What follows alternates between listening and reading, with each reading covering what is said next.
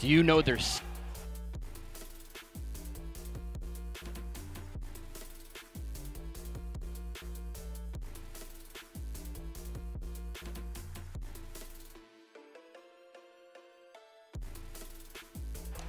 Sweet. Thank you, guys.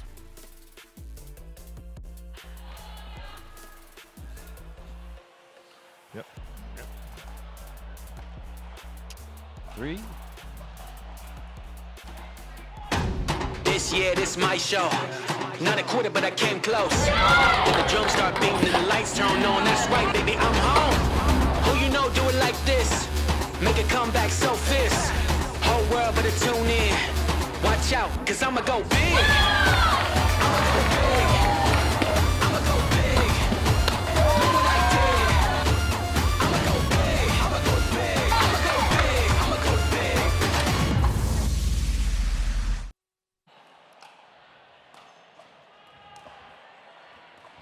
Welcome, everybody, to beautiful St. Louis, Missouri, as we are at the Arch Pickleball Center for the NCPA National Championships. This day number 2 of competition. All of these teams have seeds. We're playing single elimination as we begin the march towards the national championship crown.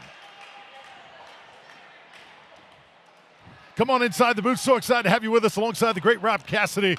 I'm Drew Felios. Rob, last night, oh man, it was hot and heavy on all sides. These teams really have come to play, but there's just a different energy in the air knowing that it is win or go home here today. Absolutely. Yesterday was pool play and it was electric. Now today with the single elimination as we move towards the championship. Yeah, there's a different intensity, but there's also still that appreciation of we get to be here. We're in college, we're young, and we're here playing pickleball.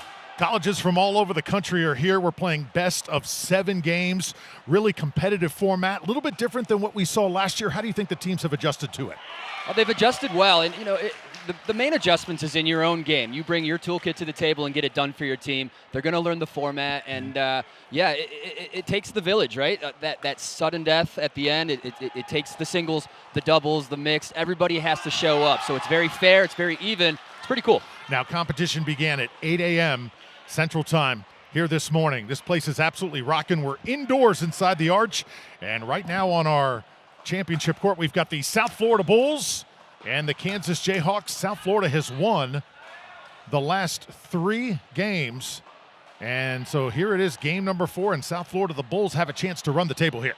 Yeah, the Florida teams are all tough. They're doing it. They're getting it done, and now they have their sights on securing the match.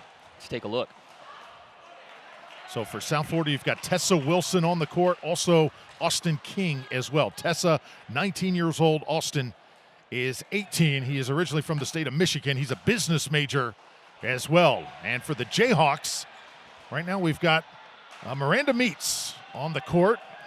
And receiving serve here for Kansas is Noah Eckert, the 20-year-old from Olathe. Well, nice, they have their hands full, but they earn the side out. Down 2. Need this game to stay in this match. Welcome everybody around the world.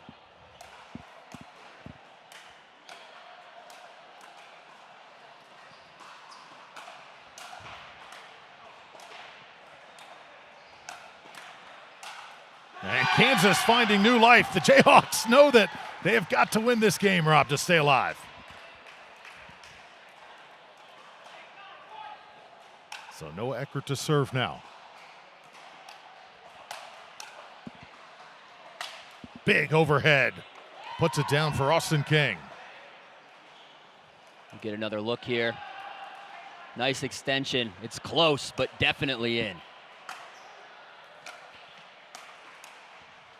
Pardon me. Oh, great get that time by Miranda Meets. But Austin King continues with the foot on the gas pedal here, and now can the Bulls finish this and move on?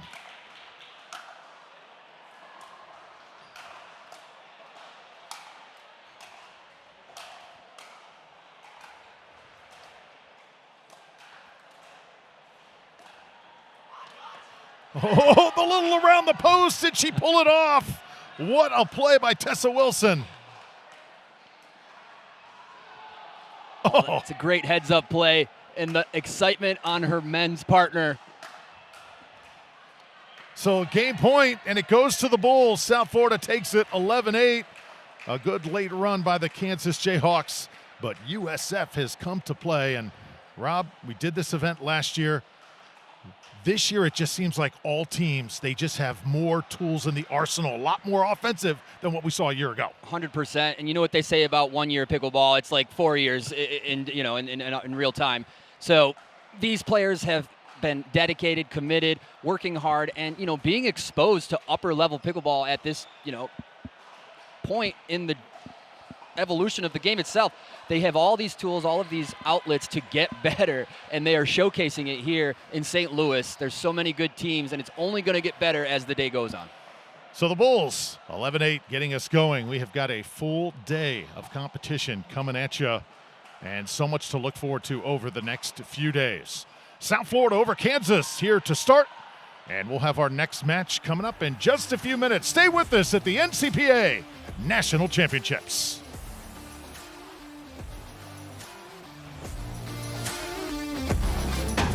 This year, this my show. Not a quarter, but I came close. When the drums start beating and the lights turn on, that's right, baby, I'm home. Who you know do it like this? Make a comeback so fierce. Whole world better tune in. Watch out, cause I'ma go big. I'ma go big. I'ma go big. Look what I did. I'ma go big. I'ma go big. I'ma go big. I'ma go big. The National Collegiate Pickleball Association is the governing body of collegiate pickleball. We were established in 2023, where we had only 30 universities involved. This year alone, we'll have over 120 colleges competing and over 3,000 athletes participating across the nation. Our nonprofit, the NCPA Foundation, is committed to driving the growth of collegiate and junior pickleball, and your support plays a key role.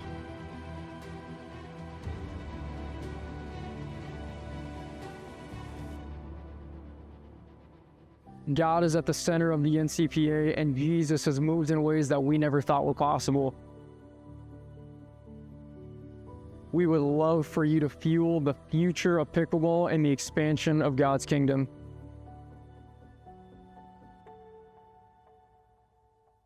This is just the beginning.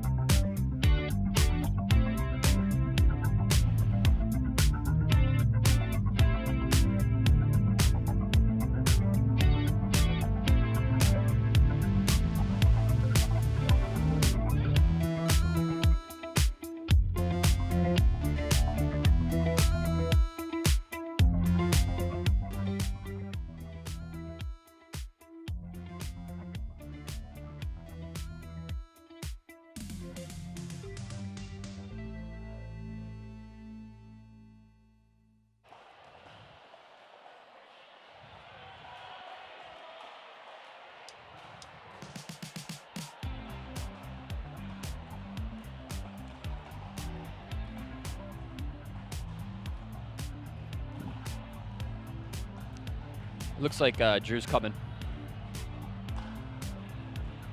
Oh, no, he's still hunting.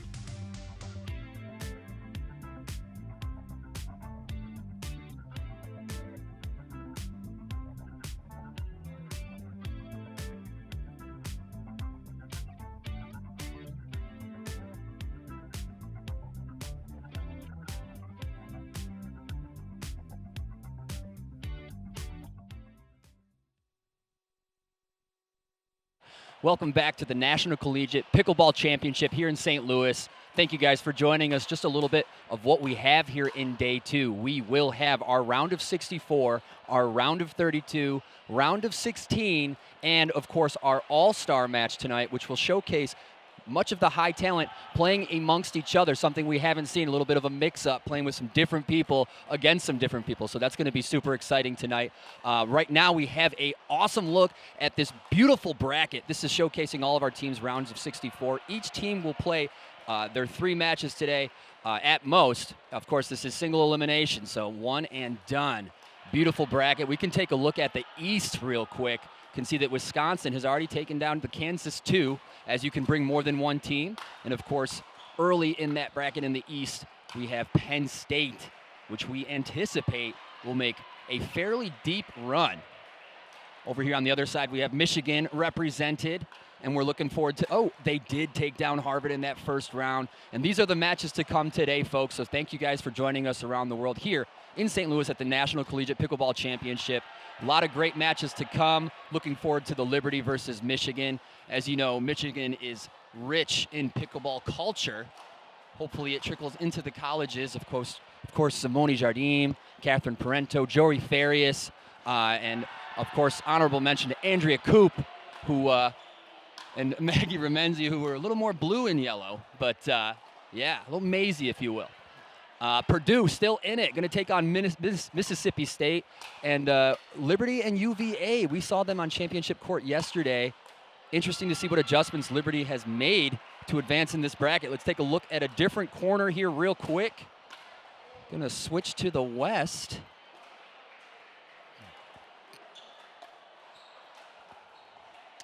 Oh yeah, and those Florida teams are here and ready. Florida Atlantic, FAU, watch out. You do not want to read the names on that list. You might hurt yourself. That is a quality team in the making, and that is David Tabb's pick to win this thing at that seed. Washington had their hands full this morning. High Point taking down San Diego. I did not expect that, but High Point always comes prepared, taking care of business. Florida UF, watch out for them. And Utah Tech versus Kentucky is going to be another big one, guys. So, yeah, as you can see, there are a lot of fantastic matches, and we have all the action happen here on Championship Court.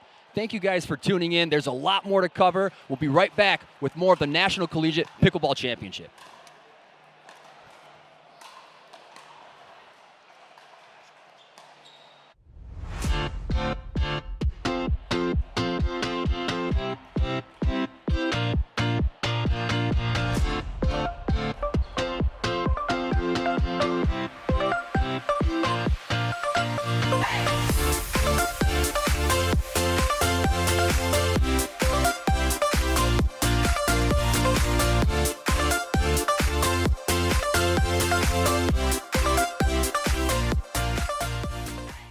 Storm closing. We gotta rotate.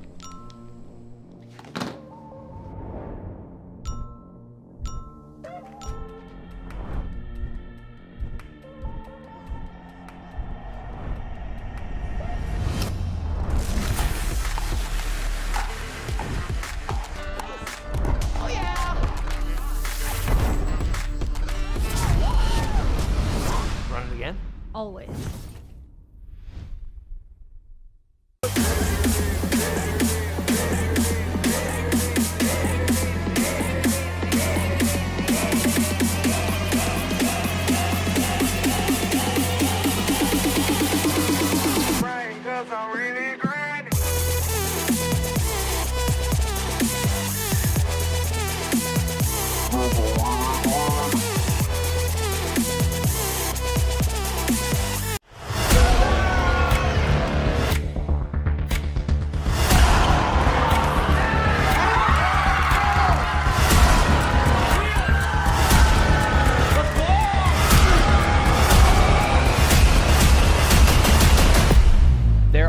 legends on this court, and their futures are bright.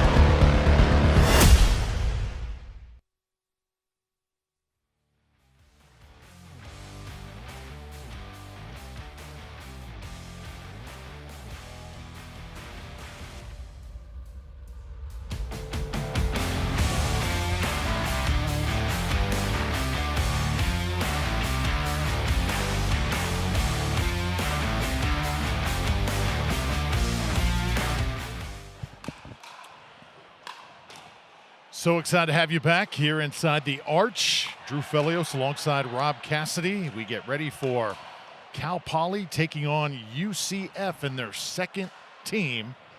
So the Knights ready to go. We saw UCF featured yesterday, and multiple teams here in St. Louis competing. That's how talent deep some of these Florida schools are, Rob. It is not out of the ordinary. No, yeah, and I was looking forward to seeing that same team, but now I'm looking forward to seeing what their second team, or their other team rather, has to offer. It's a whole new dynamic, and yeah, it's do or die day here today, Drew. Single elimination, one and done. The max that these teams will play 3 matches today. Of course, moving them to tomorrow, where they will play 3 more. The National Collegiate Championship, a lot on the line, and yeah, the Arch is buzzing, to say the least. And once again, we're going to join a match in progress. Looks like here, I believe UCF has a 3-0 lead in this match, so Cal Poly's got a lot of work to do here on center court. Sometimes when you change environment, you put these teams on a different court, things tend to change sometimes. Other times it does not seem to matter. So we've got our formats here as we keeping track of the draw moving forward and how we are proceeding. Men's doubles, got women's doubles, got mixed, and then we've got singles play very, very active. There are so many players that are embracing singles here at the collegiate level.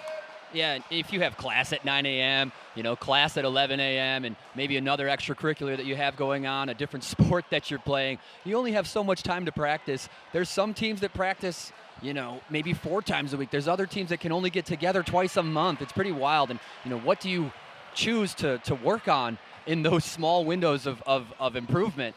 What do you do? You're going to play singles that day? Probably not. So you got to select and use your time wisely. What are you going to drill that day? But yeah, the commitment is there. Oh, beautiful. We have Daniel Ward, our head referee, getting in everything in gear here. And I think we're getting ready to get started. Speaking of commitment, Daniel Ward has every single box checked here at Nationals, keeping all of these teams and players organized and making sure that everything runs smoothly here on center court. The golden cap.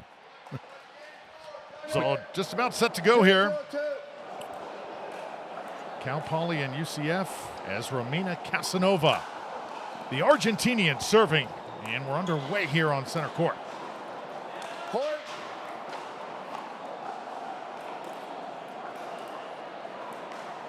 One, 0, 2.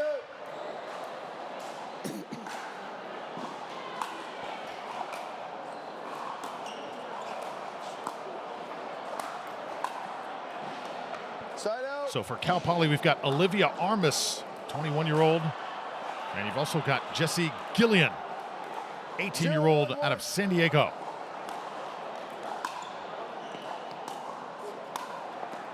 Daniel Vivas. Vivas is out of Western Florida. That's in South Florida, 20 years old. It's a very young UCF team. 0, 1, 2.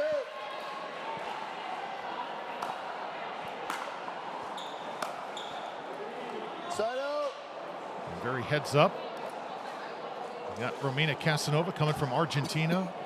Rob, very proud Argentinian, a la Federico Staxrud. Yes. Point. Fed Stacks. Michelle Esquivel. Michelle Esquivel, yes, another with Argentinian roots. 2, 0, 1. Argentina had a really great run at the Pickleball World Cup this year. Great spirit of a team.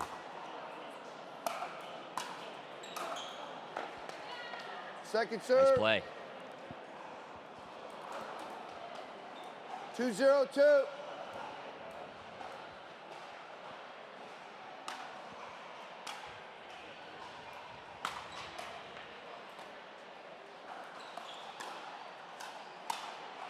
Side out.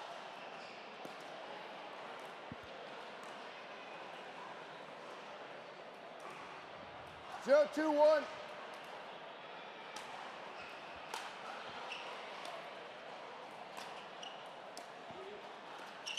Point. Nice drop.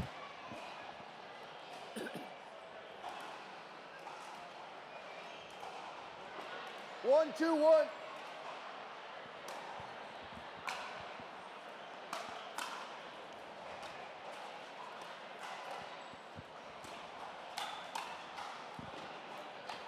Point. So another point here, all tied up. Cal Poly 2-2-1. getting settled here.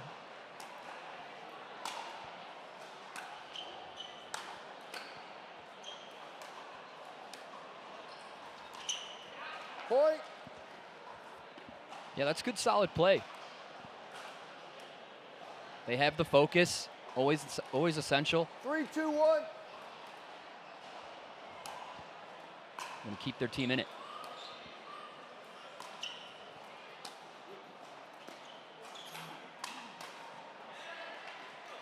Second serve.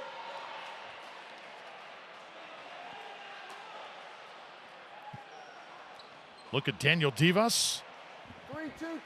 Jesse Gillian now to put it in play. The lead here to Cal Poly.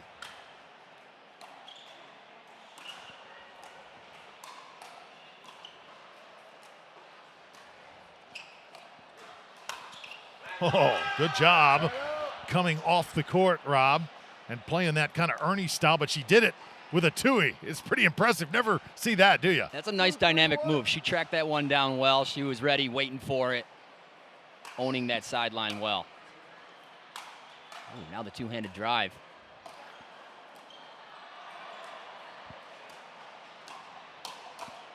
Oh, yeah. Nice little showcase of a point. She has the moves. And we haven't seen score lines, these 3-0s that we've seen so far today. We didn't really see that yesterday. This round of 64, we're going to start to see the great teams separate from the herd a little bit.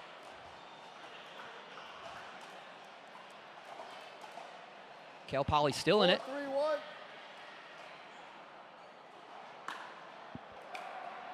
Side out. That serve just a little bit Second deep. serve. Still liked it, though, Yeah. Second serve. It's a very unique serve, how she kind of 4-3.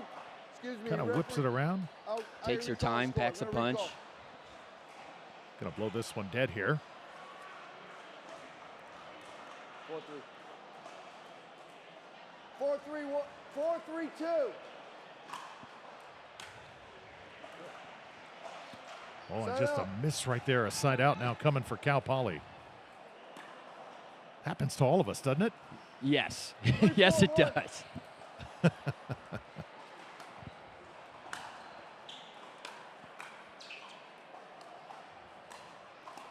Good reach.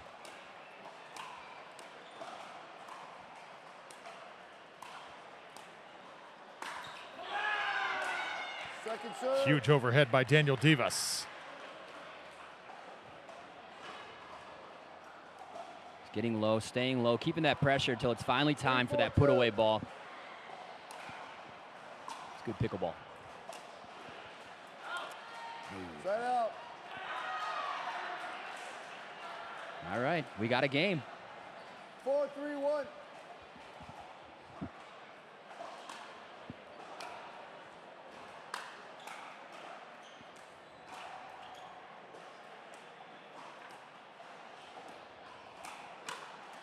Oh, good job. Point. UCF spreading it around, Rob, creating their own openings right down the middle. Yeah, this is a strong mixed team. I'm impressed with Daniel Vivas, but also what Romina Casanova is doing on this court. It's a great mixed doubles partner.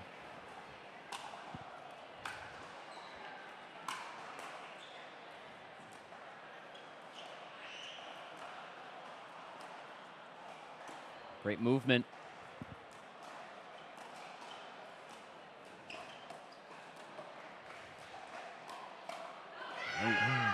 Point. Timeout. Dinking to Vivas is not the answer. 6-3-1. 1 minute. And at 6, we switch sides, so the end change here oncoming as UCF begins to put some cushion underneath them. Cal Poly Right now trailing, and they need this game to stay alive. 6-3 here in game number 4. Stay with us.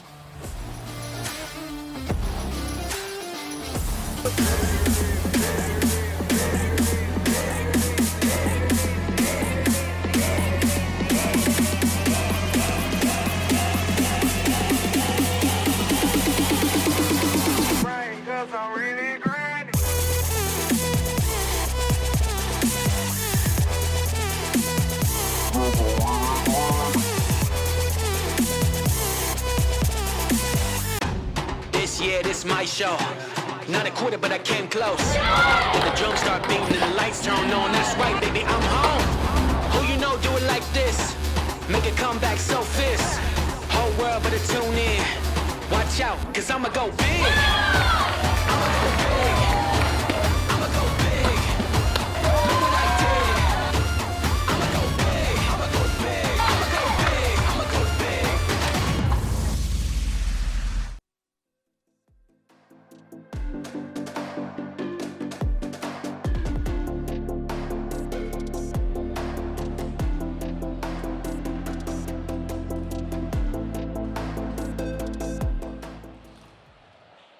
So we switch sides now. UCF will be in the far court, Cal Poly in the near court. Knights starting to pull away 6-3. Drew Felios, Rob Cassidy here. South Florida victorious in our first match over Kansas, 4-0. UCF trying to follow suit.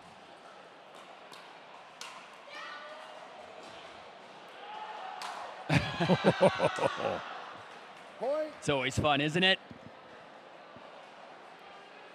Off the bounce slam. Nice get here. However, yeah, baby. Man, right at the camera guy. 3-1. Brutal.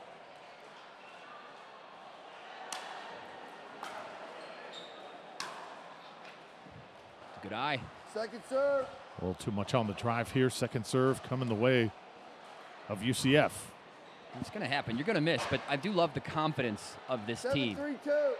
They trust their game. They're committing to their shots.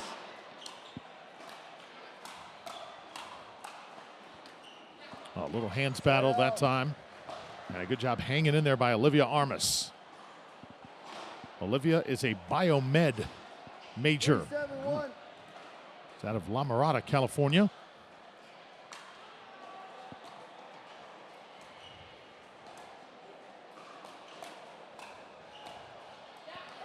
And that's well done by Jesse Gillian. And Rob, again, I mentioned it yesterday.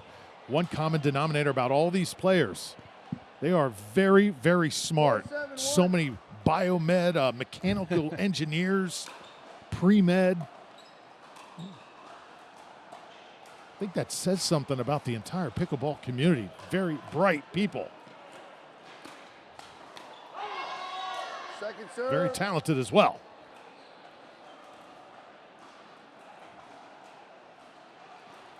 Four, 7-2.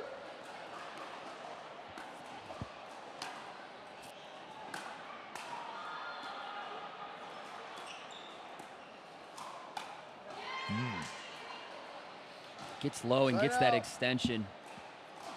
It's not an easy thing to teach, but lowering your level does give you more reach towards the net. Everything working right now for the Knights.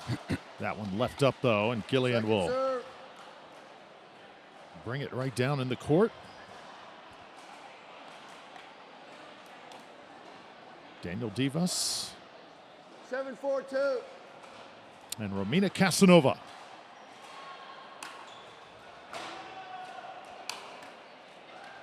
Side out.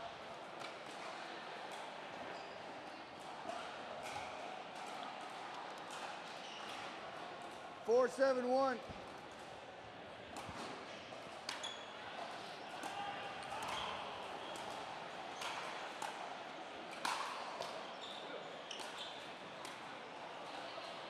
Second serve.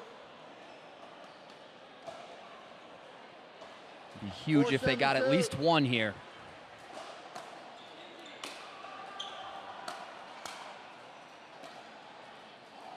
Ooh. Side out. 7-4-1. Tough to score right now on this Knights team.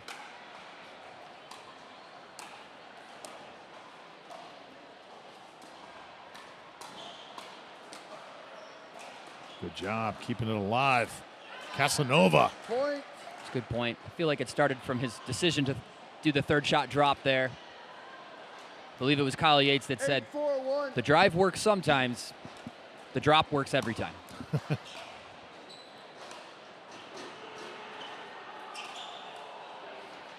Oh, and able to sneak one in there is Divas.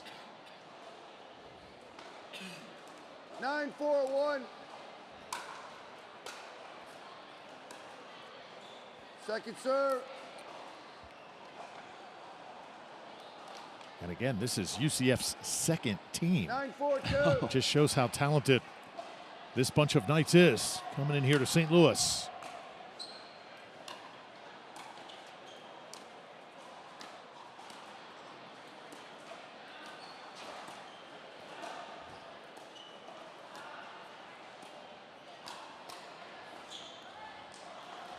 Side out. So missed that time from Casanova. Still life here for Cal Poly, but they have got to get things going quickly. 4-9-1.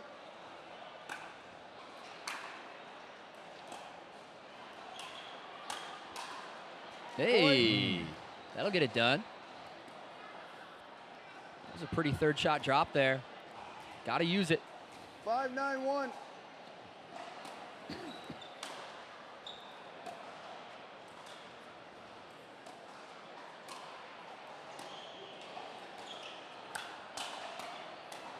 Oh, Man, Point. Casanova almost pulled the Uno reverse card on that one. 6-9-1. you still play Uno? I haven't played Uno in some time, but I would. Second serve. 6-9-2. Take a little off the serve there, trying to give him a different approach. It Point. works for Gillian. So switch things up and keep this UCF team guessing a little bit. 7-9-2.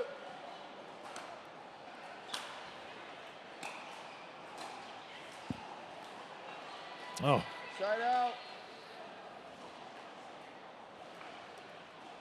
Little ground covered for Cal Poly. 9-7-1. Oh no. Point. gets away from him there, Rob, and now we've got game point here for the Knights. Daniel Vivas looking to put this away.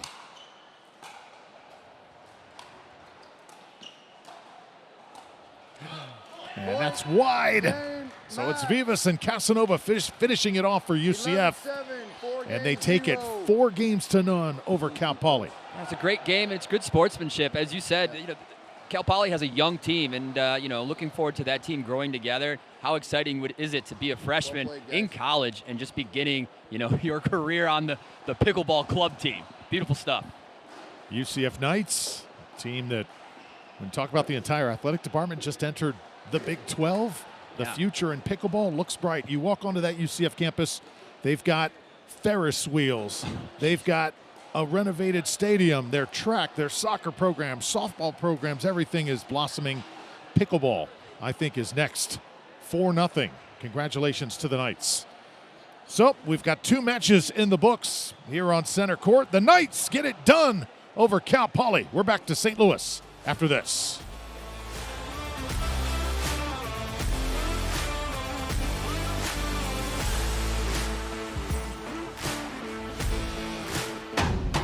Yeah, this my show. Not a quitter, but I came close. When the drums start beating and the lights turn on, that's right, baby, I'm home. Who you know do it like this? Make a comeback so fierce. Whole world better tune in. Watch out, cause I'ma go big. I'ma go big. I'ma go big. Look what I did. I'ma go big. I'ma go big. I'ma go big. I'ma go big. The National Collegiate Pickleball Association is the governing body of collegiate pickleball. We were established in 2023, where we had only 30 universities involved. This year alone, we'll have over 120 colleges competing and over 3,000 athletes participating across the nation. Our nonprofit, the NCPA Foundation, is committed to driving the growth of collegiate and junior pickleball, and your support plays a key role.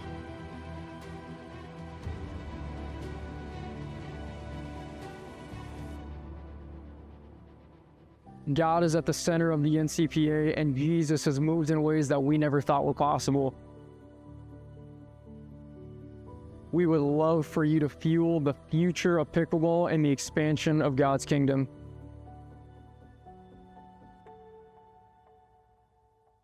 This is just the beginning.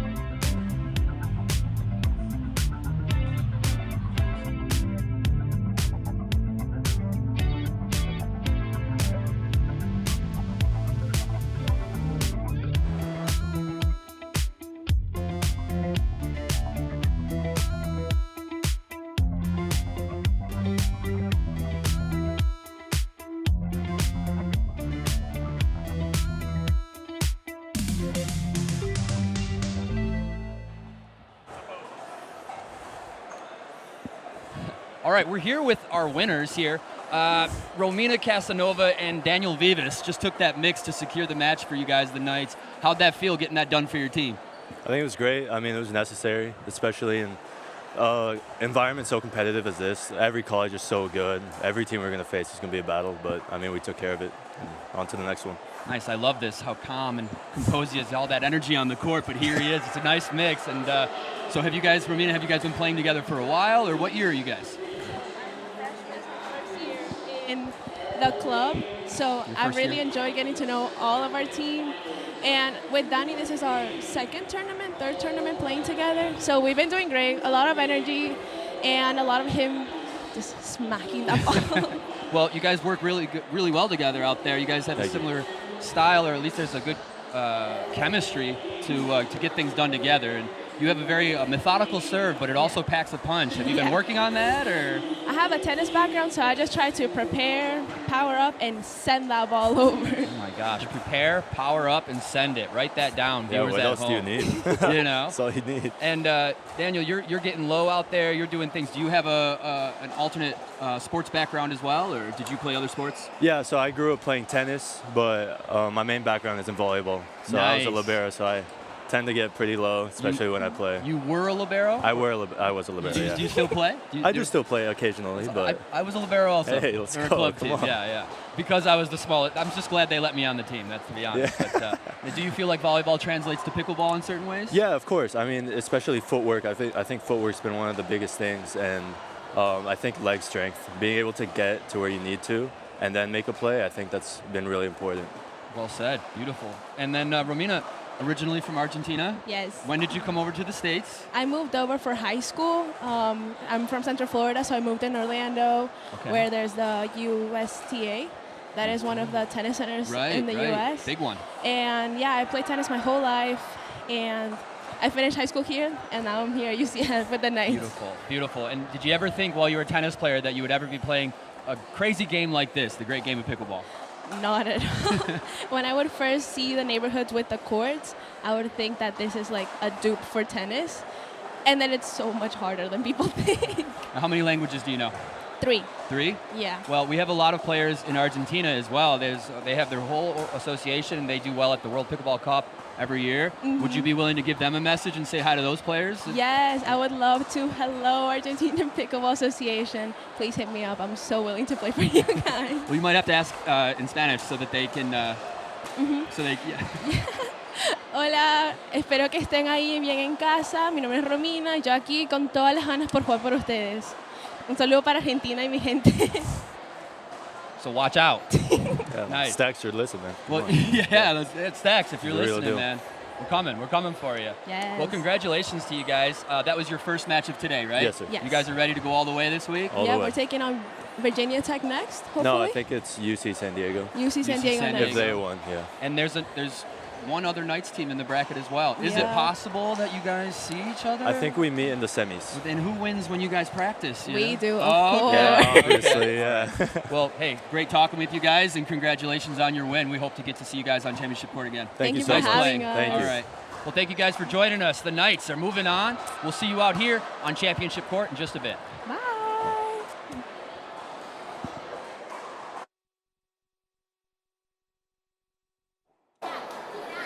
This is Cody Colvin with Pickle TV, courtside reporter. So we want to take you into the bracket, but the best part about this bracket is that there is a physical bracket, and the winning teams from each round come up and put their names on the bracket, and so every team gets a chance to etch their name in NCPA championship history. I'm going to bring up Penn State first. Come on up, Penn State. So we're going to watch through the process as the team puts their name up on the board. Hello, everyone. Wave to the camera, wave to the viewers.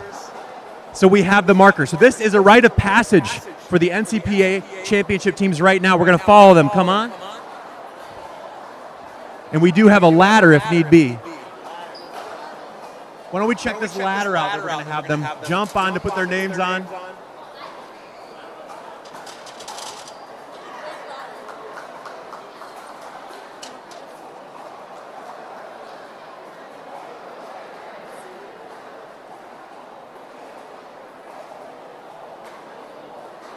Penn State moves on to the round of 32.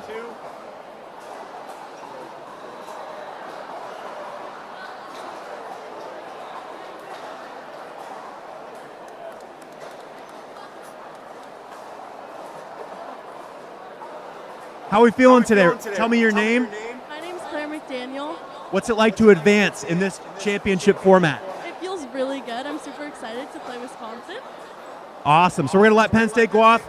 If we have time, we're going to have Ohio State come on and put their names up on the board. Thank you so much, Penn State. Congratulations on advancing. Ohio State, tell us your names. Melania Suresh. Calvin Orland. Caleb Hughes. All right, we're going to let you do the honors of getting your names up on the board.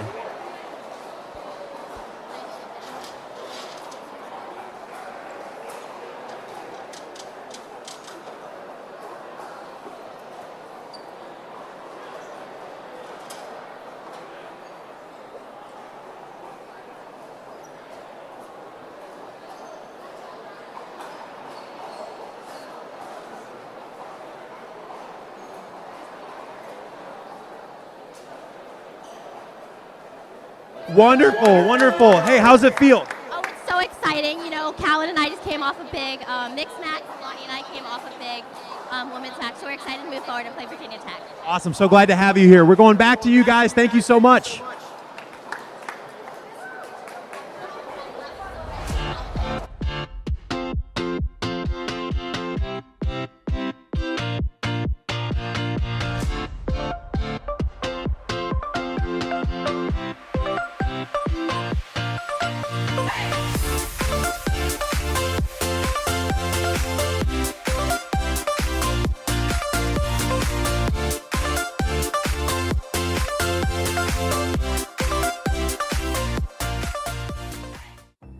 The National Collegiate Pickleball Association is the governing body of collegiate pickleball. We were established in 2023 where we had only 30 universities involved. This year alone, we'll have over 120 colleges competing and over 3,000 athletes participating across the nation. Our nonprofit, the NCPA Foundation, is committed to driving the growth of collegiate and junior pickleball, and your support plays a key role.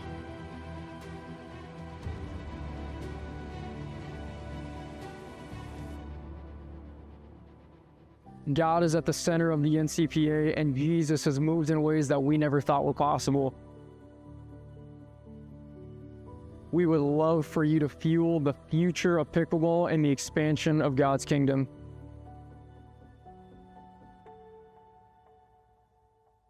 This is just the beginning.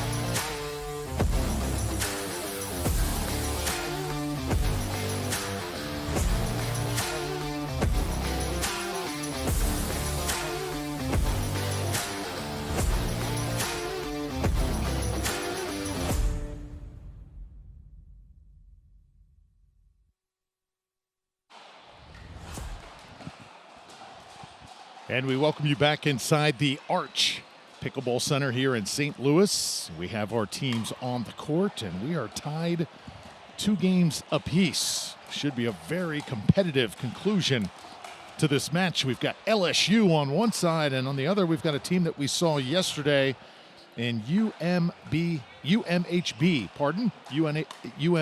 the University of Mary Hardin Baylor Crusaders. Yes. Out of Belton, Texas.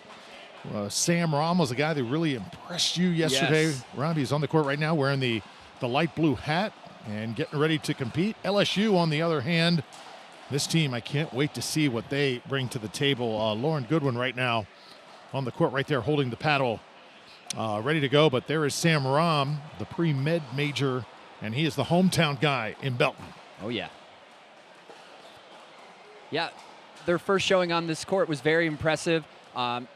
All teams in these brackets, you know, there's adjustments to be made in certain spots. I'm looking forward to seeing Lori Bryant, Sam's mixed doubles partner, really shine. And she had a couple cross-court two-handers in that match yesterday that were fairly unbelievable. One was in and one was just out. So it's a game of inches, and looking forward for this good battle in our next match.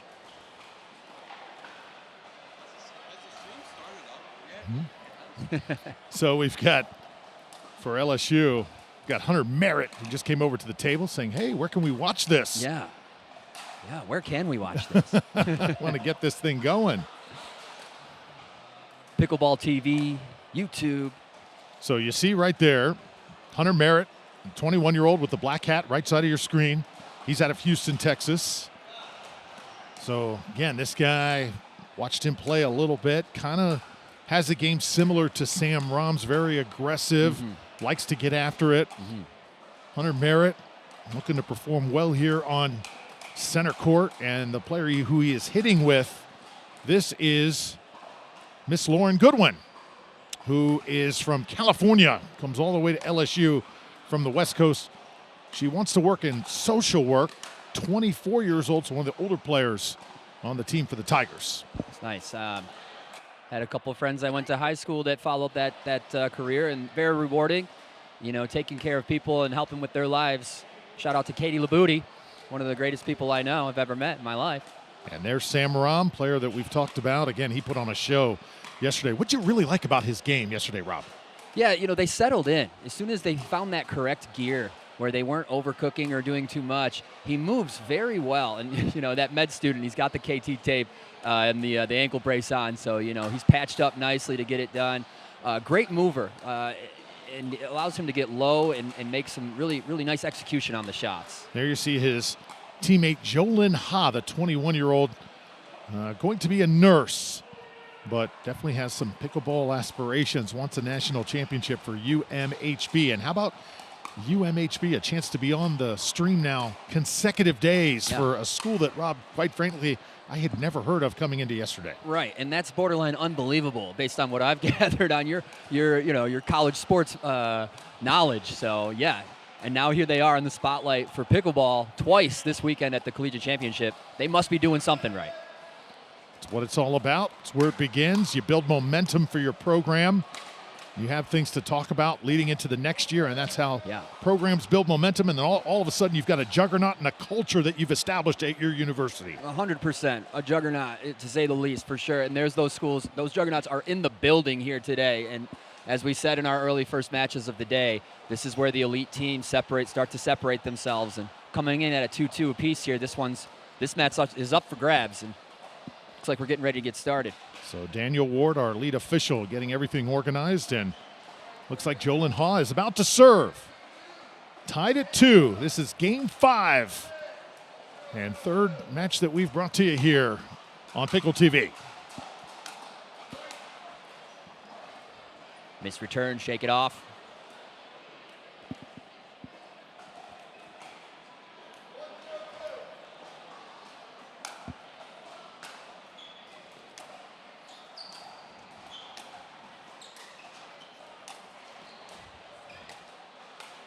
Ooh, opts for the angle. That's what we like to see.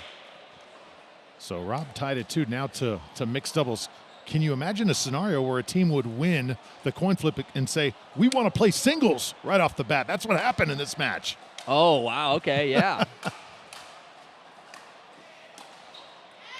That's good play. It's going to be part of the equation for LSU is to really keep Sam honest on that sideline.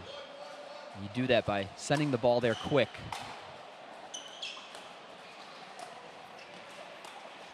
There it is. Sam wants to be everywhere. He wants to do more and help out his partner as much as he can. But responsibility one, cover that sideline. Hand caught in the cookie jar that time. Back to it. Lauren plays it off the bounce. He catches that volley low to keep advantage. Not bad.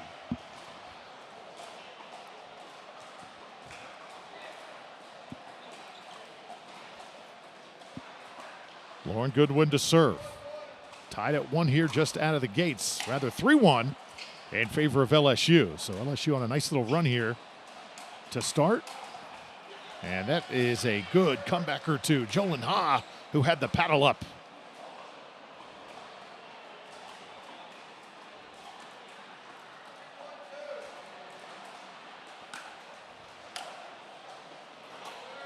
That ball just out.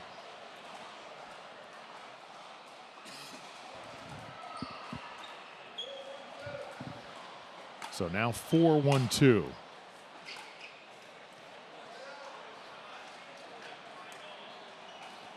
UMHB will get it back here.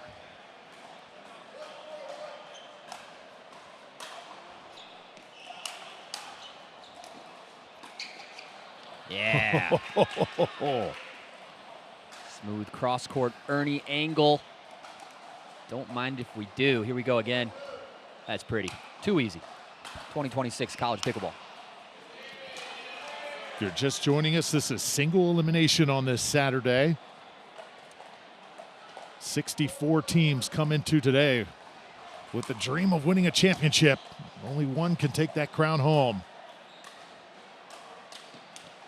Oh, no. He chased it, Rob. It's so strange because we can see it so well, but it's one of those tough and important skills to learn is, when to let out balls go out. Identifying the out ball. Huge. Oh, yeah. So Hunter Merritt getting it done. 6-1 the score as we go to the end change. Here, LSU and UMHB settling it on center court after splitting the first 4 games. So we've got lots coming up. We also have an all-star game that we're going to see. Some of the best players joining forces here, Rob, a little bit later. I can't wait for that. I'm excited for that as well, and I hope that some connections get made and you find some dream teams in the making, some combinations from different players from different schools coming together and perhaps dominating on a different tour or a different place in the future of their careers.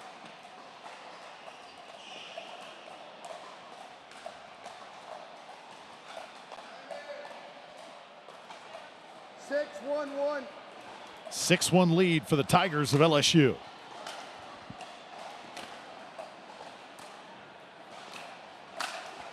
Oh. Second serve.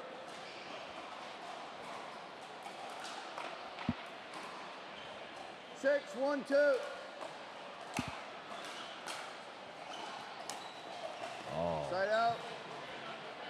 Went for perfect there. How about the bracket party last night? Yeah. We had so much fun. All the teams were watching on the big screens here at the facility, and this is what this one looks like. LSU and UMHB right there. Top part of the bracket. Florida State and Utah also battling. Look at some of these matchups. Loyola we saw yesterday. And they have UCF to deal with as well, and all the way at the bottom, you got Baylor, you got Washington, Purdue, Florida Atlantic. That's pretty cool. It's quite the roster, Drew. And no one knows better than you. That is one collection of schools right there. Side out. Good points happening. The punctuation, however. 6-1-1.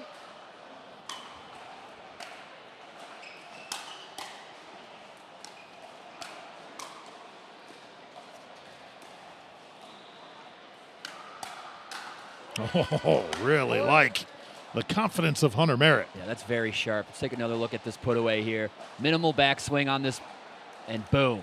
Very quick, nice swipe, compact. That's going to get it done. 7-1-1. Okay, Rob, I'm ready for a blast here. You ready? Ready. The one shot I have not seen a lot of. A little surprised. The lob. Do you think we will see some more lobs here today? I think we will. I think we should. Yes. Oh, God. Point. You could talk about that for just a second. Mixed doubles, the guy partner coming over. You can see they have smiles on their face. They know the game plan. But Ball's called out. we're going to get maybe perhaps a challenge on the call here. I'll hold my thought. Referee timeout. We have a challenge of the out call. The out call puts us at 8-1-2. We will proceed with video review. So we'll take another look at it here. We had about 4 challenges yesterday on our first day. And the crew in the back will have a good look at it. Eventually, we'll relay it to our head official here, Daniel. And let's see if we can pick up this ball. You get to see the point again, too, which is nice. Good control. Yeah, that is too much. Don't know if that angle there is going to... Oof. Trouble on that replay. So what I was saying earlier is, just communication is just a great, safe way to take that overhead. Now remember, there's got to be conclusive evidence here.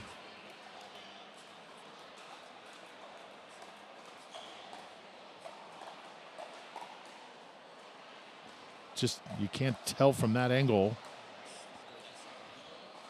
Might have to look at the other angle.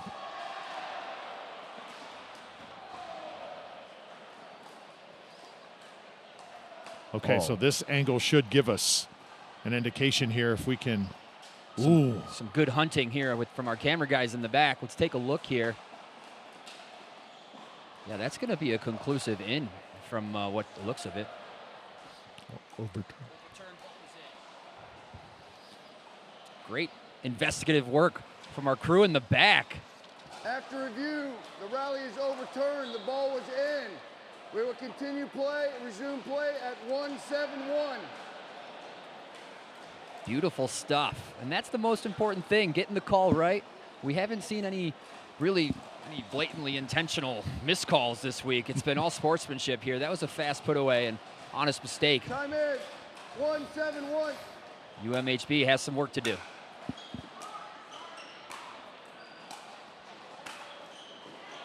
Second serve.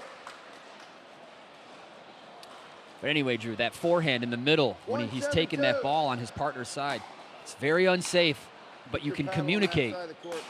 Communicate with your partner to make it a little safer. Mine, it's no problem saying that. On that side of the fence, brother.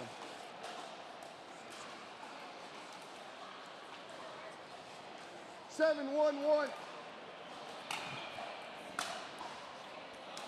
Point.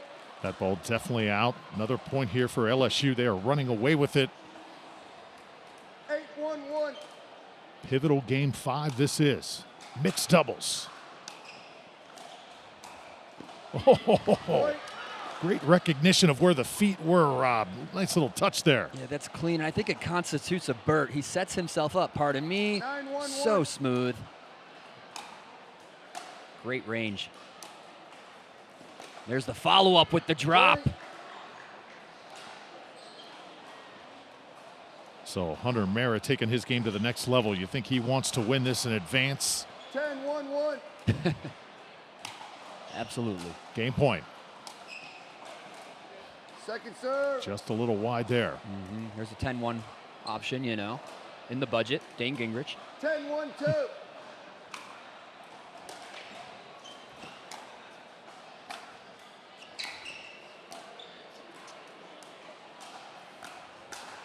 Oh. Catch that, Drew. Yeah, baby. And that does it, 11-1. And just as I mentioned the lobs, we saw a few of them here in these last few points. Yeah, Hunter was really dictating play with placement, you know, setting the ball behind Sam, dropping to the front corner. Really great utilization of the court and great win.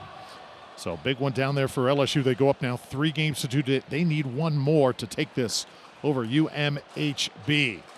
We'll introduce you to the players coming up in just a few moments. You're watching the NCPA National Pickleball Championships. Much more to come from St. Louis. Stay tuned.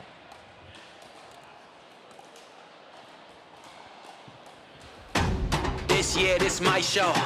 Not a quitter, but I came close. And the drums start beating and the lights turn on. That's right, baby, I'm home. Who you know do it like this? Make a comeback so fierce. Whole world better tune in. Watch out, cause I'ma go big. I'ma go big. I'ma go big. Do it like this. I'ma go big. I'ma go big. I'ma go big. I'ma go big. The National Collegiate Pickleball Association is the governing body of collegiate pickleball.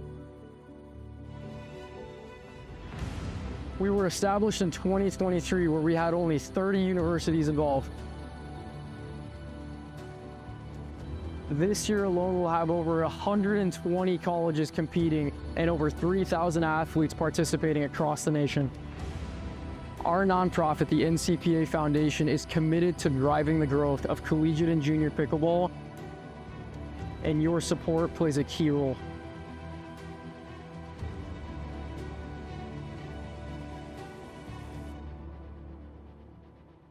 God is at the center of the NCPA, and Jesus has moved in ways that we never thought were possible.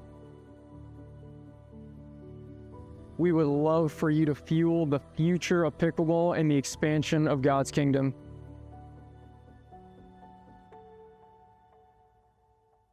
This is just the beginning.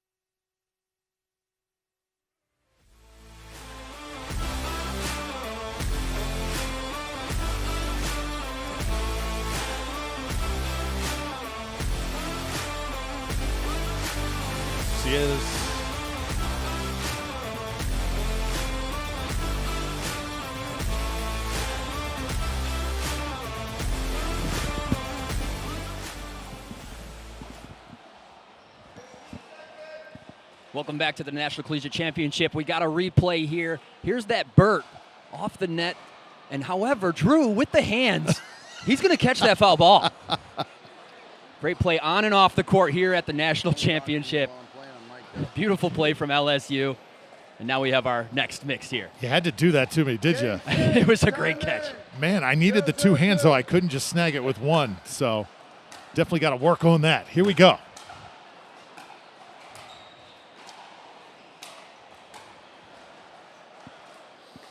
In, has to play it.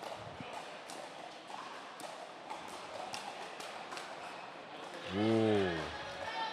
That's the makings for a good game right here. So serving here, this is Diana Wynn, 21-year-old out of Baton Rouge, hometown girl, suiting up for LSU. And her partner is the dynamic Ethan Martin, yes, also from Baton Rouge, and he is 19 years old. 1-0-1. Second serve. You ever been to Baton Rouge, Louisiana? I have. Okay. I have. Jim and KK, great hosts. Love it. Be happy to go back. Beautiful people, beautiful place. Side out. So side out here going to UMHB. You've got right there Miss Lori Bryant, 21-year-old marketing management major out of Allen, Texas. And her partner is Alex Saltzman, a cybersecurity major out of Ponder, Texas, and 21 years old. Second serve. Cybersecurity, you know what a lucrative business that is going to be moving forward, Rob? Oh, yeah. Incredible. Sure.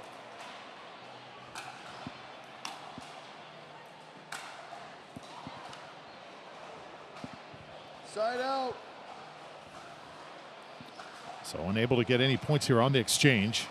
LSU with the side out. And here's Martin to serve.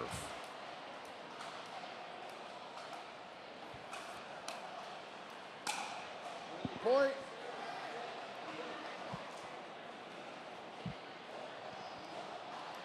Nice work. We'll take it. 2-0-1.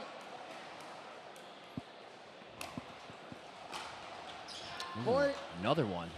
Something special about that serve. Keep it going. 3-0-1.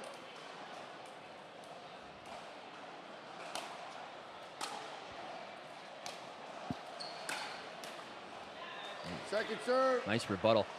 It is a great serve. It's very standardized. Still has the dynamic movement to it, and he's very much in control. He knows where that ball's going, and he's still getting solid power on it. Oh no, not again. And that kind of comes from what's on the line, right? I think they're getting a little 4-0-2. loose. I don't know how to describe it. Weak in the knees a little bit, if Yeah. you will. Side out here back to UMHB, but some damage has been done early, courtesy of the serve.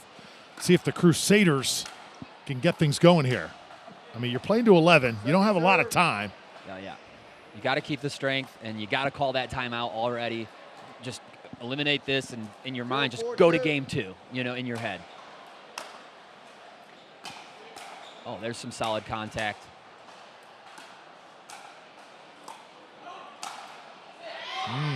Side out. Way to put it down. This LSU team has some depth. 4-0-1.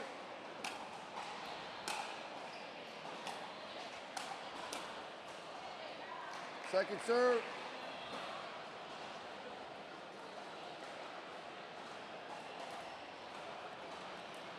Four zero two.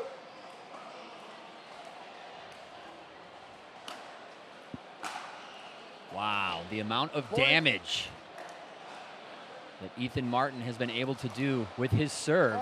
Take another look here. And now ready for the end change here if they can score once more. 6-0. They're going to go into this end change, and with absolutely all the momentum. So LSU embracing being in the spotlight here on center court. Meanwhile, UMHB, not necessarily the case. They have not been the same since switching courts here. So 6-0. LSU out of the SEC. We know the Tigers, mentioned last night, always seems like LSU is winning national championships, whether it's baseball, whether it's football. Whether it's softball, 15 seconds. probably the best all-around athletic program, I think, in the entire country. And when you go to Baton Rouge, you better be able to spell the word go, G-E-A-U-X, right?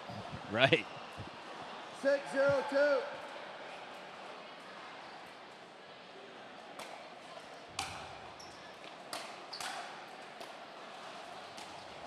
That's a great drop. Ethan Martin really making a name for himself right here, right now. And, you know, of those first 6 points of the before the end change, at least four of them were scored on a missed serve return.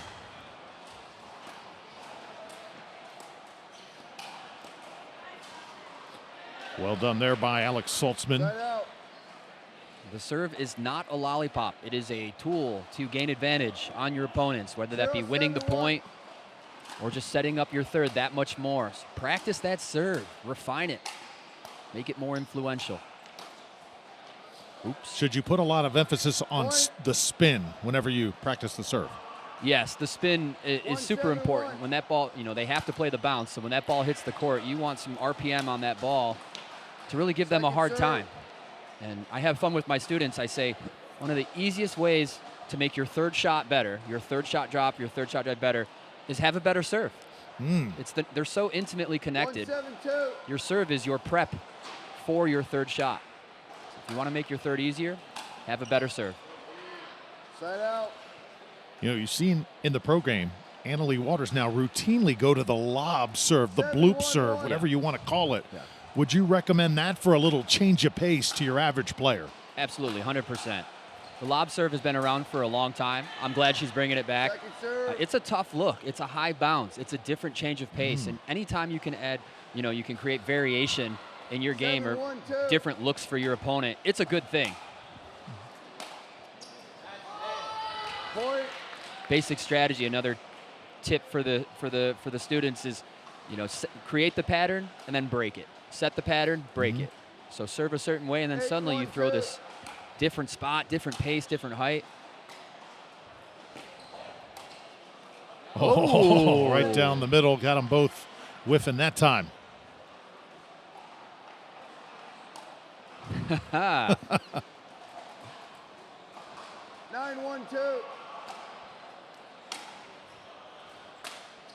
LSU now 2 away from putting this match to bed. Good job there by Lauren Goodwin. Ethan Martin is really exemplifying what, you know, pro junior level pickleball 1-9-1. looks like these days. That minimal swing, agile, mobile, hostile movement, and decision making just like that. Easy peasy. That's a shot he can do anytime, any place. Ready for anything, does what he wants. So good.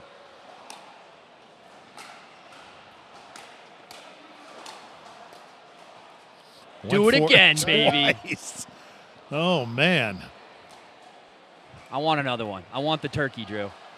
See if we can get it. Ethan Martin. 1-9-1. See if LSU can finish this match in this sequence.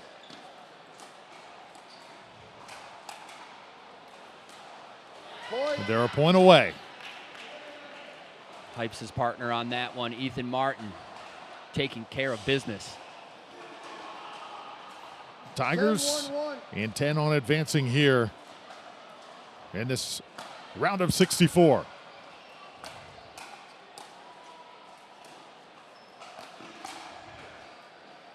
And I believe that got lined. Yes, it did.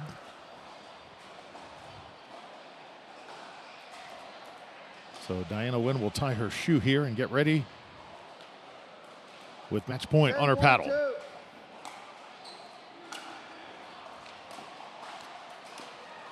And there it is. The LSU Tigers 11-1 get it done over UMHB on center court. They look pretty dominant, Rob, in the games we saw. Yeah, one of those teams really setting themselves apart from the pack. They got some depth. I didn't see too many holes on any of those four players, and looking forward to see them advance through this bracket this weekend. So far today, the teams in the southern part of the United States, USF, UCF, LSU, playing exceptionally well as the Tigers advance here in St. Louis. More NCPA Nationals coming up. Tons of pickleball today for your enjoyment here on Pickle TV. Stay with us.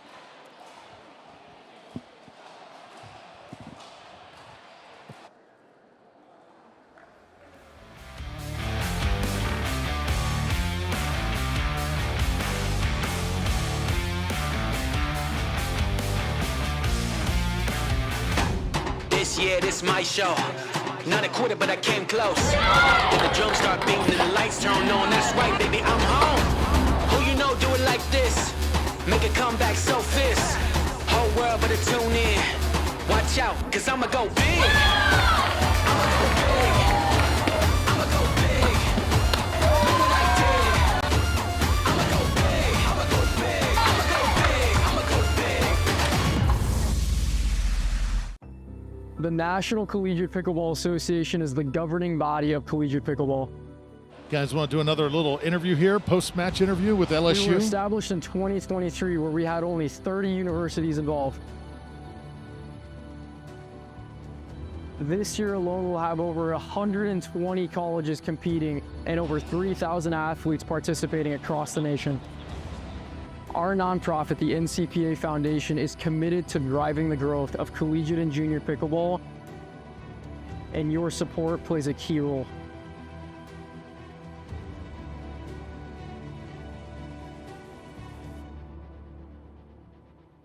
God is at the center of the NCPA, and Jesus has moved in ways that we never thought were possible.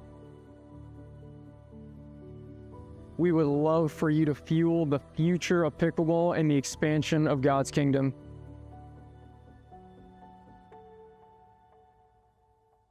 This is just the beginning.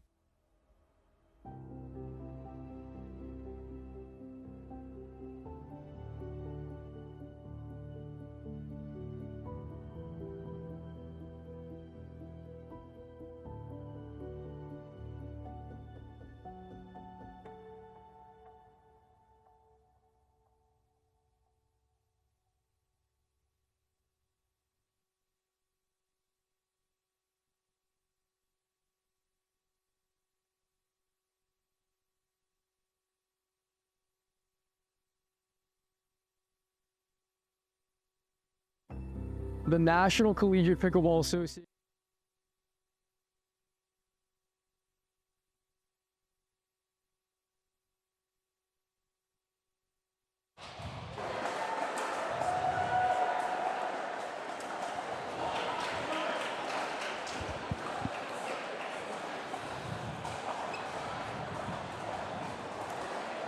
All right, I'm here with Hunter and Lauren out of LSU, just winning that one and moving forward. That was your guys' second match of the day? Yes, sir. No, first. First match of the day. Okay, all right, and 3 to move on till tomorrow, correct? Yes, sir. Does your team have a bounty on it? We do not. Okay. That's the first time we've mentioned the bounty to the audience. We'll get more into that in a little bit. But so how long have you guys been playing for LSU? This is my start of my second semester. Second semester, not too long. No, sir. Okay. This is my second year. Second year. And where did you guys find pickleball? Was it at LSU or somewhere else?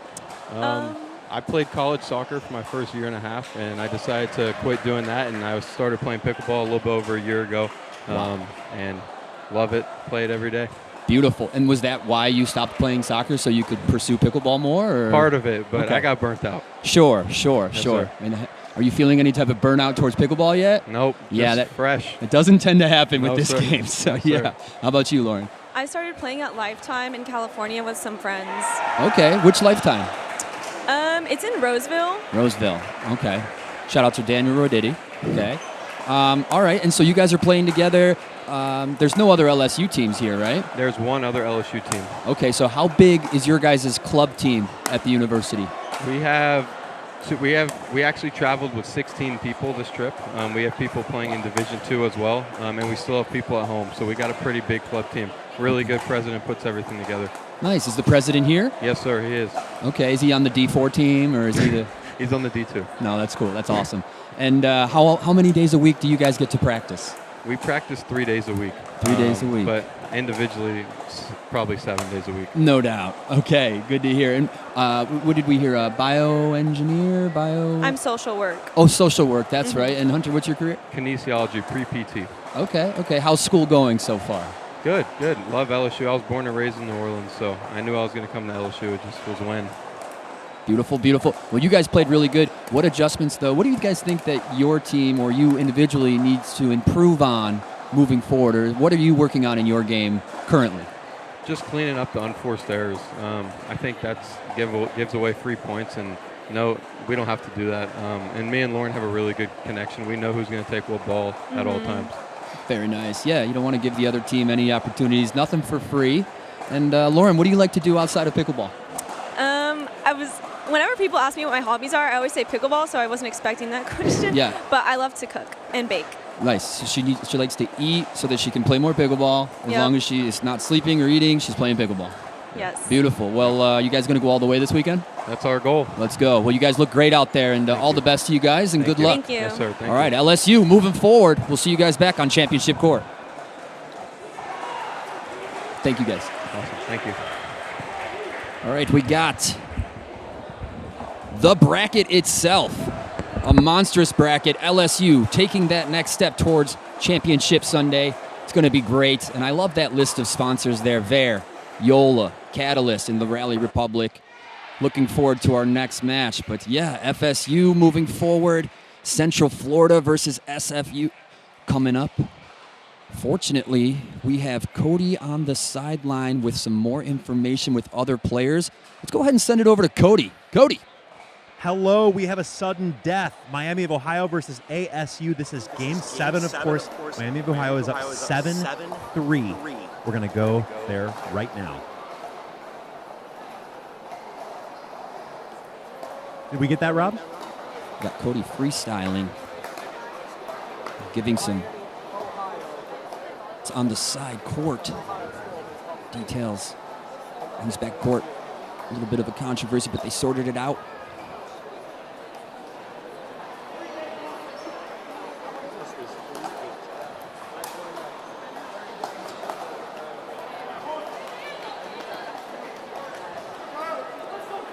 Looks like that's all she wrote.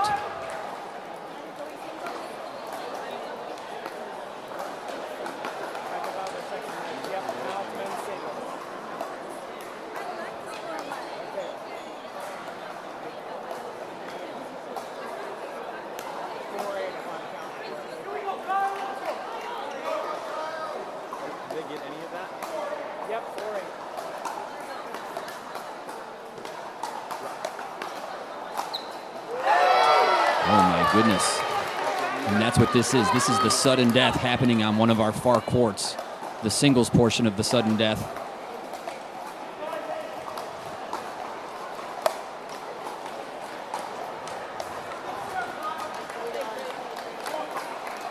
Missed return. One more singles point here.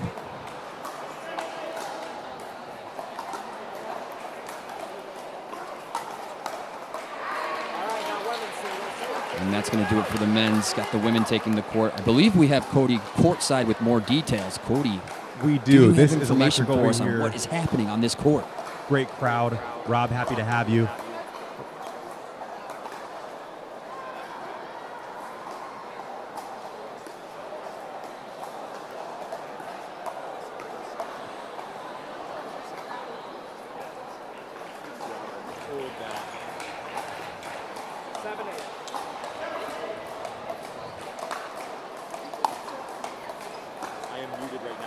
Off the net and brutal.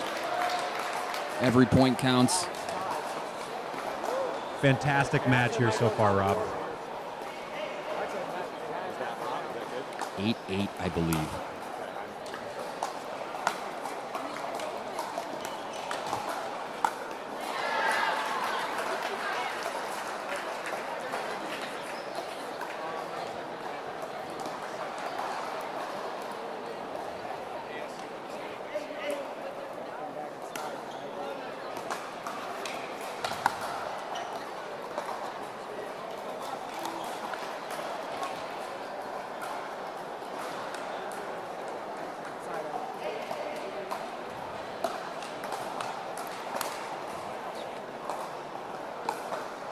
Been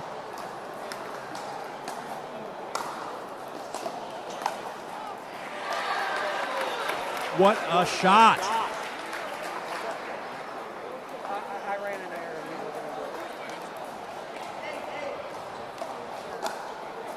With 8-8 here, folks. Miami of Ohio versus ASU.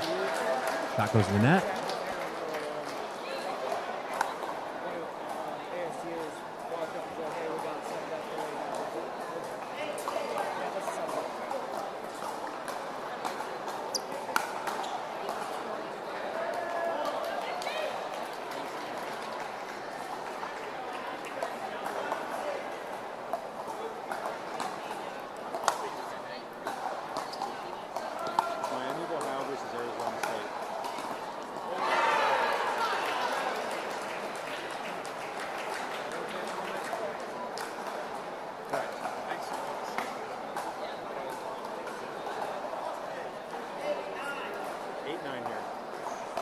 Folks, we have 8-9. ASU is leading.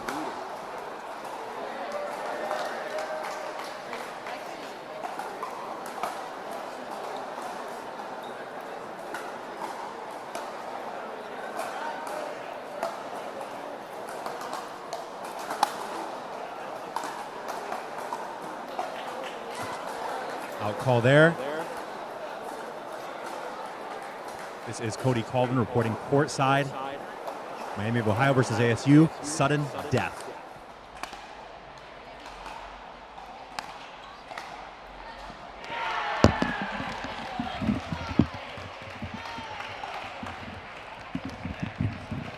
We have 9-9 here, folks.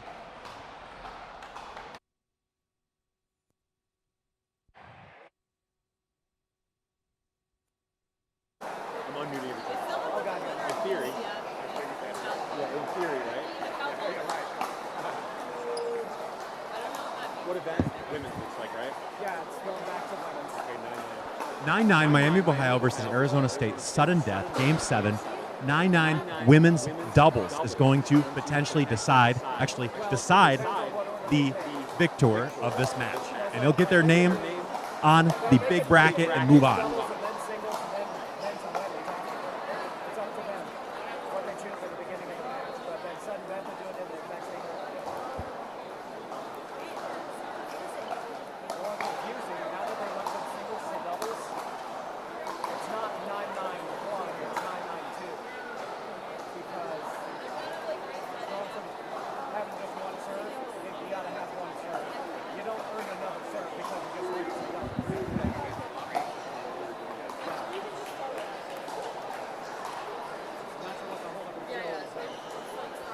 Folks, this is Cody. Miami of Ohio is, of course, in white. Arizona State is in black. It is 9-9, sudden death. The girls are going to decide this match. One team advances, one team does not.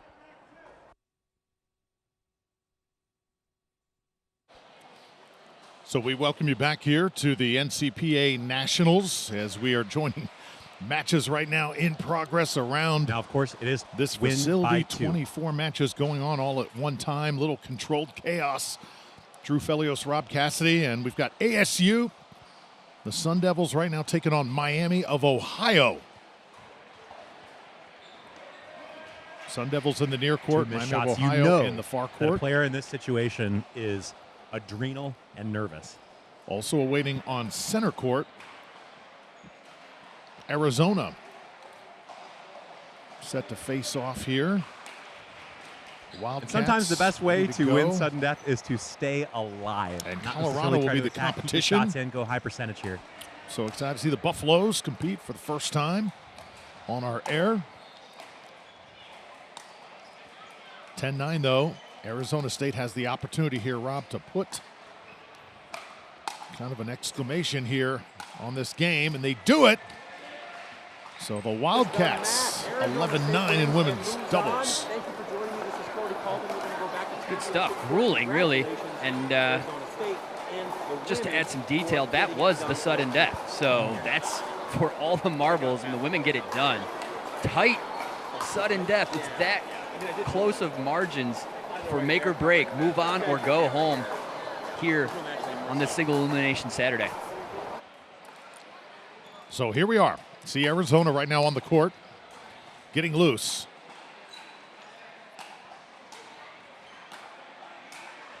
Yeah, they're taking over, getting that warm-up in. This team made up of two ladies, Olivia Lubenow, the 20-year-old out of Scottsdale. Addie Morris is the other female on this squad. And the males, Tyler Roop, 20 years old, and Michael McDonald. He is a tall glass of water here, right in front of us, getting warmed up.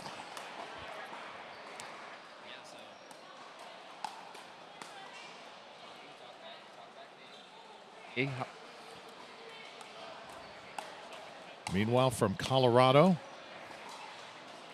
you've got Eileen Tran. You've got Frida Mudsum as well. We'll be talking about those athletes as soon as they take the court.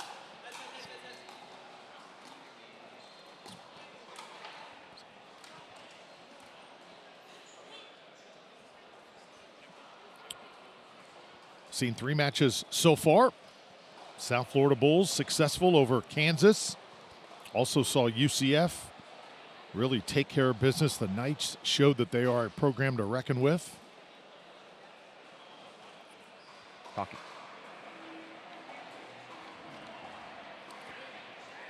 And the LSU Tigers also impressive on our air as well.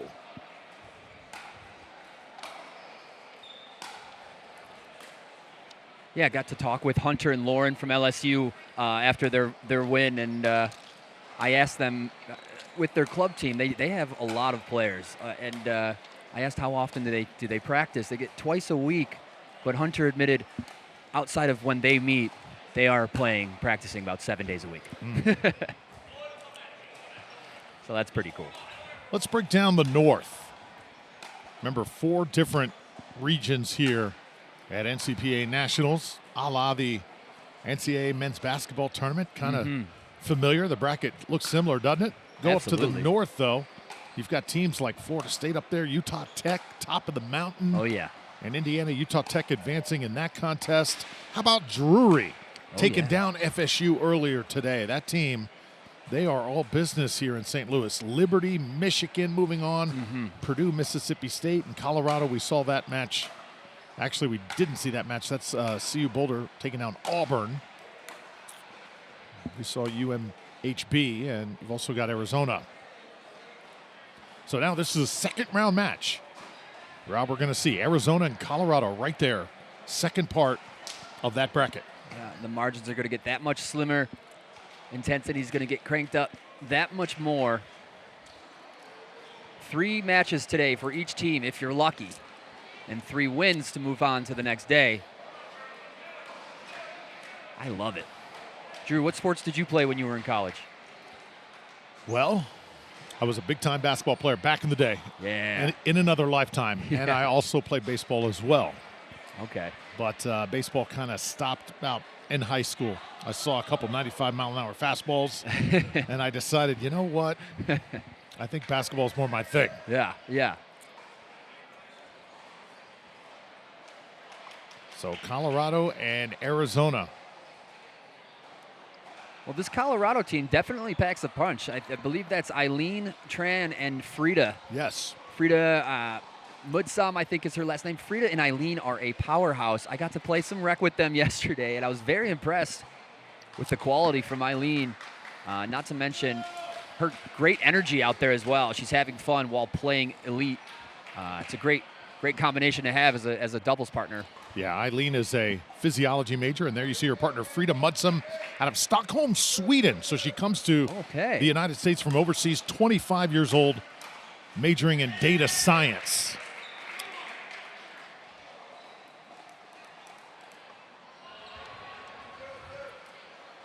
So 1-0 out of the gates. A little short on the drive, and now Arizona introduce these latest to you. Wildcats, they are all smiles and a bundle of fun, I'll tell you what. Woo! Oh, nice by Eileen.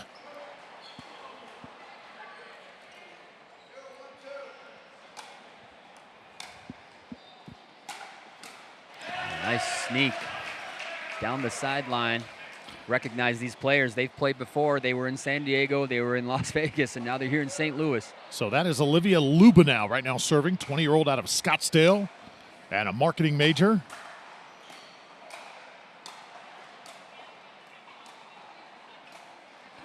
And a point for Arizona. Her partner, Rob, is Addie Morris. So there's Olivia. And next to her partner, Addie Morris, right there, 19 years old, out of Chandler, Arizona. And she wants to be a nurse. Very cool. Frida to serve. And this one goes awry. So Colorado able to score again. You can hear the sideline firing up.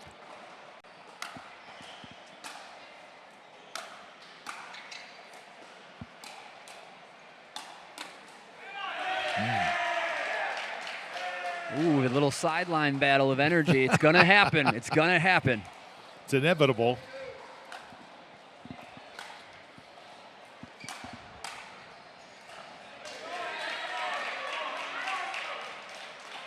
Notice the dimensions here on center court. Rob, not a ton of room on either side. If you are a player, can you use that to your advantage in any way? You can. You can be aware of it, and you can make the correct decisions around it, right? For example, with the angle, there's not enough real estate to really wait. To pull off an ATP, you got to wait for that ball to be later in its ball path. You can't wait. You got to cut that ball off and bring it back over the net to the court. Oh! Eileen finds the middle.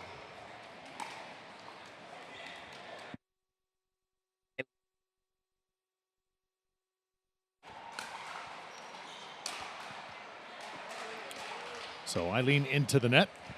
And now Frida will serve it here for the Buffaloes.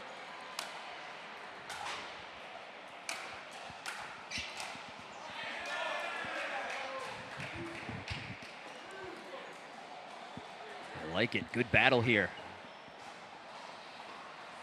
I love the vibe of this team. Always smiling, always laughing. I love the mood, Rob. It's good pickleball.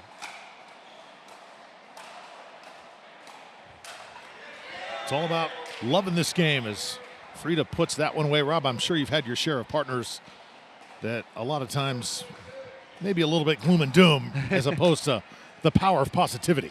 Truth, yeah, it can be tricky, and you just always remember, fall back on, you play your best pickleball when you're having fun. You play your best pickleball when you're enjoying yourself, so do your best to tap into that, or at least avoid those things that, make your opponent's job easier.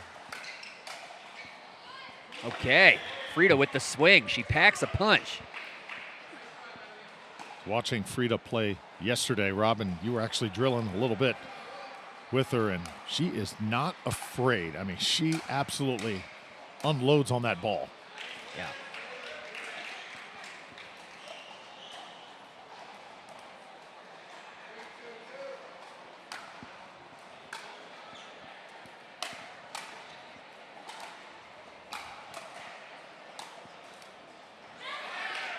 Scrappy, but the Arizona team is solid.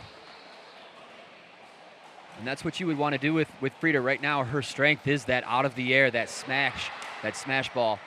Want to make it at her feet, make her play the bounce. Easier said than done, but those are where the target areas should be. You can assume there might be a little bit of a tennis background there, and you don't want to give those tennis players those tennis shots. Slice return. Oh. Nicely done by Eileen Tran.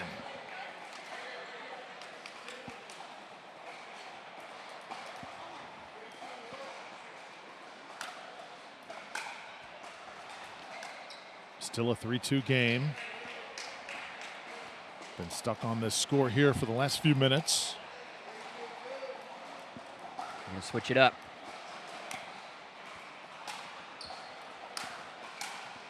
Oh.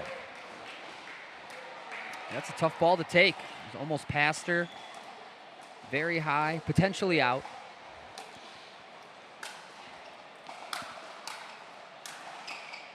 Oh, we're seeing some smash mouth pickleball right now from the Buffaloes. Eileen Tran is fierce. Take another look.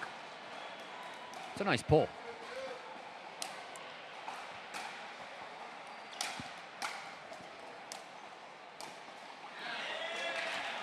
And now 6-2 to the end change we go. Buffaloes starting to pull away here. Freed up Mud Sam and Eileen Tran. This Colorado squad, very, very talented. We'll step aside, come back to St. Louis in just a moment.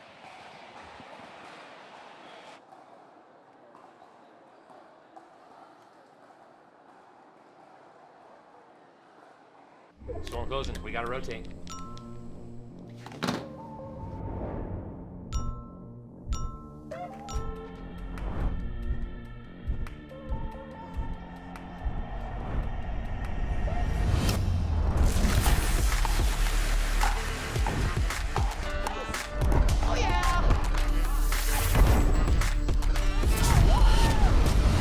Run it again?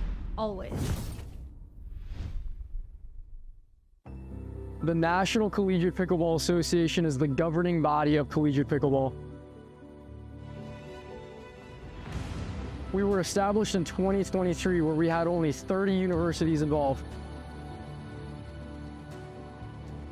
This year alone, we'll have over 120 colleges competing and over 3,000 athletes participating across the nation.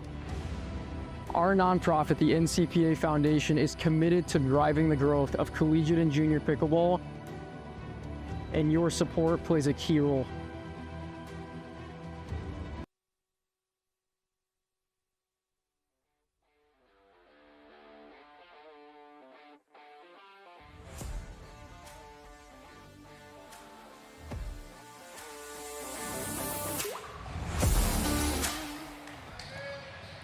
Welcome back to St. Louis, Colorado in the near court. Eileen Tran serving with Frida Mudson by her side, and a 6-2 lead off the end change.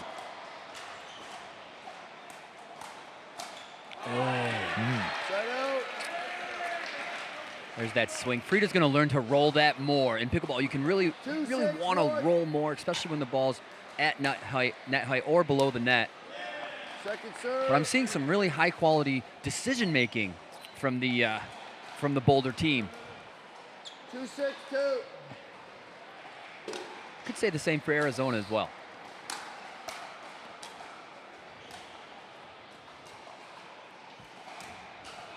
Point. So Arizona trying to get it going. The Wildcats. Now the Big 12. 3-6-2. Newest members of the Big 12.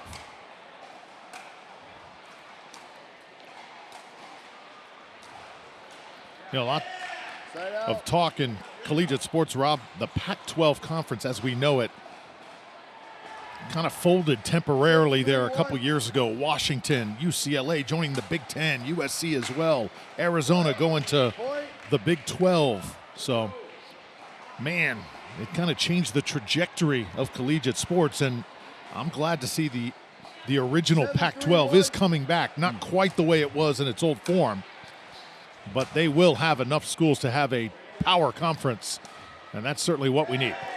I like it. Point. Anytime you have conference alignment like that, switching, you got teams now. UCLA traveling across the country to play Michigan on a regular basis. It really makes it tough on the student athletes with travel. Sure. 9-3-1.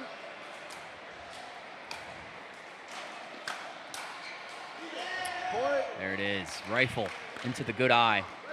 It's tough. Eileen Tran. Tough riddle to solve. 10-3-1. Great player. So now game point. Eileen Tran has been awesome in this match, and they finished the deal in women's dubs. Colorado 11-3. Very impressive. Yeah, off to a good start. And that type of women's doubles team is, you know, that piece is going to bring you guys far in this bracket, potentially all the way. And we'll see what the men have in store here. Got to get it done as a unit. See what we got. So the game winner for Colorado, now the men set to take center stage. They will warm up. You see the men on the court. Tyler Roop and Michael McDonald will step aside, come back to St. Louis after this.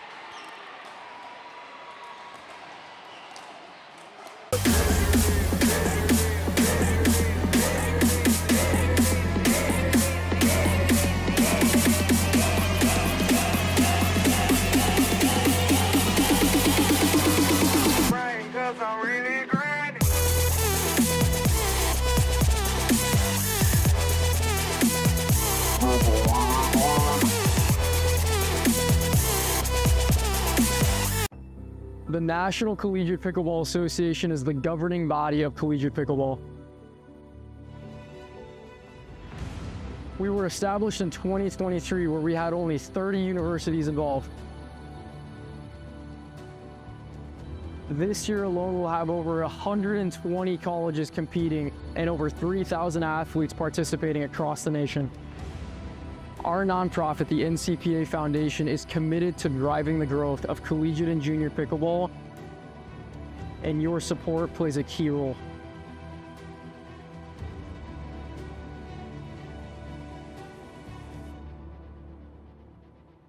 God is at the center of the NCPA, and Jesus has moved in ways that we never thought were possible. We would love for you to fuel the future of pickleball and the expansion of God's kingdom.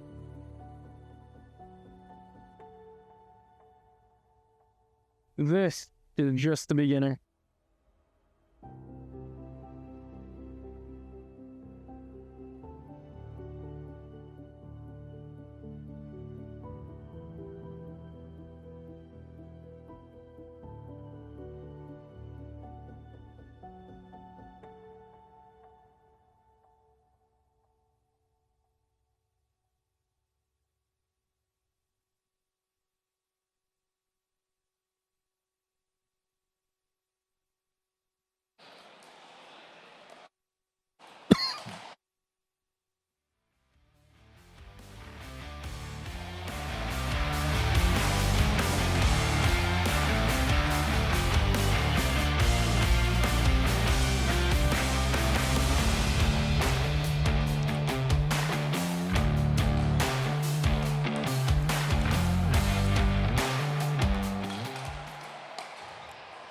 You're looking at center court here at the Arch Pickleball Center at NCPA Nationals. Arizona in the red, Colorado in the black. And these two teams now switch to men's doubles. You see Oliver Wynn, 19 years old, out of Arlington, Texas. He's a business major, very crafty on the court. Had a chance to see this young man play earlier today. There's Austin Mosley, oldest player, at least on the men's side. Mosley, 24 years old, originally from the state of Montana. He's majoring in environmental science. Big lefty, presents lots of matchup problems on the court. Colorado hopes to use that to their advantage. So here is Arizona. And you see Mr. Tyler Roop right here, 20 years old, out of Tucson. He is a nursing major. His partner, I wonder if he's going to keep that hat on, Rob. Michael McDonald, even indoors, why not sport the outdoor hat? He is from Lakeville, Minnesota.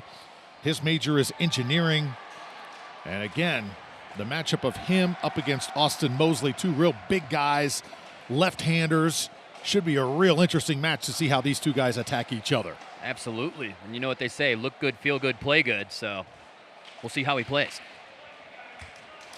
Our head referee doing a magnificent job is Daniel Ward, not just officiating the match, but organizing the formats as well, getting these teams ready to step on the court. 100%, the golden cap. Shout out to Will Atkins, Joe Mertzluft, and Jeff Hall, our other referees doing work here in St. Louis for the NCPA. So underway here, men's doubles. Oh, yeah. Oh. How about this, folks? Oh, yeah. What a point. High octane.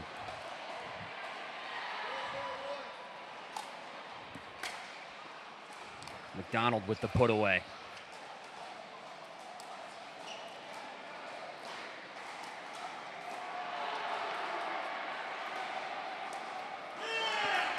Second serve. Just a little short there is Michael McDonald. McDonald is a really good athlete. It's game time.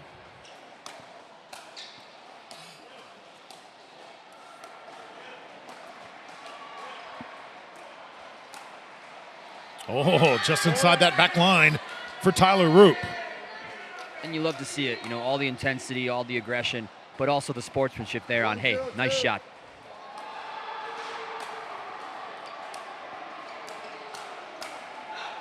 Oh, wow. Got the sleeve rolled up, Winter Soldier style. Pat Smith.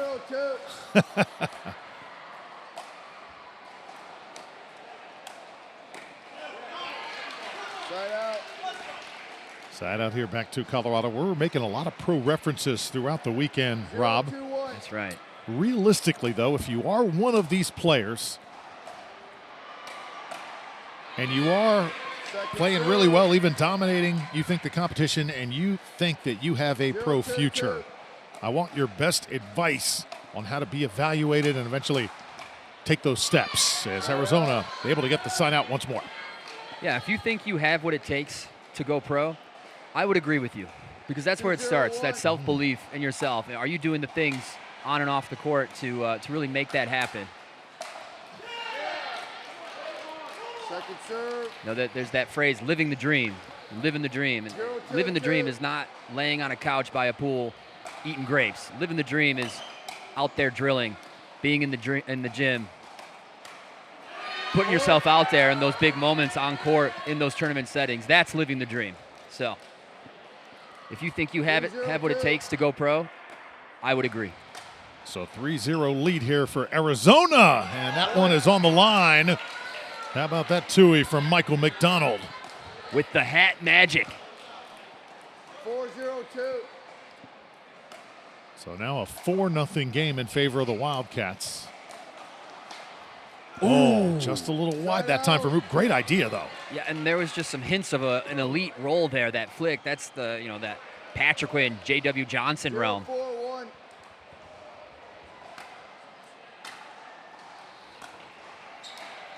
It's going to get good, Drew. Huge Ernie from McDonald. Pickleball at its finest. 0-4-2. Great identification, great reach. Good eye. What a battle here. These guys are flying around the court. This is the most athletic match that we have seen by far here up to this point. Side out. So side out here for Tyler Roop, and Michael McDonald leading 4-1. 4-1-1.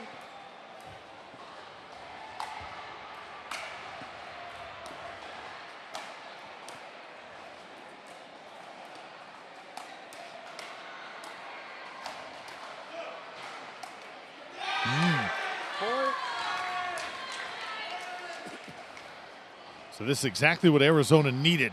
5-1-1. Signs of life after Colorado ran away with game number 1 in women's doubles.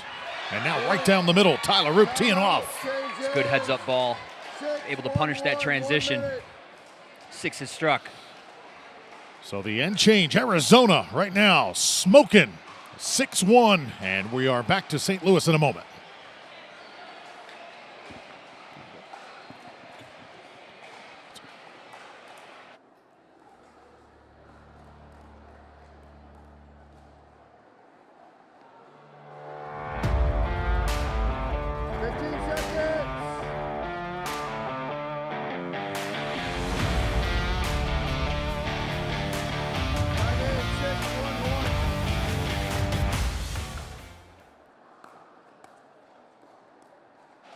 So back from the quick break. Arizona wants to continue that momentum, and they have got it rolling right now.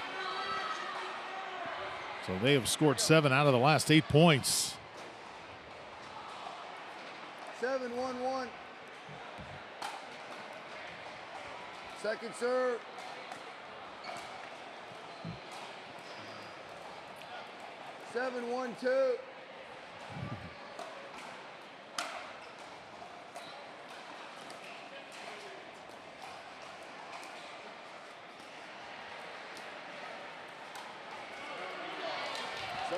Off the court, side out, now back to Colorado. I think it's imperative here Colorado gets something out of this side out. 1-7-1.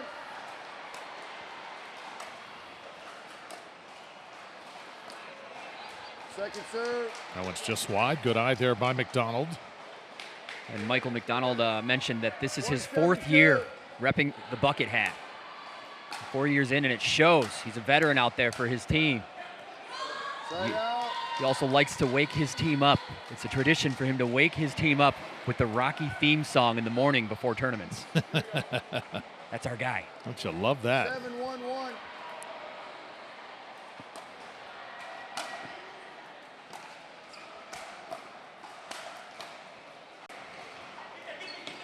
Oh! Second serve. Yeah. Watch this. Look at that hustle. Leaving it all out there. Needed a little more real estate. But a direct quote from Tyler Roops. On Saturday, you can call us the Red Reapers because we're here for blood to grab the national championship. There it is. The ATP. These boys are red hot. All smiles from the Arizona bench. 8-1-2.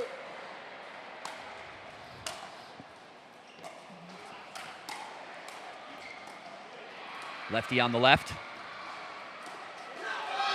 Everything working right now for the Wildcats. 9-1-2. So Colorado just trying to slow down some of this momentum. When everything is working in this game, it is working.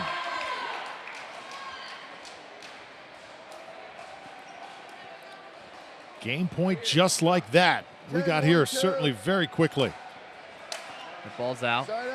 I'm going to ask you a quiz here, Drew. Go for it. Ready. So for the Boulder team, something they haven't done yet that perhaps they could do to turn this around.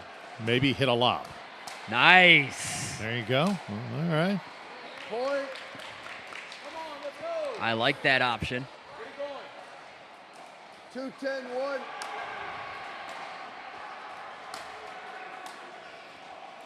Oh, they would have exploded if that landed in. Tough ball off the net for Arizona. 3-10-1. I know coaching is something that is becoming more and more prevalent in this game, but not many of these teams have coaches. Ones that officially wear the title. As Colorado scores again, they've scored 2 in a row. 4-10-1. That being said, some do. Yep. Second serve. 4-10-2.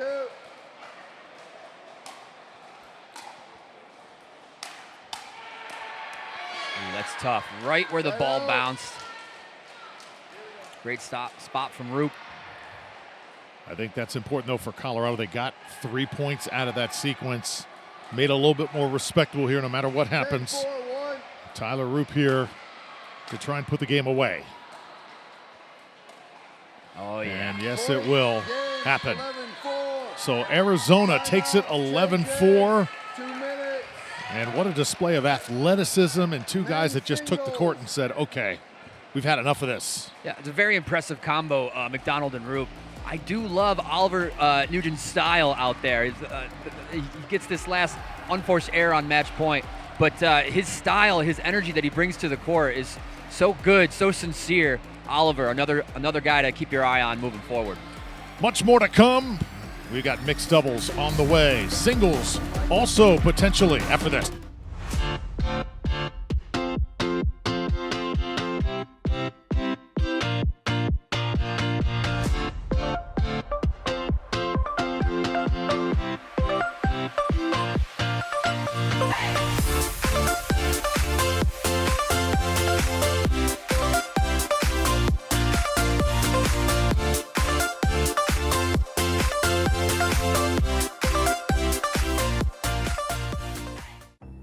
The National Collegiate Pickleball Association is the governing body of collegiate pickleball.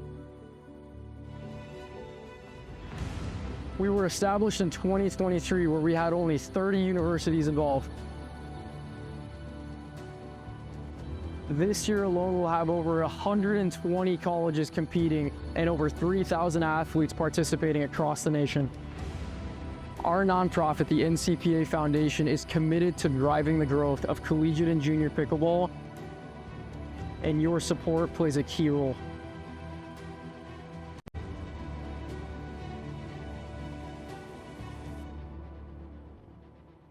God is at the center of the NCPA, and Jesus has moved in ways that we never thought were possible. We would love for you to fuel the future of pickleball and the expansion of God's kingdom.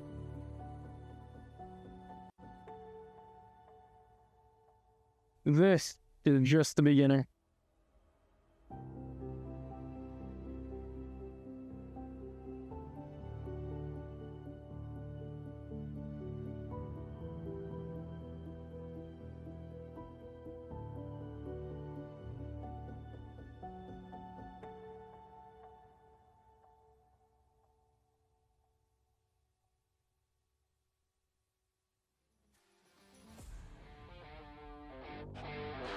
Yeah, just so you know.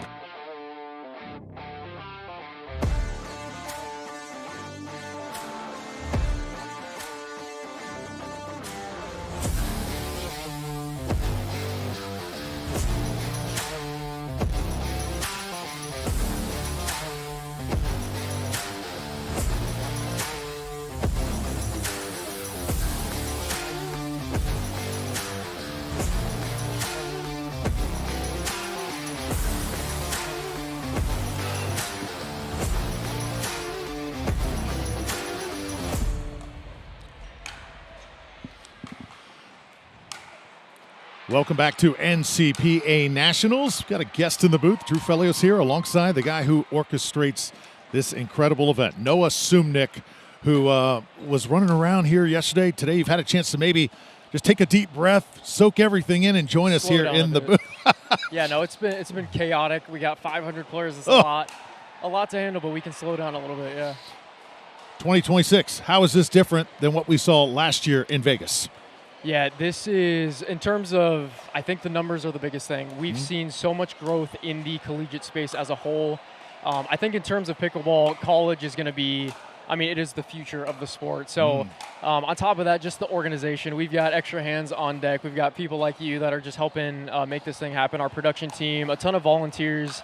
And then this venue, the Arch Pickleball and Badminton, they have been incredible to work with. So yeah, just more hands on deck and a lot more organization. So we're really excited to, continue to grow. Feels a different sense being that this is indoors this year. Nothing against the outdoor game. Last year in Vegas had its challenges. We were dealing with the wind, but a little different feeling in indoors, isn't it? You don't have to worry about that outdoor element. Yeah, and there's naturally with running an event of this caliber, there's so many things that you have to worry about. And when, you got to tie down vendor tents and everything's flying around, it adds just that extra stress. So this having a big indoor facility is really huge, especially for an event this size. Yeah, we're not just playing pickleball here in NCPA and crowning a champion. It means more. Noah, we've had these conversations, you and I. The NCPA experience is different. How is it different? Yeah, great question. We really emphasize the I think what we really see just in the sports world, in just business in general, right? It's very kind of transactional, and I think what we're really trying to do is each and every one of the NCPA staff, and I speak for all the production, the NCPA staff, the volunteers, we genuinely care about each and every player. And I think the biggest contributor to our growth has just been we really have cultivated kind of a family environment. Like every player has a say in our format. Everything we've done, we've gotten feedback, and we've essentially said, hey guys, what do you want? And we deliver it. So yeah, in terms of just the culture, a lot of these people are my friends, and it's really, really cool to see. Awesome. Any team that has been a surprise this year, or maybe first-timers, a team that you've welcomed into the family here at NCPA? I know there's always new teams, new regions coming in year after year. Absolutely. A couple highlights that I've seen. So Washington as a whole, they brought out 36 players, which is insane. They've been a part of us since the beginning, and they're really, really tight with their team. And then I think in terms of the standouts, so FAU, this is their first year competing with us. And in terms of seeding, Utah Tech and FAU are kind of the standouts for I guess, being the top teams here. And they both ended up, because FAU, there was a Boulder came in women's doubles, and they took out the FAU women's doubles team. So it ended up dropping them from 3rd seed to 4th. So now Tech and FAU are on the same side, though. So I would say Boulder pulling out a crazy win against a really good team. So outstanding stuff. Well, we have a match to get to here as we get ready for singles. Colorado taking on Arizona. You're going to stop back in here, maybe stop in later today and tomorrow. We definitely want to hear more from you, Noah. Absolutely. Love working with you, my friend. Thank you, Drew. Appreciate you. Absolutely love it. Noah Sumnick. He is the orchestrator of the NCPA, the founder, just doing remarkable stuff in the world of pickleball. As we've got singles now on the court, Colorado and Arizona ready to resume. Answanth Karupasamy, the 19-year-old representing the Buffaloes. And for Arizona, we've got Michael McDonald, who is ready to go. It is game number 3.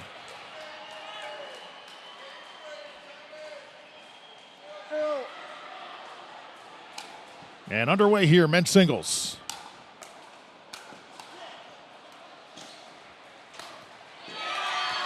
McDonald right now teeing off. He has got the hot hand for the Wildcats as he gets side out.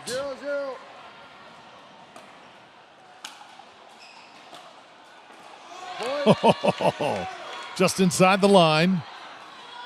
And this, if you're watching this in team pickleball, you're thinking, oh, they must be in a dream breaker. No, we do it a little differently here in NCPA. 1-0. Format decided when the coin flip is won at the very beginning, and that is when the lineups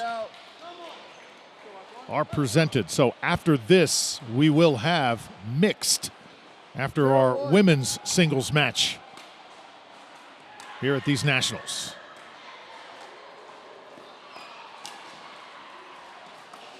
Good job of running a couple balls down by McDonald.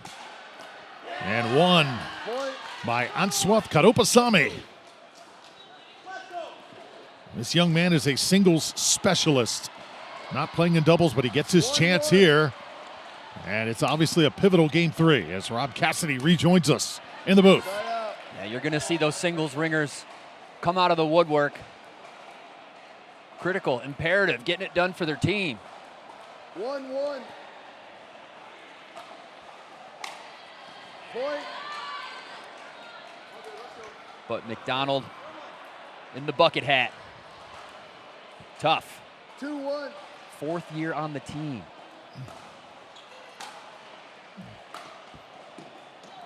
This one a misfire. Side out to Colorado. 1-2.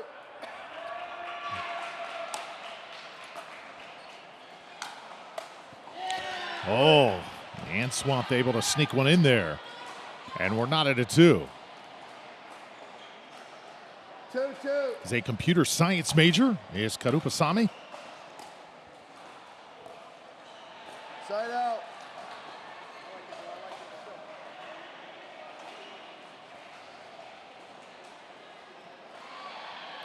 Two.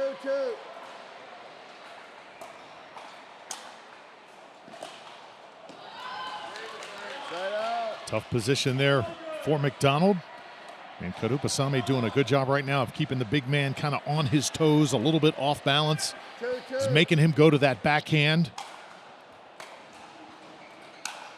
Yeah, hitting that shot right there is huge. If he can get that shot in, he's going to be in good shape. He's very fresh to the game of pickleball. You can see that tennis just radiating from him. And you're absolutely right, Drew. If he takes his time and sets up, he can make that shot every time. 3-2.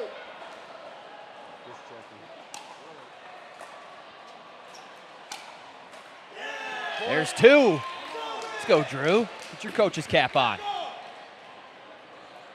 Hey, it's sitting next to guys like you, Rob Cassidy, that over the years you learn maybe a thing or two about this great game. That's it. It's all I ask. To the other side this time. And now you've got him guessing a little bit and off balance, right? Absolutely. He's got the bucket hat on a string. That's what variation does. Make him cover the whole court.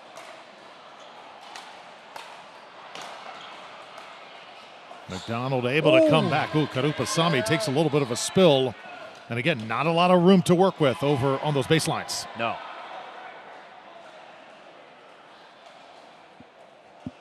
So if you are McDonald here, Rob, you're taking a deep breath. You just got done with men's singles. You were electrifying, but right now, some of the air's out of the balloon. What do you do here? Yeah, the men's doubles to the men's singles is different, but what do? I mean, you play your game. McDonald's been like he's been playing for 4 years. It's not like he doesn't have a singles game, but also you can identify that he's very much so a tennis player. So you don't really want to play the tennis style pickleball. You just want to take the ball away, maybe do some of the cat and mouse as they refer to, you know, in the kitchen. Some of those distanced balls away from the player. That ball just wide. I'm going to air a grievance. You ready for it? Yeah. A lot of the keyboard warriors and everyone questioning continually the men's game. There's no cat and mouse, so it's not like it used to be, yada, yada. I'm just tired of hearing it. I just love the game. Let it play out, right? Oh, yeah. Of course, it's going to evolve and change, right? Absolutely. But you check out the World Pickleball League that just happened in India last month. The singles points were phenomenal. Entertaining, power, cat and mouse, the variety of different styles of points and players. It was unbelievable. Jaw-dropping singles points in that league.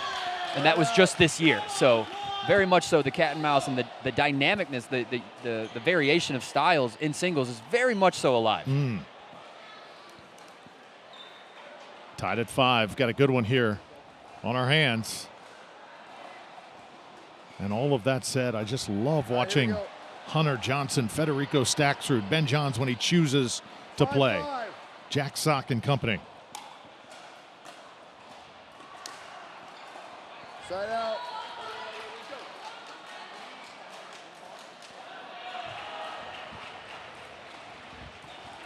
Five. McDonald has been able to even out the score here. He's going to take the first, hitting 6. So 6-5, Michael McDonald somehow at the end change has a 1-point lead. Let's see if it lasts. We'll step aside.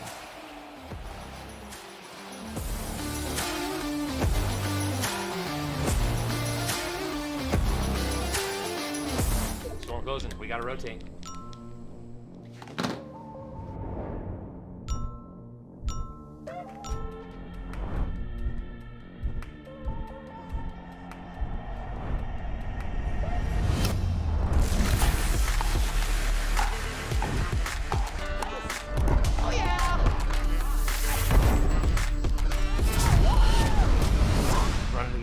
Always.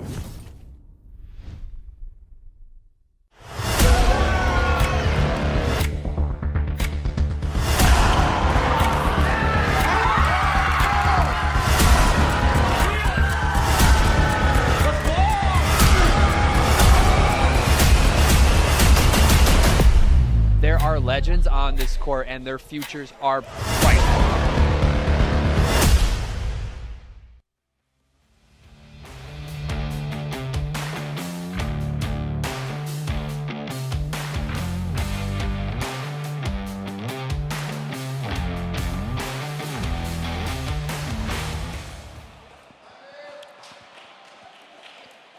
Michael McDonald serving now to Aswaf Karupasamy from Colorado. Here we go.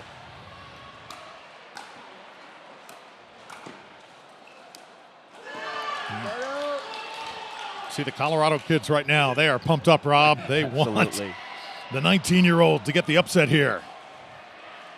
5-6.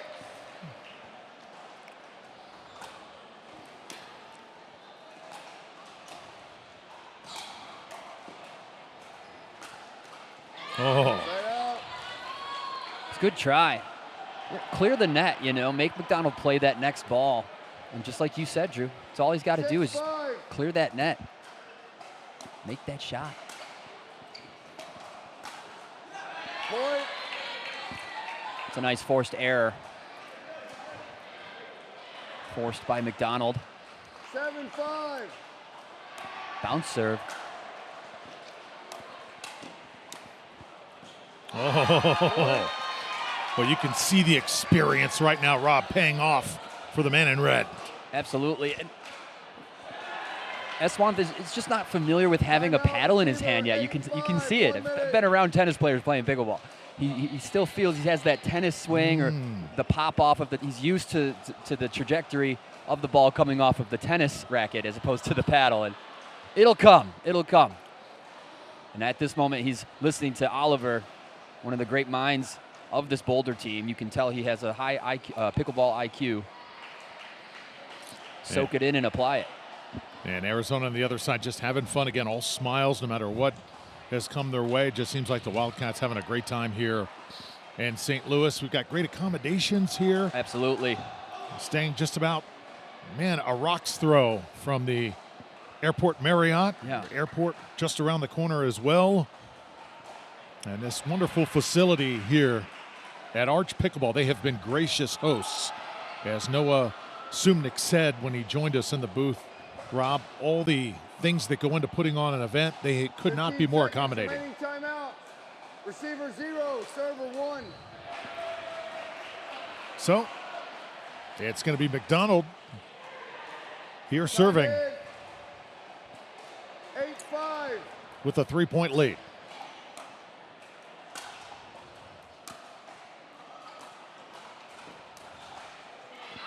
Okay.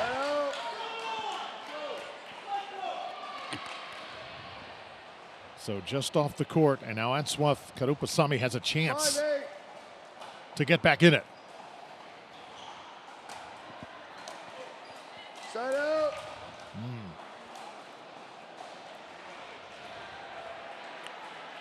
Checks with his team. Really wants to challenge, but his team assures him the ball was out. McDonald, fearless leader of Arizona.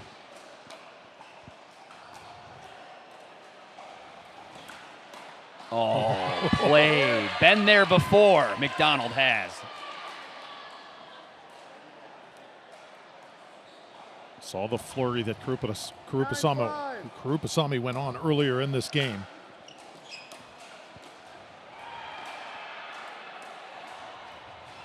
ATP looked like it may have been long there, Rob.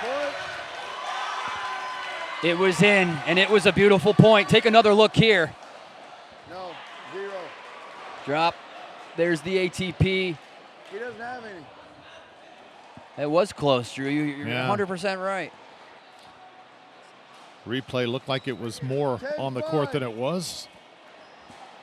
And now down to game point. Oh, that was nasty. Timeout, JJ. Twisted.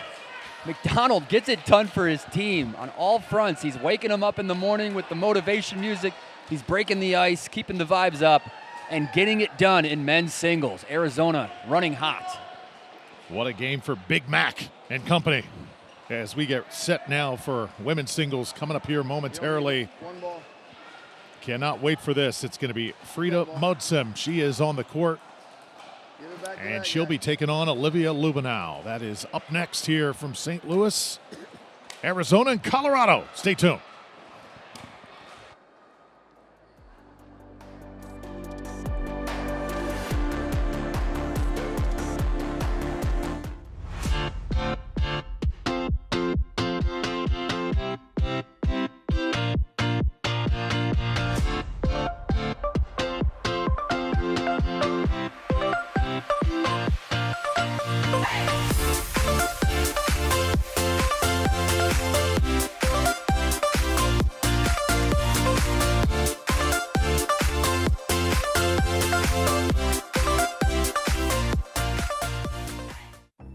The National Collegiate Pickleball Association is the governing body of collegiate pickleball.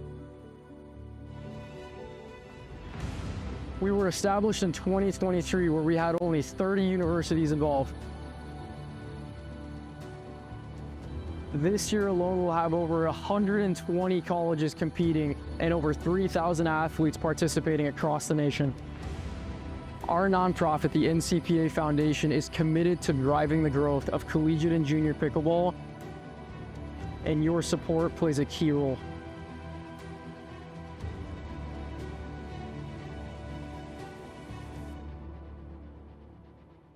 God is at the center of the NCPA, and Jesus has moved in ways that we never thought were possible.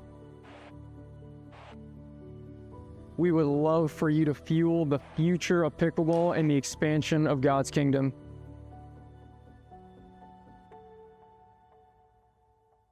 This is just the beginning.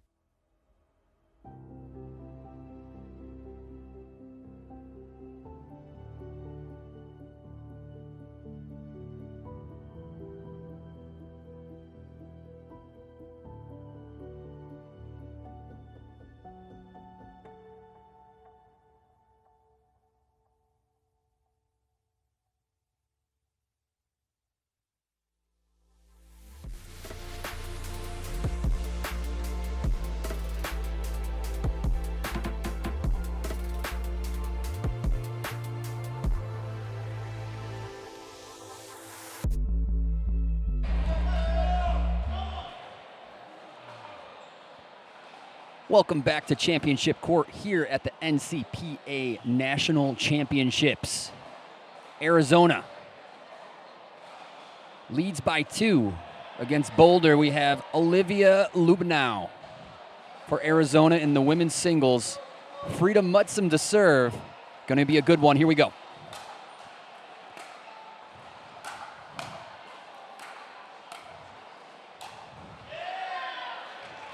Mutsum serves. Mutsum takes the net and control of the point. Off and running.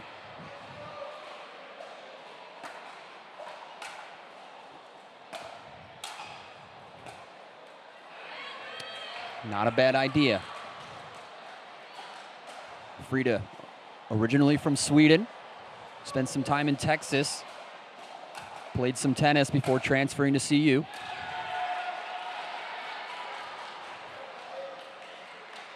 Tough miss from Olivia, just getting her footing. I think she'll pack a punch here, put up a good fight. Nice deep return.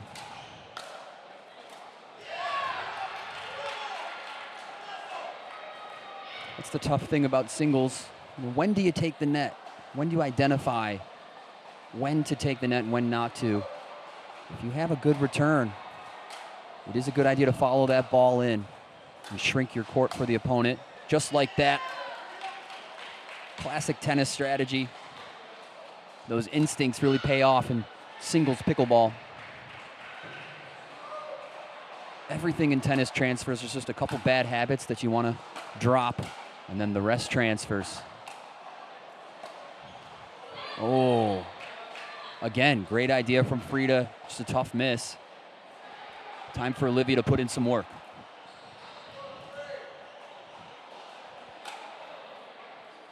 Oh, that's going to help. We'll take it. Loot is loot.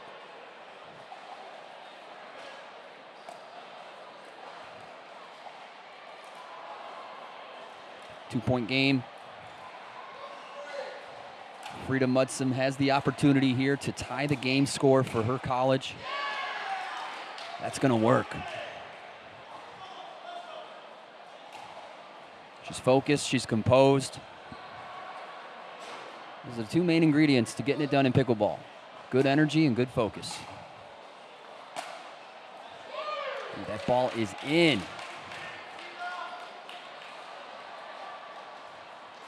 Olivia gives some props. She's going to have to get a little vicious. She's got to fight back a little bit here. Frida in full control.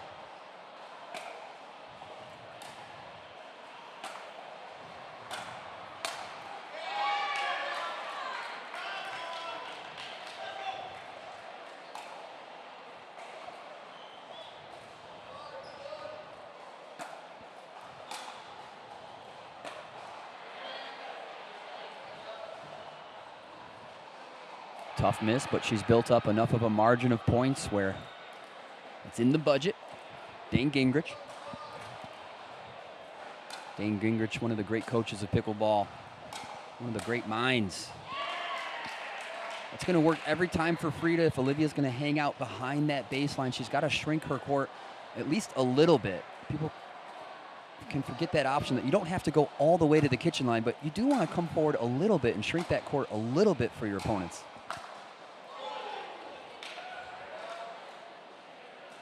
Every time Olivia's won a point, the facial expression is like she got away with something.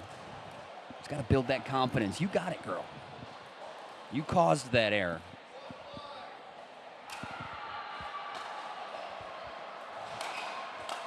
Frida blitzes net. Ball is out. Tough grind. You can see the teammates on the sidelines. They want it. CU wants it.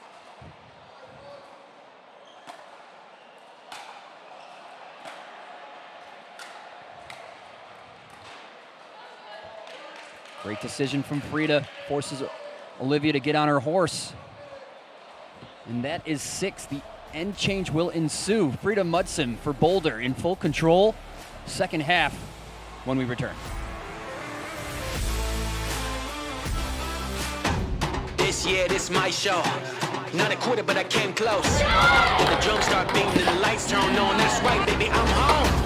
Who you know do it like this? Make a comeback so fierce. Whole world better tune in. Watch out, cause I'ma go big. I'ma go big. I'ma go big. Look what I did. I'ma go big. I'ma go big. I'ma go big. I'ma go big.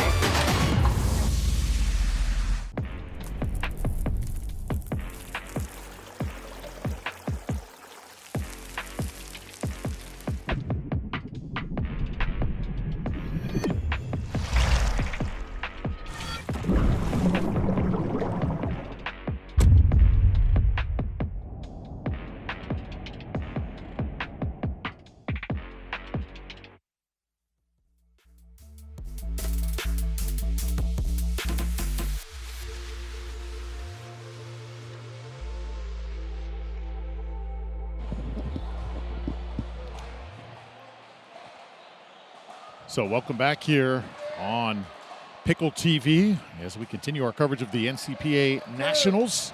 Frida Mudson right now on a roll. Olivia Lubenow in the near court from Arizona trying to stop the onslaught.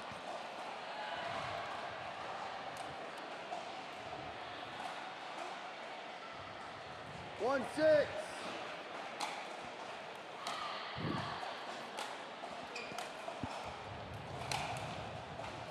Side out.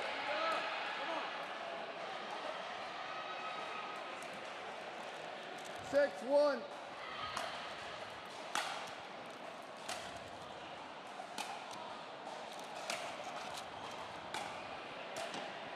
So good. Full commit to the right decision. 7, 1.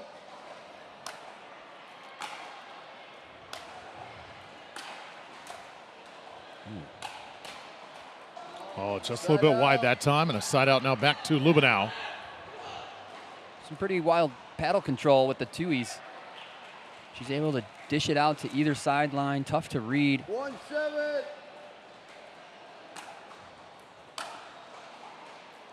Point. And even on that miss, though, you can see she follows every ball in at least a little bit. 2, 7. Side out. It's almost a little too traditional of tennis, the way Olivia kind of hangs out behind the baseline. 7, 2.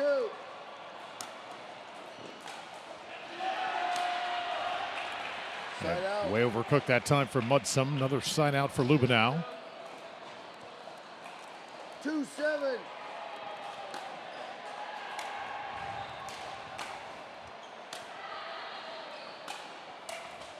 Point. So Colorado trying to even things up here. If Mudson can get this done, get to 11 first. 3, 7.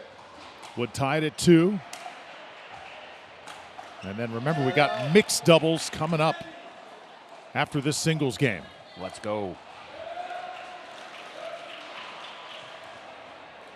7, 3.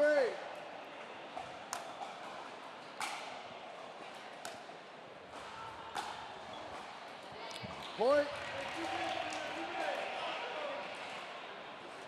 8, 3.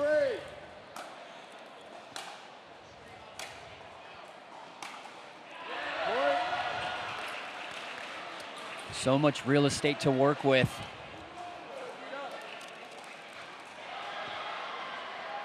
Timeout receiver 9-3.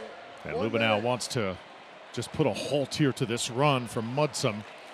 You said, Rob, use all the tools at your disposal. Why not call the timeout? All the momentum right now on the Colorado side. You want to try and slow that up here. Have not had any challenges, I don't believe, in this game, but Frida Mudsum right now is simply feeling it. Absolutely. Doing her part to tie it up 2-2 in this best of 7. Put this one away. Looking forward to that mix. We got some solid players out here. It's going to get dynamic again. I want Oliver back out there. We're going to get to see McDonald play again. Two fiery teams, but this is it. This is the end of the line for one of these two teams, and that is crazy.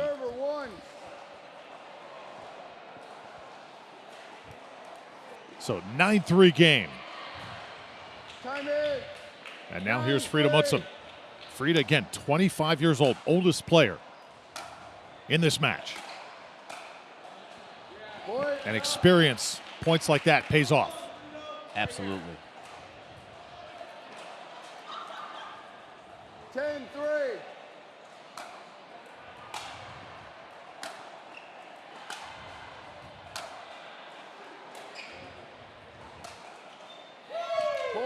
I have a feeling we could be seeing Mudsum beyond this event at NCPA. She has got all the shots. 2 minutes. Absolutely. Used them well. Tying it up. Boulder, Arizona, 2 apiece. And now we go to mixed play. And it happens when we return to NCPA Nationals, playing for a title in St. Louis.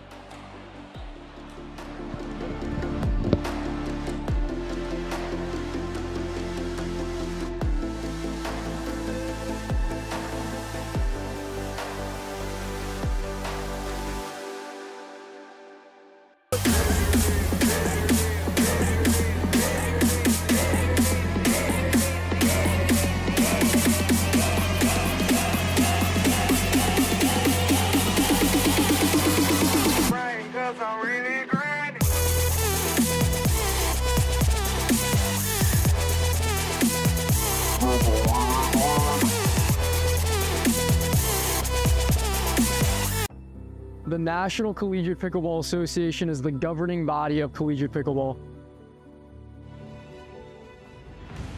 We were established in 2023, where we had only 30 universities involved. This year alone, we'll have over 120 colleges competing and over 3,000 athletes participating across the nation. Our nonprofit, the NCPA Foundation, is committed to driving the growth of collegiate and junior pickleball, and your support plays a key role.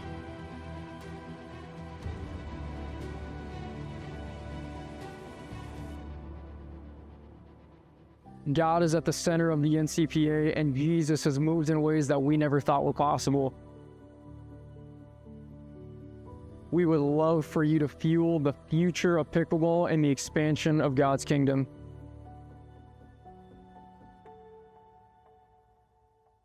This is just the beginning.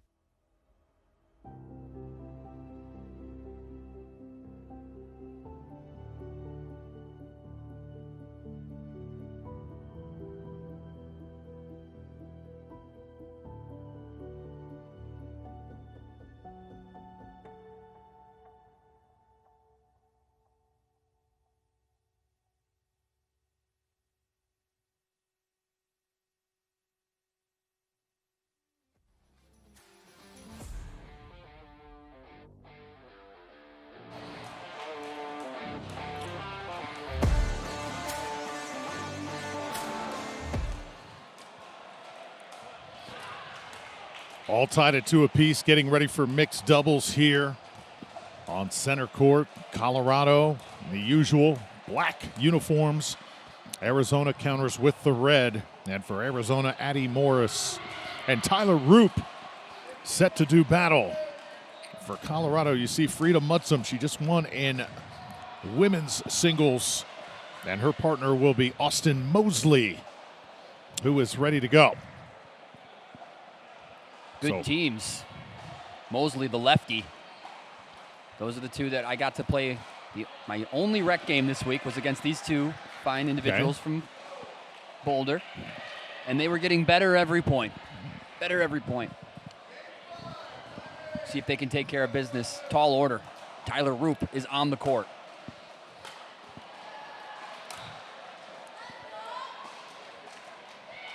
It's not going to cut it. Austin Mosley needs to get a little more, just a little more dynamic with his movements. Just a little lower, a little sharper.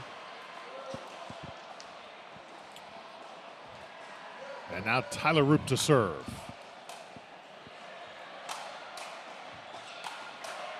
Oh yeah. Wow.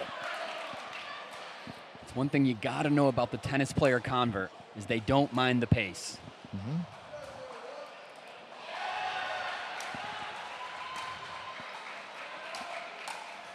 Oh, that's better. But That's better. I found, Rob, that the tennis player who's making that conversion to pickleball usually struggles a little bit in doubles play. We haven't seen that from Frida. She looks very comfortable out there.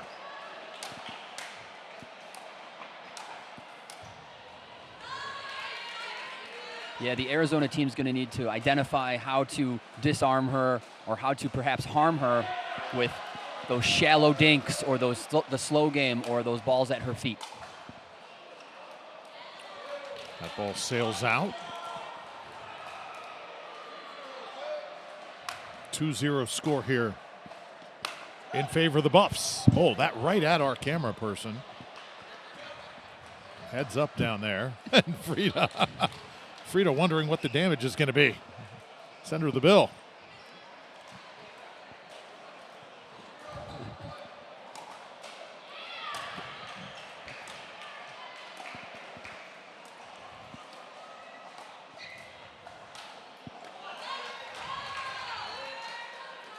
Good strength from Roop.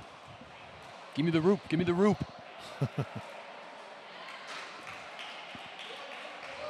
So Arizona on the board, first point. And make it 2 now for the Wildcats. And we're tied.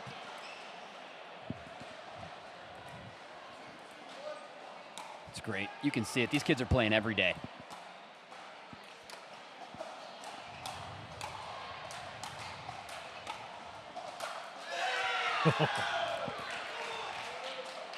Love the aggression that Frida brings to the court. Okay, ready for our comparisons to pros? Yep.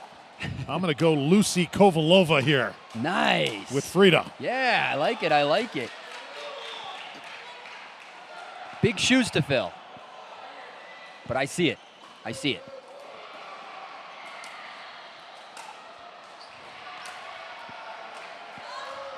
That drive.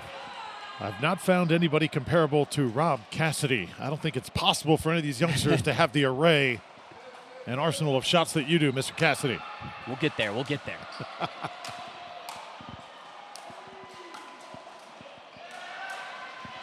Oh, there it is. One for Mosley. All over it. Take another look here. Sets up off Frida. Mosley's there waiting for it. Punishes the Roop sideline. And that is it. Step 1, clear the net. Over the net. So good in pickleball, Drew. And now 2 straight, a 4-2 edge for CU Boulder. Oh. Good gracious. Frida gets there for the forehand. There's your guy, Oliver Wynn. Yep, Oliver and Eileen. Put them both in that top shelf category, in my opinion. See that drop, how effective it was that time? Roop just could not lift it. That ball died like it fell off a table. And CU Boulder now 6-2, leading Arizona. Good match we've got here at NCPA Nationals. Storm closing. We got to rotate.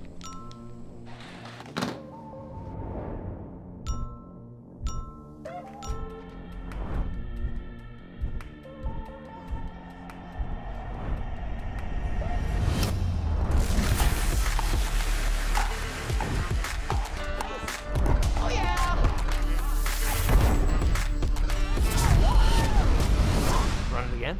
Always.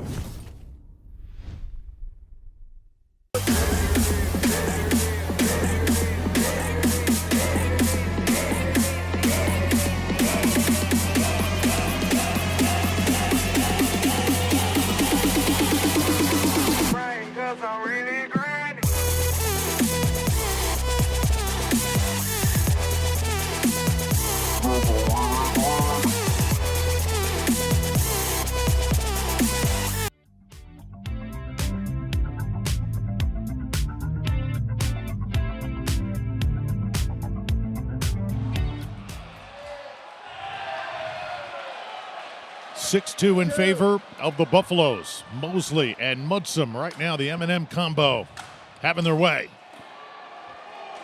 Yeah, I did not see that score line coming, and it's really just that tiny little tick of adjustment. Mosley coming up big and scoring those quick points.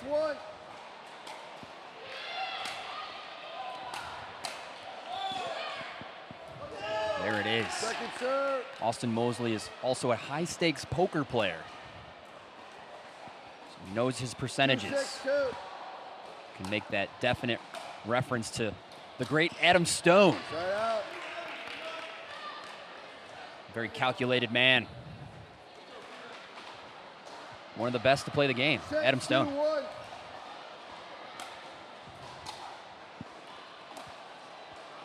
Second serve. Pretty decent commentator as well as Adam Stone. Yeah. 6-2-2.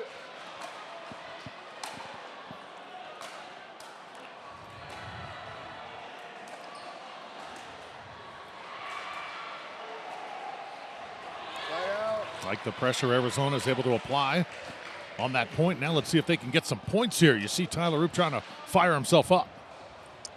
It's always good to activate the feet. Pro moves. Smart third. Neutral acquired. Yeah. Second serve. Yeah. That's an honest reaction. This court's tough. Slick. The ball keeps going, glides. Nice shot from Frida here. And that ball just keeps on going fast off the ground.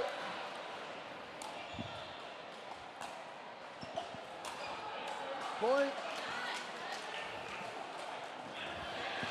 Yeah, I was wondering what you meant when you said that the court glides and it's very slick, but I think we just saw it right there. Yeah, you could see it firsthand for sure. 3-6-2.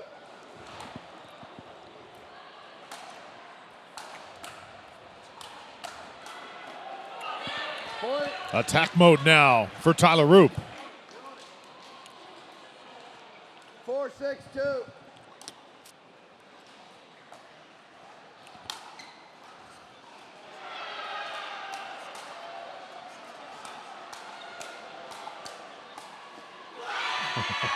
All of a sudden, Arizona starting to find it. As Tyler Roop igniting his team, and they are back within one. 5-6-2. Oh, how about changing it up a little bit on the lob serve?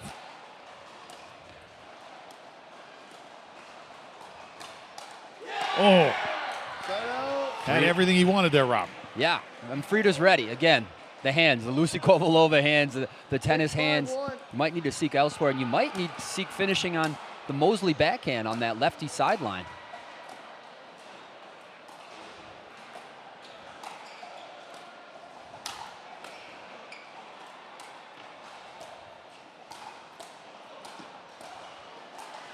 Wow. Team effort. Second serve.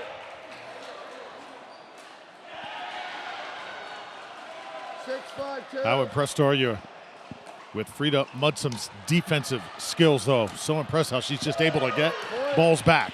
Definitely, you know, she's dialed. She has a good composure out there. Obviously, it comes from her sports background, but you can feel the passion for the game that she's really kind of taking to the game in a great way. So she's here to get it done.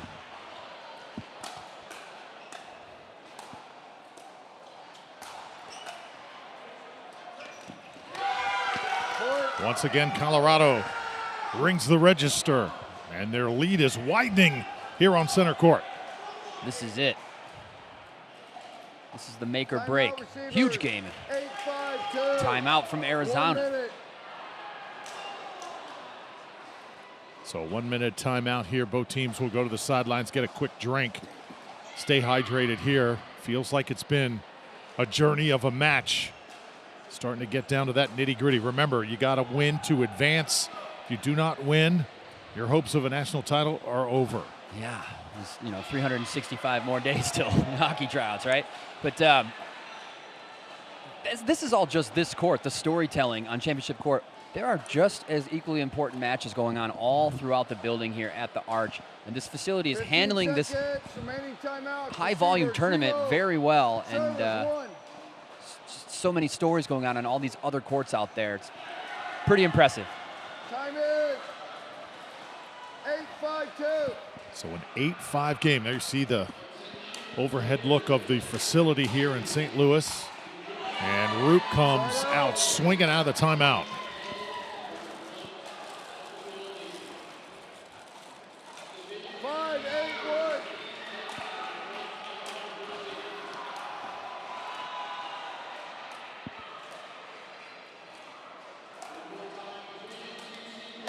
Oh. So important to stay patient. 5-8-2.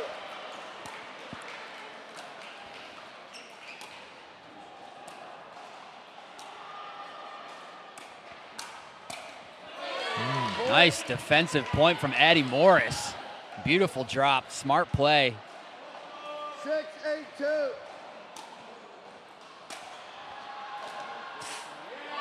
Side out.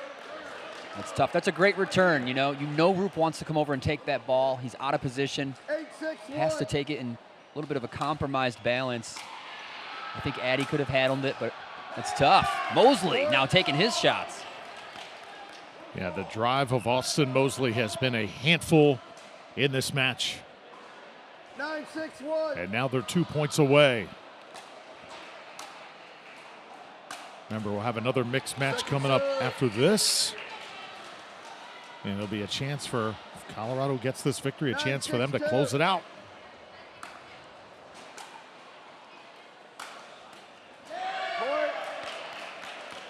It's going to be another great match. We have Eileen and Oliver versus Olivia 10-6-2. and bucket hat himself, McDonald. Uh-oh. Oh, my goodness. She has got the hands, I'm telling you. Frida Mudsum, Austin Mosley on a crash course with victory here, 11-6. And they put Colorado with the advantage, 3-2 now as we go to a game number 6. She's got all the tools.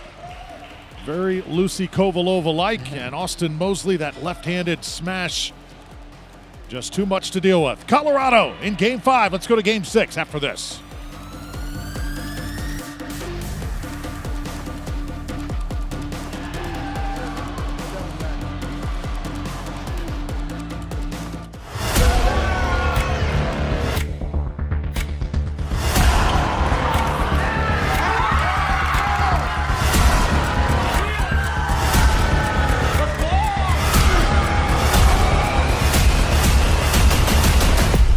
There are legends on this court, and their futures are bright.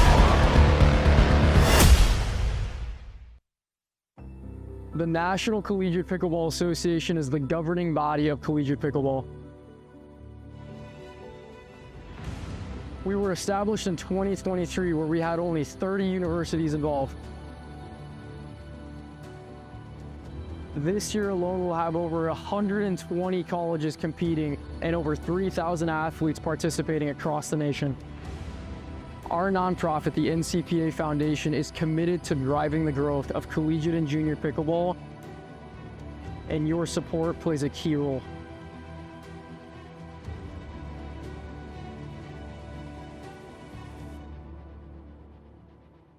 God is at the center of the NCPA, and Jesus has moved in ways that we never thought were possible.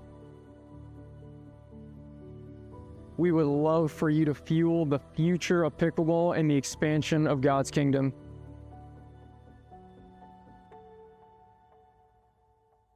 This is just the beginning.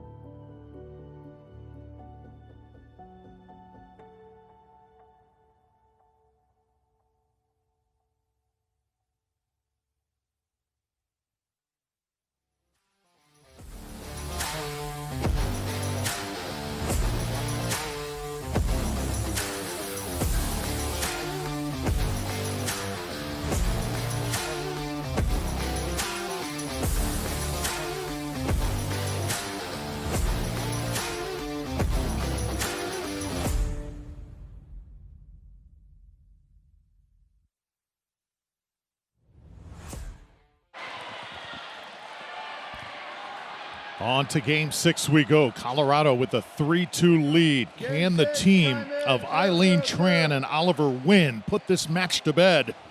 Not if Big Mac has anything to say about it. Michael McDonald and Olivia Lubenow for Arizona on the other side. First point to the Buffs. Right off the bat, Eileen, clutch from point one. Nice get. And the smile on Oliver, I am a fan. Staying neutral, though.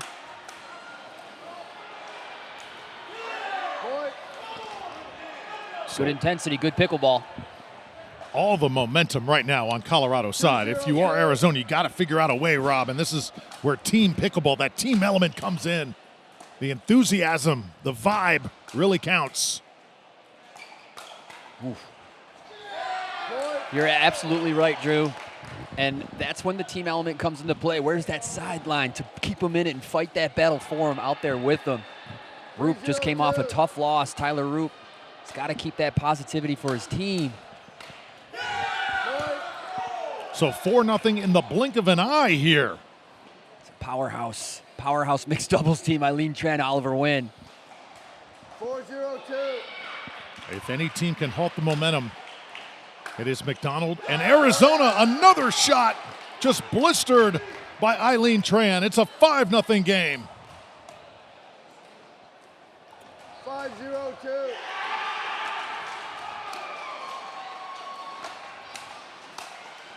And another 6-0 to the end change. Tran and Wynn are here to play. And they do not want to see a sudden death. I think they're making that very clear. No, they do not.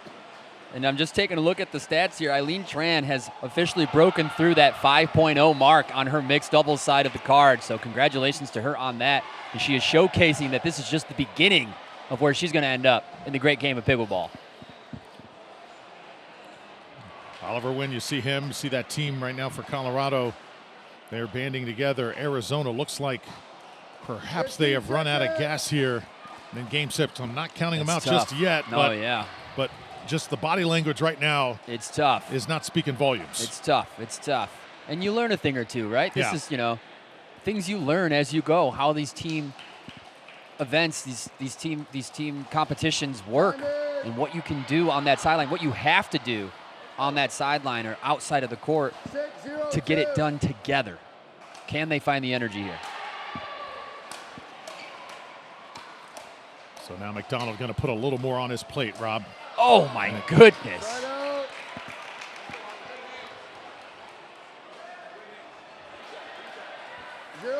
So let's see if Lubenow and McDonald can get it together.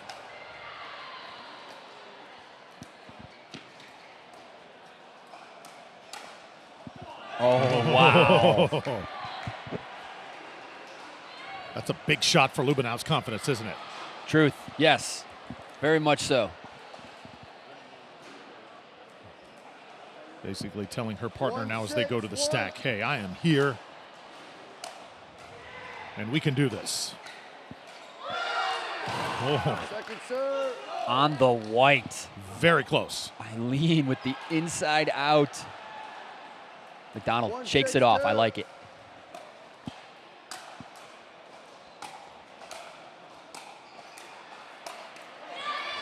Point. Okay. Some traction here for Arizona. 2-6-2.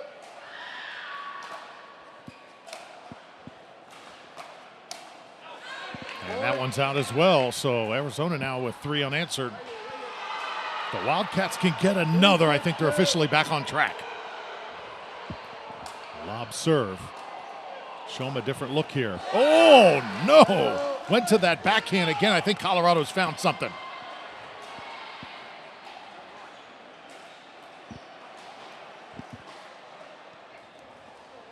Six, 3-1.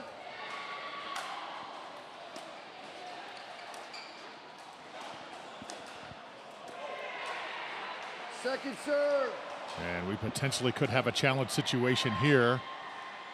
Arizona called the ball out. And looks like they are not going to, Challenger going to play on here. 6-3-2. Second serve on the way.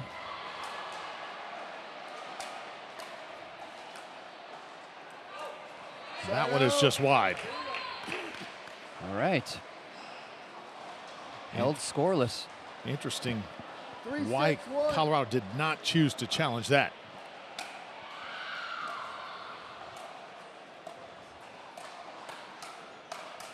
McDonald. Oh, my goodness. He does it. Closes it up. Yeah, on the challenge call, the Boulder sideline also confirmed it out, so that's why they kept that challenge. Slice return. So now 4-6. Ooh. And we have ourselves a 1-point game. Rob Cassidy.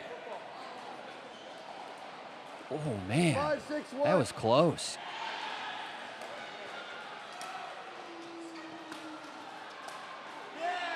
Second serve.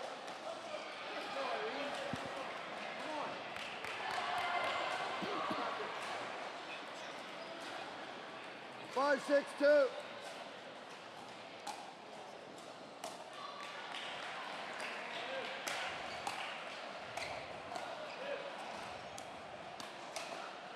Oh, yeah. Oh, man. Staying in it. Woo. Getting the chills here, Drew. Oh, man, on the edge of our seats. Two teams that you wouldn't mind seeing advance. Only one's going to move on. Oh, that is so tough.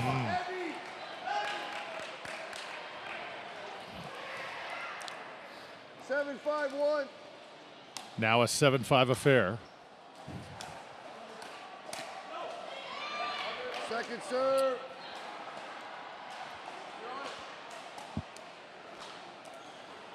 Gianna Southwick, we saw yesterday, utilizing the backspin very well with these quick courts. I think Oliver's onto that trend as well.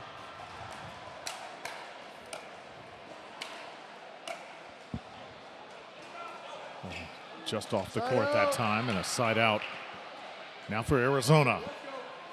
So Arizona very much back in the swing of things here. Oof, yes, sir. Uh-oh. Little freebie. That lead is evaporated, Rob Cassidy. 6-7-1.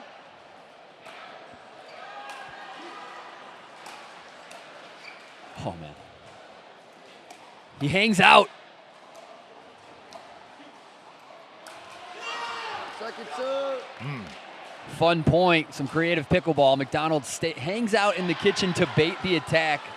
He gets what he wanted, reestablishes. Love to see it. Oh, yeah. The big man is big. Big Mac attack looks like this. Yes. Sorry, but no. Ooh, Mac has a nice 7-7. dialed game face here, looking to get it done. 7-7. I'll take that third.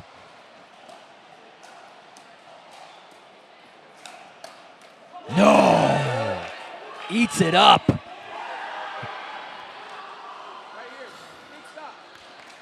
So Arizona comes storming back. They were down 6-0 at the end change. And now lead for the first time in this game. And that lead growing. I will say, Drew, this is what happens when you as a team starts to try to avoid an individual, right? We can't. How do we get the ball away from McDonald? Can we get it to the girl? No, because he's there.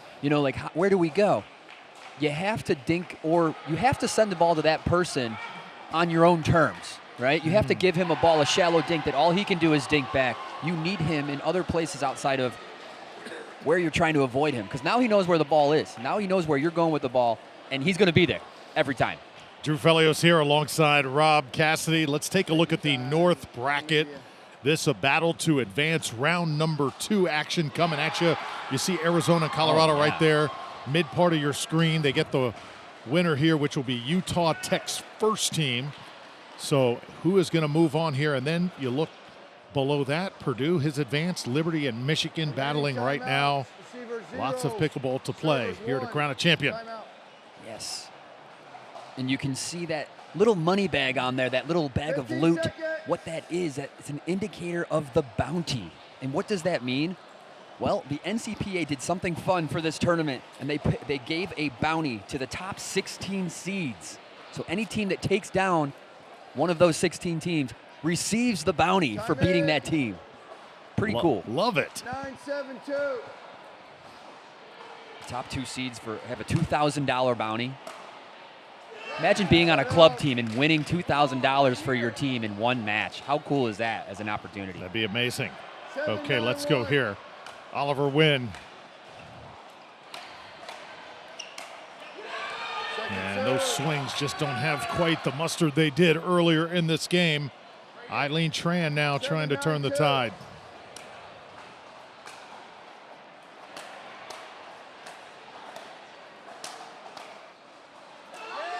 That's long. So now it's Colorado within 1 point.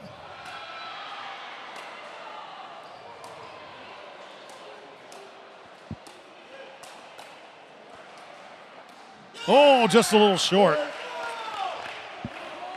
And we are tied at 9. Could not have asked for much more than this. Arizona needs this one to force a sudden death.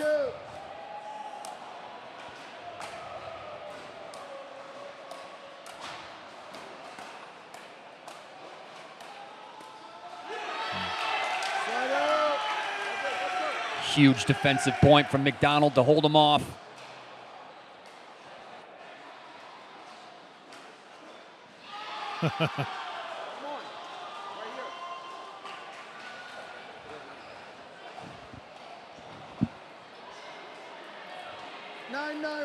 McDonald to serve.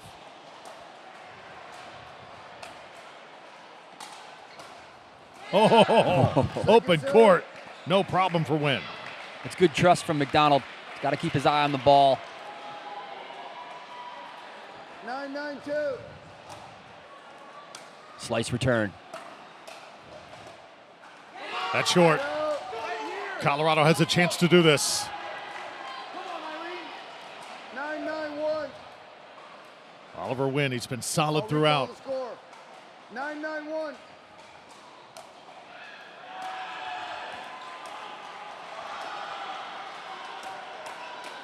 No, McDonald.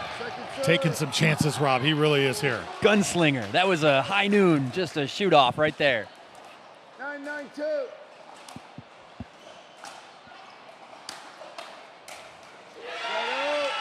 Wow. That's a big stand. Keeping him off that 10.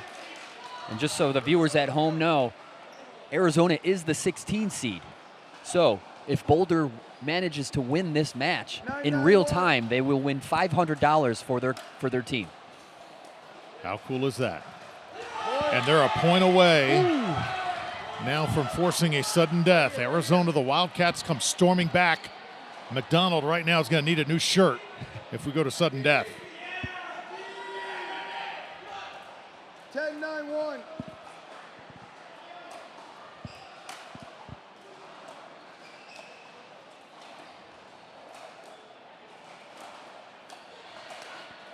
Oh, yeah. Clobbered by McDonald. He takes the hat off like a gent for the paddle tap. Good sportsmanship and awesome competition here at the National Championship. We're going to sudden death. That is what you call putting a team on your shoulders and carrying them to a pivotal Game 7. Sudden death on the way. Arizona surviving that Game 6. And we are back to St. Louis in just a moment for that deciding sudden death game. After this message, stay with us.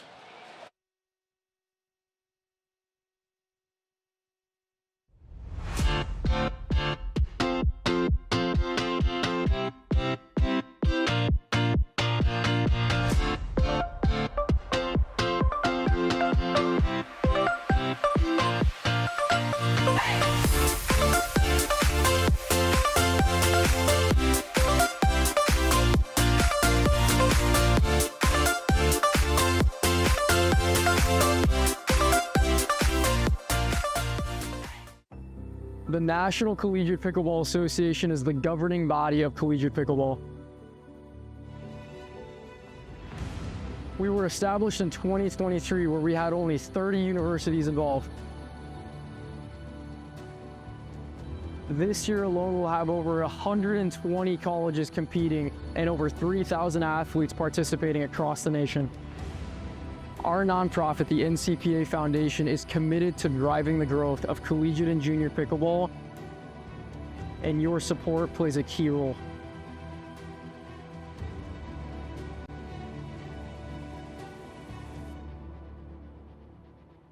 God is at the center of the NCPA, and Jesus has moved in ways that we never thought were possible. We would love for you to fuel the future of pickleball and the expansion of God's kingdom.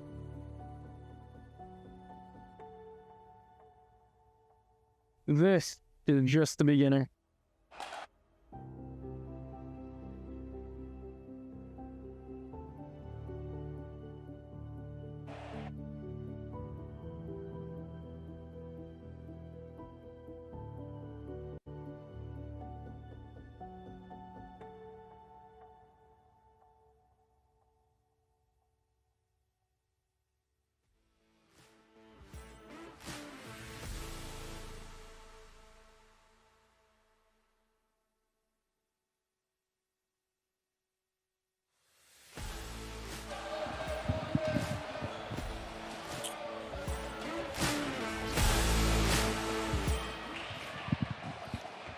So it's time for a sudden death here in Game 7.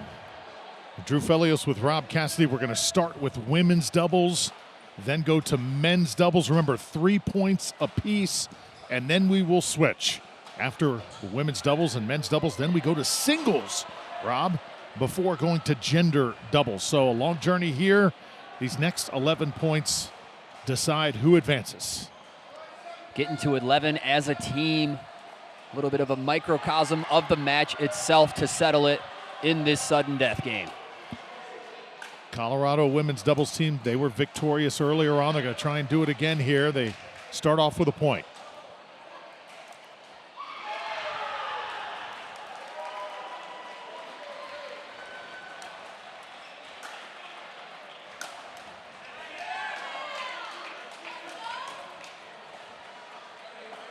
So Frida has been that driving force for Boulder, winning all of her games in the match thus far. For Arizona, that would be McDonald, as you mentioned, putting a team on his shoulders.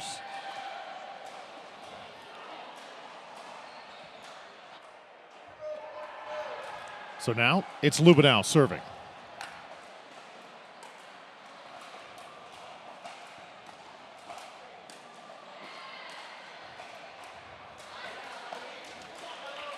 Good hold that time by Colorado. Quality pickleball. Now Frida Mudsum. Oh, probably should have let that one go instead. Stick the paddle up into the net, now 2-0. Ooh, and Drew, if you're Tyler Roop on that sideline and you get to play again in this match, you know he's boiling up for some energy over there. And here he is taking the court. Boulder up 3-0. Makes sense. It was Arizona that took the men's doubles earlier in this match. So Tyler Roop, first guy out there. Michael McDonald by his side. And on the other side, Oliver Wynn and Austin Mosley. Austin Mosley will serve it first.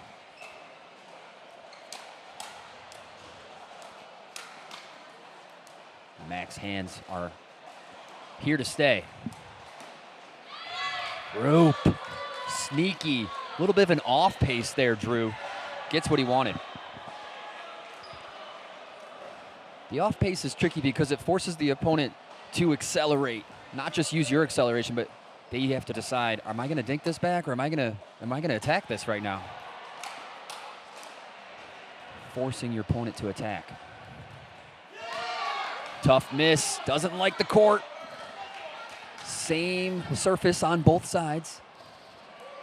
Oliver Wynn, he is pumped up. 4-0 lead for the Buffaloes.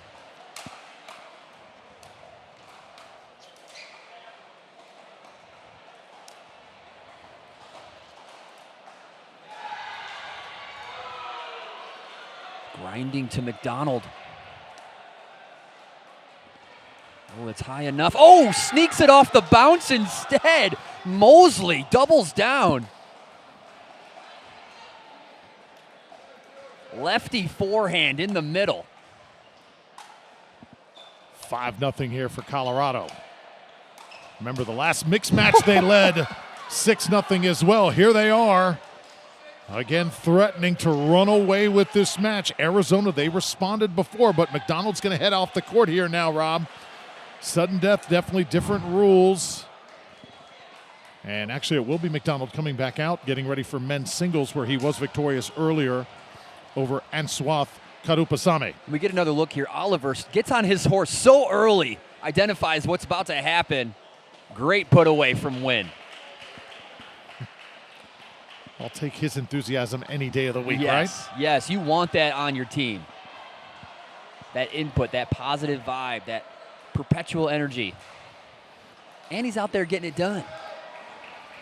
So if you are Karupasame, if you're Colorado, you maybe want, what, a point out of him? I think you're probably good. That's a win if he goes down 1-2. Yeah, get him shooting for 3, at least 2. But just throw the effort into the dynamic movement. Commit. Oh, it finally works. It finally works. He went for that plenty of times in the singles earlier. And now it's for a point in the sudden death.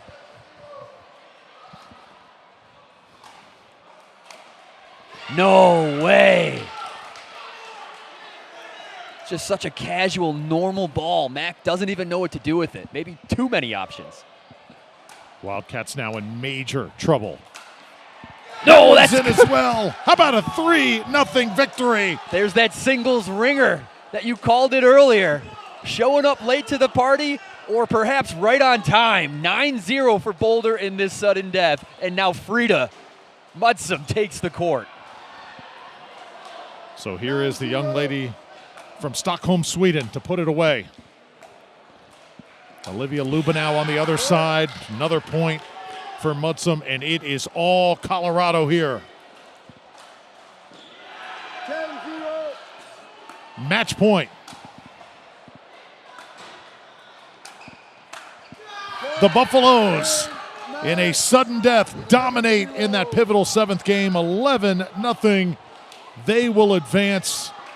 What a match. Highs and lows, peaks and valleys, back and forth, Rob. Eventually, black and gold rules the day. It's beautiful stuff. Getting it done as a team. What an incredible performance in that sudden death. And wow, Boulder moving on. 2 teams that you can't help but root for. And there's so many teams like that in this bracket. Awesome kids, awesome people, great pickleball. CU Boulder advances 4-3.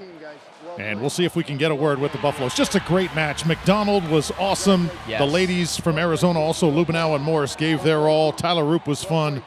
But Colorado, a little bit too much depth in the end. More to come from St. Louis. The NCPA Nationals continue.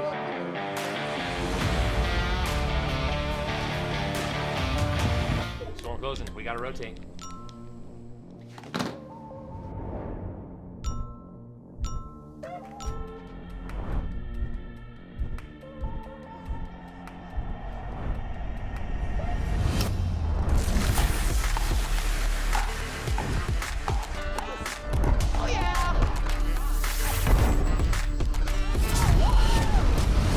Run it again.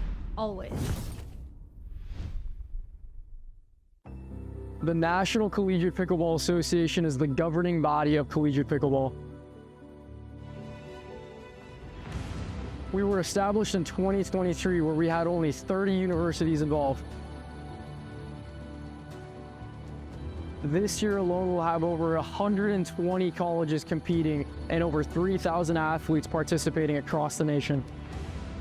Our nonprofit, the NCPA Foundation, is committed to driving the growth of collegiate and junior pickleball, and your support plays a key role.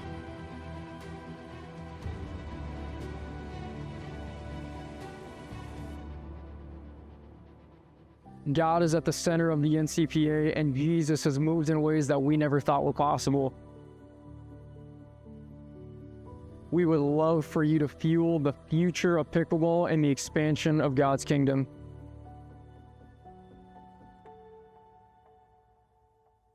This is just the beginning.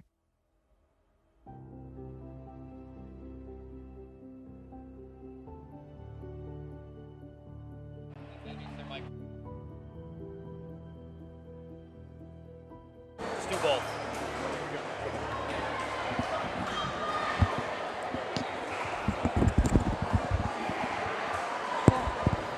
All right, Frida.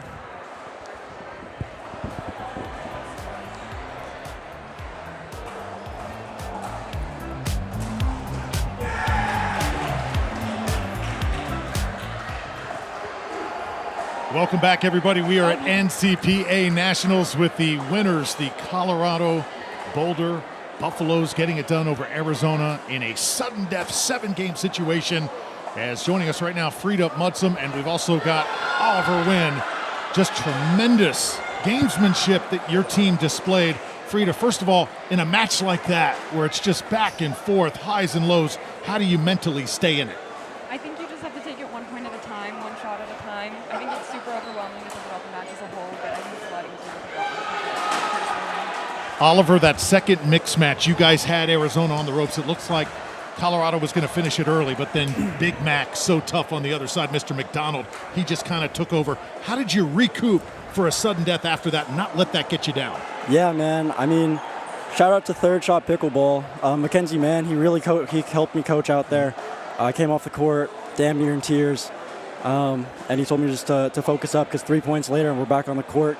Got to dink around and find out. Your team seems to really stick together, Frida. What don't we know about your team? What can you tell us about you guys behind the scenes? Oh, there's so much, especially our girl Eileen. She does everything you could ever think of. She is in the poker club. She is a sculpt instructor. What else does she do? She does absolutely everything. Eileen is our GOAT. Yeah, Eileen is definitely our GOAT. Everyone is. And also, go to Third Shot Longmont. That's Colorado. what I'm talking about, Eileen.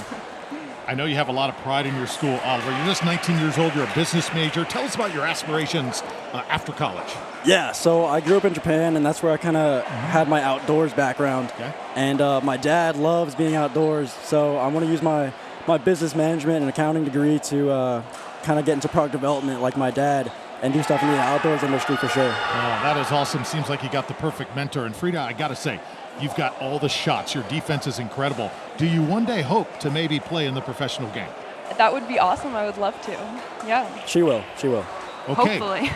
What can we expect now the rest of the way here this weekend? You guys move on in the draw, but obviously the competition does not get any easier. Yeah, I mean, the competition's definitely not getting any easier. I think next we have Utah Tech, right? But upsets happen. Today, we had a bounty on that match. Yes. We got it, right? That's a great thing that Noah put out there. It's a great incentive for us. Utah Tech is a team we look up to, right? A lot of those players were like, oh, wow, they're pretty good. But we're good, too. You certainly are. You mentioned the bounty.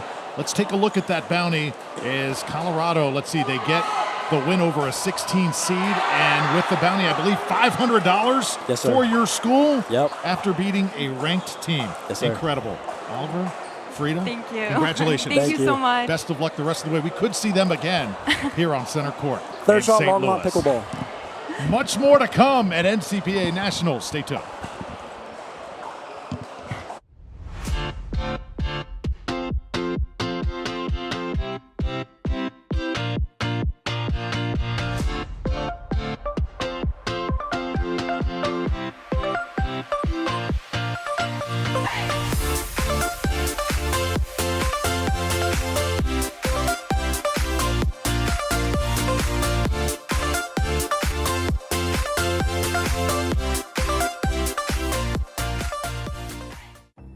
The National Collegiate Pickleball Association is the governing body of collegiate pickleball. We were established in 2023, where we had only 30 universities involved. This year alone, we'll have over 120 colleges competing and over 3,000 athletes participating across the nation. Our nonprofit, the NCPA Foundation, is committed to driving the growth of collegiate and junior pickleball, and your support plays a key role.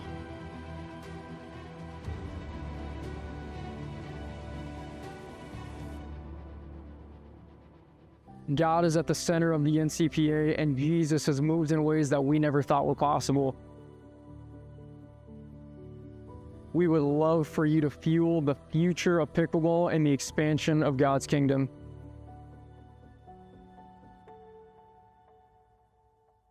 This is just the beginning.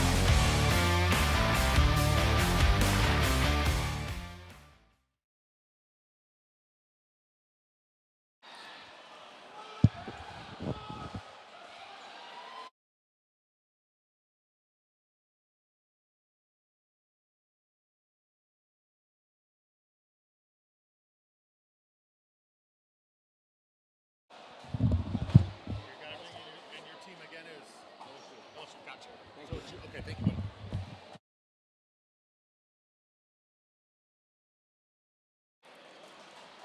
All right, we welcome you back here to NCPA Nationals. You got for Virginia Tech on the court, taking on Ohio State right now.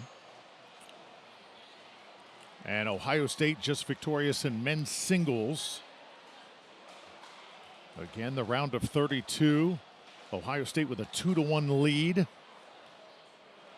So it's the Buckeyes here versus the Hokies.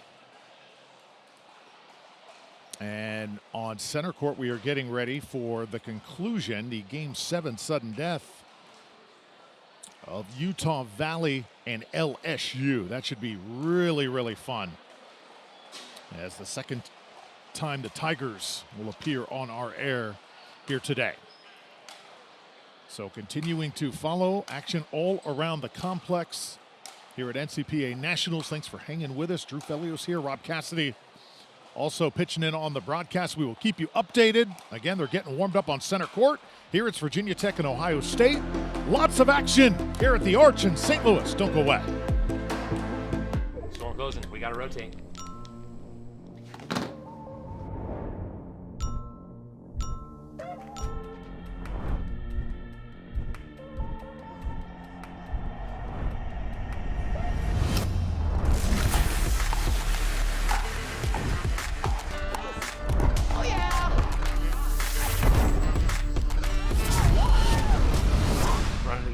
Always.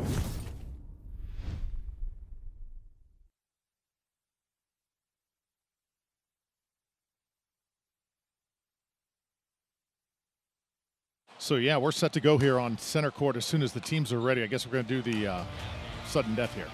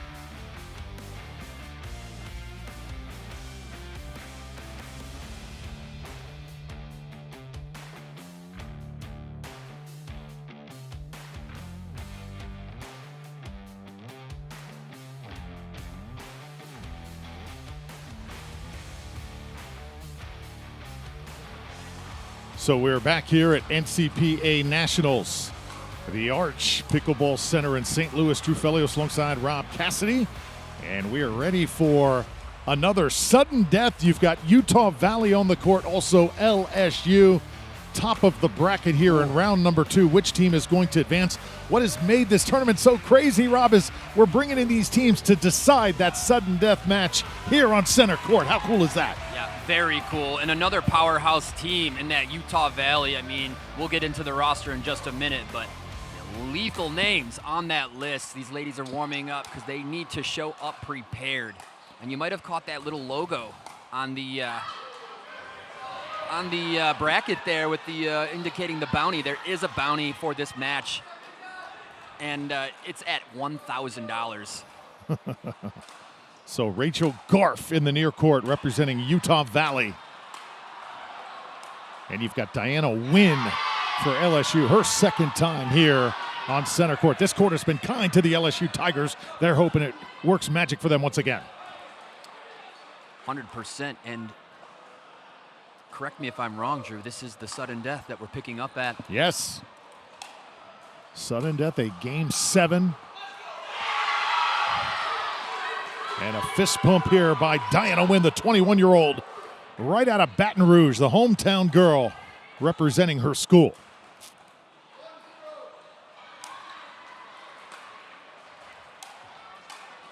Ooh, ooh.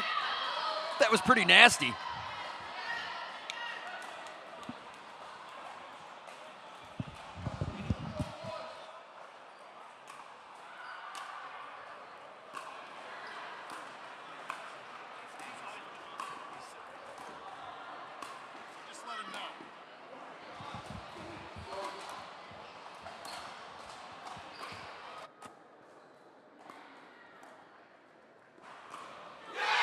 Nice hit, but good fight. LSU coming out on top.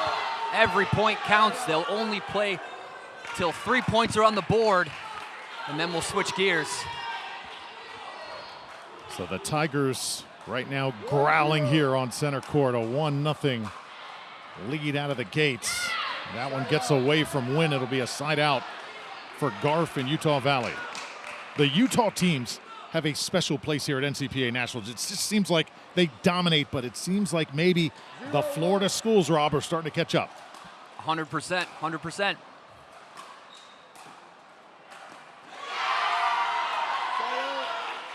Quite the hustle. Tries to bring her paddle to that ball. It's no use.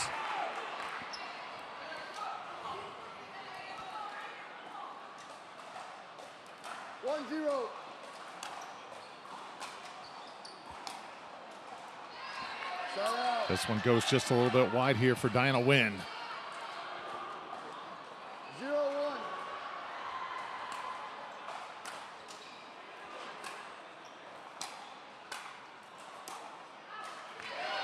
Point. And a first point here for Utah Valley.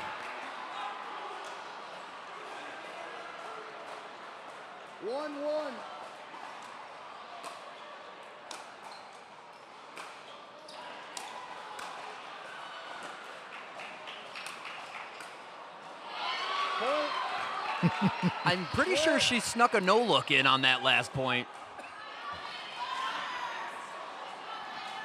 2-1 split. Now the Gents take the court. Familiar face out there, Hunter. Hunter Merritt on one side. And on the other side, you've got Charlie Case, the 27-year-old for the Wolverines. And we've got a player as old as 30 years old competing. Oh, yeah. Decided to make college a career. Yeah, Bryce Larson in the house. Great player. Smart move. That gets the line. Hunter Merritt is pumped up right now. Talk to Hunter at age 21. He speaks well beyond his years.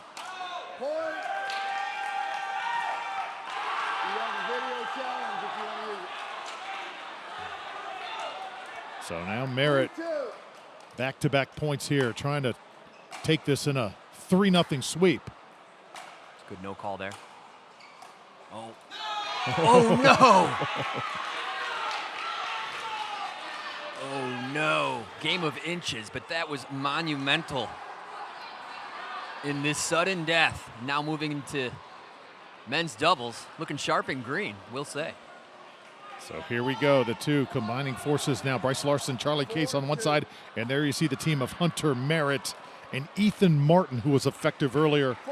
The 19-year-old also from Baton Rouge.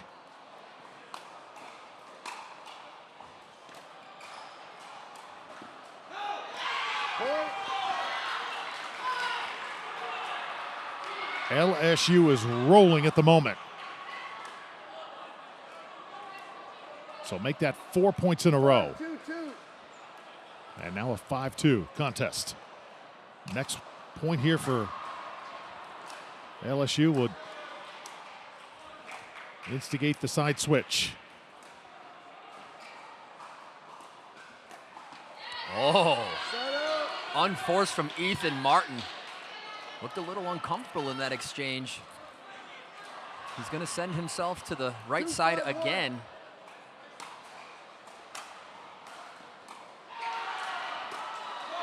Nice. Hunter finds a spot. What a match, what a match.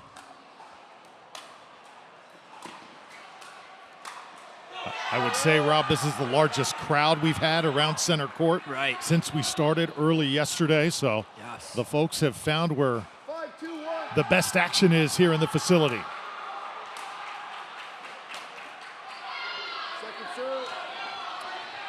We have the LSU crew. We also have other Utah colleges. Utah Tech is supporting as well. Pretty cool. 5-2-2.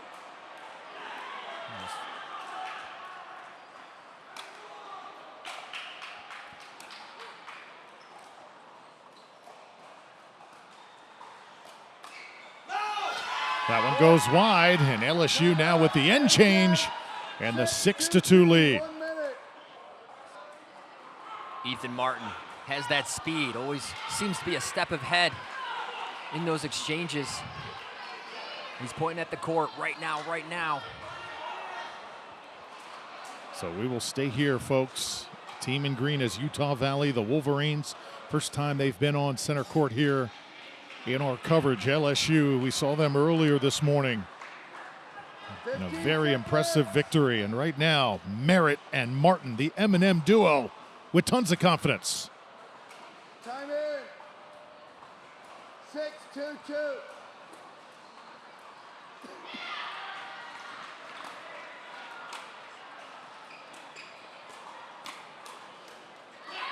Side out. It's a good play by Bryce. Get the ball back in their hands. 2-6-1. Very little time to work with. You might as well make it pristine. Oh, no. Second serve. Gotta be there, gotta be ready for that. 2-6-2. Both of these guys, Larson and Case, are from Provo, Utah. Oh, that'll get it done. Point. And they get that final third point for their team, much needed. So it's a 6-3 game now. The ladies coming onto the court. Rachel is serving. Again, this is sudden Rachel death. is serving. See our official taking charge, Daniel Ward. Rachel will serve. Rachel Garf, that is, the 25-year-old out of Mill Creek, Utah. She's also the singles specialist on this team. And you see her partner, Rob, the 16-year-old Lily Goodwin, playing with the college kids. 16? 16, sweet 16. Well, how many credits is she doing this semester? Doing 9 credits this semester. Unbelievable. She is ahead of the game. And right now, not just in the classroom, but also on the pickleball court. Here she is in a pressure moment. How nice to find the game of pickleball in that type of setting. So cool.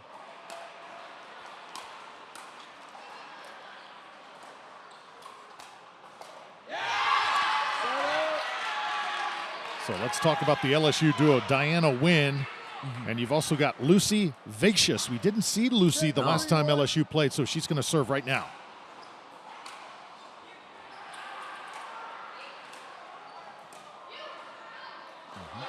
Second serve.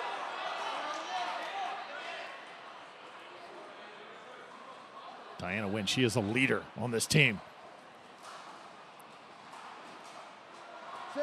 2.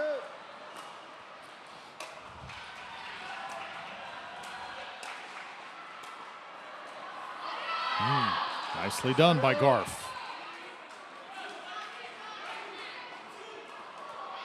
3-6-1.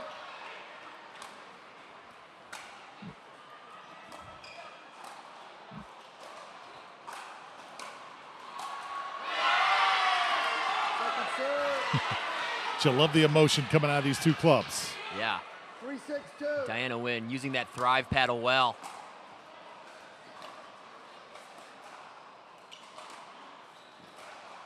Well, you are right, Rob Cassidy. Some of the bounces these balls are taking. How would you describe this court again? Very, very slick or very tight? Yeah, they would say fast. So there's not a lot of grit on the court, so the ball does keep going. Kind of skips off that court a little bit. You want to try to get behind it a little bit more or keep it in front of you a little bit more and expect a little bit of an unpredictable bounce. The only adjustment you can really make is to get a little bit lower and be there a little bit earlier.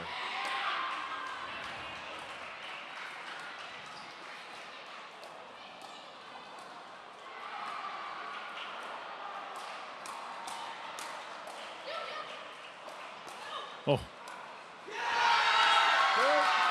Tough exchange. A lot going on.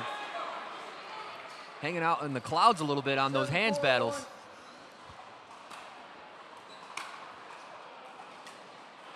Nice drop.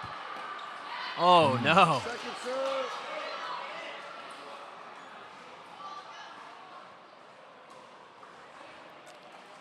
So here it comes from Diana Nguyen.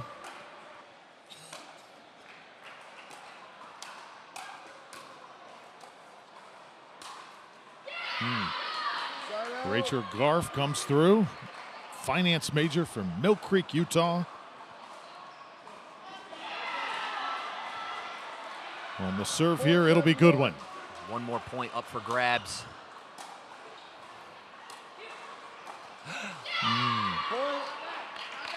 There it is, the rotation. Big point, Utah Valley closing in slowly but surely. Mixed doubles, Bryce is gonna take the court again. The Utah Valley veteran. Not when you go doubles to doubles.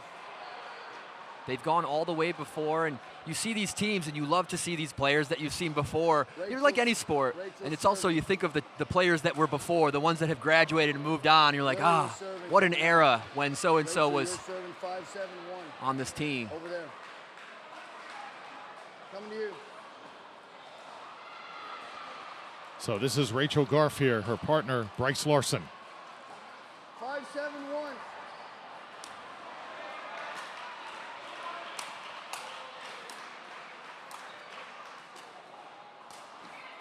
Oh, and how about that? And you saw it, Drew. Bryce forces that error with the positioning. Am I wrong? Yes. 6-7-1. It's nice to see. That's a very savvy player, obviously.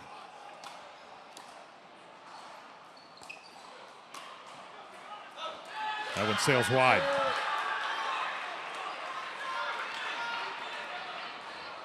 Utah Valley is within one. They've been battling back this entire sudden death.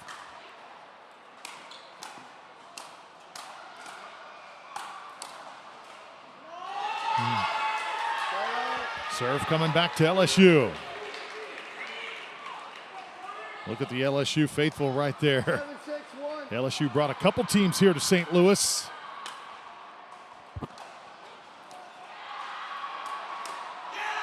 And that one is wide off the paddle of Larson. So LSU hanging on to that lead here. They're 3 points away. And I want to bring up that bounty again that NCPA has instilled in this tournament. That player bounty on the top 16 seeds. Oh. Tough miss. Second serve. Drew, if LSU is able to take out Utah Valley, which is the 3 seed, their team would immediately receive $1,500. Wow. Bounty collected.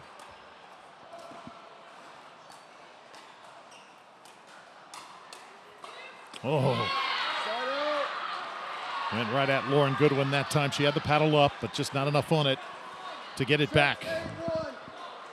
Furthermore, if the team with a bounty wins the entire tournament, they get to keep their bounty. Also pretty cool little bonus. Second serve. So that ball sails, and now second serve on the way for the Wolverines. Utah Valley is a constant in this event year after year. LSU showing there's a new sheriff in town. It's true. Oh! Big plays. Held to 6. Can they get off 8? Lauren. 8-6-1.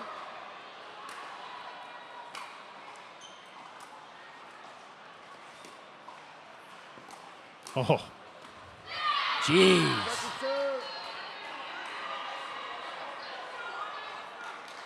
Watch this bounce. 8-6-2. That was tight.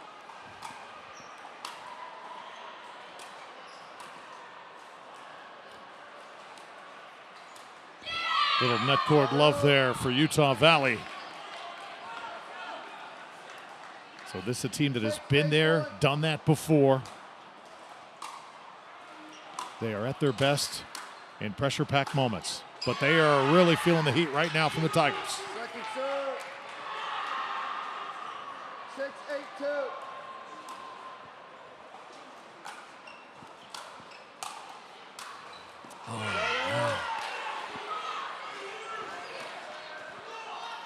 Another quick side out. 8-6-1.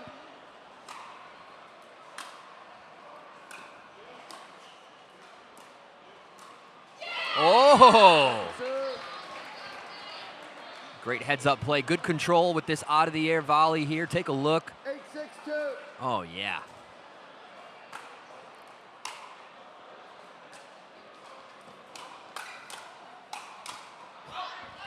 Oh, we're seeing some great pickleball here, Rob. Merritt wants this, as he'll hand it now to Ethan Martin and Diana Wynn. Oh, yeah. Winners always want the ball when the game is on the line. 9-6-2. Ethan's up for it. Are you? Whoa, whoa. You can't change the starting server. You're the starting server from the first game. You're serving over there. 9-6-2. No, not for this. You're not the starting server for the game. You're the. Yeah. Coming to you. Daniel Ward, he is the sheriff here in town. Ethan got the message. That was good. Yes. Good stuff. The golden cap. 9-6-2. So Ethan Martin now serving, Charlie Case and Lily Goodwin on the other side.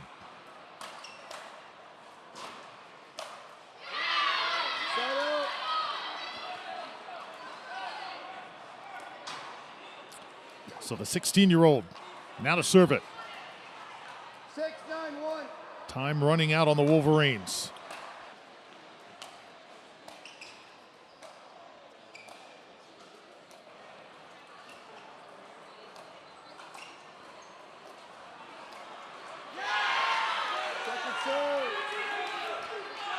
How about Ethan Martin, the 19-year-old, picking his spot? Powerhouse. That's a game face right there.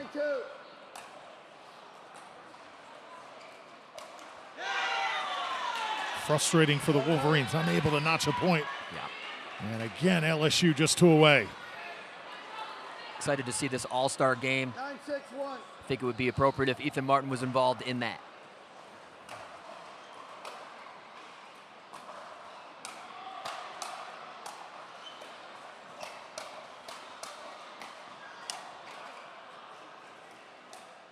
Oh, yeah. What a point, huh?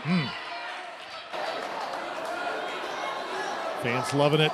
See crowding around center court right now. There's jam-packed standing room only around the court at the moment. Little high. They stay back to defend. Gotta let that go out. Huge play. So here we are, match point. 10-6-2. Can LSU take this to advance and win a bounty? LSU will have to wait just a few more moments here. They got to stop, get a stop on defense and get another side out here.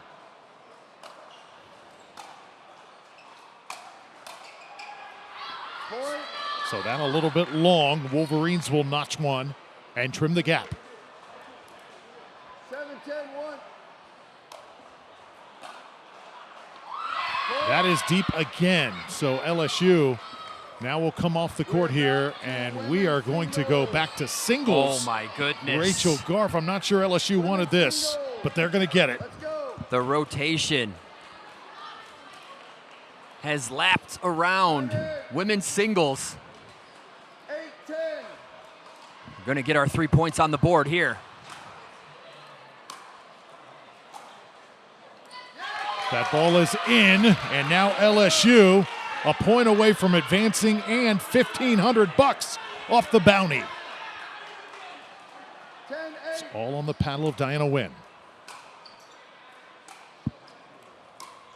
Diana Wynn, and the LSU Tigers will advance.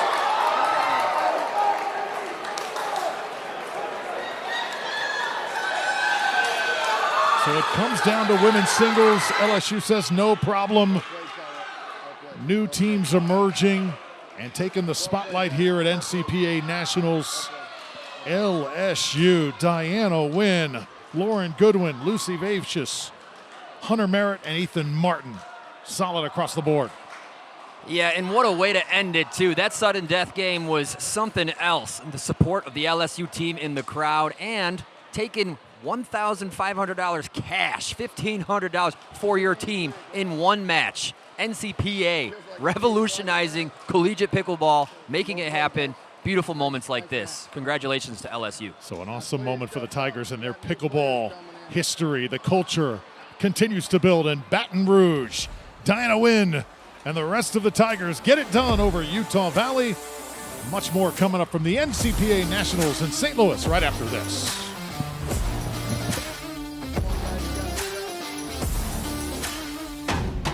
Yeah, this my show.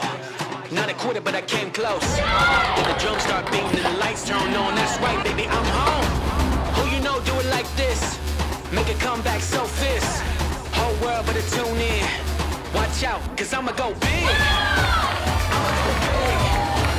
I'ma go big. Look what I did. I'ma go big. I'ma go big. I'ma go big. I'ma go big. The National Collegiate Pickleball Association is the governing body of collegiate pickleball. We were established in 2023, where we had only 30 universities involved. This year alone, we'll have over 120 colleges competing and over 3,000 athletes participating across the nation. Our nonprofit, the NCPA Foundation, is committed to driving the growth of collegiate and junior pickleball, and your support plays a key role.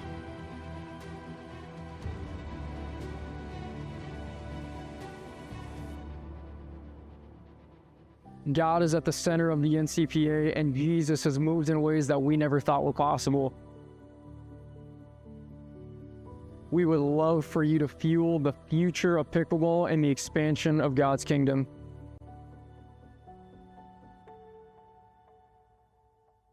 This is just the beginning.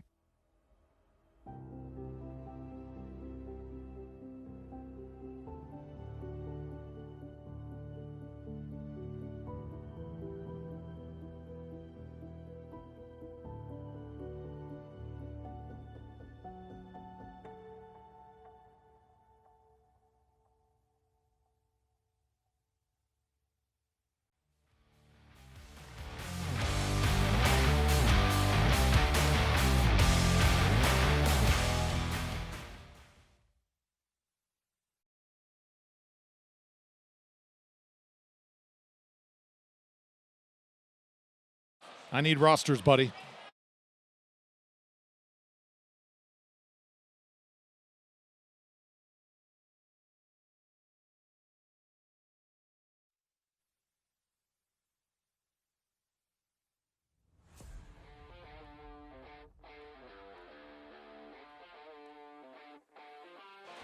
So you take a look at the bracket, and we're going to have Ohio State and Virginia Tech coming up here on this court.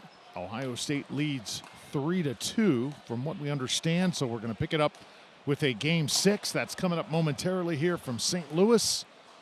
Get everything situated, get you ready for more NCPA action that is coming up in just a moment, so stay tuned.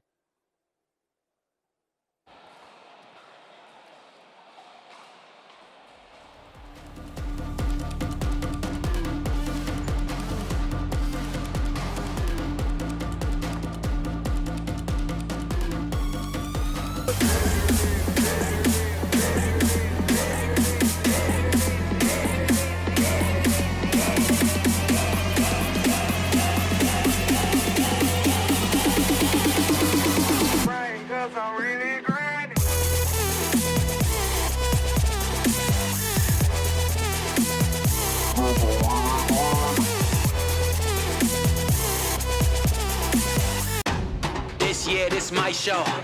Not a quitter, but I came close. When the drums start beating and the lights turn on, that's right, baby, I'm home. Who you know do it like this? Make a comeback so fierce. Whole world better tune in.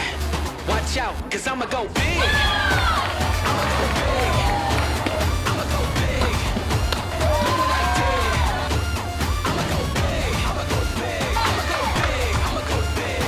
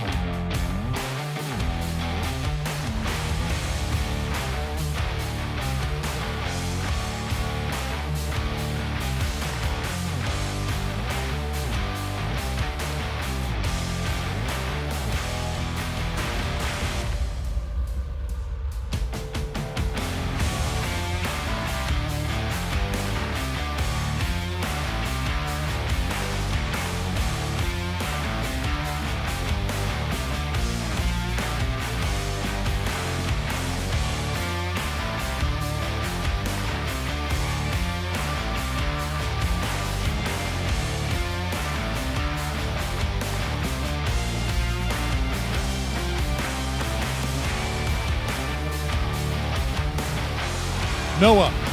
Mike McDonald interview. Mike McDonald interview. Mike McDonald interview. Mike McDonald interview coming up. Mike McDonald.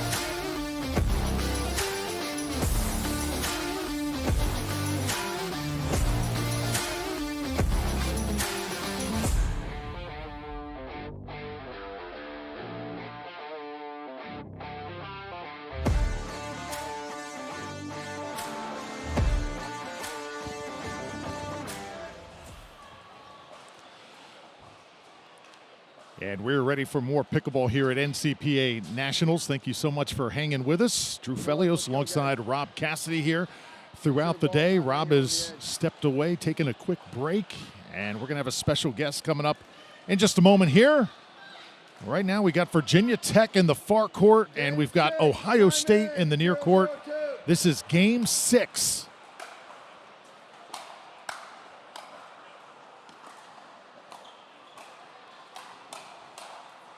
So it's been so cool throughout the day to kind of join in on these matches as we've got the best of the best playing here.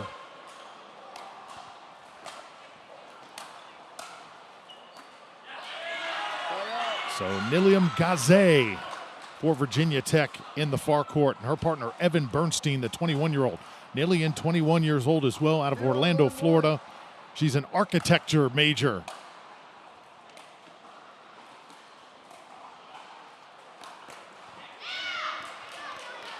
Second serve.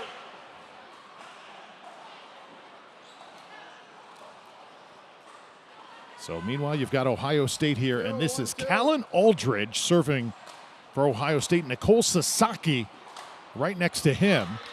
This ball is hit just a little bit wide.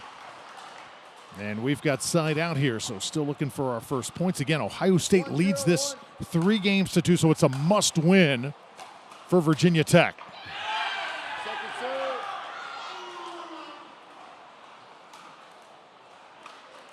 1-0-2. So 1-0-2 the score in favor of the Hokies. And we'll have a side out right now to Ohio State. 0-1-1.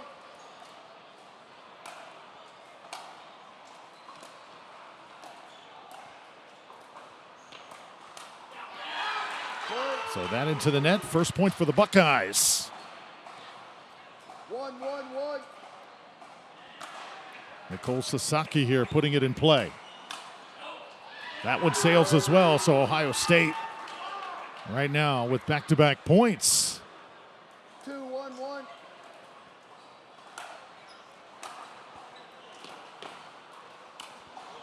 That one's going to sail as well, make it a 3-1 affair in favor of Ohio State. Columbus, Ohio, very fertile pickleball ground it is in terms of turning talent.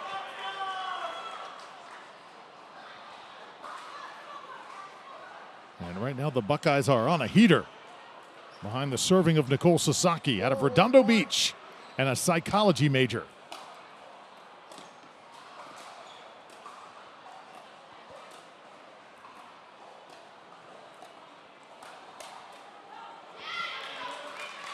Second serve now on the way for Ohio State.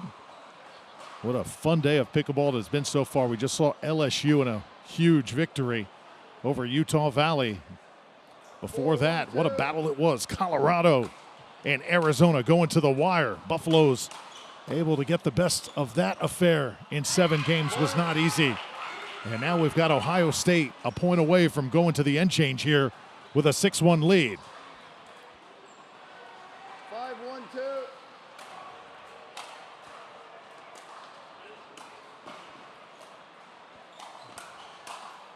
And that's a nice put away by Virginia Tech. So Evan Bernstein, business information major out of Richmond, Virginia. 1-5-1.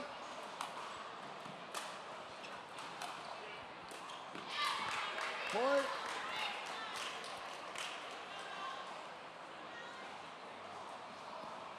Well, we had a capacity crowd around this court at the end of our last match, and it was also packed for Colorado and Arizona as well. So everybody has found where this center court is as that ball goes awry. And now 2 straight for the Hokies. 3-5-1.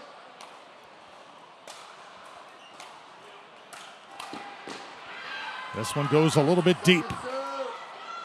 Second serve coming for Nilium Gaze and Virginia Tech. She's out of Orlando, Florida. 3-5-2. Architecture major.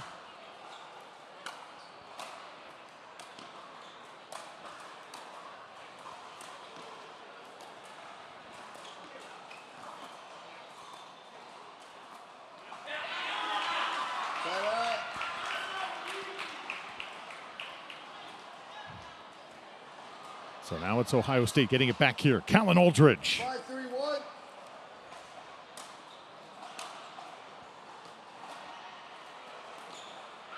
And that goes wide, so Ohio State 6-3 now into the end change. And Ohio State looking good. Again, they need to just win this game, and they will advance past Virginia Tech. We'd like to welcome you into the booth, everybody. Drew Felios, joined by a very special guest, Michael McDonald for Arizona. Was absolutely lights out in his match earlier. And I know we usually interview the winners of each match, but this guy deserves an interview the way he played. Congratulations on just a remarkable season, remarkable career as well. How would you describe your experience this year at NCPA Nationals? Yeah, awesome. Thank you. It was a blast. Never been to St. Louis. It was a good time out here. Great venue. Fought hard and close to my mouth. Okay. There you go.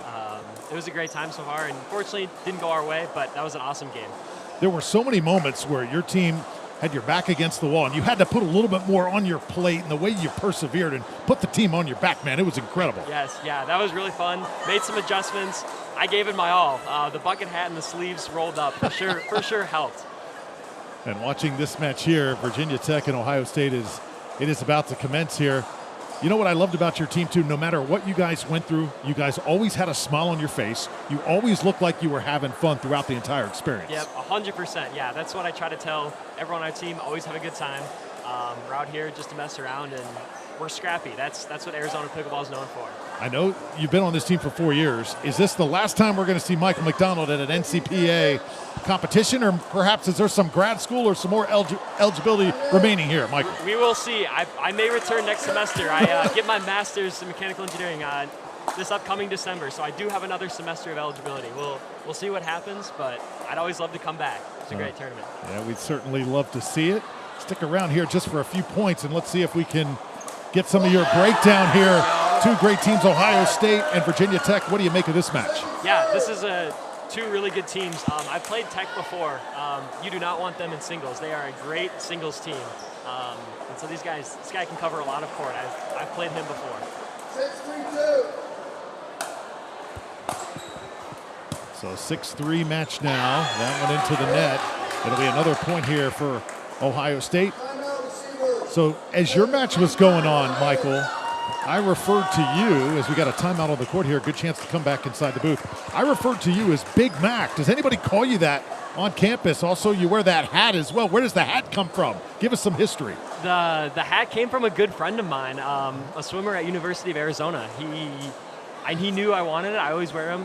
Bucket hats back in high school, so he was like, you know what, you need this more than I do, and he gave it to me, and ever since I've always worn it in college pickleball, and it really helps me really just remind myself to have fun during the games, and that's really what it's all about. Certainly fun watching you play. And tell us, after college is over, do you have any pro aspirations? Will we ever see Michael McDonald getting paid for playing this sport? Boy, potentially. I'll give it a try, see what happens. I love the game. I'll keep taking it year by year, and hopefully we'll see. I'll tell you what, man, you're awesome. Yes, awesome. Thank you so much. So much fun to watch you play. Michael McDonald, congratulations. A great career for the University of Arizona. And you see Virginia Tech right now, they are coming apart. Ohio State continues to add to it. And now an 8-3 edge here in a game that Virginia Tech has to have. You see the frustration right now with Niliam Kase.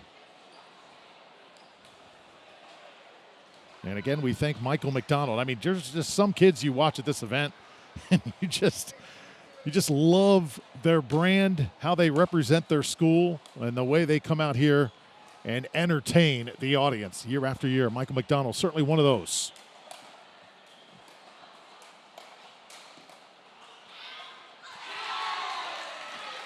Buckeyes getting closer to the finish line.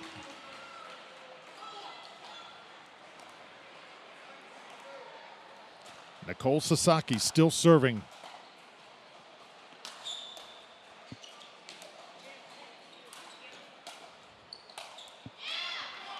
And finally a put away there. Much needed by Evan Bernstein. Have to wonder though, is it too little too late?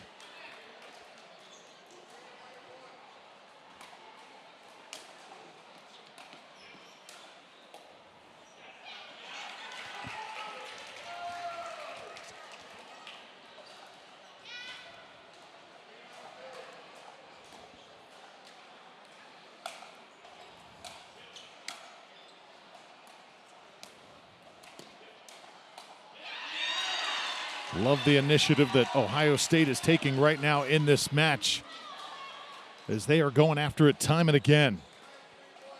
And now it is the Buckeyes again.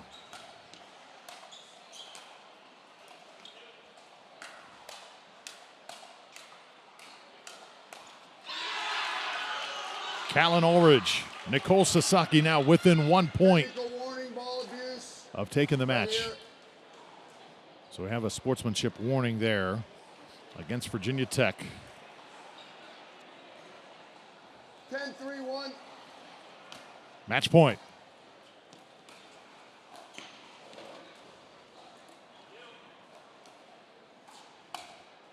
Oh, that ball's going to be just a little long. So it's game on for Ohio State. The Buckeyes will advance 11-3. They take game number 6. And they move on here in the round of 32 on to the Sweet 16. Congratulations, Sasaki and Arledge taking care of business. It's all Ohio State. As our coverage continues from St. Louis, we're at the Arch Pickleball Facility, NCPA Nationals for 2026. The Buckeyes have come to play. We'll have much more from here in just a moment.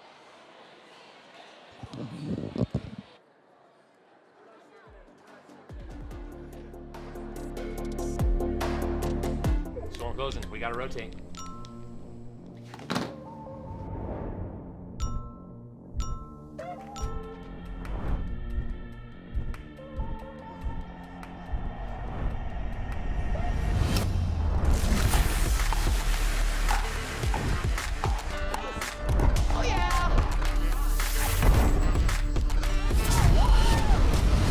Run it again. Always. The National Collegiate Pickleball Association is the governing body of collegiate pickleball. We were established in 2023, where we had only 30 universities involved. This year alone, we'll have over 120 colleges competing and over 3,000 athletes participating across the nation. Our nonprofit, the NCPA Foundation, is committed to driving the growth of collegiate and junior pickleball, and your support plays a key role.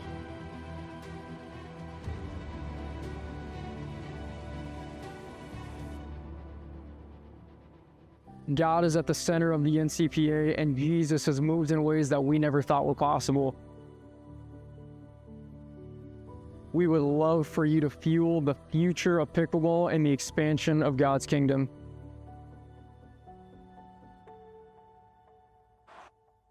This is just the beginning.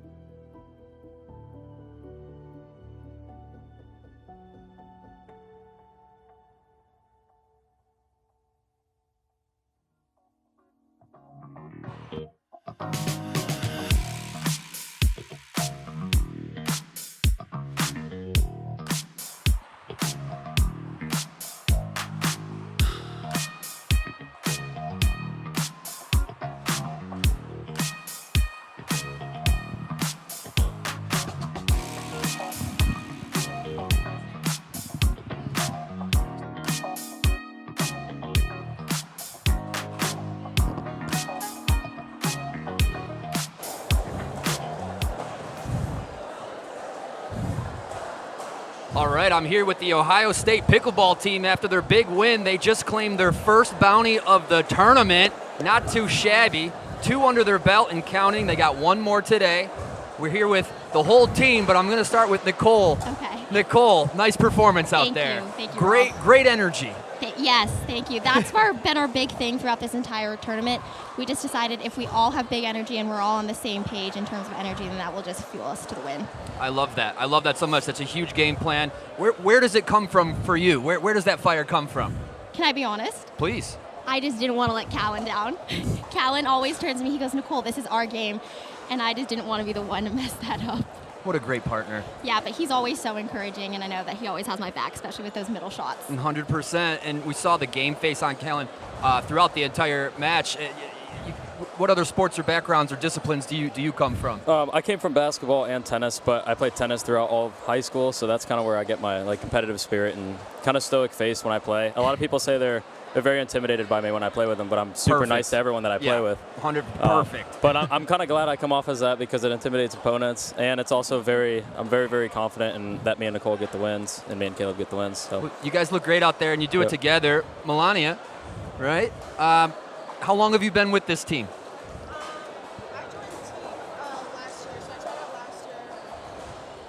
You joined the team last year? Yeah, I joined the team last year. I've been on the team for this is my second year being on the team. How long? My second year. Second year. Yeah, give her the headset. Nobody wants to hear Callan. We want to hear what was Melania's. So this is your second year with the Ohio State pickleball team? Yes. And how has that been for you? It's been amazing. I mean, I've been on a lot of different club teams before for different sports, and I've never had like a team so accepting and so energetic, and so I'm just in love with the team, and I'm so happy with the people that I get to play with. It's beautiful stuff. We got an all-star team in the making here, and I'll just finish with Callan. How long have you been with this team? It's Caleb. Yes. It's part of me. How long have you been with the Ohio State team? You got that familiar face. How many years? I'm a senior, so I've been here for 4 years now. My man. Nice. Last semester. Yeah. Yeah, and you were in Las Vegas, right? Yes. Yeah, you're a baller for sure. So, being that role, how has that transformed from, being a freshman, learning the game, or from other people now being that senior and kind of that lead role for the other players in your club? It's been great. I've seen everyone grow. So Melania, when she came in, seen her become a lot better. Nicole as well, since she's been a freshman. So it's been great seeing people come and go, and really growing as a team too. It's beautiful. And fierce on the court and compassionate, passion for the game off the court. If you weren't a fan already, Ohio State Pickleball is in the house. Congratulations on your big win, guys. Thank you. All the Thank best you. to you. Thank you. you, guys. All right, we're here in St. Louis. NCPA going on day 2. All teams have to win those 3 matches to move on to tomorrow. More matches to come here on Championship Court. Stay tuned.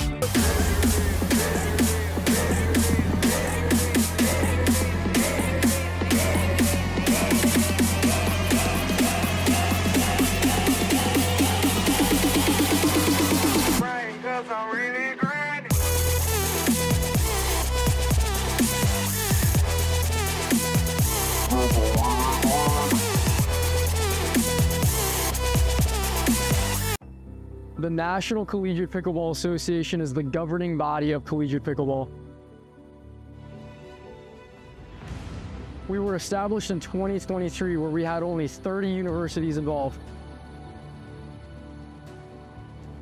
This year alone, we'll have over 120 colleges competing and over 3,000 athletes participating across the nation. Our nonprofit, the NCPA Foundation, is committed to driving the growth of collegiate and junior pickleball, and your support plays a key role.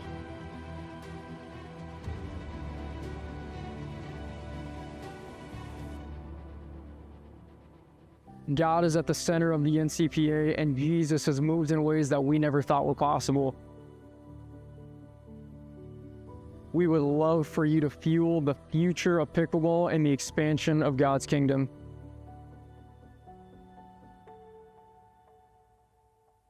This is just the beginning.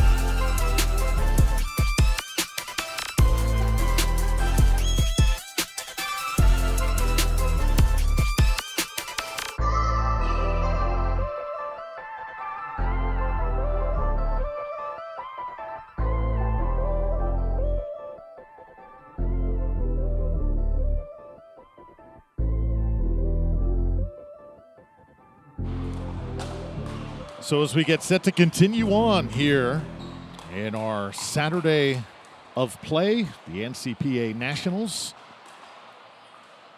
The bottom of the bracket, Purdue and Liberty. That's where the focus is right now. See those money bags? We got bounties at stake on both sides. Purdue Boilermakers and the Liberty Flames set to do battle. We have had several matches today where we have joined in progress that sudden death, game 7, or maybe even that game 6. That's not the case here. We're going to start our journey from the beginning and see how this match really matriculates. Yeah, and it's about to get crazy because we are entering the round of 16, and this is the 9 versus the 8 seed. So expect a tight match. And we mentioned those bounties. Both of these teams are playing to keep theirs and claim the others. $1,000 for the 8 seed and $500 to take out the 9 seed, which is Liberty. So both teams ready to go. And we are just about set here. We're going to start out with gender doubles and then singles following that, and then followed by mix to conclude things. The Liberty Flames, another school out of Virginia that maybe we didn't mention yesterday when I was pop quizzing you, Rob, on all the Virginia schools. Add Liberty to the mix. Yeah, and the Flames, that's appropriate as things are heating up here in St. Louis, those sudden death matches, but the level of play is escalating every time you turn the corner here. All of these courts still being utilized, and there's still some of those top seeds that are just getting that second round under their belt, taking care of business. So a lot of Shark teams still out there. Indeed. So you see our official and also see the Purdue Boilermakers right there. Parth Hathalia, the 21-year-old, originally comes from California, right there wearing the pink hat on the right side of your screen. And Caleb Young is his partner, age 21, hails from the Phoenix, Arizona area, and he's a cybersecurity major. There you see the men for Liberty. Derek Krage with the pickleball right now. Right there having a discussion with Daniel, our official, and his partner will be Ben Rice. Wants to be a financial planner, and originally from Pittsburgh. Daniel Ward, our official, again, getting everything situated here, and we're just about ready to go here. It's going to be Liberty and Purdue. So you know to get to this point, you got to be really good. I mean, we're in the round of 16 now. This is not kid stuff. No, yeah. Some level of really good. Coordination is a great interview with the Ohio State team. They had the heart and that team element, getting it done together, having each other's backs. Kind of a beautiful thing to hear from them. That's how you get it done together. Pickleball team events are taking over.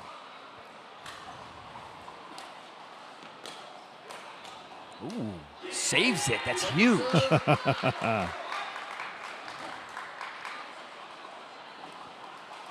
Second serve on the way here coming from Ben Rice.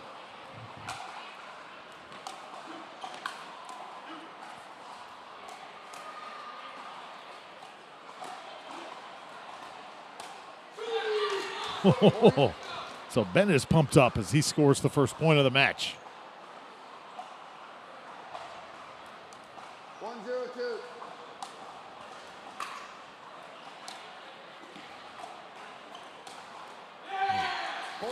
Make it 2 in a row for Ben. Off the bounce, nasty rip. 2-0-2.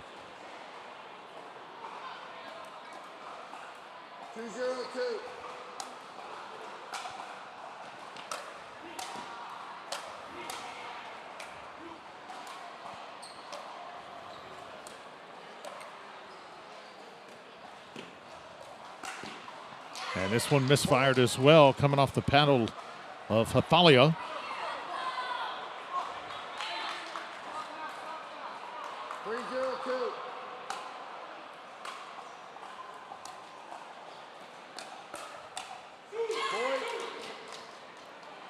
So how about Liberty here out of the gate fast? I will mention Derek Krage right now on the court, right there on left side of your screen with the glasses.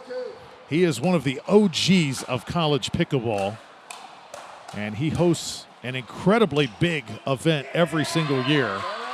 So this guy and his wife is actually on this team, Taylor Craze. We're going to see them a little bit later, but Derek certainly deserves special mention. He has accomplished so much in his collegiate pickleball lifetime. And Rob, I know you know what it's like to have a significant other that is involved in the game and plays it at a very high level. The great Michelle Esquivel. That's right. It's a great game. It's a great game to share. We have such a great time on the court, teaching. Playing together can be tricky, but it's also rewarding. But I just love getting to spend time out there with her and doing something we love. So, nice hands.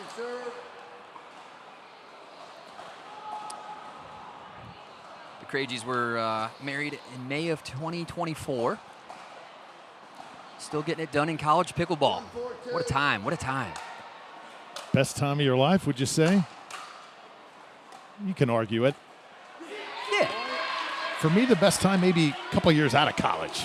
There you go. Yeah. There you go. I will say, I'm definitely enjoying the quote-unquote wisdom that comes with, you know, getting older. Yes. Yeah. Yes.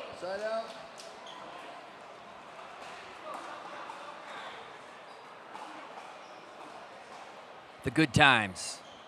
So Derek right there, originally from Lynchburg, Virginia, about to take his CPA exam too. Oh, man. He actually started the pickleball club at Virginia Tech as well. So not just a staple at Liberty, but on other campuses to go with it. Yeah, this men's doubles is going to be an important one to have on your side of the scoreboard. Going to need to show up on every front. Purdue, the men's singles has been incredible. We've got ourselves a battle here.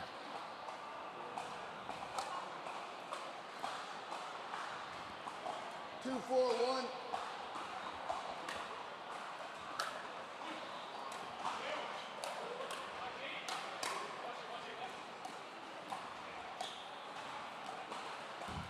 Nice dinking here.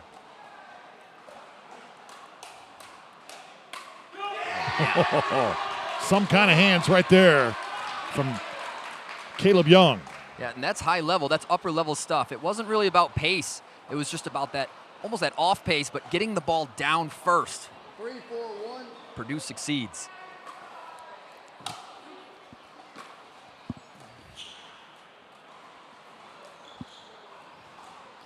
Saw Young there, hoping for the Ernie. That ball left up just a little bit there from Crazy. And Hathalia just ate it up.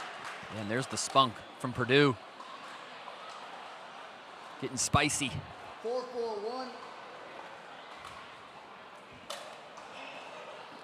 So now we have got a 4-4 game here. Second serve.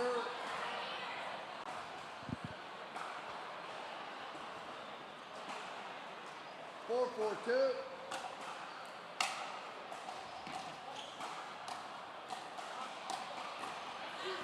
Side out.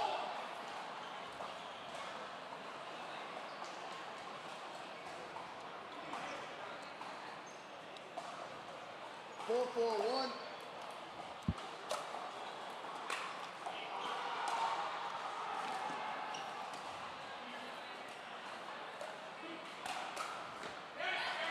Point.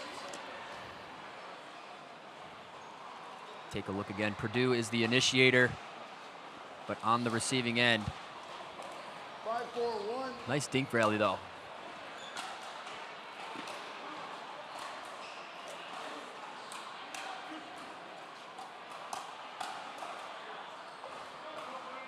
Second serve. Just a bit wide here, and now a second serve on the way.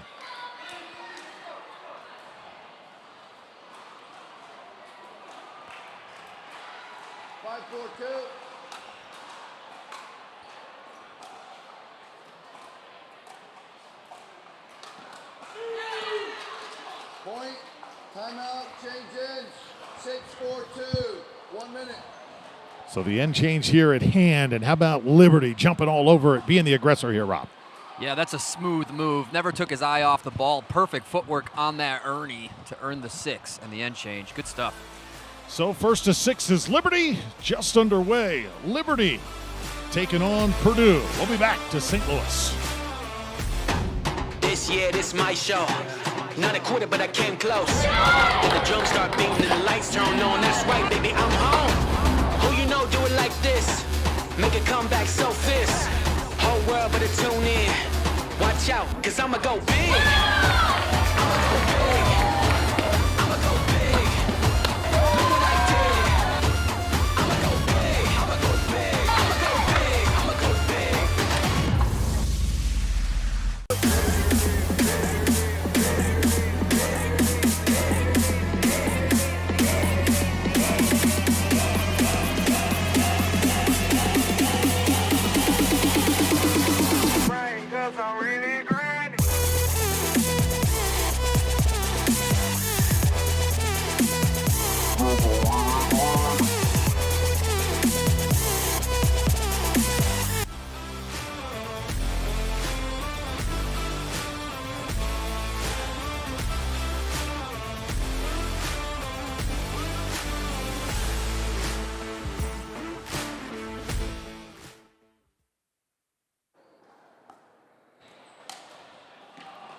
Back here at the Arch Pickleball Center.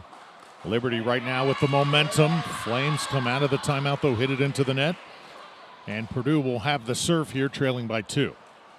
4-6-1.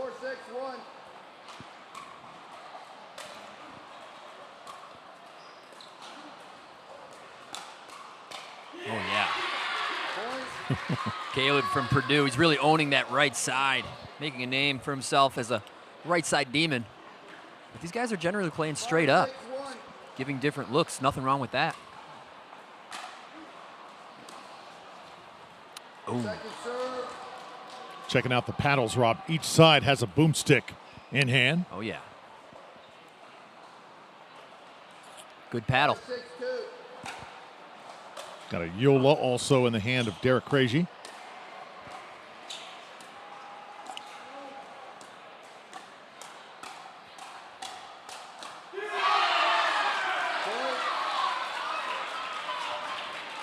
There's that exchange, that big teeter-totter. You see that ball going up, going down, trying to get your ball traveling down at your opponent. That's how you win the hands battle. Nice reset. Gotta call it in again. Beautiful honesty, good sportsmanship. No one's trying to take something that they haven't earned here at the NCPA National Championship.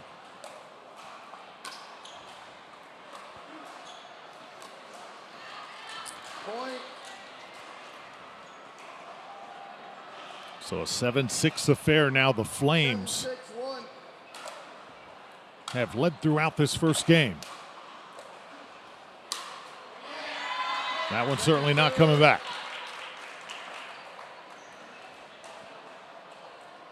Caleb's rocking the True Foam Carbon.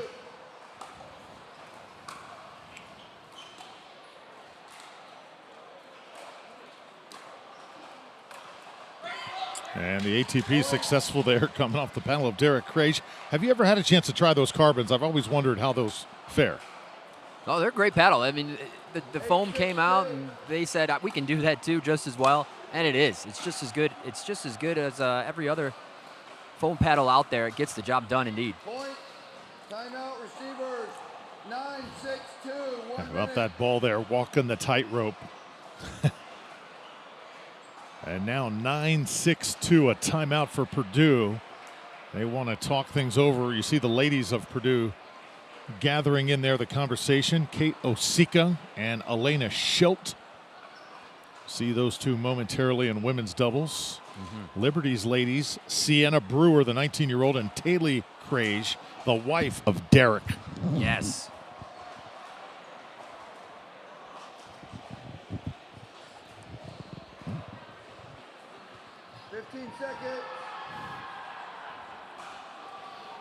Look at Derek, though, with the glasses. He doesn't look like the guy that you would pick first in an MLP draft, does he? No, but he's not the guy that you're going to want to pick on in this match. He's playing very well for the Flames here. Calculated, precise, good pickleball. And talk about a smart guy. Again, the CPA exam, he's about to take it It's going to be Oh, yeah. an accounting major. He's giving Steve the Hair Harrington a run for his money. Yes. Uh-oh.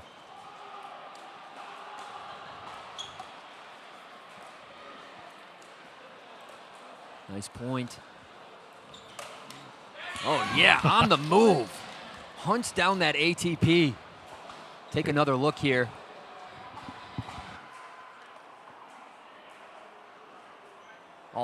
All business.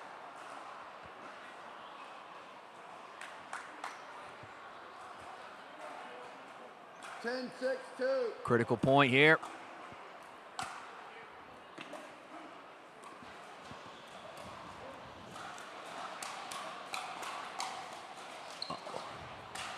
And the put away. How about Liberty? Impressive. True, and they have had a streak of wins going. I think they've won their last 11, something like that, something ridiculous coming into this tournament. And here they are, the 9 seed. However, they are just really a blossoming team, and there's so much damage they can do in this bracket, and they showed it right there in the men's doubles. So Liberty off to the fast start, 11-6 to take men's doubles. The women set to take the court. We are having a blast here on this Saturday in St. Louis, the NCPA Nationals.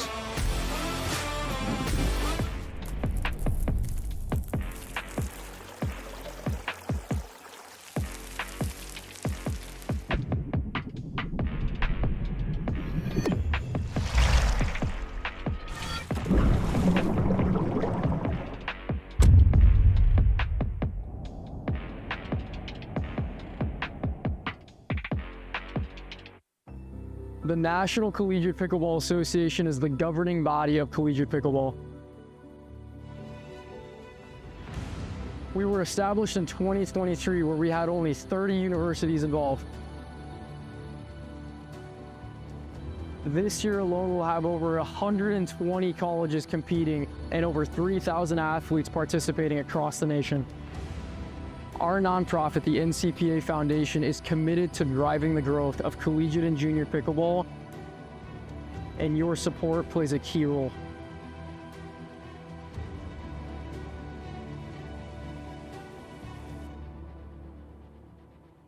God is at the center of the NCPA, and Jesus has moved in ways that we never thought were possible. We would love for you to fuel the future of pickleball and the expansion of God's kingdom.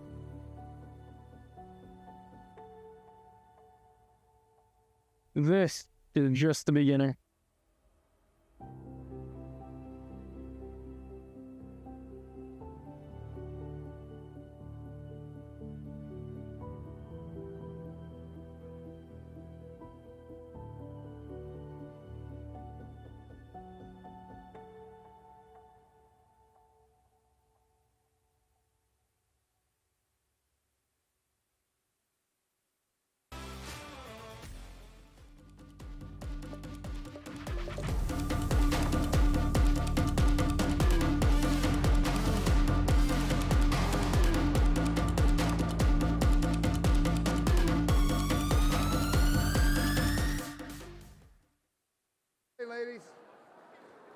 So the ladies now set to take center stage. We've got Purdue in the far court, Liberty in the near court. Again, Purdue trying to get a game back here after Liberty wins game 1. Good old-fashioned dinking here to start. Gotta love it.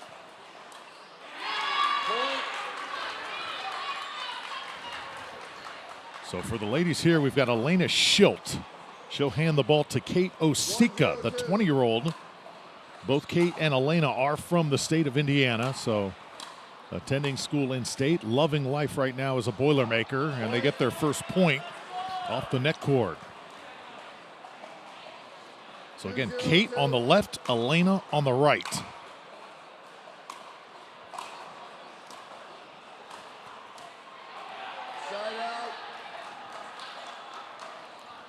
And here are the Liberty ladies. Taylor Cray, she is the the wife of Derek, who we just saw playing awesome pickleball.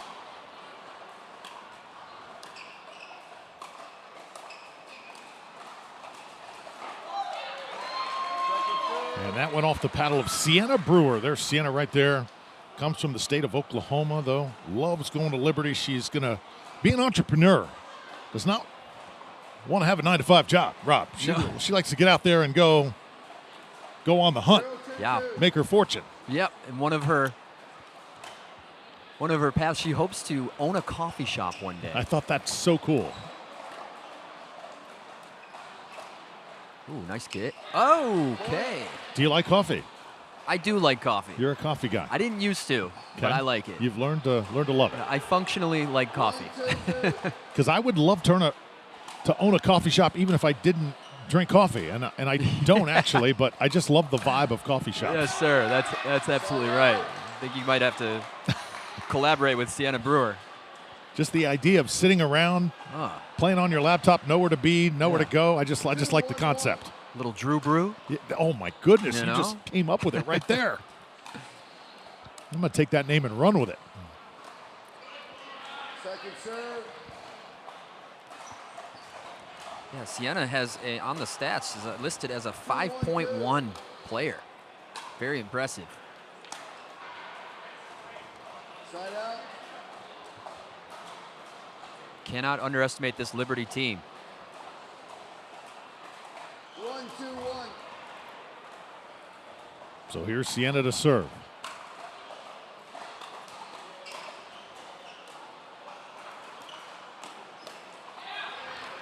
Point. It's good play. Just by what we've seen so far, Rob, I think this is going to be a very strategic game.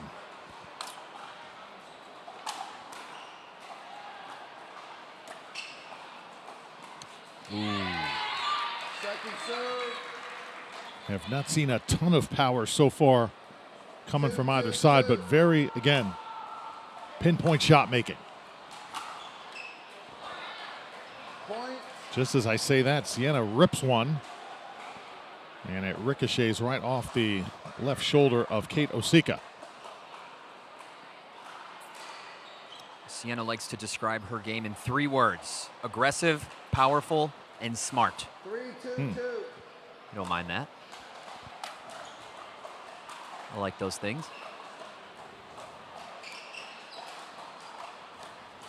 Point. It's a good point. Flames getting it done. 4-2-2.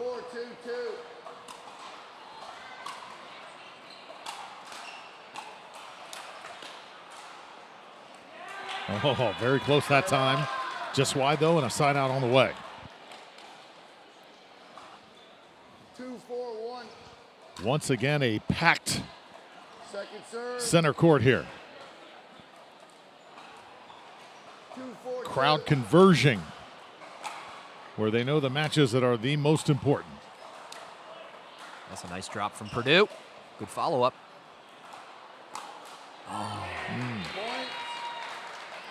It's the right play. They identify that as the ball to attack. It just needs that to be a brush volley or that roll volley instead. And there it is, the crowd pouring in around the sidelines here.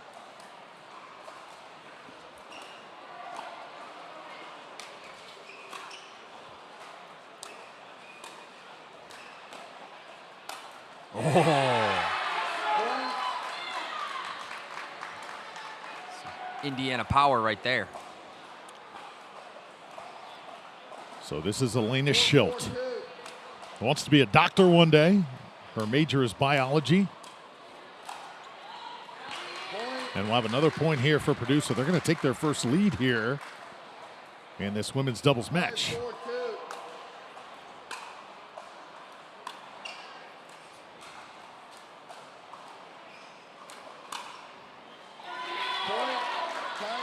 So Purdue all of a sudden has found something.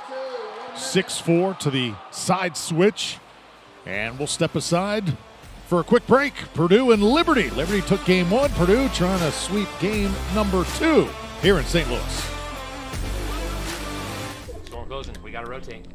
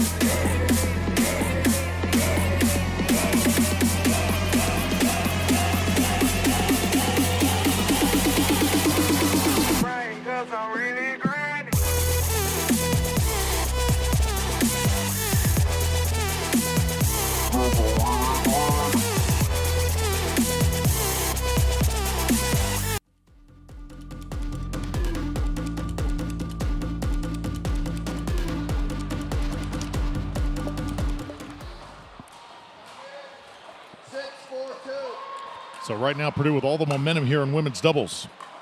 Kate and Elena now in the near court. Nice. Yeah, 2-4 just a moment ago.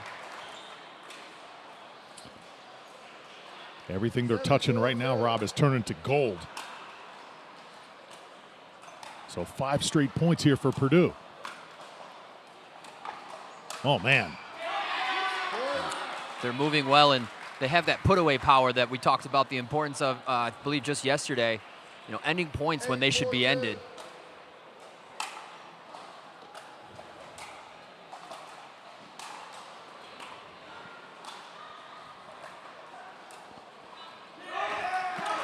That goes awry as well. And we're going to have a timeout here for the Flames. Looking for answers.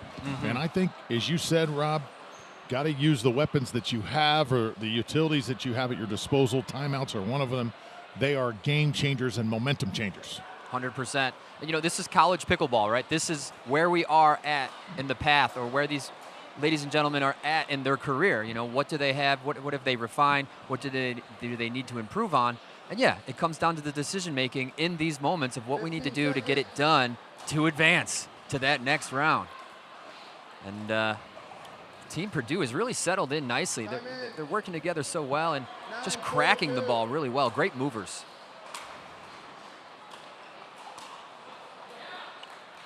And finally, a point for Liberty. You see how the timeout helps. 100%.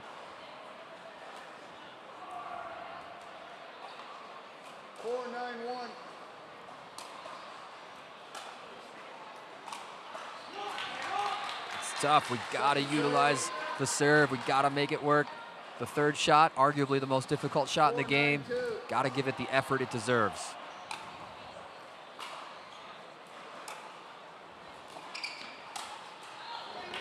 A little heavy-handed that time. Yep, just got to close that paddle up. That brush volley, that roll volley, get that down, add it to the artillery.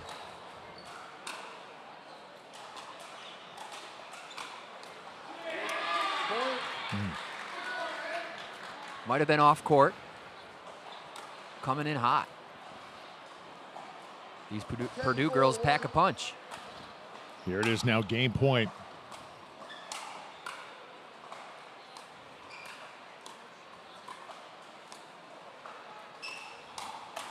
Oh.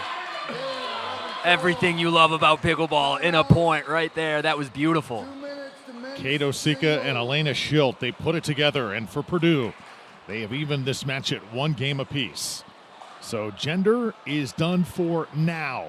Could eventually see it in a sudden death if this goes there. For now, we're tied 1 game apiece, and we'll step aside. From St. Louis, we're at the Arch Pickleball Facility for NCPA Nationals.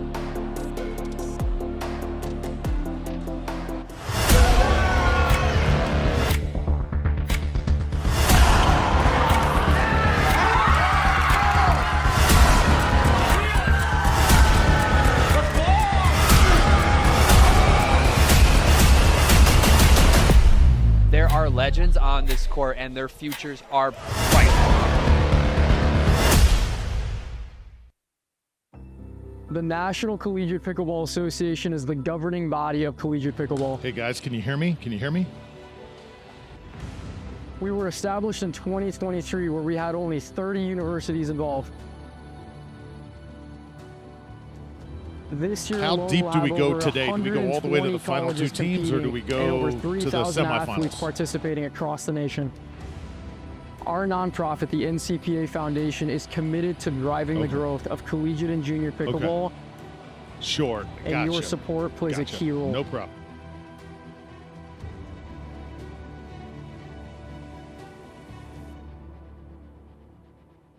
God is at the center of the NCPA, and Jesus has moved in ways that we never thought were possible. We would love for you to fuel the future of pickleball and the expansion of God's kingdom.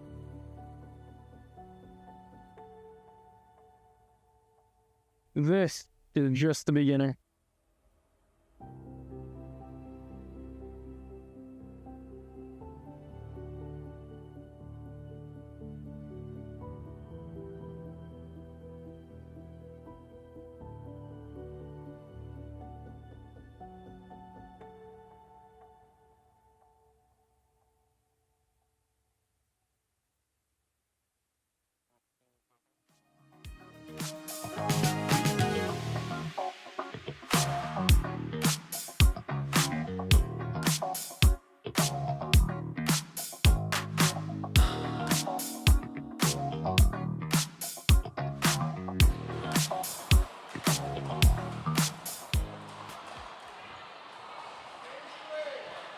And we are back here in St. Louis. Drew Felios alongside Rob Cassidy, my running mate here in the Midwest. Two guys coming from Florida. Let's go. To cover the NCPA Nationals. Tremendous event. Second year we've had a chance to be a part of this as it continues to grow across the collegiate spectrum.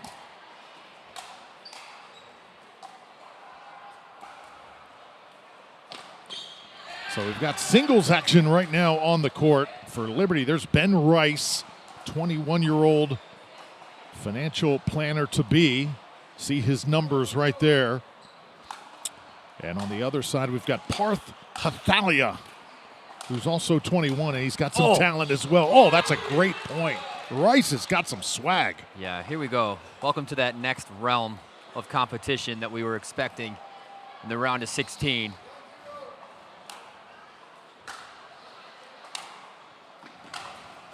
Oh, yeah. These are the types of gents or those sleepers in those brackets at any level you don't want to come across on the single side of things.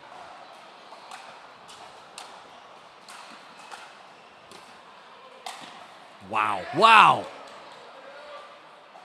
He's asking the ref a little bit. He's going to let him know what his options are.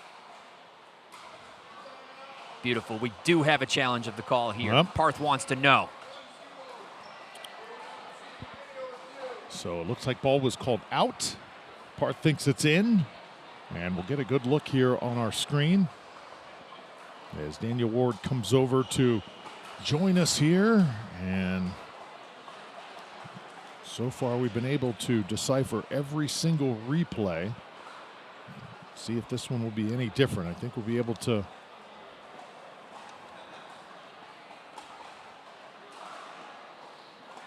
There's the shot to be discussed.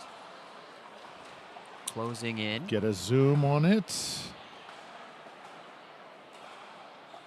Lots of beautiful replay, guys, and that definitely looks into me. See it one more time. Make our. See, there you can see the change of direction as the. So call is going to be overturned here.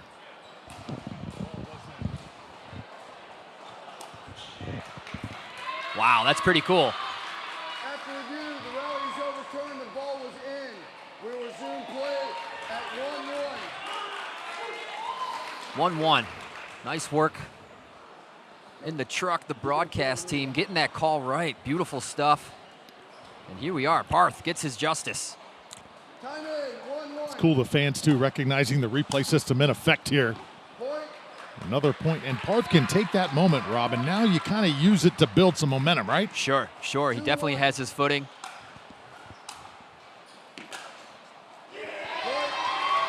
Woo! Scrapes the outside white of the court. What a ball. 3-1.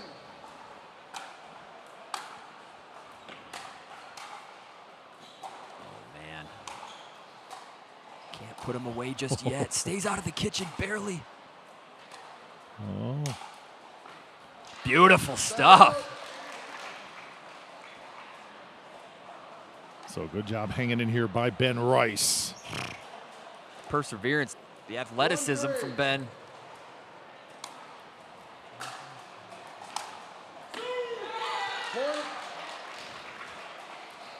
Haymakers. Welcome to the boxing ring, if you will. 2-3. And for Ben, perhaps a paddle change after doubles now to singles.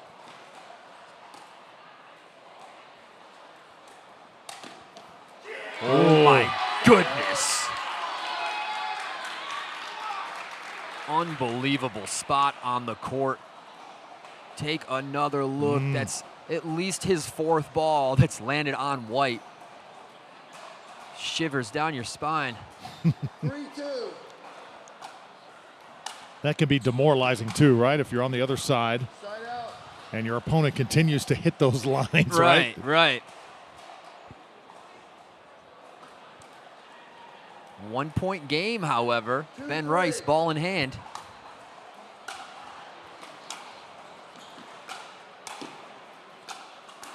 Oh, yeah. Oh. Wow.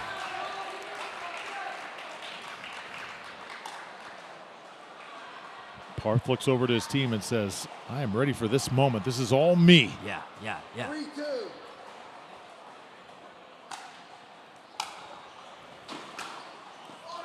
Unbelievable.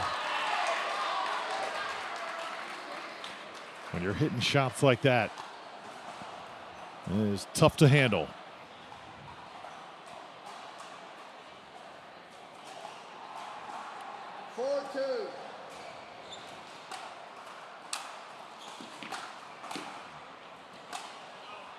That one's going to sail out.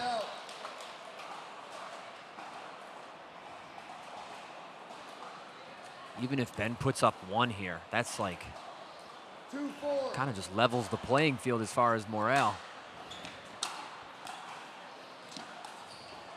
Oh, it held on. Did it? Looked like that may have been a little bit wide here. Let's see. I'd love to see that one more time. Oh. That's tight. That's Yeah. tight. Parth had a good look, so.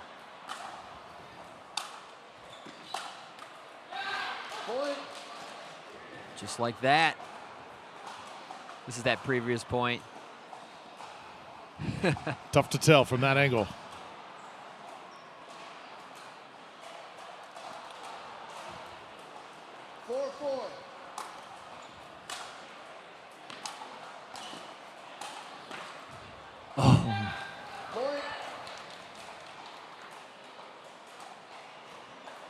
Two athletes doing battle. This is some good men's doubles, or excuse me, men's singles. When you start to see the crowd, it's very diverse of which school they're from. You're not here just to root for your school anymore. You're here just to witness the spectacle that is elite level singles.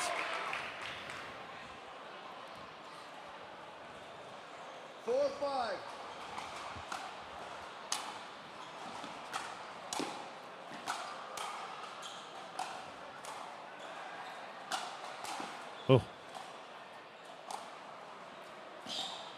Oh, baby! Maybe the shot of the day thus far. You gotta love it, folks. Take another look here. That drop was so good. Parth on his horse. What an ATP. Not a ton of room to work with on that left side, but he certainly made the most of it. Still a 5-5 game. Okay, right now, if I'm a Purdue fan, I'm a little worried. You know why? He's made shot after shot, has Parth, and still on the scoreboard, we're tied. It's unbelievable. I've seen so many incredible shots just halfway through this game. And there's another one.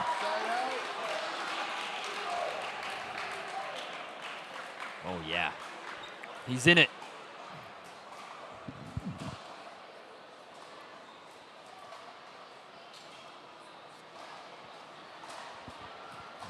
Parth Athalia getting hot. 5-5.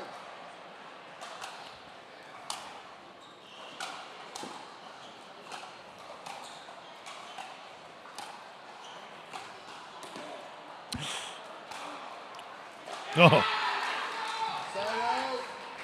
Another one up in the clouds, Rob.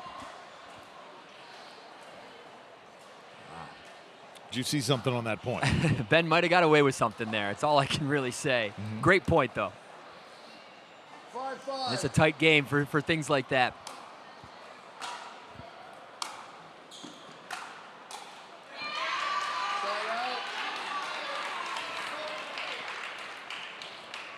So these two guys laying it all on the line here in singles. 5-5.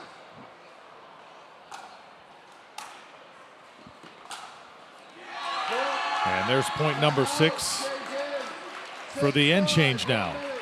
It's a rifle. He's really making that boomstick go boom. That is quite the drive, Drew, and I don't blame him. It's a great match. 6-5 the score. Parth Athalia representing the Purdue Boilermakers.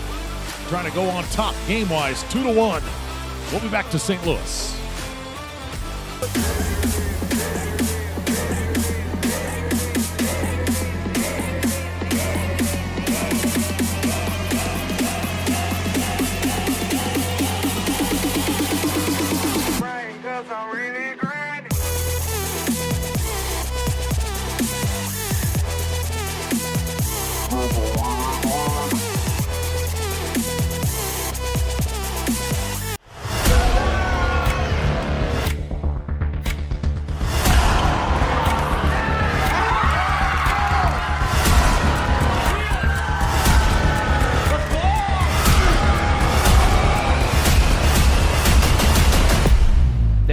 legends on this court, and their futures are bright.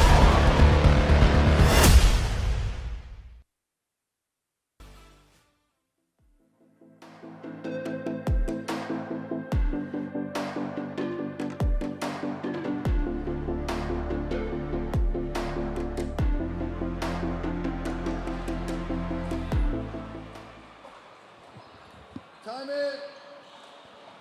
6-5. 6-5 the score. And Parth Athalia right now on fire in the far court for Purdue.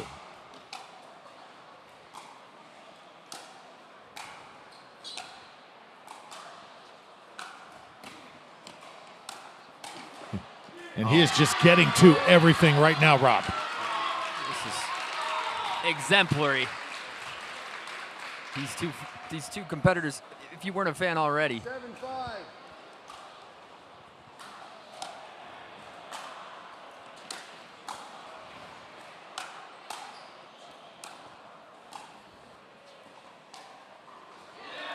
Side out. I mean, even just from this match and what we've already seen, this Ben Rice, right? He's not going anywhere. No. If you're going to win this part, you're going to need to keep that sprint going all the way past the finish line. 5-7.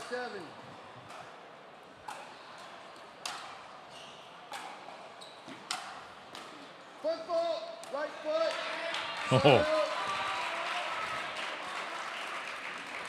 There it is. He's been doing some wild stuff up there. Really, really quality stuff. But, yep, there's the first time Parth kind of catches him off balance. He's got to take that extra step onto the kitchen line. 7-5. Fault.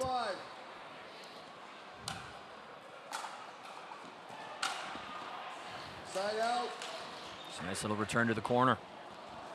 So no damage done. Ben Rice will get it back here.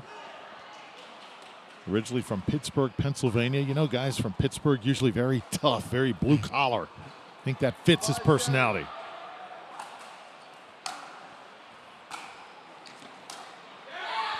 And here he comes. He's very wiry. All muscle.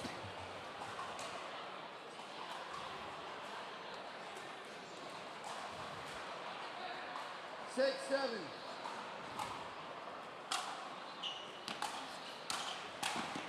Wow. Oh, he'll get another break there to tie it at 7. That point was so nasty. That drive, and then to follow that drive in for the volley on the next one. 7-7. Quick little peek here. That drive is so good. And to be there for the volley, what in the world?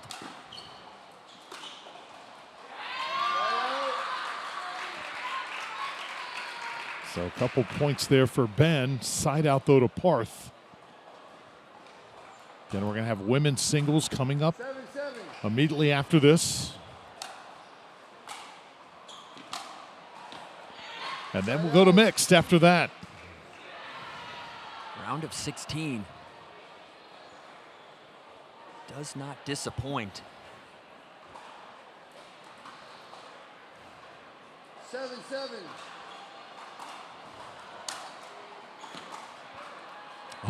Side out.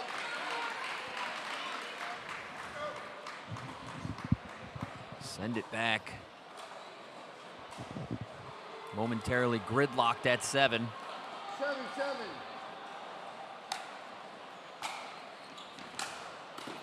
Jeez. Side out.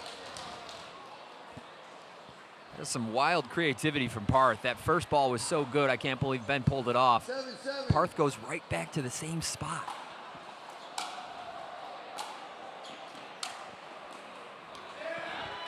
Side out.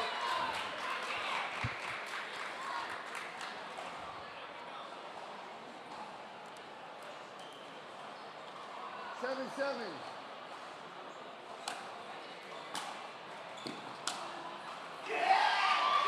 Point.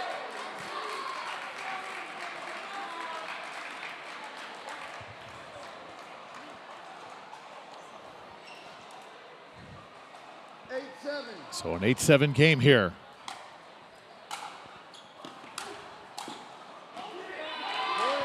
And now 2 points away for Parth Athalia. 9-7.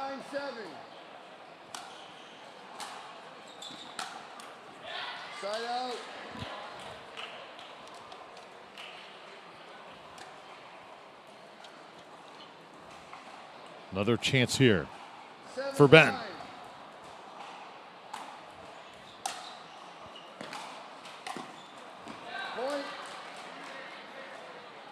Forces a tough option from Parth.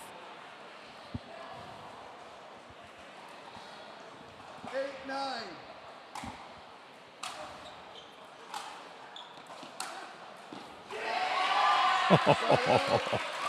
Big shot after big shot. And now will he have enough here to get to the finish line? Game score tied at 1. Could be the whole match in this men's singles. Huge. Derek Cagey on the side, keeping Ben pumped, keeping him energized.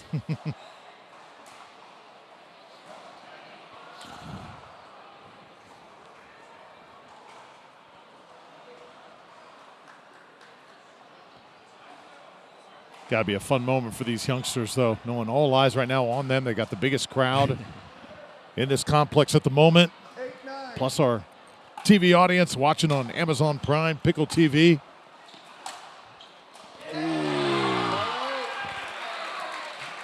I mean, just based on the array of shots, it just seems like Parth has tripled the amount of winners that Ben has for Liberty, and yet it's a 9-8 game, Rob. It's incredible how this game works. It's really unbelievable.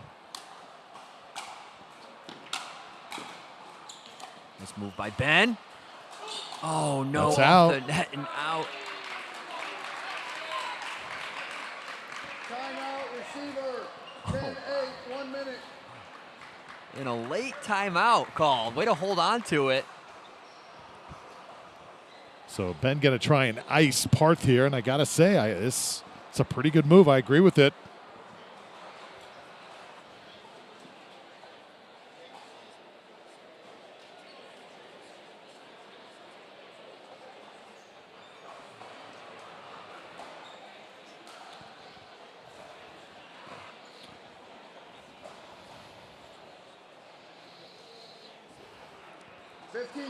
So 15 seconds here. We'll resume play. Liberty and Purdue getting more and more interesting as the match goes along. Ben Rice here, top right of your screen, and there's Parth Athalia. He has got game point here. Can he finish it? Yes, he can. A vast array of winners for Parth Athalia. And right now he's talking that noise. And to finish it with such smoke. What a great battle between these two young gentlemen. Parth Athalia gets it for Purdue, putting them up 1 in the game score. Huge moving forward in this match. So Purdue now up a game with the ladies taking the court next. We've got women's singles followed by mixed. You're watching NCPA Nationals. We'll step aside, come back right after this on Pickle TV.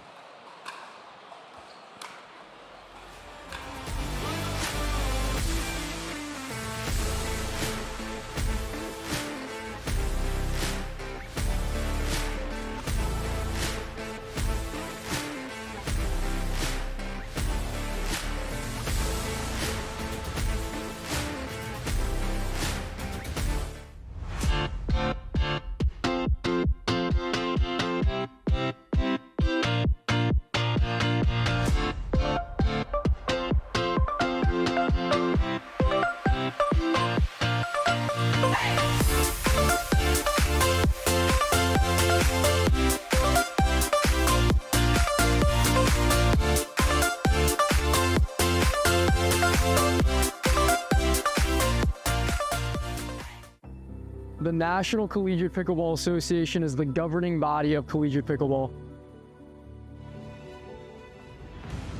We were established in 2023, where we had only 30 universities involved. This year alone, we'll have over 120 colleges competing and over 3,000 athletes participating across the nation. Our nonprofit, the NCPA Foundation, is committed to driving the growth of collegiate and junior pickleball, and your support plays a key role.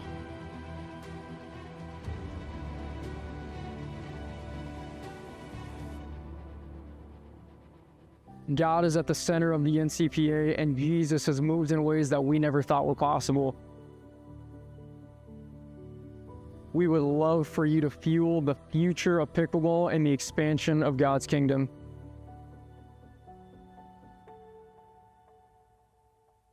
This is just the beginning.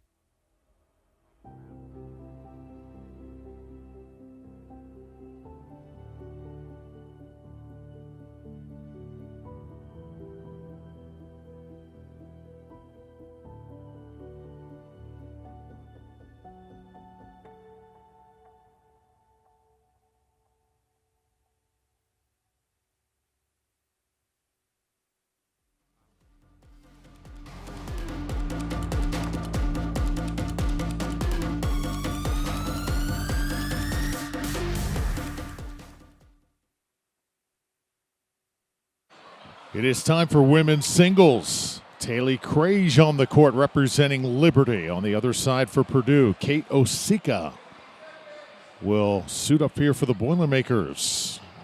It is a 2-1 Purdue match up to this point. If Purdue can win this game, it'll put really a lot of pressure on the Flames to try and answer. And there is Kate right now. On the other side, there you see Taylor. We're underway.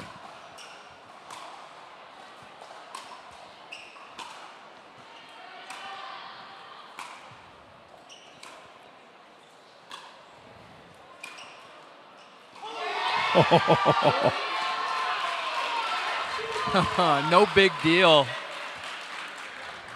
Another day in the life for Kate Osika.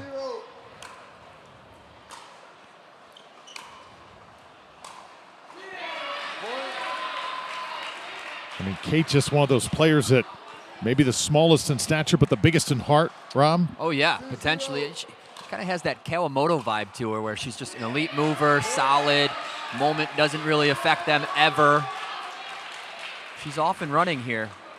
3-0. Side out. That's going to be out on the serve, so Liberty will take over here and a chance to score points for Taylor Crage. 0-3. Taylor is 21 years old. Kate, age 20. Moves to that ball well and takes net. Another mode she has in her. Ball's out. Thought about reaching up to bring that down and figured, you know what? I don't have to do that. The ball's going to go out, and it did. 3-0. Partha on the sideline, on his feet, cheering her on.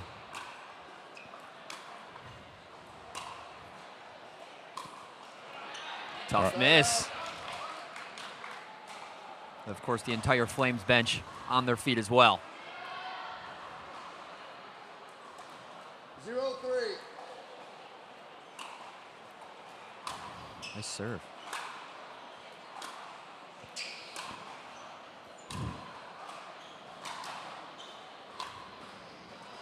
Oh, nice point from Taylor. Seeing a lot of ground strokes right now. Rob, at what point do you think either player should attack and maybe try and get to that kitchen? Here it goes, Taylor. Ooh. Oh, lefty Taylor on the move. I felt like she was very selective there. She took the net at a pretty good time. That's the tricky part of the game. 2-3. You want to make your opponent move or have them on a string a little bit when you do advance.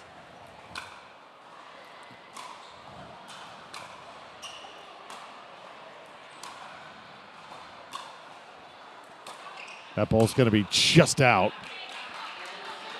Side out.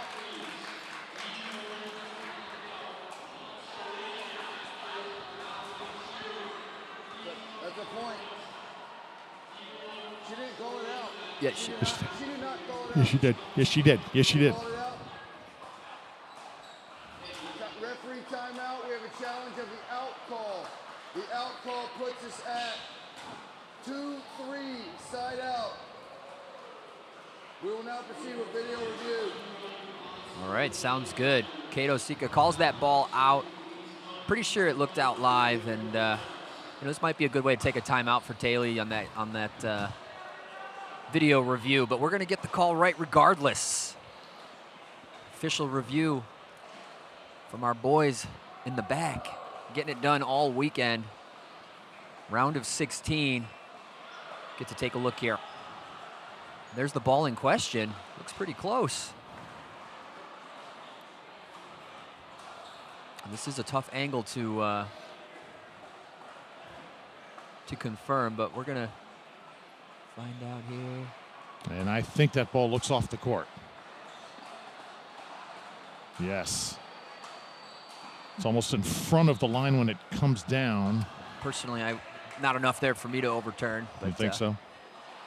But that does look pretty on the white line, slowly but surely. I can't be sure. Find out what they decide.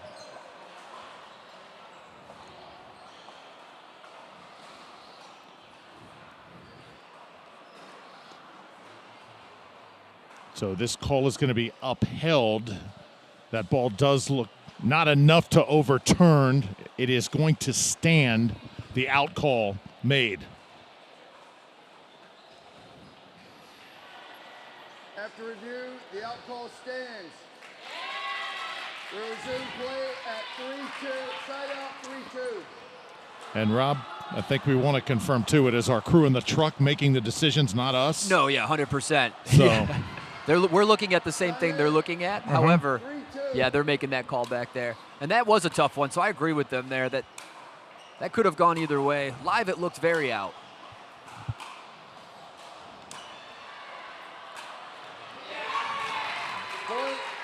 And last thought on that, that's actually the worst angle for that ball, being behind the ball like that. So, well played. Great decision from the boys in the truck.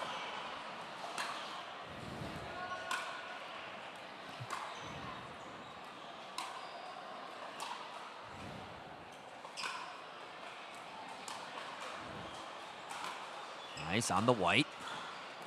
Oh, great hustle. The lefty forehand. Boy,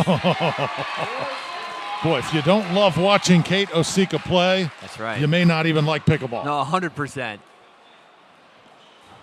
It's just the new era of the Kawamoto philosophy of pickleball.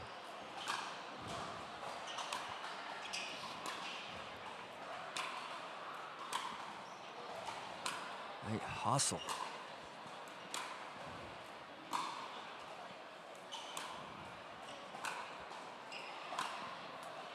Oh, came to that kitchen and Osika found an open spot. Kate with all the everything right now in a 6-2 game. Osika's playing so well, but Taylor's making her go deep in those points. So props to both sides here. Purdue's going to get the 6 first on the end change. And Parth, her hype man on the sideline, keeping her in it. That shot right there, just special, just past the paddle for Kate Osika. Purdue, look.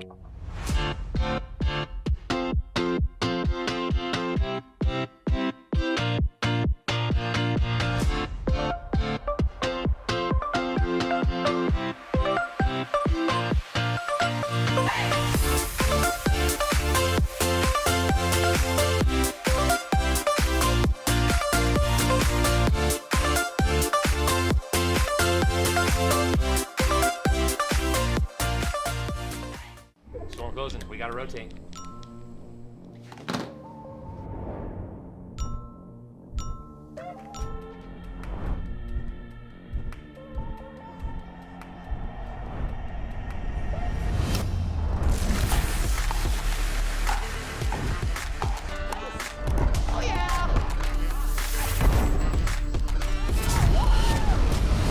Run it again?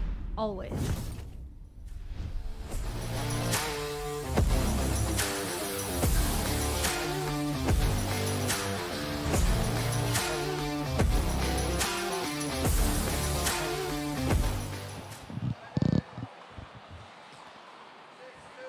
Six 6-2 now, Kate Osika. Serving to Taylor Krage. Osika into the net, and let's see if Taylor now can build some momentum of her own. This is a really good player, but so far the heart, the gritty guttiness of Osika has won out. She's got the crowd on her side as well.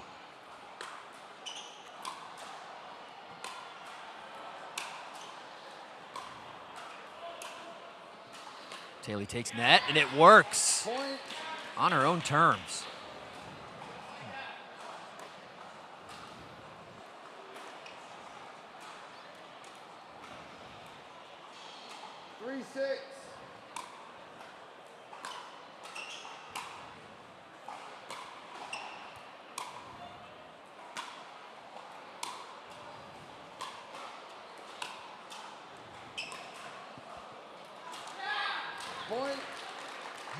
Taylor might have caught her second wind here.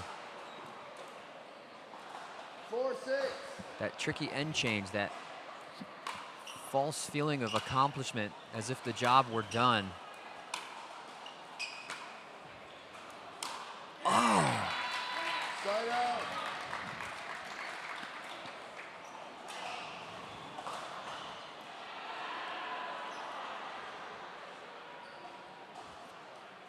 Six, 4.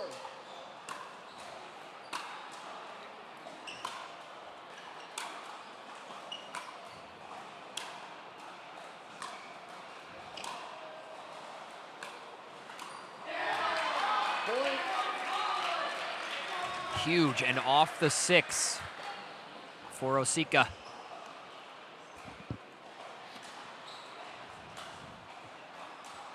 Seven, 4. 7-4 game now for Kate Osika. Can she continue to open up that lead?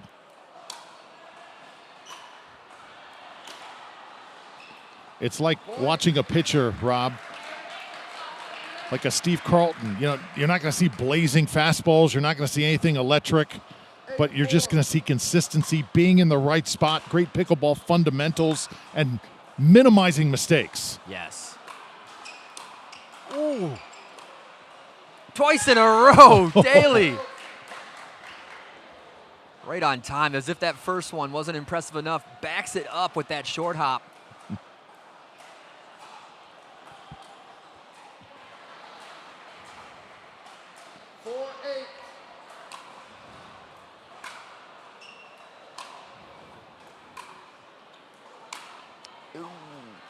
Oh, that ball looked out.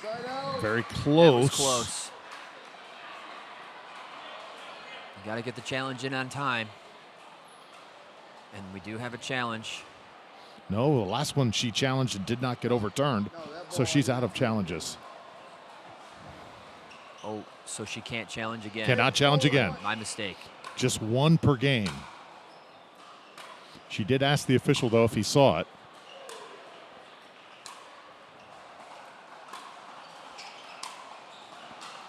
That one definitely out. Side out.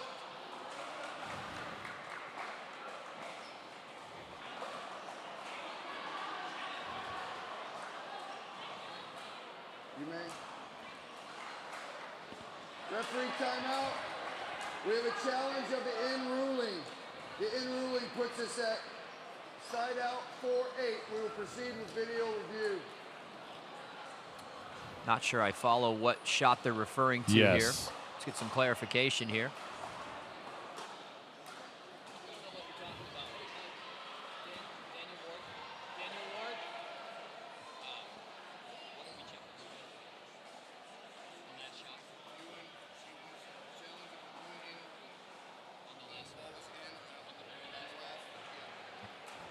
Very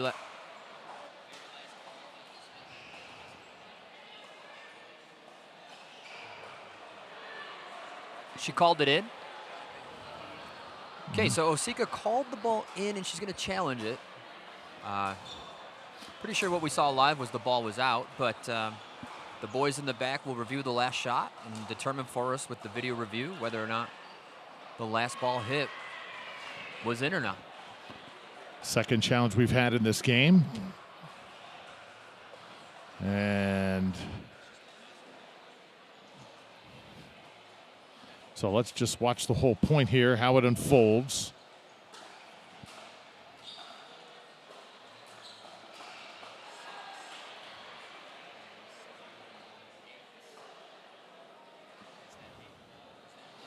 Have to re-cue that.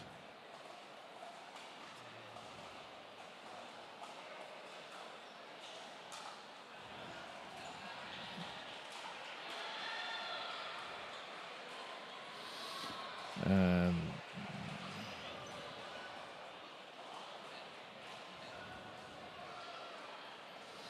this is a good view of the back line here, so this should tell the story.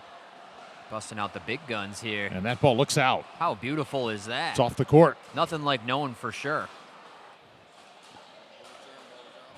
Ball was out.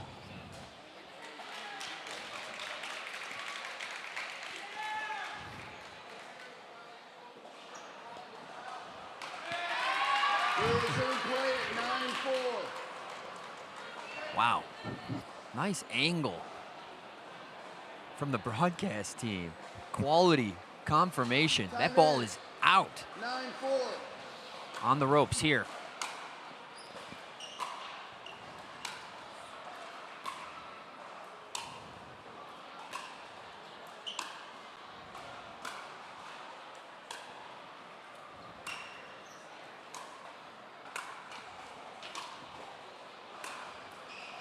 Ooh. Oh, man. How No about way. Taylor? Just incredible gets, but eventually the pinpoint shot making of Kato Sika too much. And now it's 10-4. Another day in the office for Kato Sika. 10-4.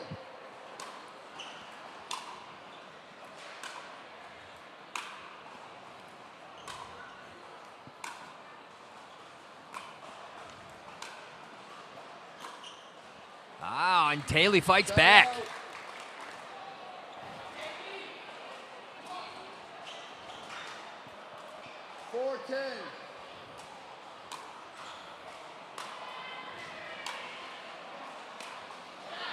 Point. That worked. So a point for Taylor here. Still, she's got a long way to go. Purdue up a game again. 2-1. Osika can finish this off. Boilermakers are going to be in the driver's seat here with just one game left to take before advancing. This is the round of 16 elimination match this is.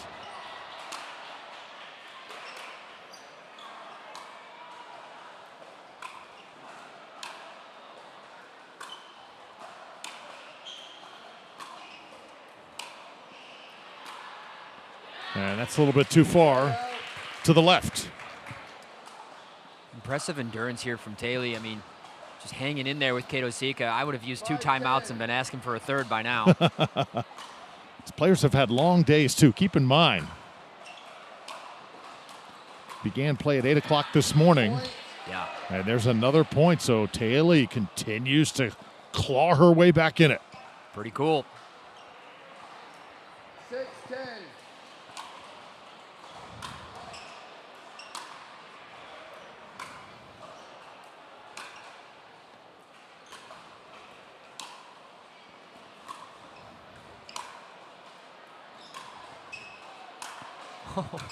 Oh, opts for the volley. Timeout. Receiver 7-10. 1 minute. Oh, man. All of a sudden, Kato Sika wants to call a timeout here. She was cruising just moments ago, but Taylor continues the pressure. And it was her team that really kind of gave her that idea, like, hey, let's take a timeout here, come over and talk with us and really resettle this back in. Parth needs to stay involved on that sideline as that hype man. Get this Kate Osaka, doing what she does best, you know, that smooth sailing pickleball. And how about this fight from Taylor? 15 seconds. Yeah. Parth laying it all down. Server 1. Women's singles 102. 201? I can't even remember how. Not the first one. Yeah. Time in. So here we go. Taylor Krage. 7-10.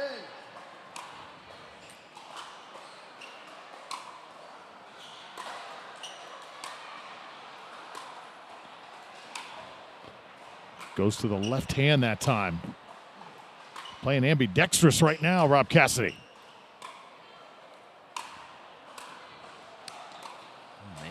Oh, my goodness. Point.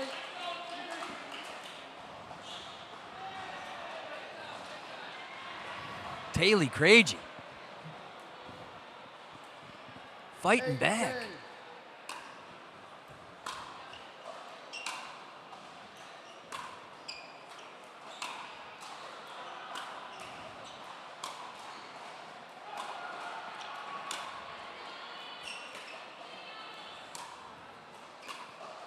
And right now, Taylor's got all the momentum, so she is within a point of tying this game.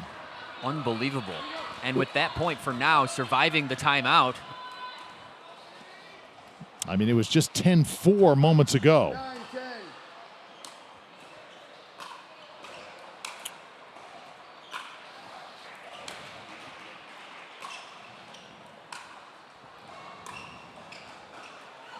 Wow.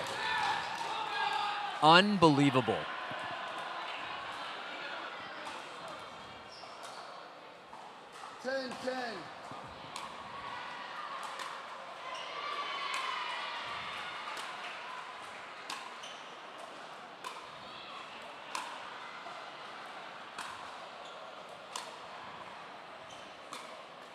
Oh!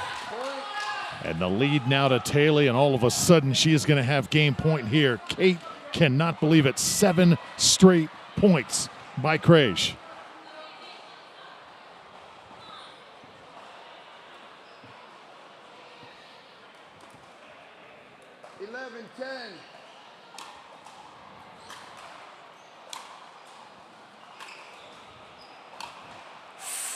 Oh, that one's off the court. Oh, man, oh, man.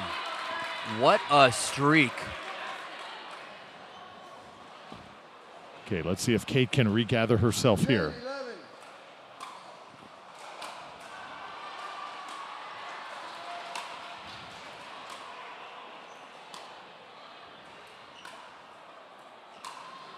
Would love to see Kate, Rob, try and attack the net at some point. Just getting into too much of a tennis battle here, and it has not worked out well for her late in this game. It's an unbelievable hold from Taylor Craigie here. Kate Osika, she's almost put her own game in a box. Yes. Here we go. Craigie closes in. And she does it! Completes the impossible. What a comeback from Taylor Craigie for Liberty University. So Taylor celebrates with her teammates, her husband right there to greet her, Derek. And this team still alive now. In fact, they have tied this up at 2. Purdue and Liberty. That was a slugfest, but in the end, Taylor Craigie outlasting Kate Osika. How did she do it? We have no idea. Really, though, she going on that rampage of no misses, and she found some simple patterns that just worked for her, and she settled right in. Very impressive, Taylor Craigie. More to come when we return.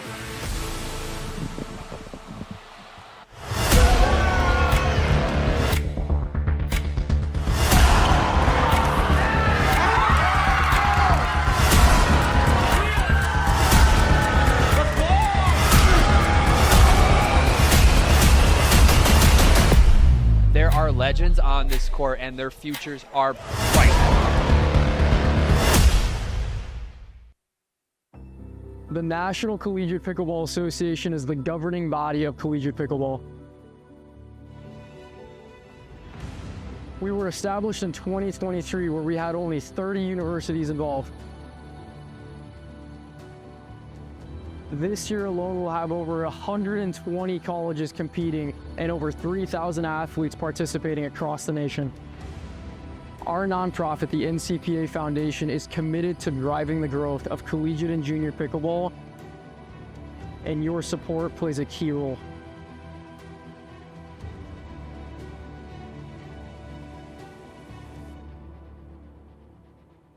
God is at the center of the NCPA, and Jesus has moved in ways that we never thought were possible. We would love for you to fuel the future of pickleball and the expansion of God's kingdom.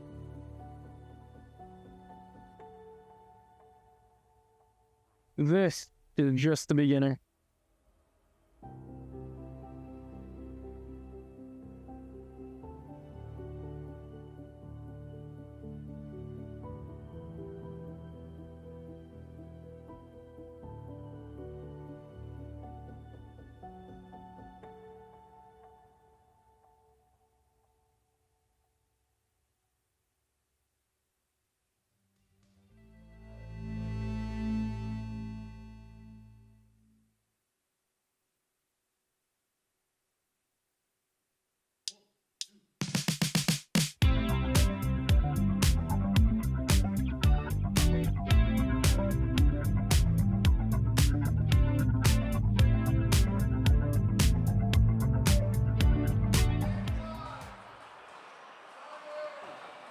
And welcome back to the National Collegiate Pickleball Championship here in St. Louis at the Arch Pickleball and Badminton Facility. Thank you guys for tuning in. We have Purdue versus Liberty here on Championship Court. Purdue leading by 2 after that impressive comeback from Taylor Craigie. And now it's mixed doubles. Slugfest. Parth starting off hot for Purdue. His partner, Elenia Schlitt. 1-0-2.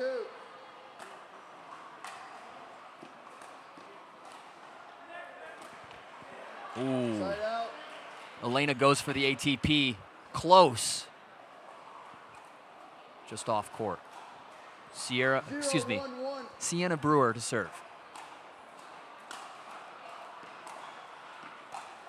Oh my goodness. Second serve. Raw athleticism. Clearly the tennis background 0-1-2. courses through Parth.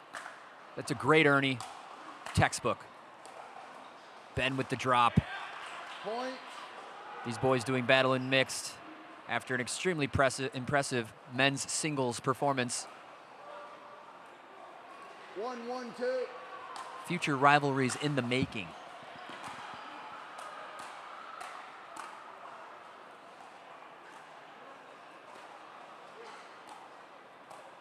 Oh yeah, a little high, but Ben's there.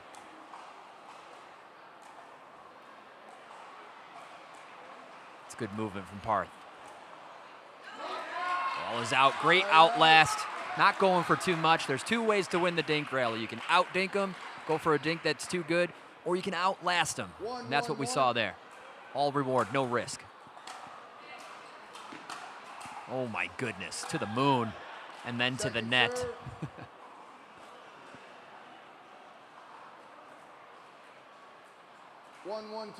Traditional scoring here, game to 11. Win by 2.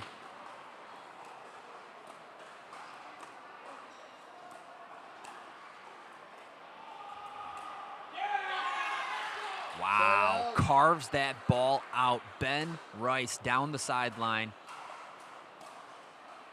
Not a bad shot off the bounce. 1-1-1.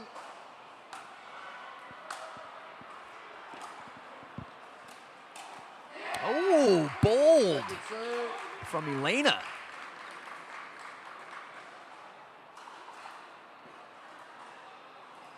One, 1-2.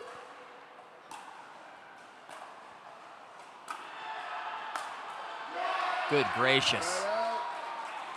That return right on the back line. Parth Hathalia 1-1-1. and Elena Schilt. A little high. Oh, it gets through. No. Second serve.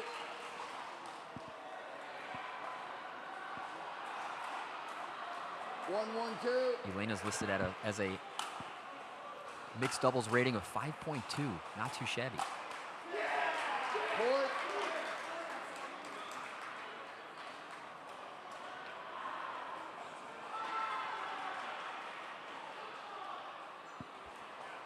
Two, 1-2.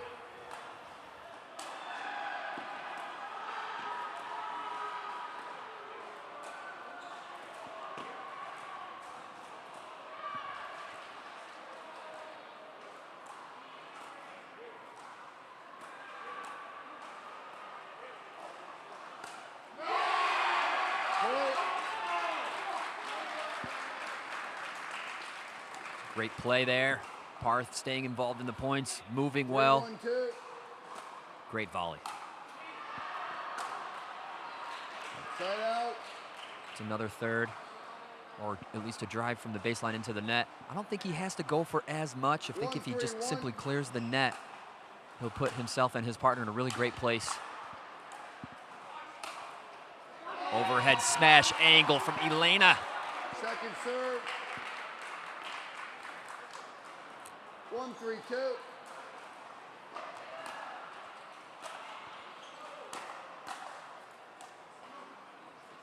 Great drop from Ben.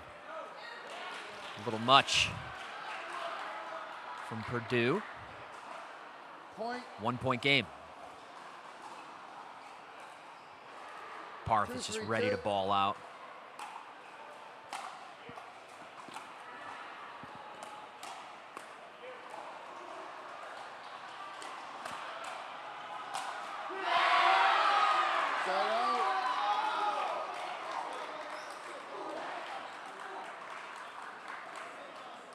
Oh my goodness. Oh, nice. Great heads up from Elena there.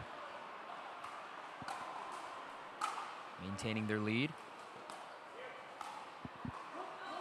Point.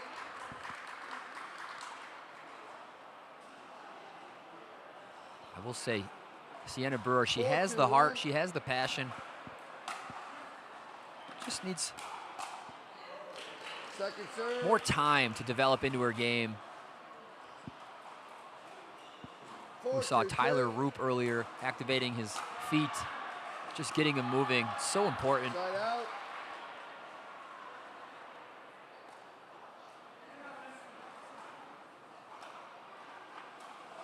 Able to extend their lead by 1. Sienna Brewer to serve.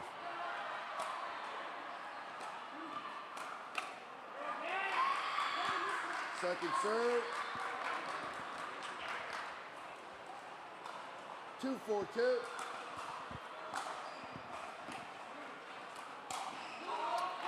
Bold from Schilt and rewarded.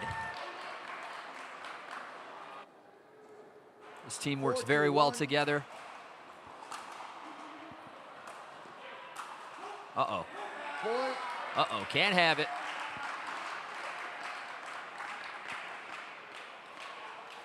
Five, 2-1.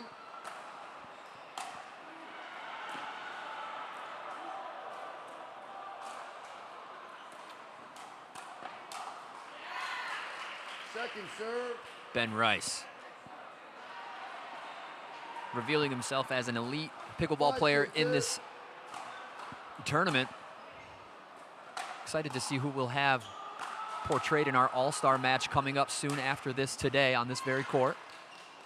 Side out.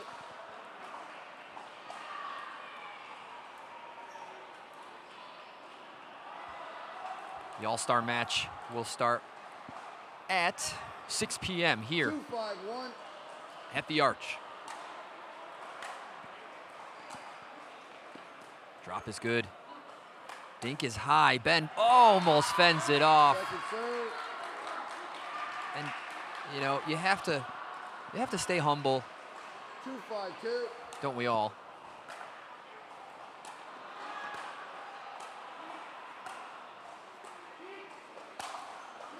So good from Parth. But as a partner, if you're playing with an individual like Ben Rice, you need to think, what can I do to get Ben in this point? What can I do for Ben Rice in this point to get him involved in ending points? Not so much, what can I do to win points for our team? What can I do to keep this point going until Ben Rice can win this point for our team? The closer, if you will.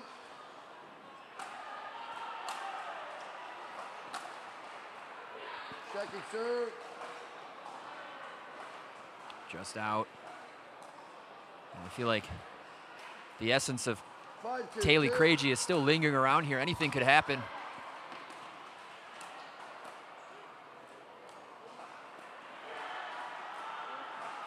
You don't want to give these Flames too much time to settle in. Elena keeping the pressure. 6 is hit and change. Purdue looking to put their team up 3 here in this round of 16. We'll be right back for the second half of our first mixed doubles. This year, this my show. Not a quitter, but I came close. When the drums start beating and the lights turn on, that's right, baby, I'm home. Who you know do it like this? Make a comeback so fierce. Whole world better tune in. Watch out, cause I'ma go big. I'ma go big. I'ma go big. Look what I did. I'ma go big. I'ma go big. I'ma go big. I'ma go big.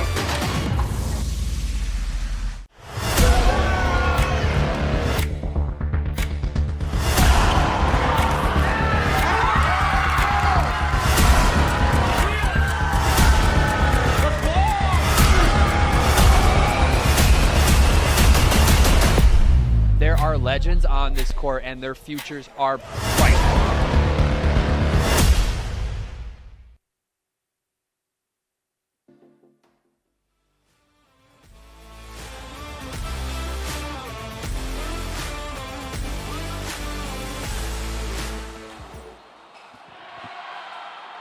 Welcome back to St. Louis, Missouri, where the Arch Pickleball and Badminton facility is hosting the National Collegiate Pickleball Championship. Purdue versus Liberty. The NCPA hosting a beautiful event here. 2-6-1. Liberty, much needed side out.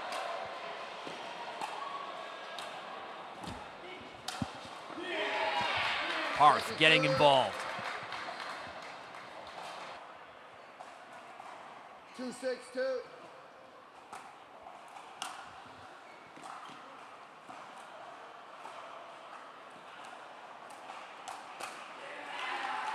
Side out.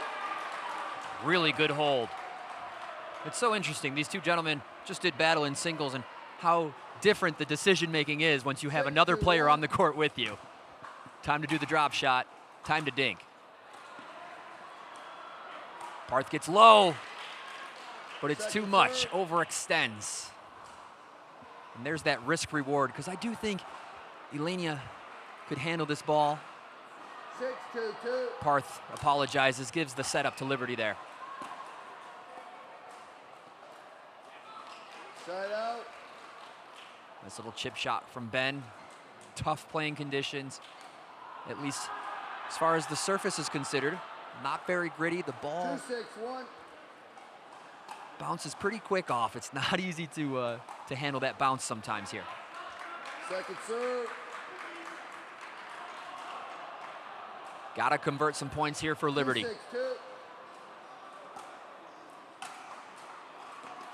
Ben comes over to take the third. Oh, that's way too high. Side out. Elena coming with.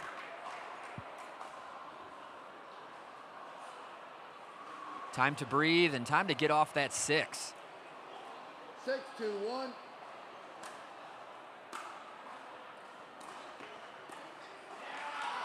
Beautiful point. One of my favorite ways to win points on that lethal third shot drop. 7-2-1. Again. Point. Gorgeous, smooth. Timeout receivers. 8-2-1. 1 minute. Forces the timeout from Liberty. It's those types of drops that really provide a lot of pressure for the opponent and also a lot of freedom for you and your partner to really advance towards that kitchen line. Well done, Elena.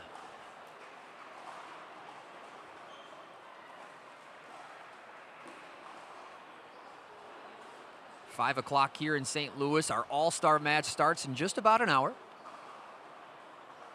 Each team that survives today will play 3 rounds, and you must win them all to advance to the next day. Tomorrow is going to be brutal. Receiver 0, servers 1. Excuse me, yeah, servers 1. Purdue's looking to put this one in the books. Best of 7, so first to 4. 8-2-1. Here we go.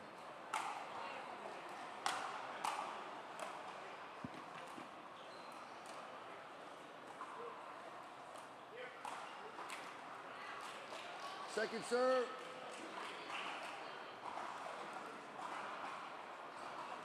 Eight, 2-2.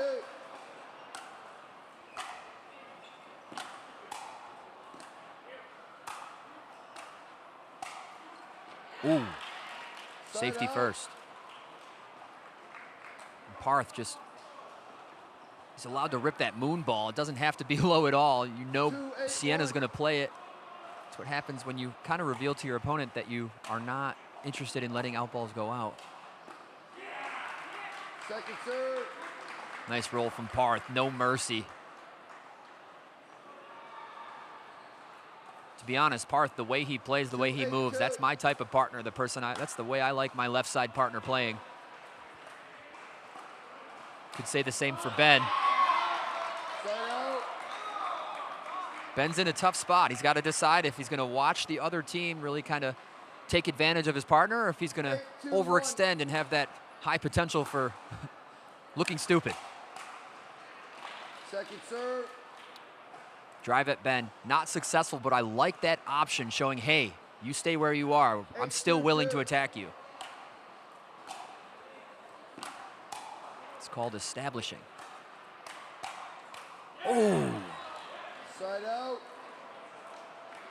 Elena going toe-to-toe with Ben Rice. 2-8-1. Only a few more chances here for Liberty.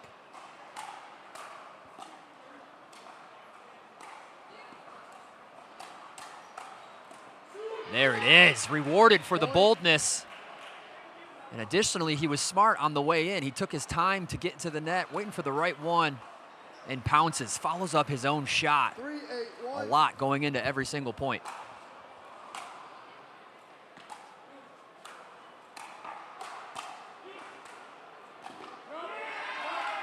Difficult.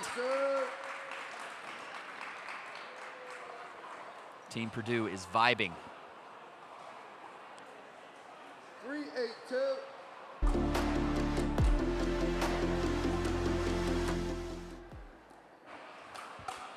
Ooh! Point. Quick hands of Ben Rice.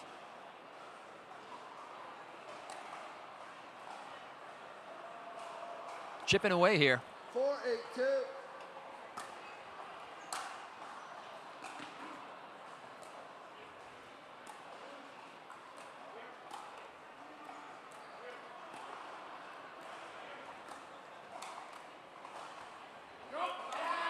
Side out. And that's smart from Elena. Good discipline to provide that opportunity for Parth. 8-4-1. 3 away. Second serve. Good handle by Sienna. She's seen it pretty much just about every third that Parth has taken so far. I can't imagine a drop to Sienna might be just as successful, if not more. Oh, tough and held. A quick side out. Might expect a couple more points here from Liberty as they are settling in. 4-8-1. Sienna Brewer to serve. Oh, and it's just Second out. serve. Can't have it. 4-8-2.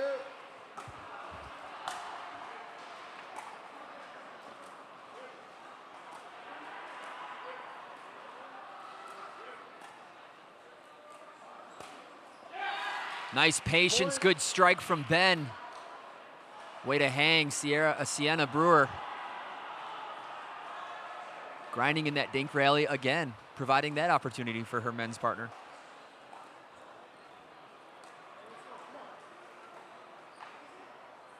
Five, 8-2.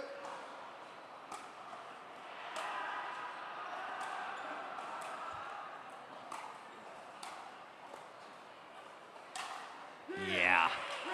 You know the next one's going to be that much tougher from Parth.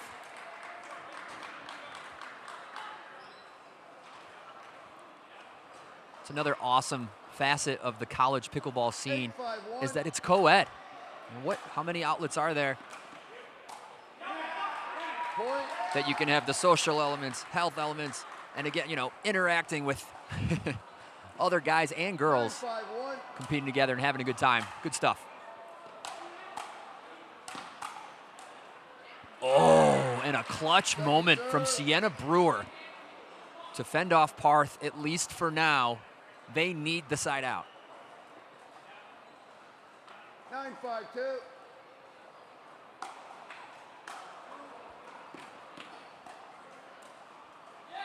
Side out. There it is.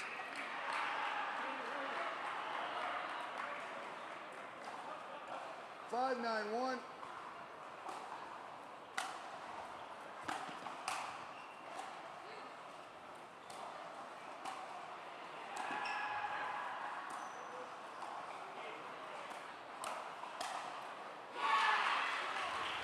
Ben Rice.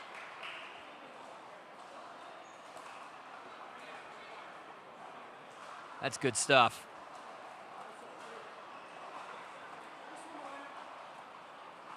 6-9-1.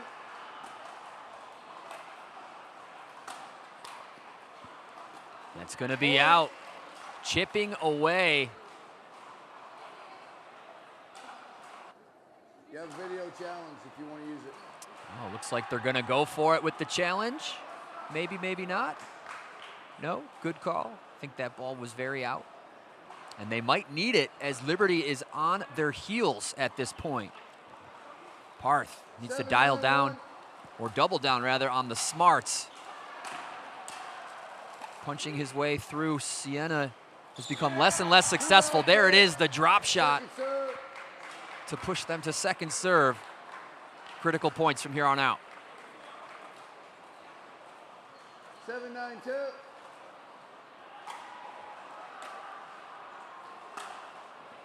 Point. Ben's going to correctly take his chances. That is a missile.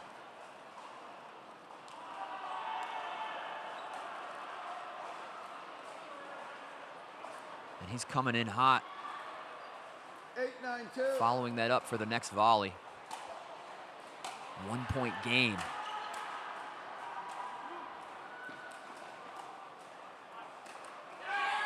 Point. Unbelievable. The rumors are true. Liberty known to be these late game closers. This is unbelievable how often this has happened, and they have this reputation, and they are ringing the bell yet again. Liberty ties it up at 9-9 late in our first mixed doubles of this match. Very impressive. Sienna Brewer getting solid when it matters most. Ben Rice staying proportionate, trusting his partner, but helping her out when she needs it. Very impressive. The morale of Purdue right now is dipping. Parth wants to keep the heads up of himself and his teammate. I think Elena's done her job to keep Ben Rice honest. Now she just needs to really distribute and dink. You don't want to restrict yourself to one option, but it's time to get that dink game going. Time to grind. 9-9-2.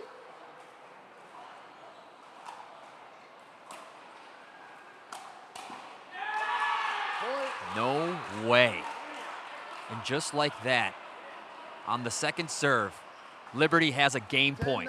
10-9-2.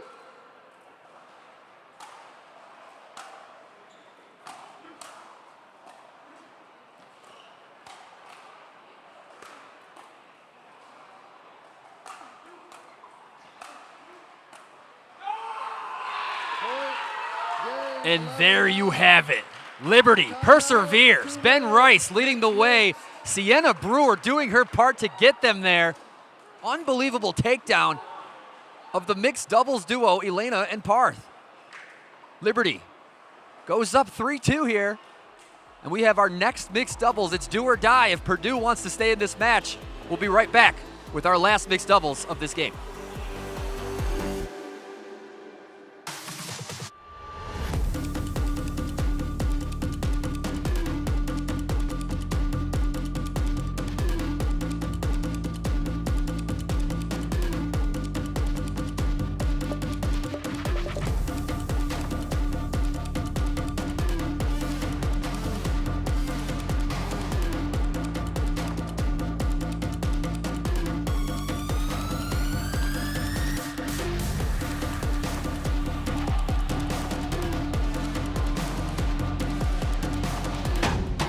Yeah, this my show. Not a quitter, but I came close. When the drums start beating and the lights turn on, that's right, baby, I'm home. Who you know do it like this? Make a comeback so fierce. Whole world better tune in. Watch out, cause I'ma go big. I'ma go big. I'ma go big. Look what I did. I'ma go big. I'ma go big. I'ma go big. I'ma go big. The National Collegiate Pickleball Association is the governing body of collegiate pickleball. We were established in 2023 where we had only 30 universities involved. This year alone, we'll have over 120 colleges competing and over 3,000 athletes participating across the nation. Our nonprofit, the NCPA Foundation, is committed to driving the growth of collegiate and junior pickleball, and your support plays a key role.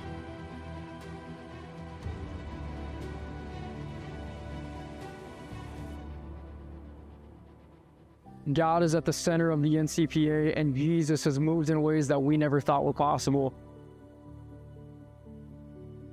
We would love for you to fuel the future of pickleball and the expansion of God's kingdom.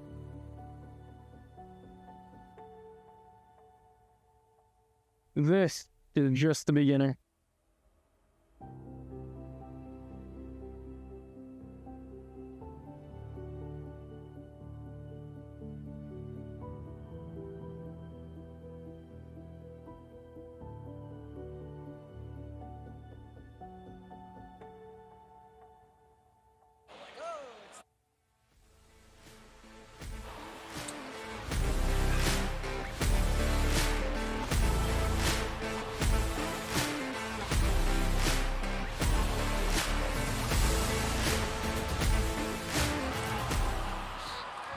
And we welcome you back to the Arch and St. Louis NCPA Nationals and our second mixed doubles match. And right now, Liberty in the driver's seat. If they can get this victory here with the husband-wife duo of Derek and Taylor Krage, if they can do this here to 11, that will be the match.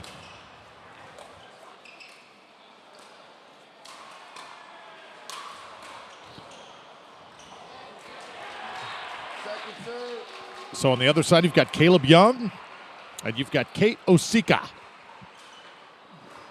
0-0-2.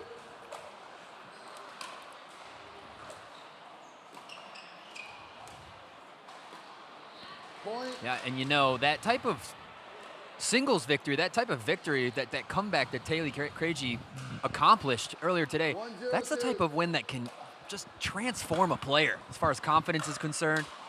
Point. Start to believe in yourself, and you start to do things that, you know, were prior unbelievable. All the momentum right now on Liberty's side. You can just feel it. Purdue got to figure something out here, how to get that mojo back that was so dominant early in this match. Ooh. That's one way to start there for Caleb Young. Some magic hands there from Caleb. Get to take another look here. That first one not too shabby. That follow-up, beautiful, beautiful. 0-2-1.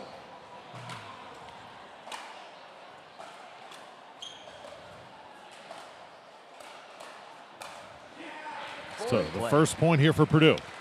It's good play. Caleb's playing off of his heels there, hanging in, still taking that ball out in front, laying it all on the line for his team.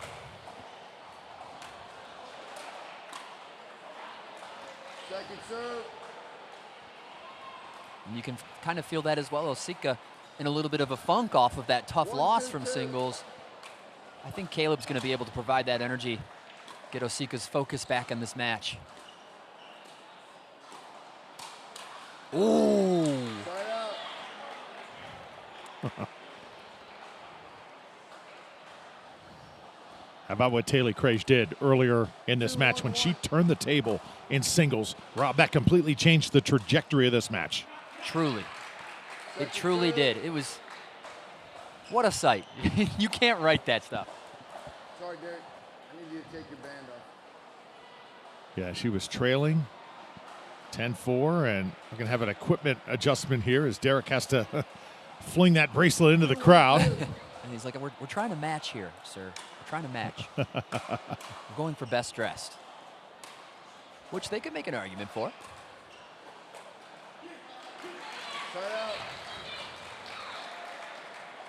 Caleb's on a mission. I think he's going to be the one leading the way in this game. 1-2-1. Caleb out of Phoenix, Arizona, so he come a long way to go to school in Indiana, Purdue. And he's got the talent, you see right there, stepping through for the Burt. Yeah, huge and clean. Get to take another look here.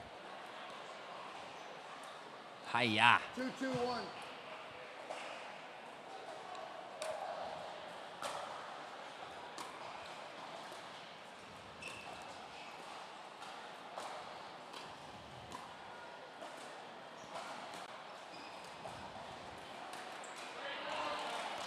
Second serve.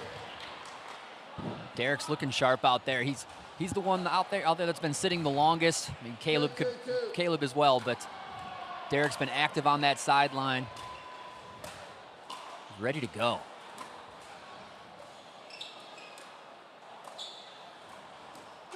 Oh. Putting the O in Osika here. Look at that.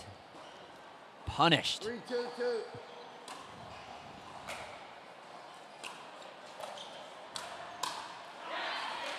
Side out.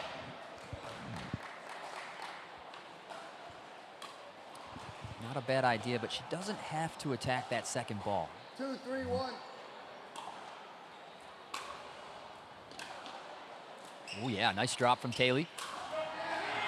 Good balance from Caleb. Daniel Ward was ready to administer a fault, but Caleb is ninjaing out there for sure. I'll recall the score. You've seen the men put more on their plate, Rob, whenever it is a must-win game for their team. If you start out with mixed doubles, the men don't quite carry the same responsibility as they do if we're late like this and they're on the blink of elimination. No, for sure. And I mean, props to Ben Rice in the last mix, just really staying proportionate throughout the entire match. He got big at the very end when they kind of restricted to Sienna, and he let her play throughout the games. Really well done.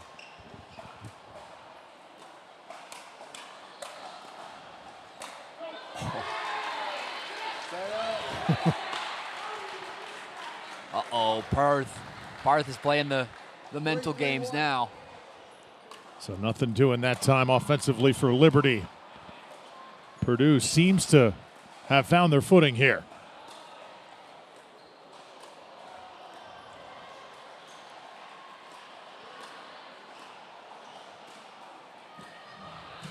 Good point.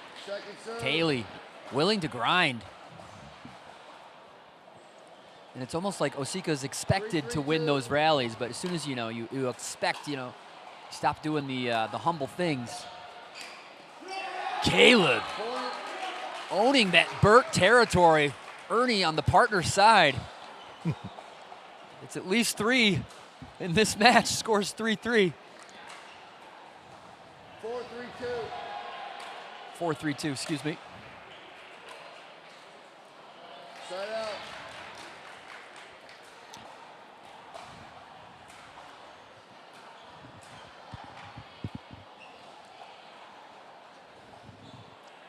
Tough miss. Osika's got to shake it off here. 3-4-1. Keep her head in the game. On to the next point.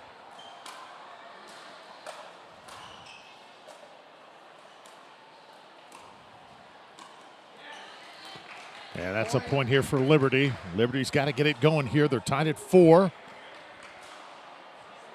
Seen several sudden death finishes on this court here today. I wonder if we are headed there with this particular match. We'll see. Oh, right now, Derek seems to be just a little bit off his game, Rob. Yeah, and that's a great example of forcing that better player to hit the ball on your terms. Nice little dink from Osika to the sideline. Really nothing Derek can do with it besides dink it back.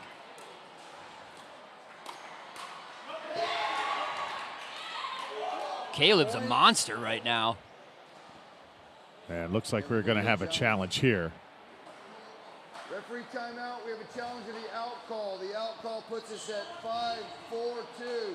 We will proceed with video review. Saw both teams there in dismay. This is what we have video replay for. That ball going about 100 miles an hour.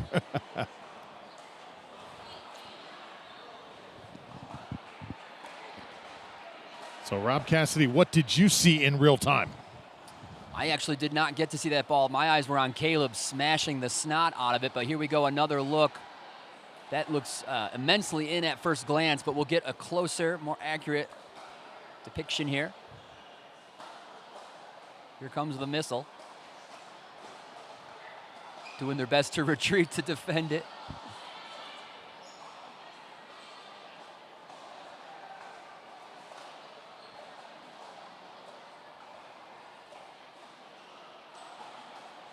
Oh, wow. It'll be good to get a couple more looks, but from what we've seen so far, that's a very in ball.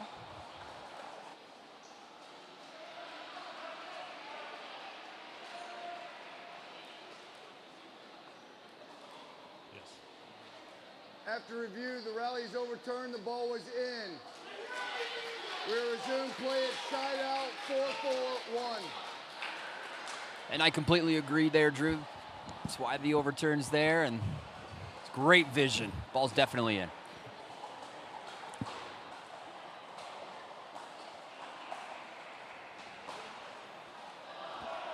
Zero video challenges remaining. One video challenge remaining. Time in. Purdue has their challenge, and Liberty does not, now that they were incorrect there. Gets him again. There you have it. Pin him to the sideline. What a beautiful shot from Osika. 5-4-1.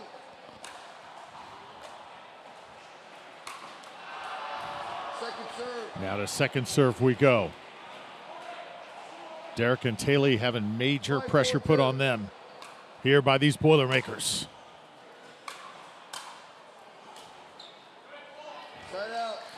Safe to say that Derek Krage is to collegiate pickleball, but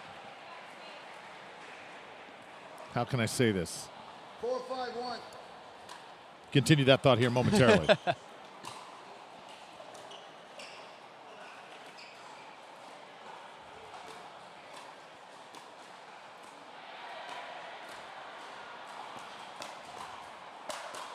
Wow, nice work. Kyle, who's the last name? The last name, the OG. Yates. Kyle Yates is to OG pickleball back in the 2016 era. Oh, yeah. Pickleball 10 years ago. How about that? Who would have thought? Torch being carried to the collegiate division. Players like Derek Krage and his wife, Taylor, playing side by side. Tournament for over $50,000 at a championship in St. Louis. 6-5 Liberty. We're back with more of game number 6 after this.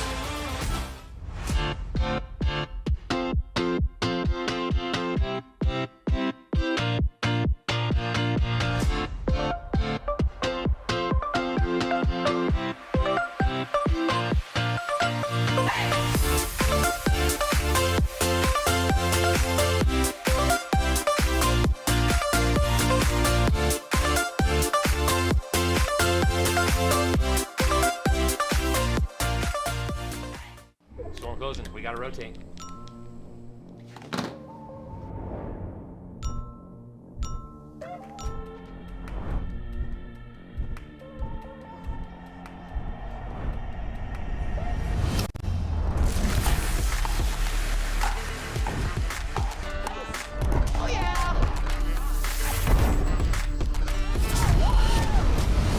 Run it again? Always.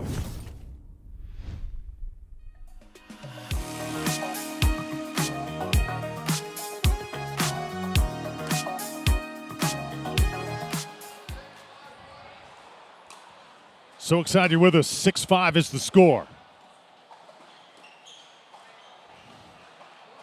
Liberty is on top, and right now the Flames taking the initiative. Taylor Krage, Derek Krage by her side, husband-wife duo.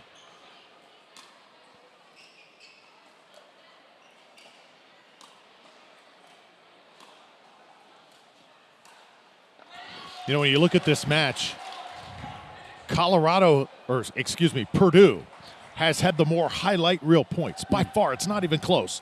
But Liberty has just been more consistent along the way and just has not gone away. That's the reputation they've earned in their previous matches, but they just seem to keep getting it done in Liberty fashion. It's going to push the timeout from Purdue as Liberty gets away that much closer to 11. Purdue needs this game to push it to the sudden death. See both teams discussing here. A little bit of dismay there on the Purdue side. And Purdue is, again, they've had some chances to really put this away, and Liberty has just hung around. The perseverance of the Flames, I think, up to this point has won out. And just in this game that we're watching, again, Purdue has had the prettier points. They've had the splash points. But Liberty, their mettle continues to be tested, and they continue to answer the bell.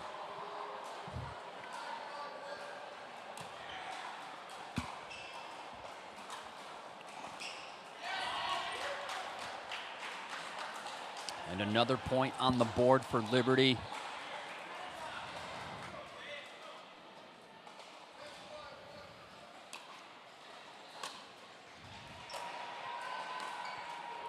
Game point. Oh! That's a biggie. Osika. Clutch. They have another shot. 10-5-2. Into the net, and that's going to do it. Liberty, 11-5. They take care of business, and they go on to win the match over Purdue. The Flames find out a way, Rob. They're back against the wall, it seemed like, the entire match. But I tell you what, the player of the day has got to be Taylor Krage. Oh, How yeah. she answered the challenge, turned the momentum around, and the Flames took 3 in a row. 100%. She turned it around, she turned it up, and she showed up in that last mixed doubles to really put it in the coffin, end it, send it to sail. Her and Derek working perfectly in unison out there. Not much Caleb and Osika and Kate Osika could do. So again, Liberty moving forward, continuing their winning streak. Impressive. So the Liberty Flames get it done, and we hope to talk to some of them here momentarily. Exciting pickleball on center court here at the Arch at the NCPA National Championship. Still to come, our coveted All-Star game that we can't wait to see, and we'll keep you posted. We get you ready for Championship Sunday. Straight ahead.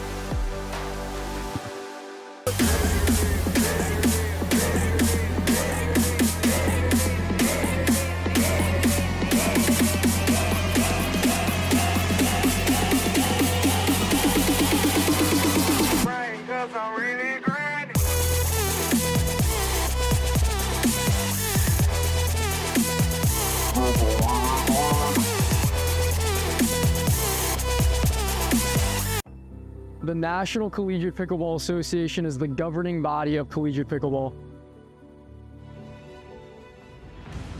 We were established in 2023, where we had only 30 universities involved.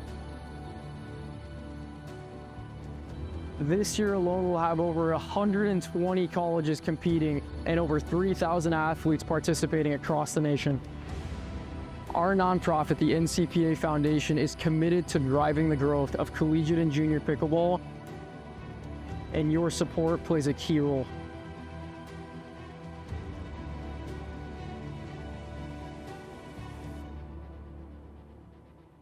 God is at the center of the NCPA, and Jesus has moved in ways that we never thought were possible. We would love for you to fuel the future of pickleball and the expansion of God's kingdom.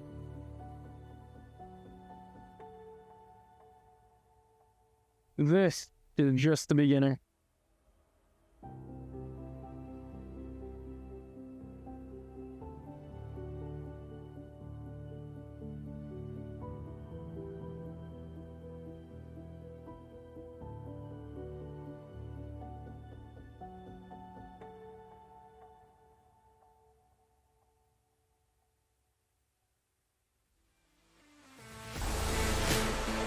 Yes, I haven't seen it. Hello? Did he say something? Nothing. Nothing.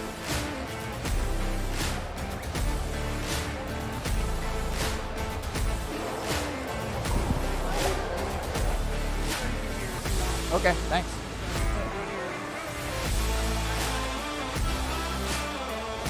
Okay.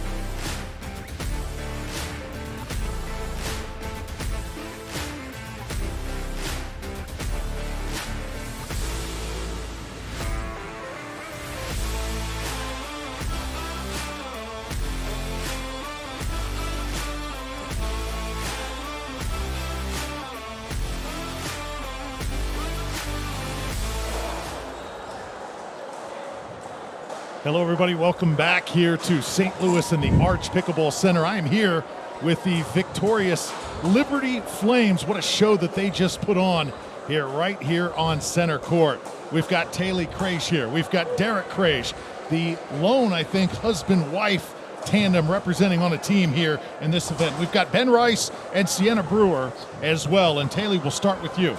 Back and forth, this match went. It seemed like the turning point, though, was whenever you were taking on Kato Sika in that singles match. She was way ahead of you, was about 6 ahead, I think 10-4 there, and you completely turned that game on its head. What were you going through at that moment? Well, I don't usually play singles, so I kind of just came out here and didn't really put any pressure on myself. I was just like, all right, I don't play singles, but let's just have fun with it and get better at it. So yeah, you guys had fun this entire day. And Derek, I'll tell you what, the emotion that you guys bring to the court and the way you pump energy into whoever's on the court is pretty cool. You were behind her every single point. Yeah, I mean, she's my wife, so I got to support her. But she did amazing. I mean, 10-4, I was kind of losing hope. But I knew Taylor, like, she's a fighter, so I knew she'd come back. And same with Ben and Sienna in that mixed game. They were down 8-2, and just amazing from my teammates. Yeah, Sienna, where did you guys find your rhythm? Because you guys were down as well. All of you seemed to come back at one point or another in this match. How did you guys turn your game around? I honestly kind of think that something just switched in my head. I was like, no, we're not losing this match. I don't know what it's going to take, but we're just going to keep going, keep pushing. We've put in too much work, so. Yeah, you certainly did. And Ben, on the other side, you had Parth over there. He was doing a little chirping at you, I saw. Yeah. So it's tough to kind of stay mentally in that game. What were you thinking out there? No, I was just thinking, like, we're down 8-2. We know that we can play better than this. Just trying to block him out. He's a great player, played well in singles. I knew, like, when we started to get in momentum and Sienna got a big stop on 9-5, I knew that the game was going to kind of turn our way right as then. And we figured out to drive to the girl, and that kind of kept working for us, and we came back. You know, playing in the NCPA means more than just playing pickleball, and being a student athlete at Liberty is more than just suiting up for a sport.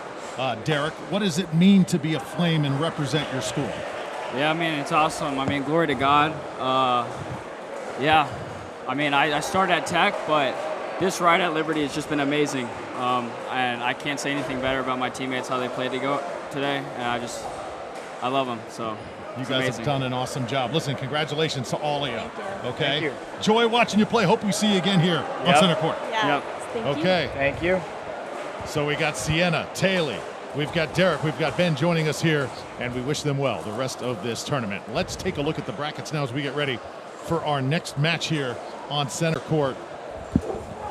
And we've got Utah Tech 2 against Florida. That match is coming up next. Now take a moment, meet with some of these teams really quick, and come back here to center court to bring you the call of that match here momentarily. We'll be back.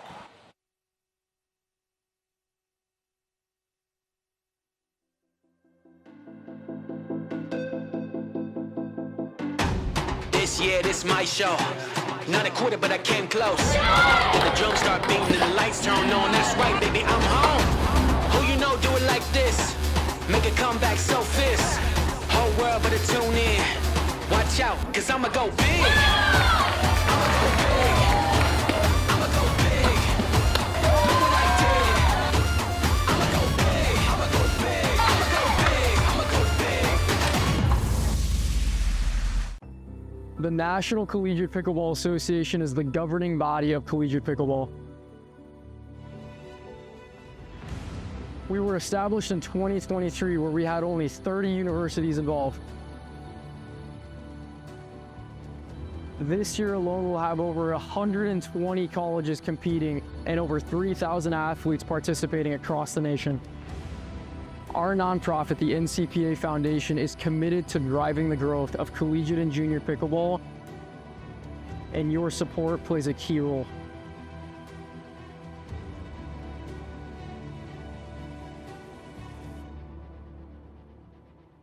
God is at the center of the NCPA, and Jesus has moved in ways that we never thought were possible.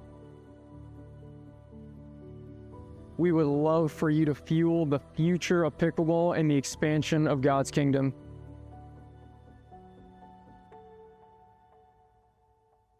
This is just the beginning.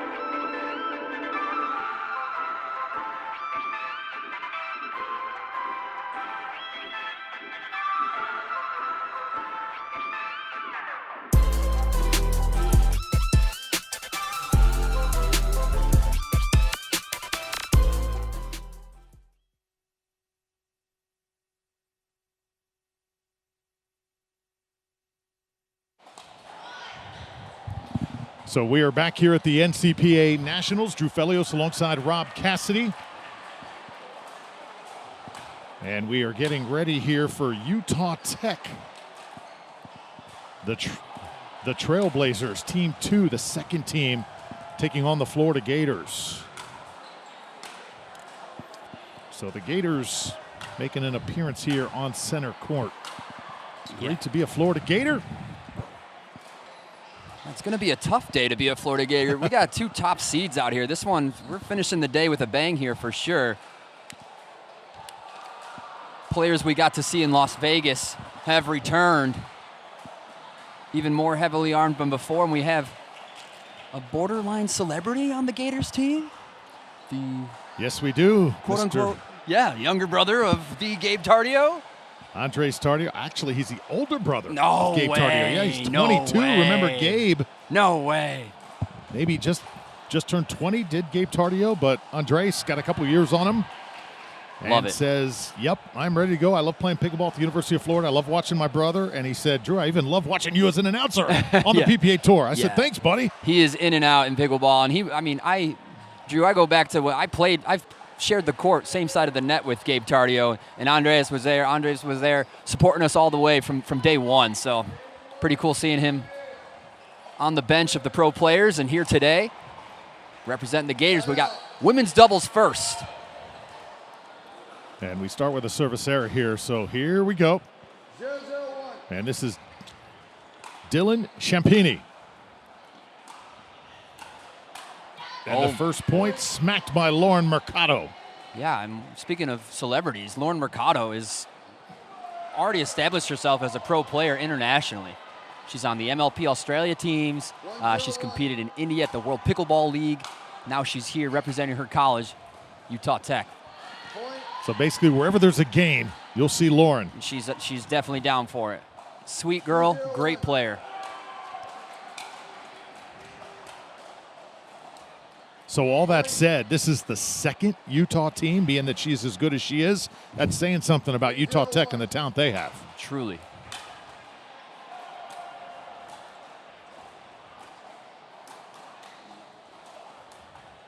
Point.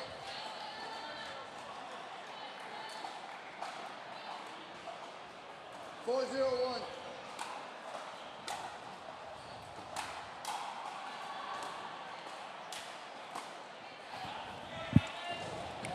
Second serve. Ball right into our broadcast booth.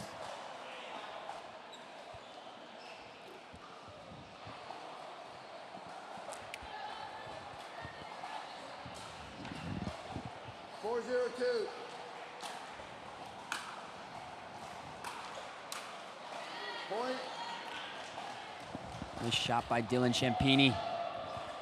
She's been playing the game for a long time.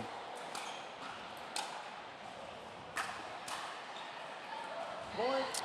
Timeout. Change in. 6-0-2. So already 6-0.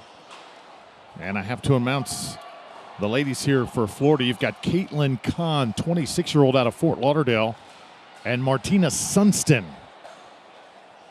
She's playing on the right here as they move to the bottom of your screen.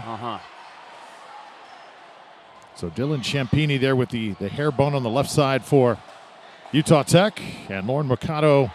Lauren is from Las Vegas, too. Very proud of her hometown. That's one of my favorite cities to travel to. Nice.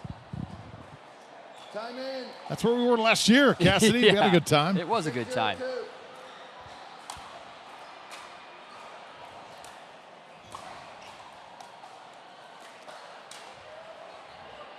Mercado off the net. There goes the perfection. I think they'll be okay. 0-6-1. Dylan Champini seems to have some good stability, good balance here. She's moving well.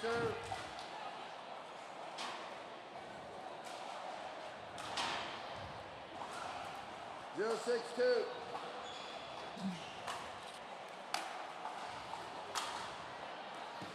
Takes a shot. That time, Caitlin Kahn. A little too much on it here, and Florida still looking for their first points.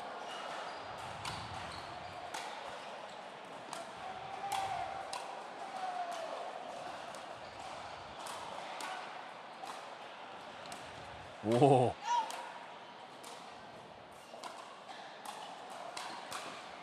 Oh, she gets it. Wow. Lauren Mercado hits the poach and then slams on the brakes to clean up her own mess. 7-0-1. Very impressive.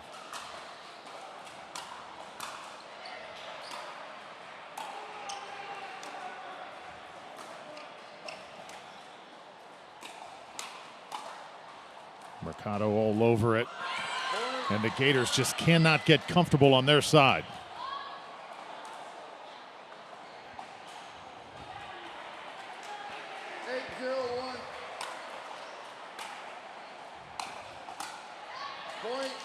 And the points just keep on adding up here for Utah Tech. Florida wants to talk things over, a timeout. And the Trailblazers, Dylan Champini and Lauren Mercado, could not have asked for a better start than this. Yeah, I'm seeing some great stability, great timing on their contact with the ball. There's always good power and contact there, and just great ball path. Their thirds are diving in, they're pressurized, and it's solid play. It's like these ladies have been playing together for a good bit. Very established duo. So it's the Gators and Trailblazers here on Pickle TV. Drew Felios alongside Rob Cassidy. You see in the background there all the courts, all the action going on. You also see some badminton being played there on the top left part of your screen. But we've got 24 pickleball matches going on at the exact same time. Total controlled bedlam. And this place is about as large a pickleball facility as I have ever been in. 9-0-1.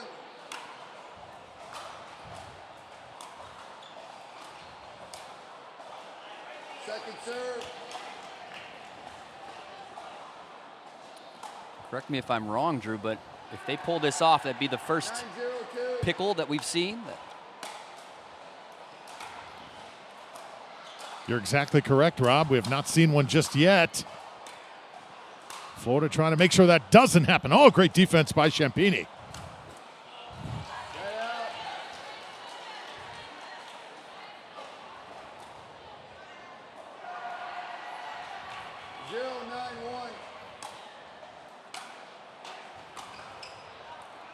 Second serve. The Gators just cannot score a point. You see the frustration for Caitlin Kahn right there. 0-9-2. Man, you're right, Drew. If this is the Utah Tech 2, if this is Utah Tech 2's women's doubles, holy smokes. They are so good.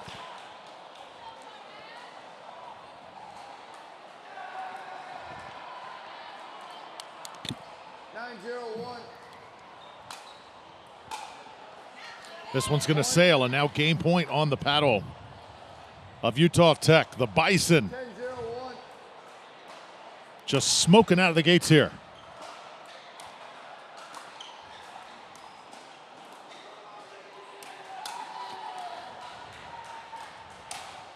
Oh, almost took the head off of Kahn that time, did Mercado.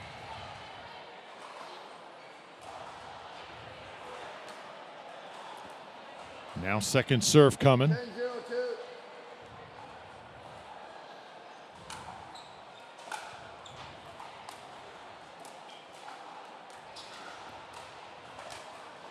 And there it is, little touch by Mercado.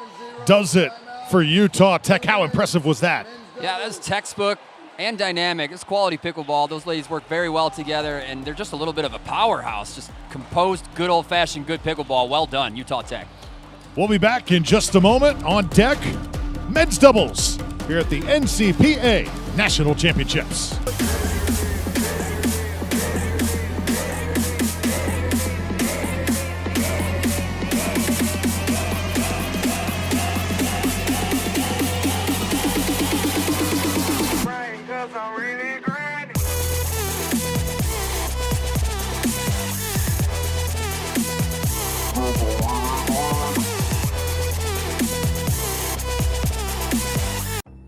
The National Collegiate Pickleball Association is the governing body of collegiate pickleball. We were established in 2023, where we had only 30 universities involved. This year alone, we'll have over 120 colleges competing and over 3,000 athletes participating across the nation. Our nonprofit, the NCPA Foundation, is committed to driving the growth of collegiate and junior pickleball and your support plays a key role.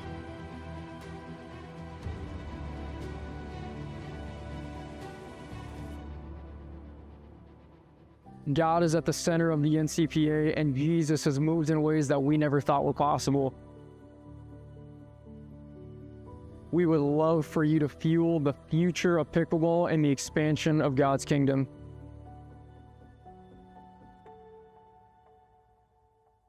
This is just the beginning.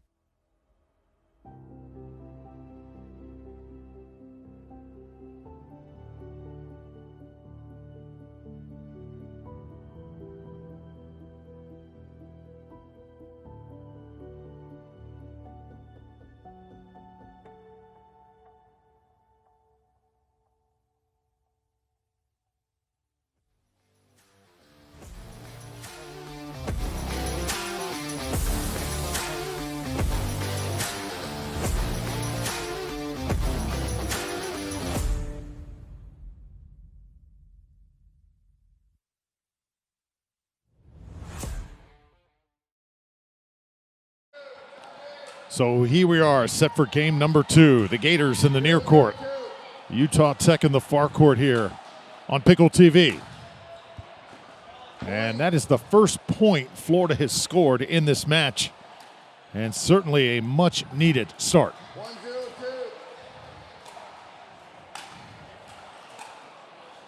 So for Florida, with the full head of hair there, is the great Andres Tardio, the player we were talking about. That is the older brother of Gabe Tardio, superstar pro right now.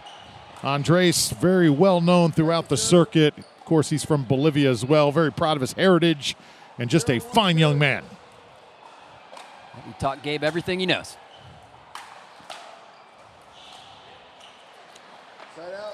And Gabe's brother, Andres, in this match. There's Christian Frankie right there, his partner, Christian Frankie, the 22-year-old out of Naples. That one overcooked, so Florida gets another point. That's right, and Christian Frankie, he's living where I'm living right now, and he's always up to drill, spar, even singles. Super committed player, working on his game very hard. He's got a unique look, but he's a solid player, very cognitive. Great reach. That ball's out. So Utah Tech right now reeling just a little bit. There's Utah Tech's players. See Benson Perry right there, right side of your screen. Benson, 23 years old. Benson Perry, household name. Ooh, so close.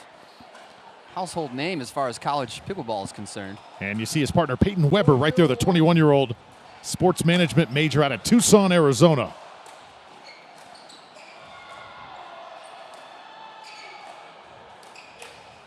Oh, we've seen that before.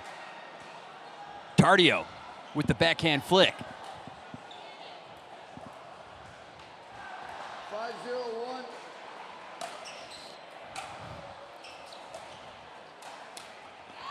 Second serve.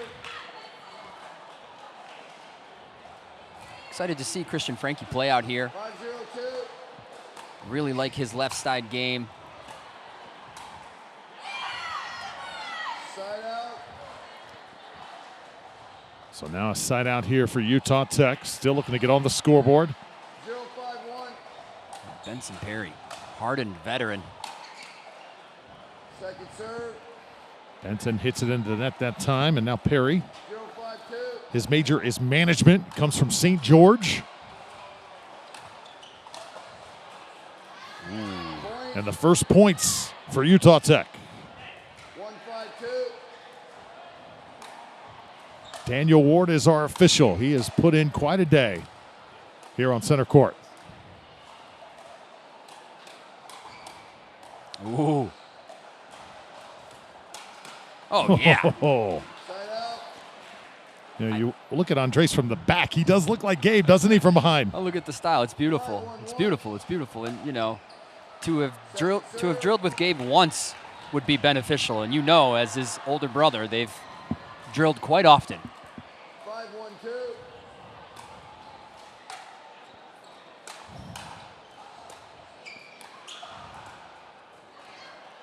Side Tough miss. 1-5-1.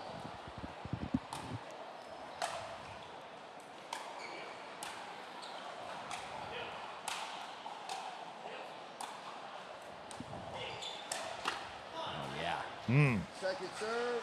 Christian Franke, long legs, long arms, but he still gets low. Uses that to his advantage. 1-5-2. Organizes tournaments in Naples. All about the game. Great kid. Side out.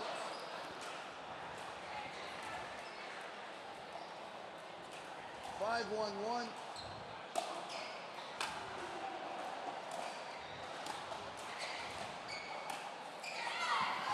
Nice little touch that time from Benson Perry. Veteran spot there. 5-1-2. Remember, we'll switch ends. First to 6. And there we go. 6-1 for the Florida Gators right now, chopping their way to the lead. It's pretty impressive. I mean, just 1 or 2 short years ago, I mean, Perry was in the finals of most of these tournaments, Utah Tech. And now Florida taking them 6-1 in the men's doubles.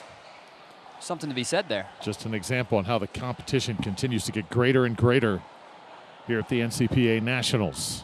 Earlier today, well, we saw a team from LSU really grab the spotlight. I mean, these 2 Florida boys, they've both been drilling with literal pro players. Andreas Tardio with Gabe and Christian Franke with me. Sure was.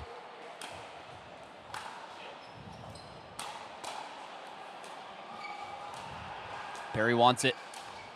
Wants it again. Nice work as a team. It's a great reset from Christian Franke. 7-1-2. Nice drop from Tardio. Oh, gets a second? No. No. Can't hit it twice. This is probably the most difficult court to pull off an ATP. Yeah. Yeah, short quarters. 1-7-1.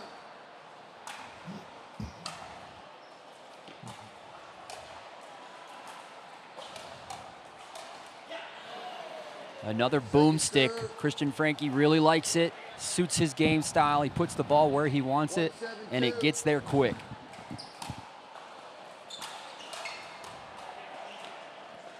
Got a different sounding pop to it, doesn't it? Absolutely. Yes, it does. It does. Got a different feel, unique feel. People tend to enjoy. Tardio, of course, with the Faculos.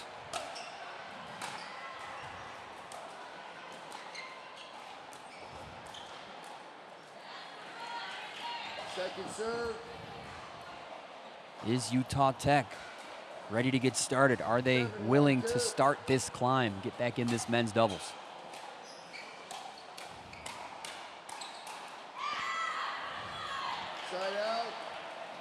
I think the mixed is going to be very interesting. We've had the women's swing one way, the men's swing the other. How's it going to unfold in mixed coming up? Second serve.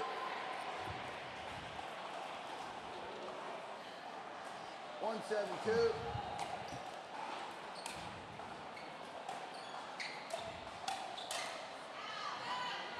Point.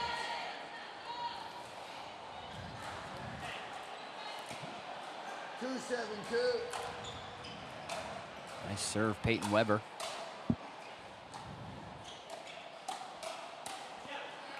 Side out. Short hands battle there. Gators will serve once more. They've led pretty much this entire game. Second serve. Don't want to make it harder than it needs to be. I think they make that third. They get to the kitchen line. Easy points to come.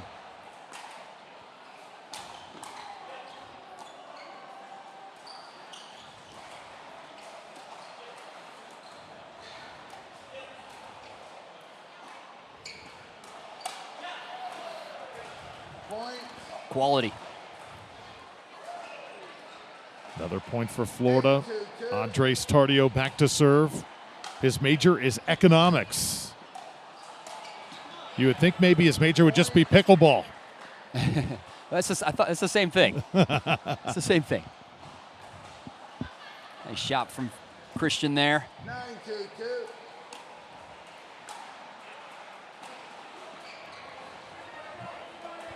Side out. It's great determination. Christian Frankie, hardworking, every point.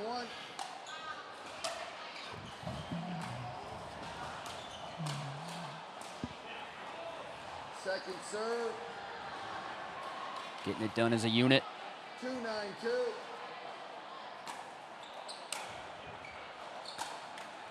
Side out. Another side out to Florida. Again, we play best of 7 9-2-1. here in NCPA Nationals.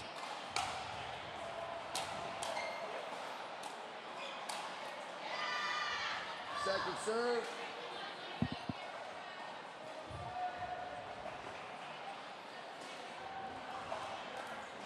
Nine, 2-2. Oh, tag that time off the net court. It'll be a point and bring the Gators here to game point. 10-2-2.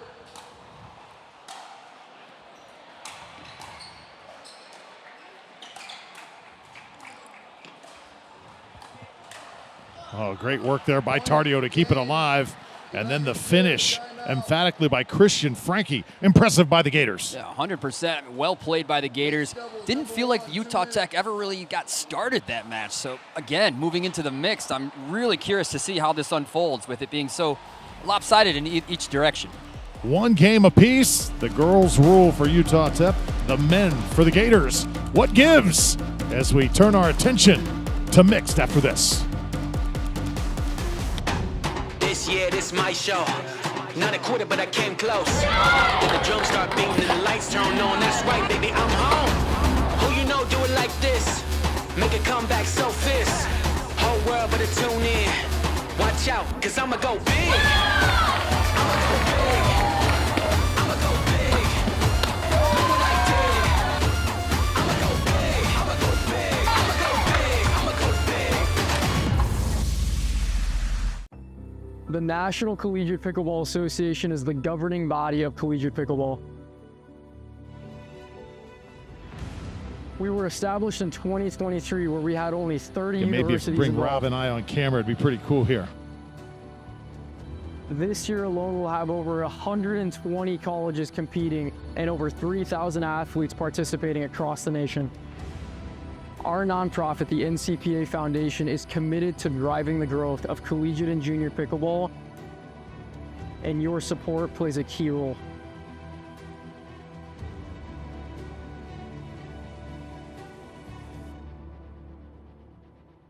God is at the center of the NCPA, and Jesus has moved in ways that we never thought were possible. We would love for you to fuel the future of pickleball and the expansion of God's kingdom.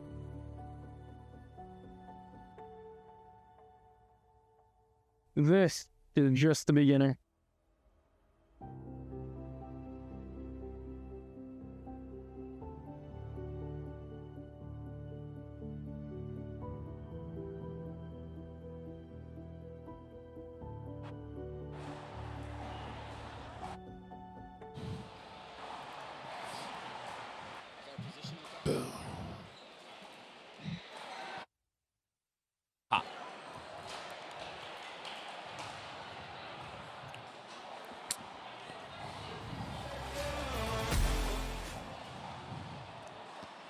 Welcome back, everybody, here to St. Louis. Drew Felios alongside Rob Cassidy. We've had a lot of paddle talk here over the last few days. Seen a lot of boomsticks.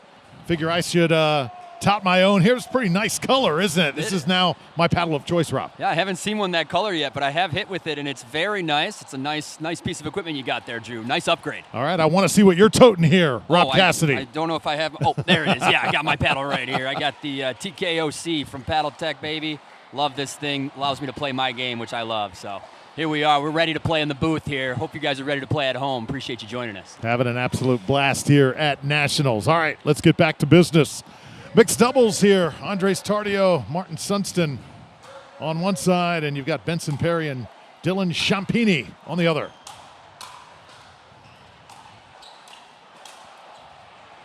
Point. Yeah, the mixed is going to get interesting. 1-0-2. See that movement from Champini. That's good stuff. Side out. Perry, good spot. Is he going to have the put-away power necessary to end the points when he needs to? 0-1-1. We'll see.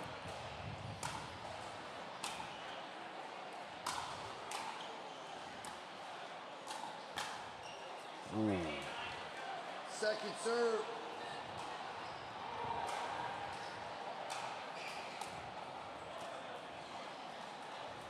Zero, 1-2.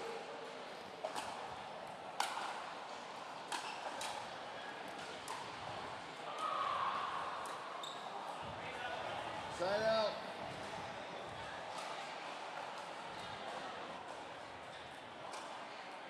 One, 0-1.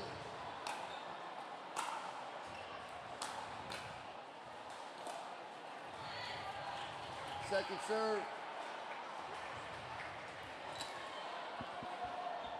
1-0-2.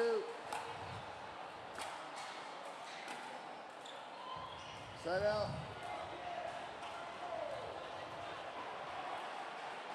All right, who's going to get that streak going first? Second serve. That ball sails out. We go to second serve now. Florida's got a point on the board. Utah Tech trying to bounce back here after surrendering men's doubles. 0-1-2.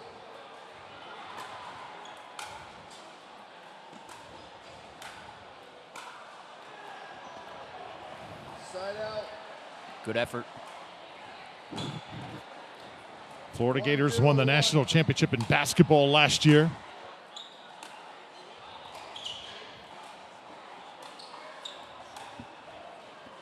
Always have a stellar baseball program as well. The football team struggling over the past decade. Coaching change there. John Summerout comes in. Coach Sunlaw trying to turn the tide, the culture and everything. And in pickleball, the Gators, you know, are going to be good. And here they are in the round of 16.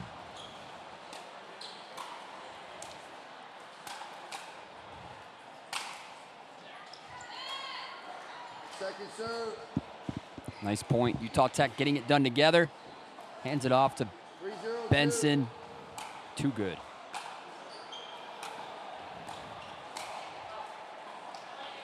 Side out.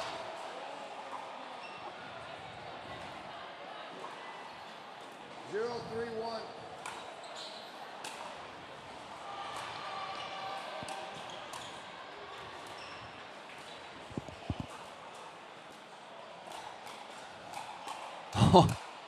Oh, wow. Look at this. Oh. Yes. Tardio, the final say. Yeah, that point was awesome. Tardio's fired up. 0-3-2. Never seen Andreas like this. Point.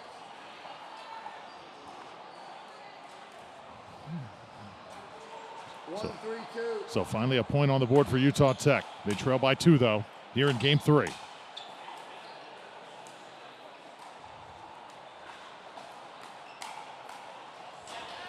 And right now, Florida winning the majority of those combination battles. 3-1-1.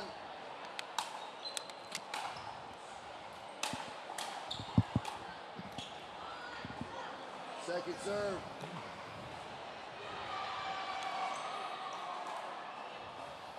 Three, 1-2.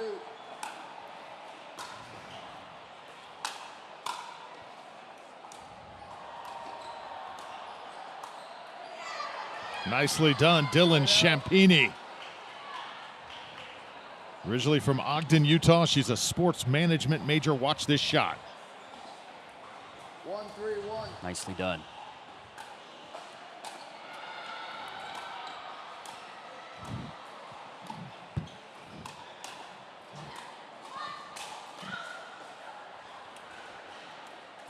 Second serve. That ball continues to elude me.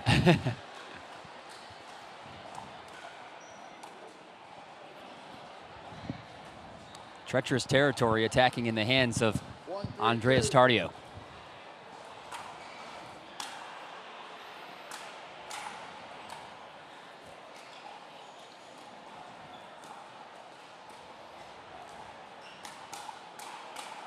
Oh, yeah, good battle, good battle. Another point here for Utah Tech. 2-3-2. Trailblazers. Probably considered the favorite in this match. Now tie it at 3. There's the Benson we know and love. 3-3-2. Nice take. Drop is good. You know what makes it good? You'd ask what makes it good. Honestly, it's her effort, it's her forward body weight, it's under the ball. Fights it off. Benson wants it, and he takes it. So now make it a 5-3 game here. 5-3-2. That was the shot of the point right there from Champini.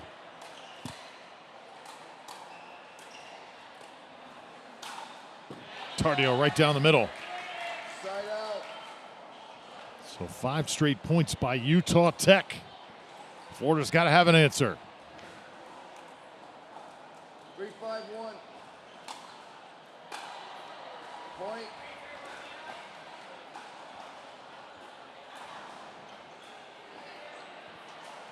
Long days. We're here at the very end of it. Got to dig deep and finish strong. Second serve.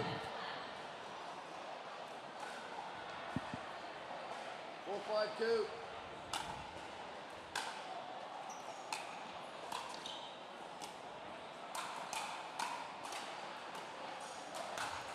Oh, look, yeah. Look at those hands, Rob. Yeah, it's almost, it's really remarkable how similar it is to his brothers. I mean, it makes sense, but it's just so awesome to see, you know, such a similar and yet unique style in its own, to see it again in Andreas. Let's go. So 5 apiece, Florida gets 2. And now Utah Tech trying to send this to the end change.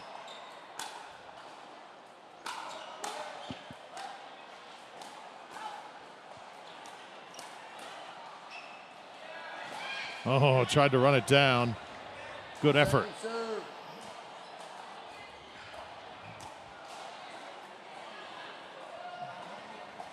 5-5-2.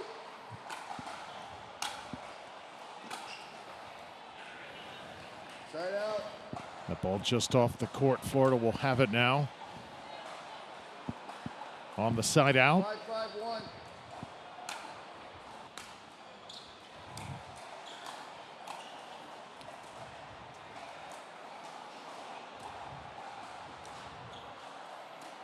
Oh, yeah. They are testing continually here the instincts of Martina Sunston. Yeah, relentless. Good stuff. Utah Tech staying on their case. It's evened out here in mixed doubles.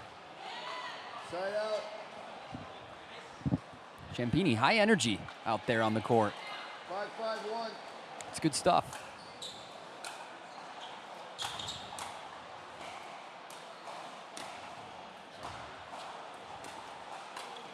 Beautiful. So finally the 6 point, and now we'll have the end change here midway through game number 3. Utah Tech on top of Florida, but it is a very slight edge here in game 3. Back to St. Louis in a moment. This year, this my show. Not a quarter, but I came close. The drums start beating and the lights turn on. That's right, baby, I'm home. Who you know do it like this? Make a comeback so fierce. Whole world better tune in. Watch out, cause I'ma go big. I'ma go big. I'ma go big. Look what I did. I'ma go big. I'ma go big. I'ma go big. I'ma go big.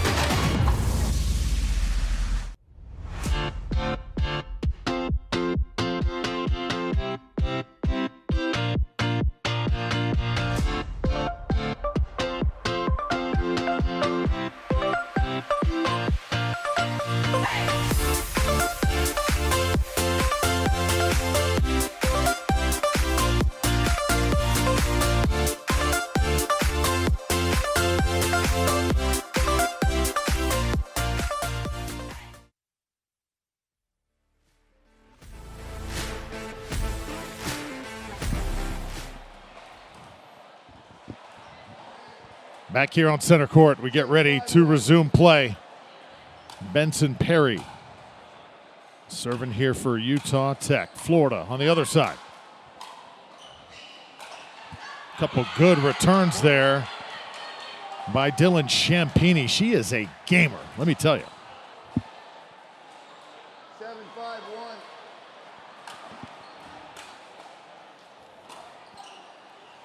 Second serve. 7-5-2.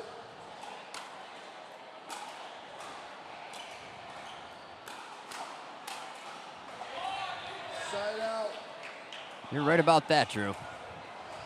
Champini is out there brawling. 5-7-1.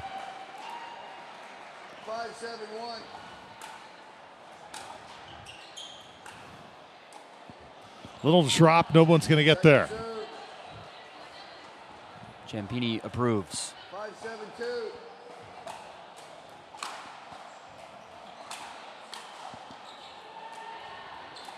Tardio drop. Ooh. Side out.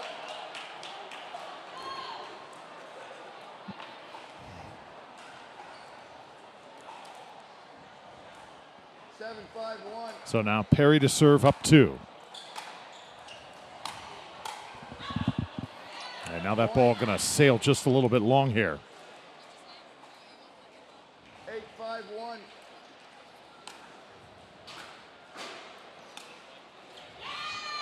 Point.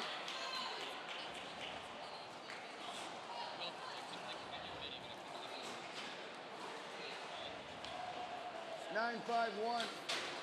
So it's a 9-5 game.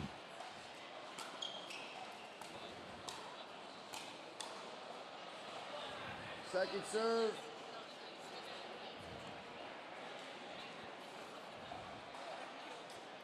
Nine, 5-2.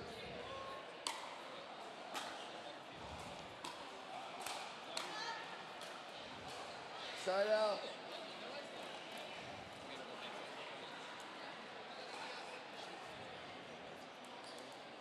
Five, 9-1.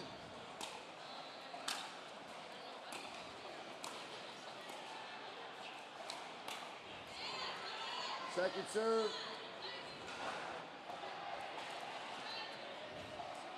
5-9-2.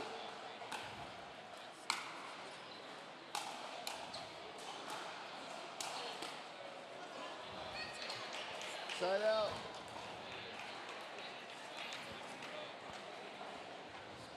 9-5-1.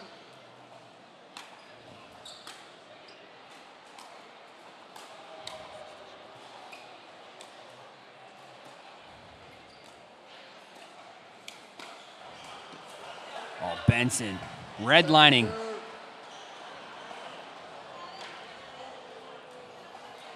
9-5-2.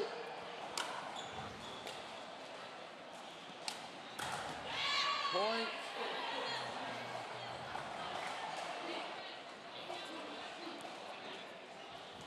So we've got Utah coaches in the house, Rob. Very integral part of the success of this Utah Tech squad. 100%. And that was a shot of Chloe Butterfield and Minnie Wilkins. Two incredible pickleball players. Minnie Wilkins, ex-pro, used to play for Onyx Pickleball. And fun fact, she was one of my mixed doubles partners during Nationals early in my career. So pretty cool to see her out here giving back to the game and setting a nice path for these youngins in the great game of pickleball. Minnie Wilkins in the house.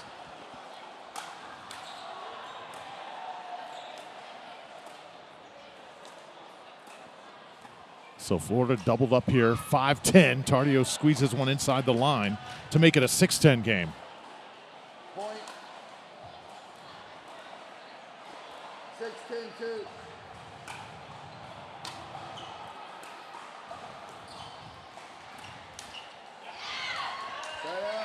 Benson Perry, he has been the MVP, I think, of this entire game. Champini, though, has been special as well. Yeah, and I really feel like she ignites Benson in a great way. She provides that energy where he can kind of feed off it and utilize it. Keeps him in the game. It's off the court. Utah Tech will take it 11-6. to take a 2-1 lead in this match. The Trail Blazers, this is their second team. Keep in mind, so talented they are. As Utah Tech now with the advantage as we go to our second mixed doubles match. You're watching NCPA Nationals from St. Louis. We'll come back to the Arch Pickleball Center right after this.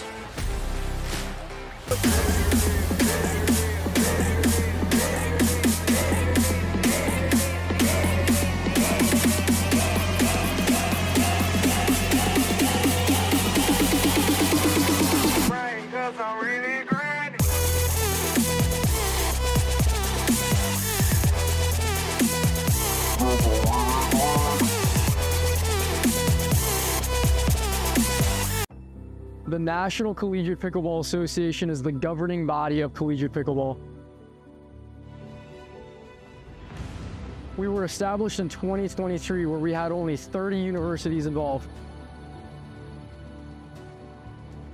This year alone, we'll have over 120 colleges competing and over 3,000 athletes participating across the nation. Our nonprofit, the NCPA Foundation, is committed to driving the growth of collegiate and junior pickleball, and your support plays a key role.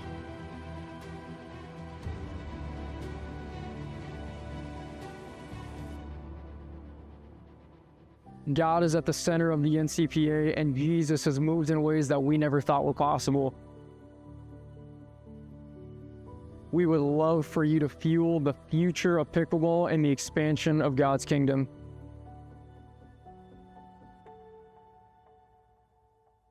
This is just the beginning.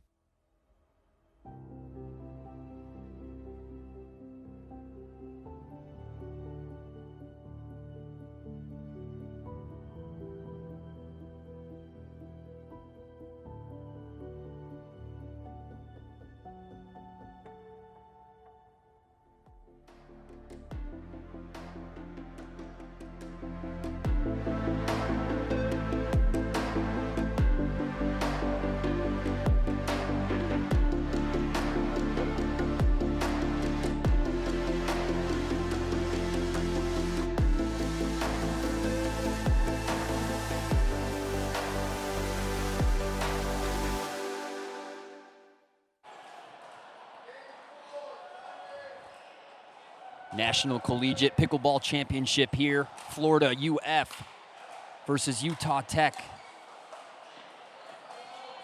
Big game here. Florida's looking to tie it. Best of 7, first to 4. Lauren Mercado holding down the right side for UTech for now.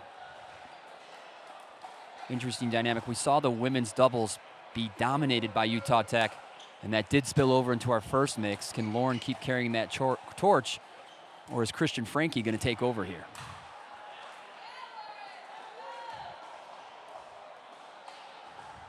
UF Christian Franke with his partner Caitlin Kahn.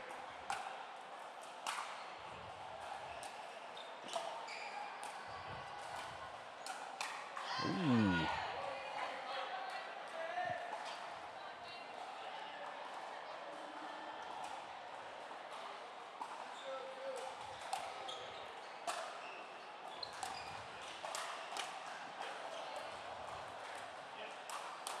Oh, baby. That's right around the corner. Peyton Weber for Utah Tech holding down the left side. I think it's his time to shine, simply by being solid and good. A little much. Those are going to be make or break. Caitlin Kahn to serve.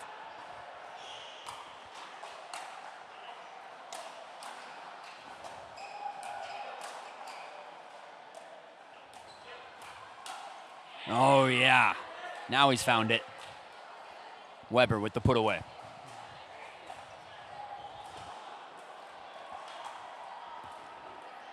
Long day here, but this is still the round of 16. You can't forget what's on the line moving forward. Winner moves on to day 3 tomorrow. Loser, done for the tournament. That being said, there are consolation brackets that the other teams can be involved with, but that's not what we came here for. Heavy serve from Christian Franke. Nice follow-up, handled by Lauren. She's seen it before. Oh, there it is.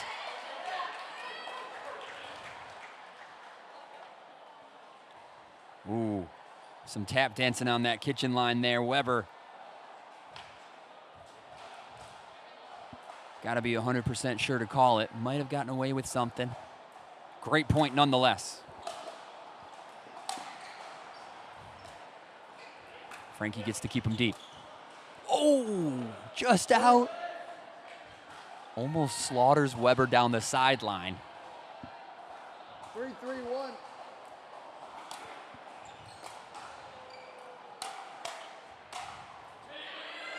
Point. Nice put away. There's just a couple things we've seen here across the board. Most teams we've witnessed can improve on. Two of those things are, one, letting out balls go out, and two, the communication. Oh, Lauren Mercado, no words needed. Tui down the line. At any given time, she is lethal. 5-3-1. But there's a lack of partner communication during points on the college scene right now. Causes trouble in paradise, especially on those middle balls. And the main reason why it rings in my head is because it can be very unsafe going for that overhead when your partner's right there with you. But safety aside, Utah Tech hits 6 first. It's going to be our end change. Can Florida come up with some sort of rebuttal for the enigma that is Utah Tech? We'll find out when we return.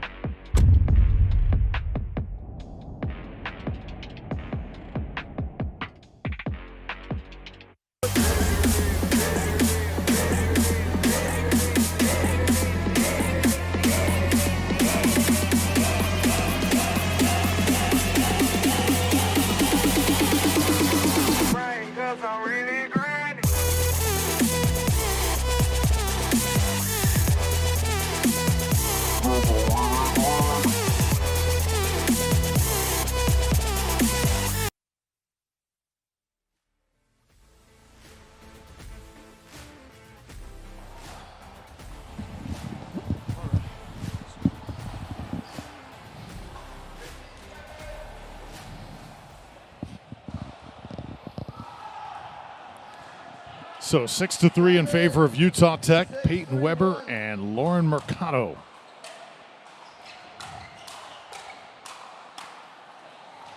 Second serve. 6-3-2. So here's Peyton Weber, sports management major. Tucson, Arizona represented as well. And that ball is tattooed. Truly, any pattern Utah Tech can get in where Lauren Mercado's cross court is involved, it's going to pay dividends for them. Doesn't matter if she's on the left side or the right side of the court. So good.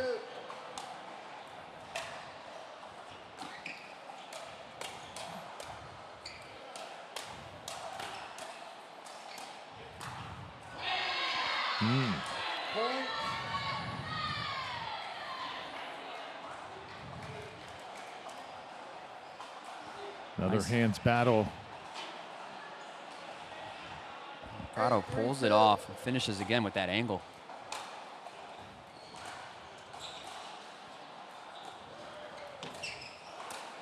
Yeah.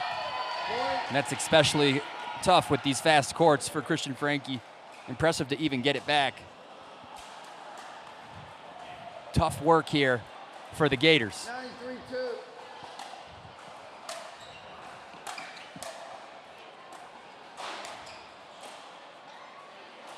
Side out. So side out now to Florida. And let's see what these Gators have to say. Christian Franke here, the 22-year-old from Naples. Business major, also loves sports management.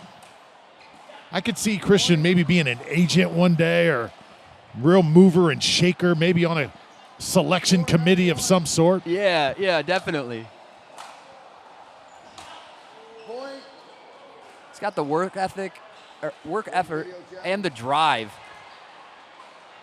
Referee timeout. We have a challenge of the out call. The out call puts us at 5-9-1. We'll proceed with video review. Very good. Looked like the ball upon first view was clearly out, but we'll take one more look at it here via review.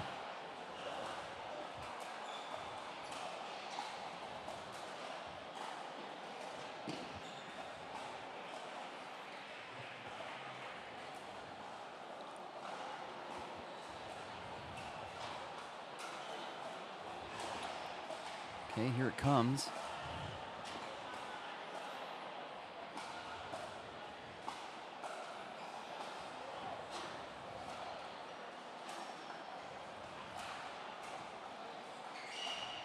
Tough to overturn, Rob. What do you think? Yeah, I do think it's tough. If this was the only thing I saw, I would probably lean towards in. But, who's to say if that still frame is where the ball makes contact? Because there's, some heavy missing frame there. I'd try to take another closer look, but personally, it'd be tough to claim. Based on this, though, it looks in, but that would be I could lean either way there. But it's always safe to keep the call the way it is. But we'll see what they come up with if that was convincing for them. Here from the far angle.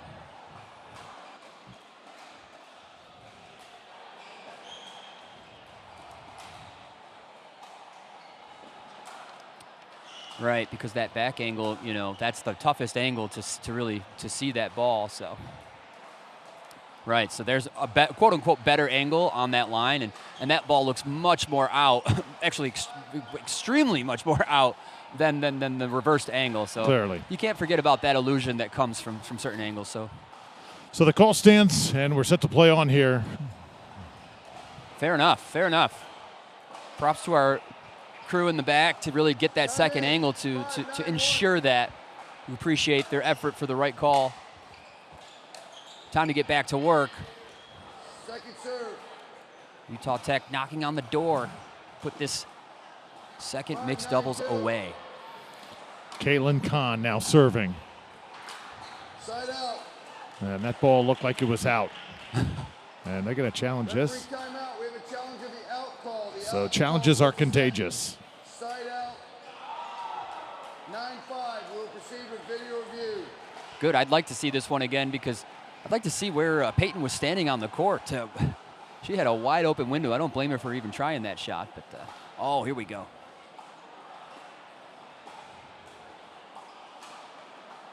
Ooh. Oh, that's what we're checking on the serve. So that's why this one looks a little different, Rob. Peyton stopped play.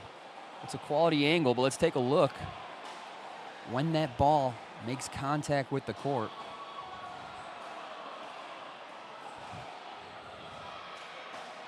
Gotta find that exact moment in time. Might look a little in. Let's see again.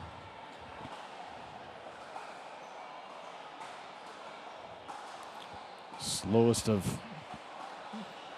Oh, that's tough. Very tough. But there is a frame there that does tell.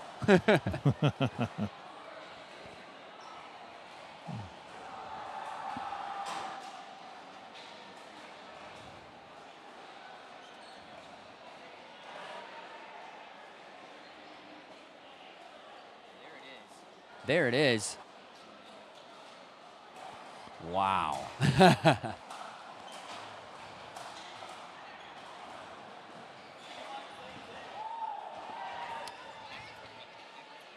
I mean, what do you think, Drew? I mean, that's a blurry that could be in, could be out. Again, so close. I'm leaning towards in, but I wouldn't blame them if they couldn't overturn it here. So that makes sense. Either way. Let's see what they come up with. So let's get the call. The call stands. We will resume play at side out 9-5-1. Yeah, that was tough, As soon as we get the quantum computers working to really get down to business. But Time in, 9-5-1. honest calls on both sides, so good stuff. Point. Kind of carries over here for Utah Tech, and now they are a point away from going up 3-1.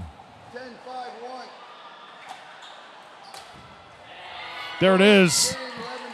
So the Trailblazers right now are trailblazing here on center court in St. Louis.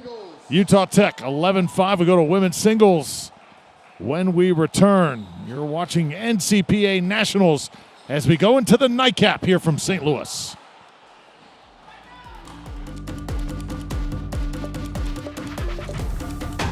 This year, this my show. Not a quitter, but I came close. The drums start beating and the lights turn on. That's right, baby, I'm home. Who you know do it like this? Make a comeback so fierce. Whole world better tune in. Watch out, cause I'ma go big. I'ma go big. I'ma go big. Look what I did. I'ma go big. I'ma go big. I'ma go big. I'ma go big. The National Collegiate Pickleball Association is the governing body of collegiate pickleball. We were established in 2023, where we had only 30 universities involved. This year alone, we'll have over 120 colleges competing and over 3,000 athletes participating across the nation. Our nonprofit, the NCPA Foundation, is committed to driving the growth of collegiate and junior pickleball, and your support plays a key role.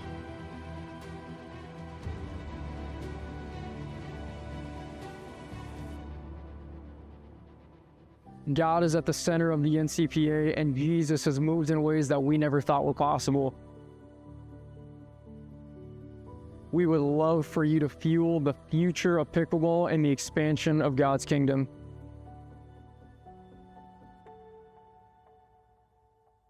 This is just the beginning.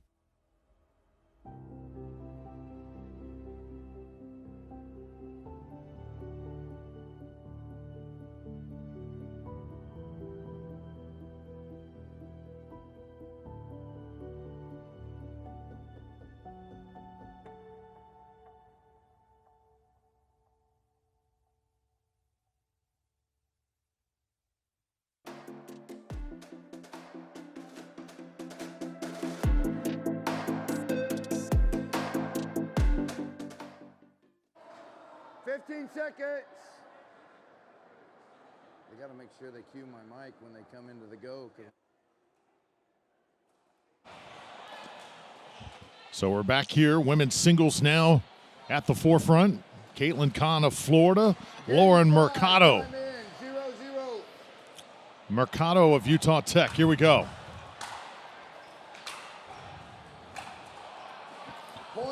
So right now, the fate of Utah Tech lies in Mercado's paddle right now. If she can get this done, this will do it for the Trailblazers. 1-0.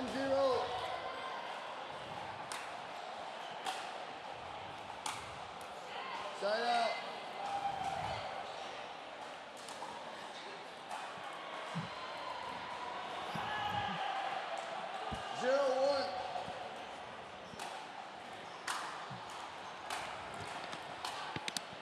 Side out.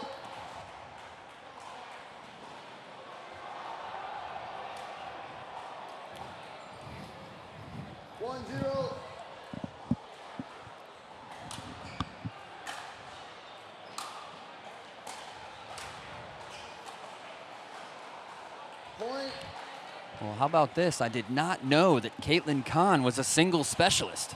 Yes, she is. Great shot. She's taking the net at the right time. 1-0. Base. Excuse me, I'll recall the score. 2-0. Caitlin is from Fort Lauderdale originally. She is in law school right now at the University of Florida. That ball goes long, and Kahn now has a 3-0 advantage. So Lauren Mercado here been put on notice. Keep in mind, Caitlin Kahn, 26 years old. Lauren, just 18.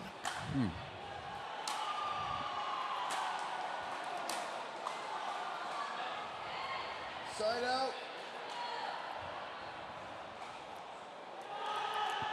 0-3.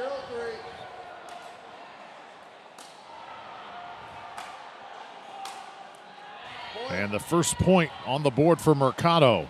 Las Vegas native, majoring in kinesiology. The freshman phenom. Ooh. Khan. Too good.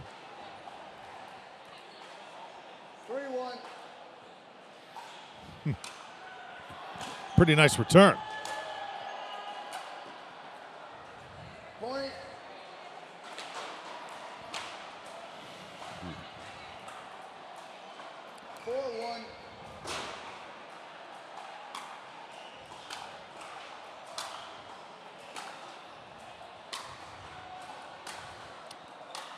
Wow. Jeez. Oh, yeah. What? Let's do it, ladies. Oh, my goodness. That was epic. Someone's going to have to come get the ball here. As it is on Mercado's side, she'll come to it. Quite the point. Holy smokes. Haven't seen many long, real cat and mouse battles, Rob. That was just, hey, I'm here, you're there, let's go, right? Yeah, Mercado lost that battle, but she's still in it for the war. Khan's going to be there. How about Mercado's hair braid a la Callie Joe Smith? Nice, nice.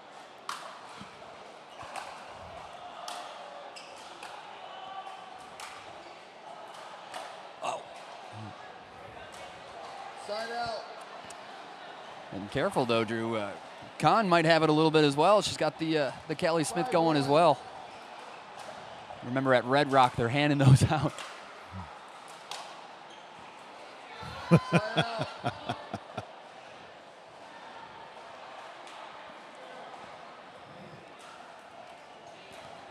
Mercado, ball in hand. 1-5.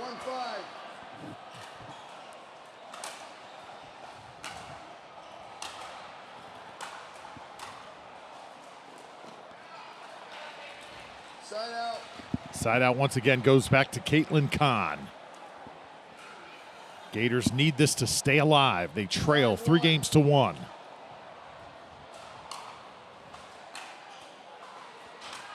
Point. Gonna say that's out. So it'll be 6-1 here. We'll do an end change. Florida will lead. And we will take a quick break here, I believe.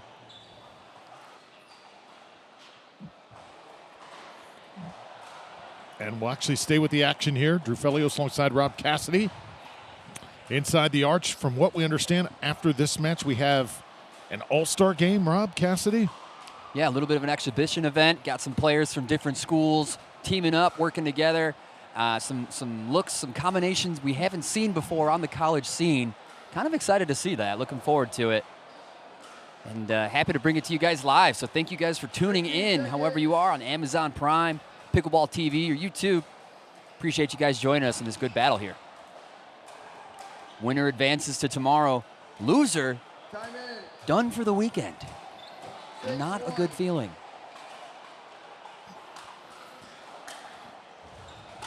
Point.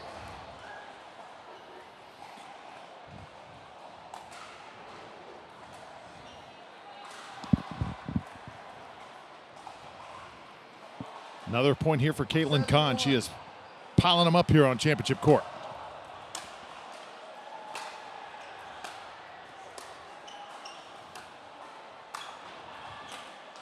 Point.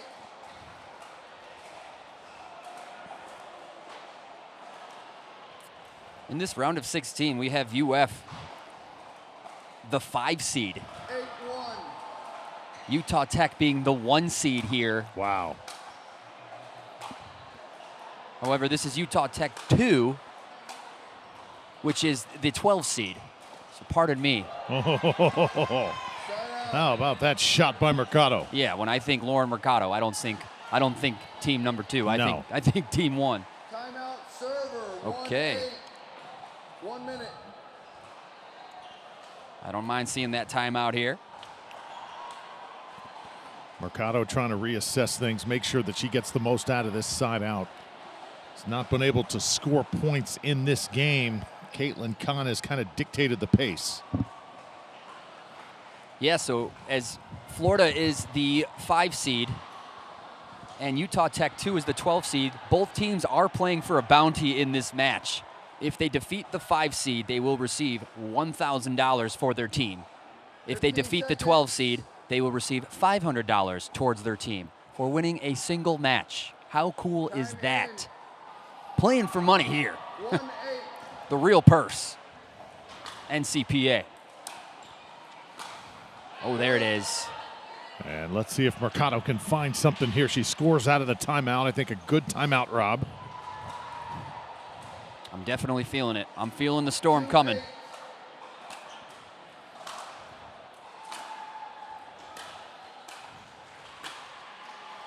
Oh. Ball stays in. She intentionally lets that ball go. That's the first time we've seen the other end of the spectrum of, you know, deciding to let out balls go out. Yes, sir.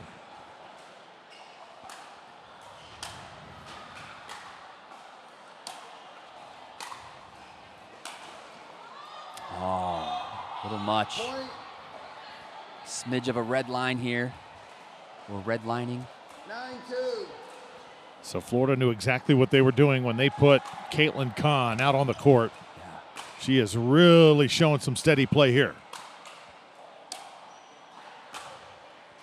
And if this match does go to a sudden death, the Gators looks like they're going to have that edge. Somebody who is just so comfortable. There's going to be some heavy swings in that sudden death. Yes.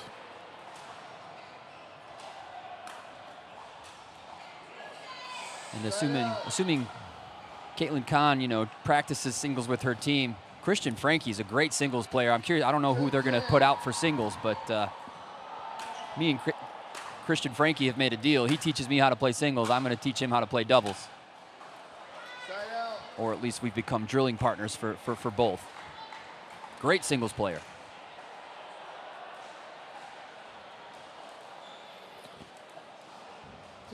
So this for the game here for the Gators.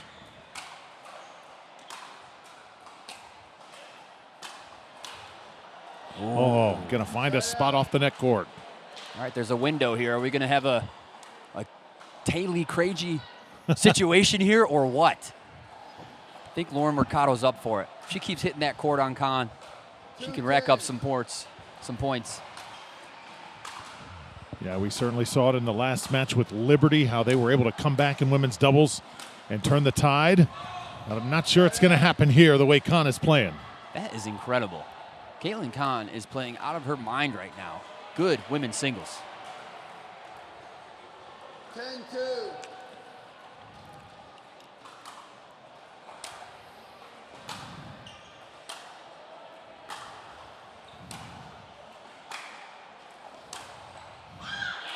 That ball is in. Well done by Mercado. Truly, she was ready to hit 100 more balls in that rally. You see Lauren kind of talking to herself. Yeah. Keeping herself mentally in this match.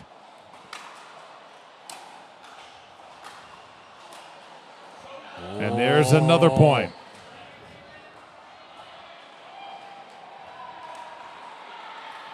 Yeah, she's found this mode. Positive talk to herself. It's not how you start, it's how you finish. But when you're looking this good, when this is how you want to play the whole match. Kahn, solid as ever. I still think Caitlin Kahn is in control here. Let's see if she can finish it this time. This will be her 4th try here on game point. 10-3.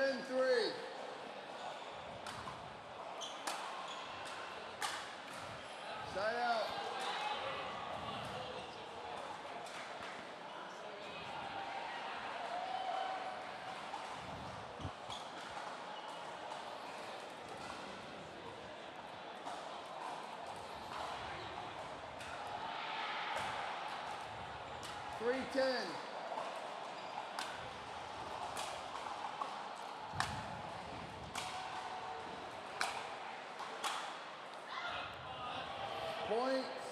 Little by little, Lauren Mercado continuing to make this more interesting.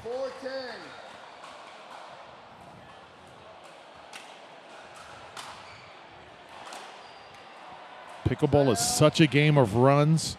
You've seen folks come back, Rob, being down 10-0 and come back and win 12-10. How about this? Our second server timeout of this match. And you're right, Drew. I do feel like she might have missed that last one because she was checking to see if that ball was in or out, you know, and then her next shot's a miss. But she is kicking some butt out there. This is how we stand right now. Utah Tech a 3-1 edge on the Florida Gators. Drew Felios here with Rob Cassidy. This is likely our final regular match of the day. And I feel like we're going to have an all-star game coming up here perhaps a little bit later on. Yeah, let's go. Don't make me jump out there and play. Don't make me. All right. So let's see if now is the magic touch here for Caitlin Kahn.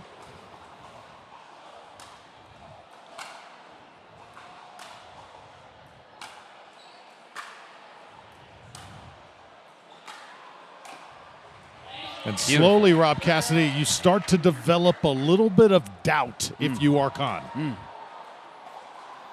Mercado able to survive the timeout. What else can Kahn throw at her? Comfortable lead, but for now. That would have been nice, Drew. That would have been nice. That was a biggie.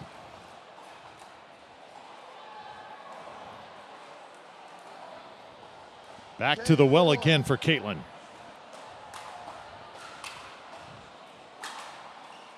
Oh, yeah, that's too good. And it's going to do it 11-4. Caitlin Kahn took her a while, but finally able to dispose of Lauren Mercado. And that wins the game back for the Gators.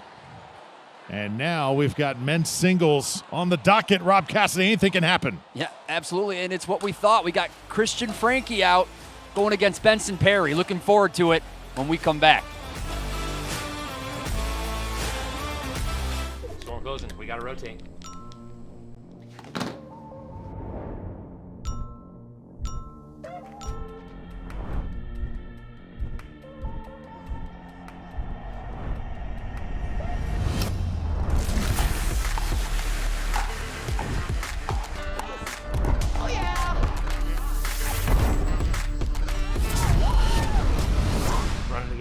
Always. The National Collegiate Pickleball Association is the governing body of collegiate pickleball. We were established in 2023 where we had only 30 universities involved. This year alone, we'll have over 120 colleges competing and over 3,000 athletes participating across the nation. Our nonprofit, the NCPA Foundation, is committed to driving the growth of collegiate and junior pickleball, and your support plays a key role.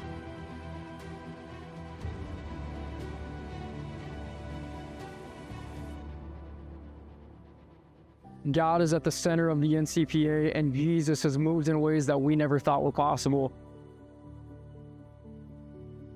We would love for you to fuel the future of pickleball and the expansion of God's kingdom.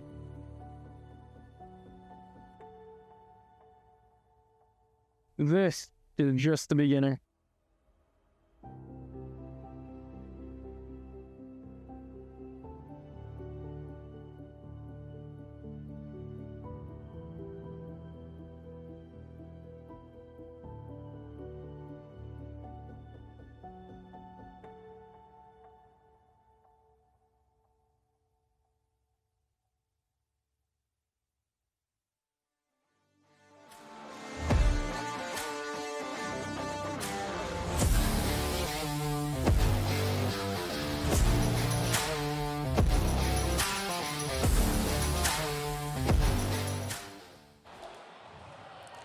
So we go to men's singles here. Christian Franke, Benson Perry.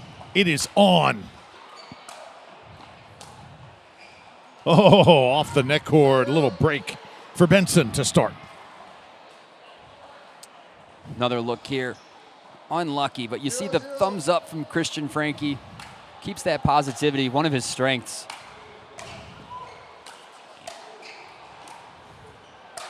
Boom. Stick. Yeah, that's huge. Kid is dialed. 0-0.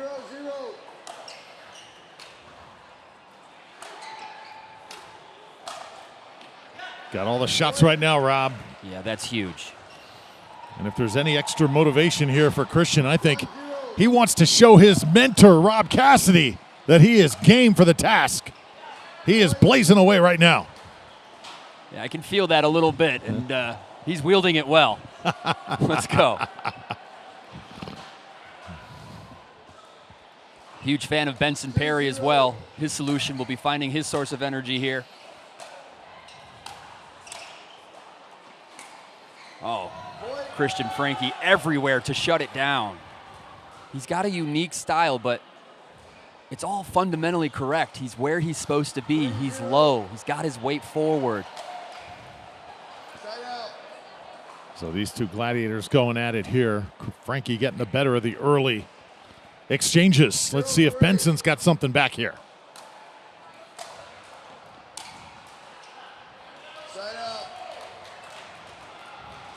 Utah Tech 2. 3-0.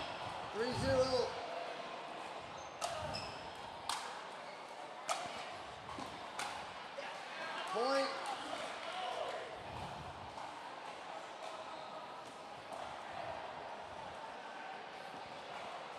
That's tough. 4-0.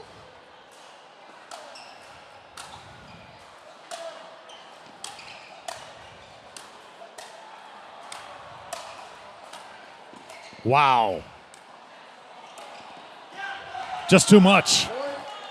Right down to that last shot. He holds it just long enough. No, I am going cross-court angle. So good from Christian. Not much Benson can do on that last one. Ooh, nice return. Is it possible to live in Naples and not play pickleball? I don't think so. Yeah. Haven't met him yet.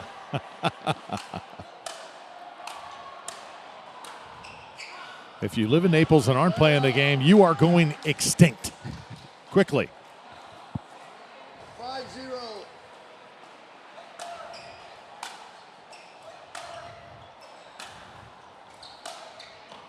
Oh, yeah. Huge point from Benson there. Yeah, clearly off the court.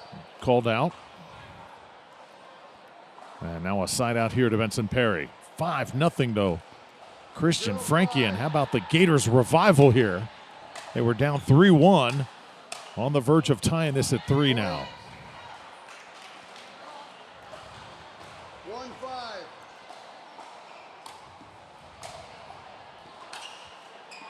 Side out. Self-motivated, dialed, and having a good time. Christian Franke making a statement. 5-1.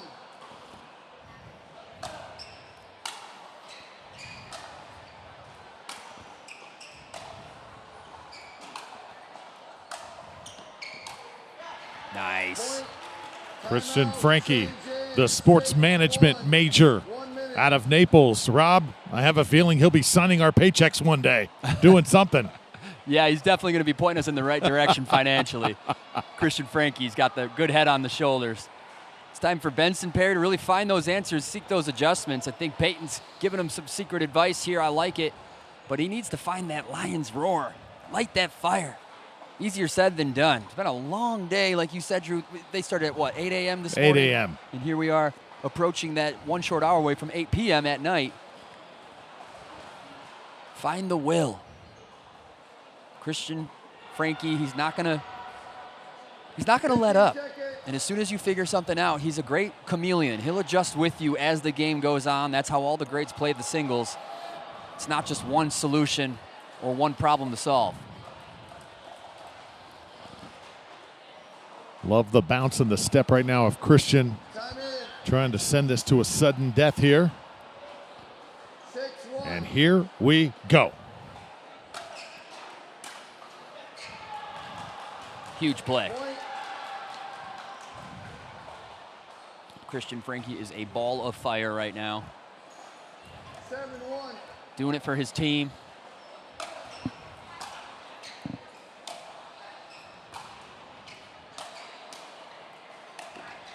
Yeah, nice approach from Benson Perry.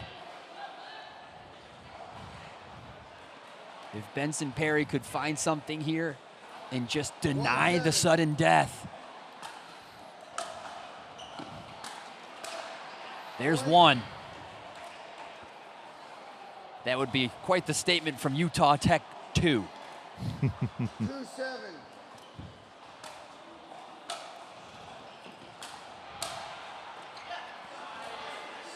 That shot, though, has been pinpoint for Christian Franke. Just stick that paddle out. Seems like his arm can reach out there forever. Right. Love the way he just reels the ball in. Well, that looked like it may have been out that time. 8-2. Oh, man. Ball was off the court. And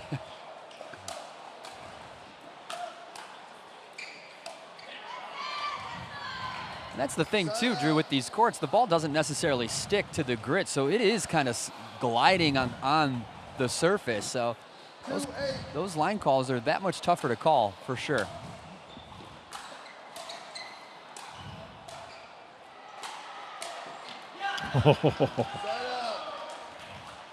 His anticipation right now is dictating this tempo. He didn't know I was going to be here, this young gent. 8-2. He's been preparing for months and months for this. Point. This type of moment.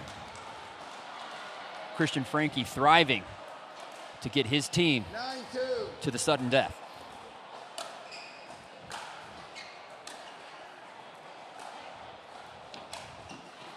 Oh, tried to paint that baseline that time. That sideline, rather, just out. But the damage may be done here. It is going to be a steep climb for Benson Perry.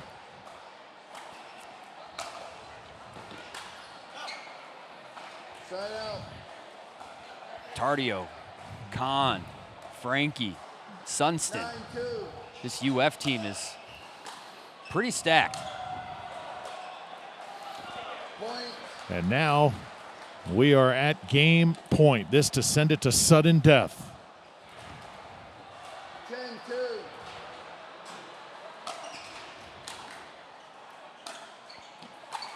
A man on a mission, Christian Franke, does it emphatically for the Gators. 11-2, and we're going to a game 7.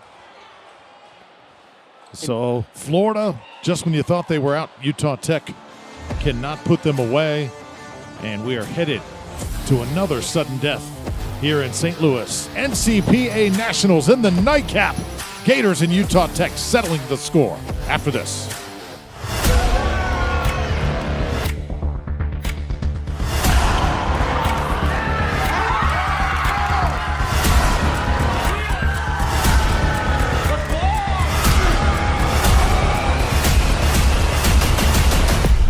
There are legends on this court, and their futures are bright. The National Collegiate Pickleball Association. The National Collegiate Pickleball Association is the governing body of collegiate pickleball. We were established in 2023, where we had only 30 universities involved. This year alone, we'll have over 120 colleges competing and over 3,000 athletes participating across the nation. Our nonprofit, the NCPA Foundation, is committed to driving the growth of collegiate and junior pickleball, and your support plays a key role.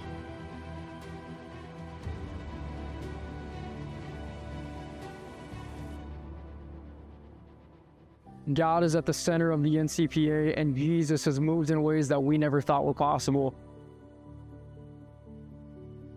We would love for you to fuel the future of pickleball and the expansion of God's kingdom.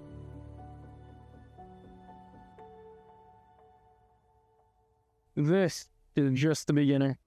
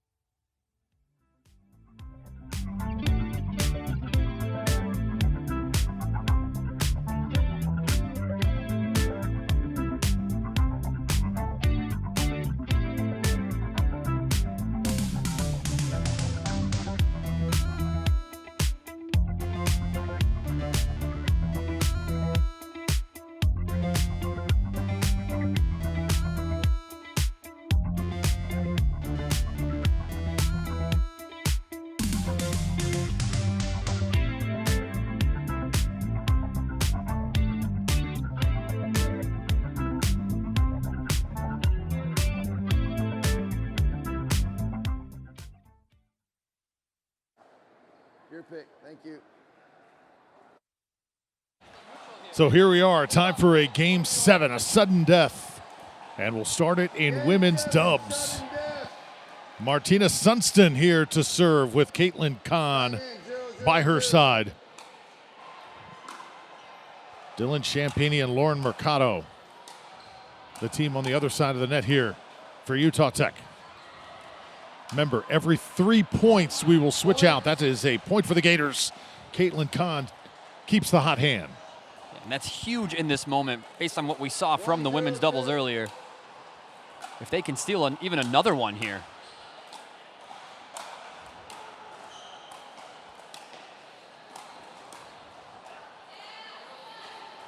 Side out.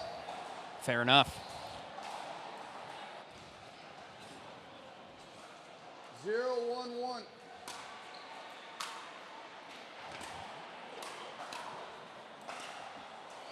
Point. Singles and doubles. Very different games, Drew. 1-1-1. Side out. No damage done, side out. Rather, second serve coming up here for Utah Tech. 1-1-2.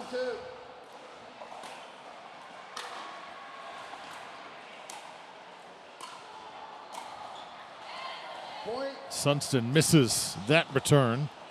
Rotate. And now we're going to rotate. Remember, every 3 points, we switch things out. Men's dubs team take the court. Yeah, and I don't know if it's even comprehended yet how critical everything is in these sudden deaths. That 2-1 versus the 3-0 might be everything later in this game. So props to Florida UF, to the women, for getting that 1 point moving into the next category. You have your band. You have your band.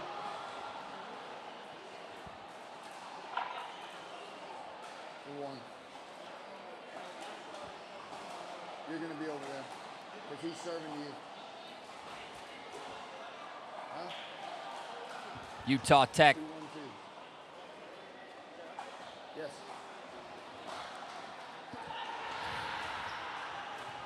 Ready to serve.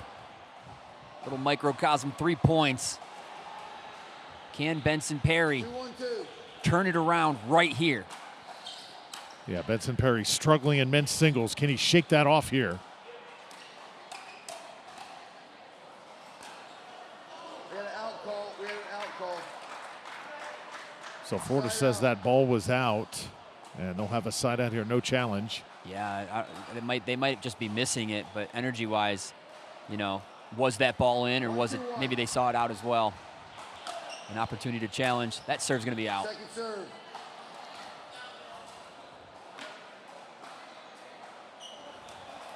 Oh, they're itching to pull that challenge. 1-2-2. So close to it. Andreas Tardio to serve. Oh, yeah, send it back. Tardio hands. 2-2-2. Weber. Weber. Side out. Peyton's a little bit of a silent assassin over there, huh? Don't hear him too often. Strictly focused. Ooh, a little too much arc. Ball just off the court there. Another point for 3-2-1. Utah Tech. Valuable.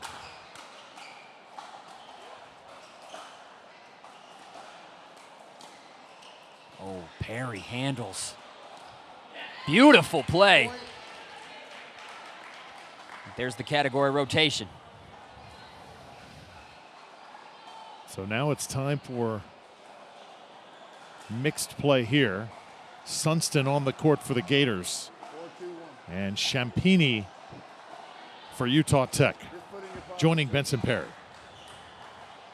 4-2, Utah Tech. What gives here in Game 7? 4-2-1.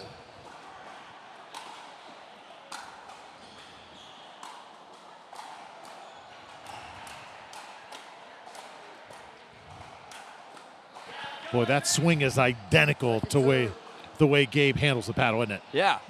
Yeah, not a bad game style to emulate 4-2-2. as the game of pickleball continues to evolve. I'll recall the score. Quick yoga session from Utah Tech. 4-2-2.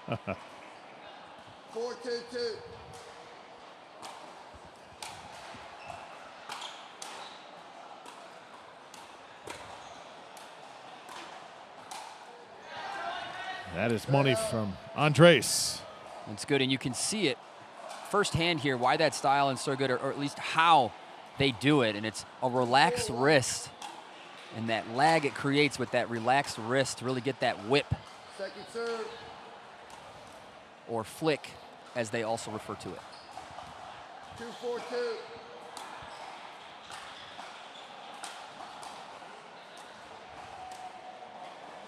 Point.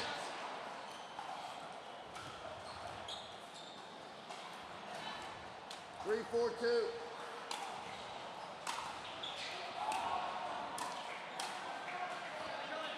Side out.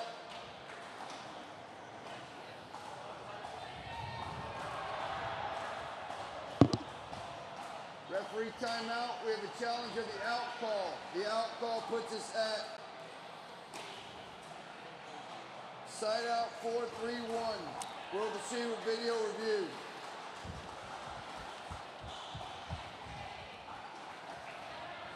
Sounds good.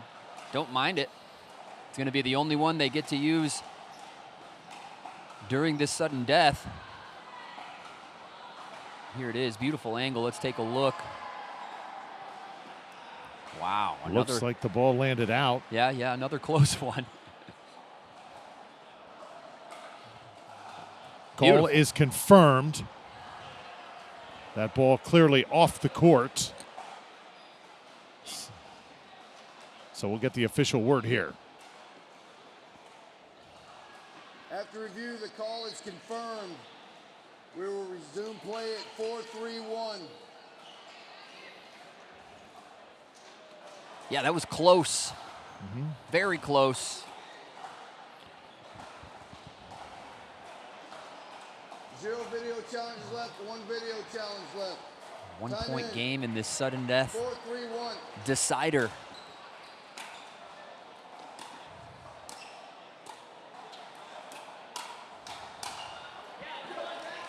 Second serve.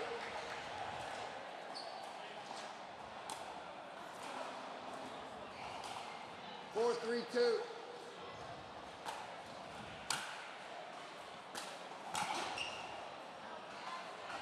Point.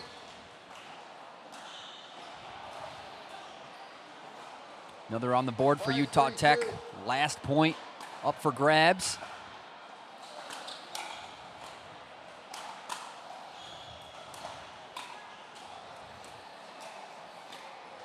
Oh, went for the ATP. Oh, wait a minute. Wow. Wait a minute. Which Tardio is that? 3-5-1. For the moment, let's call Gabe Tardio Andres' brother. Yeah. Second serve. And Martina Sunston with that ATP defend to keep them in it. Quality stuff. Second serve here, however. Got to put it to use. The third is not good enough. Side out. They're going to have to do it again. Champini wants that point. 5-3-1.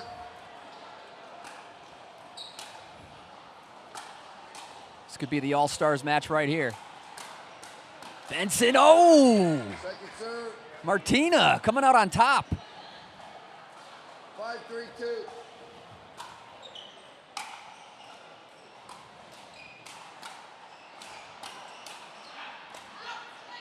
Point. So that takes us to 6-3 in the end change here. Utah Tech leading Florida. Back and forth we go. Both teams playing well. But Utah Tech right now just feels a little bit more cohesive at the moment. Yeah, 4 great players step off the court, 4 great players step on the court. It's just so up for grabs here.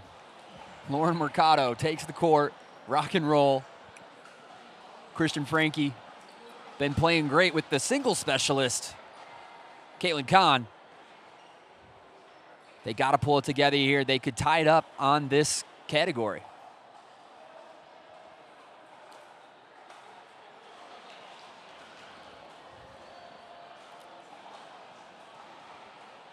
So this likely to be our last regular match of the day. May have a chance to see our All-Star game coming up next. At the conclusion of this one, we'll also hear from Noah Sumnick as we get ready for tomorrow and the NCPA versions of Championship Sunday. Can't wait for that. Gators now will play in the near court. Caitlin Kahn and Christian Franke.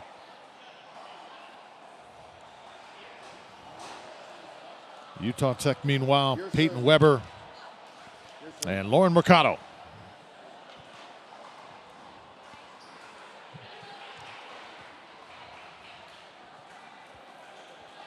Time in. 6-3-2.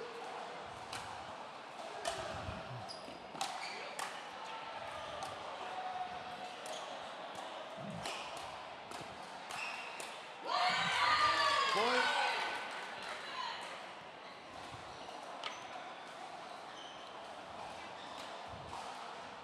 7-3-2.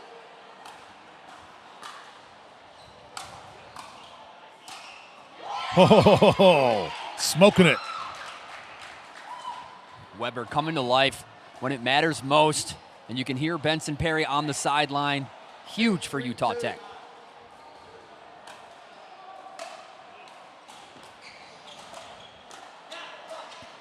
Peyton Weber can't quite get to that one.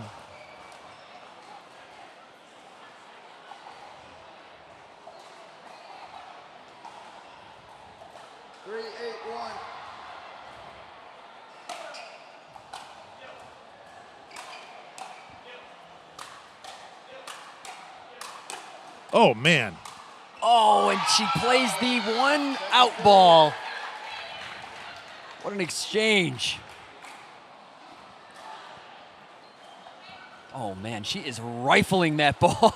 3-8-2. Peyton Weber, silent assassin. Third shot lob.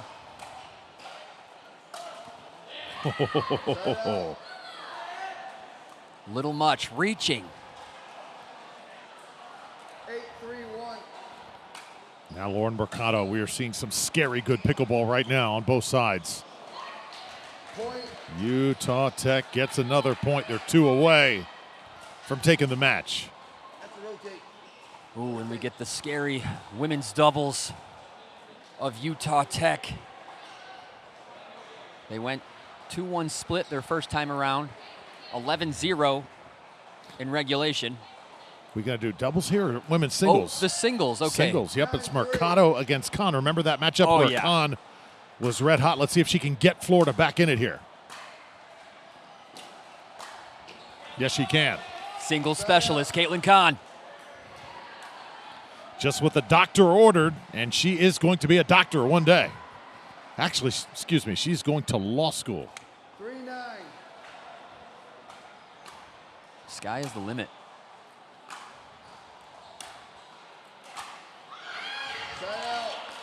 Mercado finished that match well. She's picking up where she left off.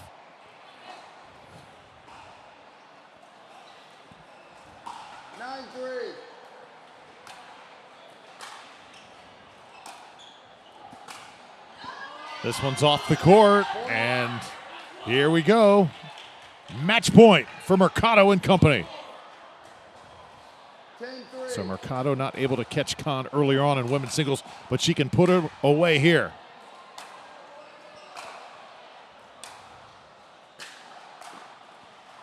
Oh, just wide. Not on Kahn's watch. 3-10. So we have a point on either side.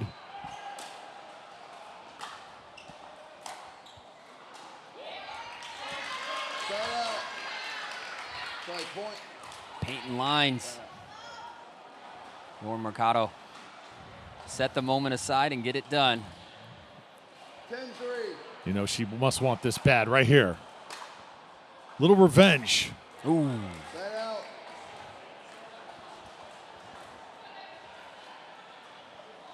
Kahn has to put 2 on the board to hit that next category.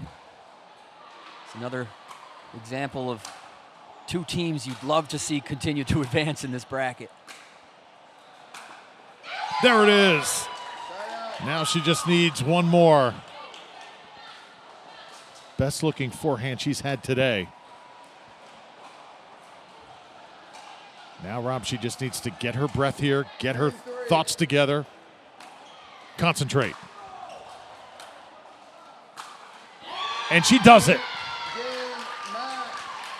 That is what makes the sudden death so interesting. You can come back if you're Lauren Mercado and take down the player that took you down earlier for the match. So much fun. Yeah, Utah Tech takes it in dramatic fashion. Great effort from both sides and getting it done as a team. Because you know Benson Perry, maybe he didn't play his best in this match, but you know he put in that dirty work, that gritty work to help his team get to this moment. So props to all these players on this team, and a huge shout out to the Gators. Andreas Tardio making a name for himself. Christian Franke on the big stage taking care of business, as well as Kahn and Martina Sunston as well.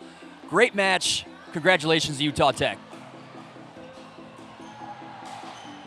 So we're going to step aside, take a break, come back to St. Louis in just a moment. We could possibly hear from those Trailblazers. Utah Tech victorious over the Gators here in St. Louis.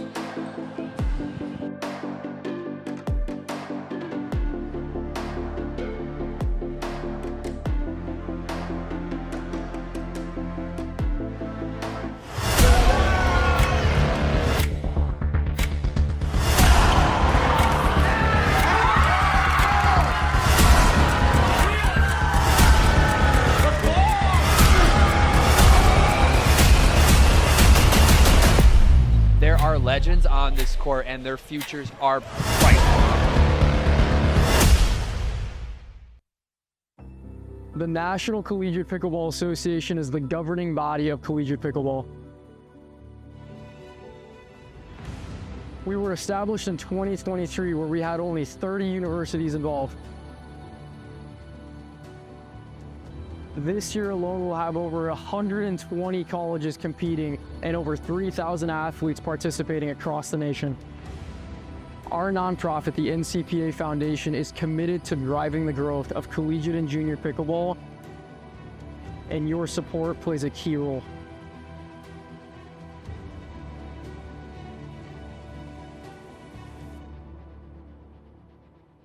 God is at the center of the NCPA, and Jesus has moved in ways that we never thought were possible.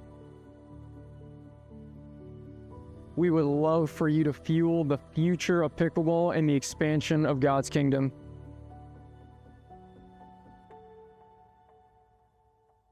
This is just the beginning.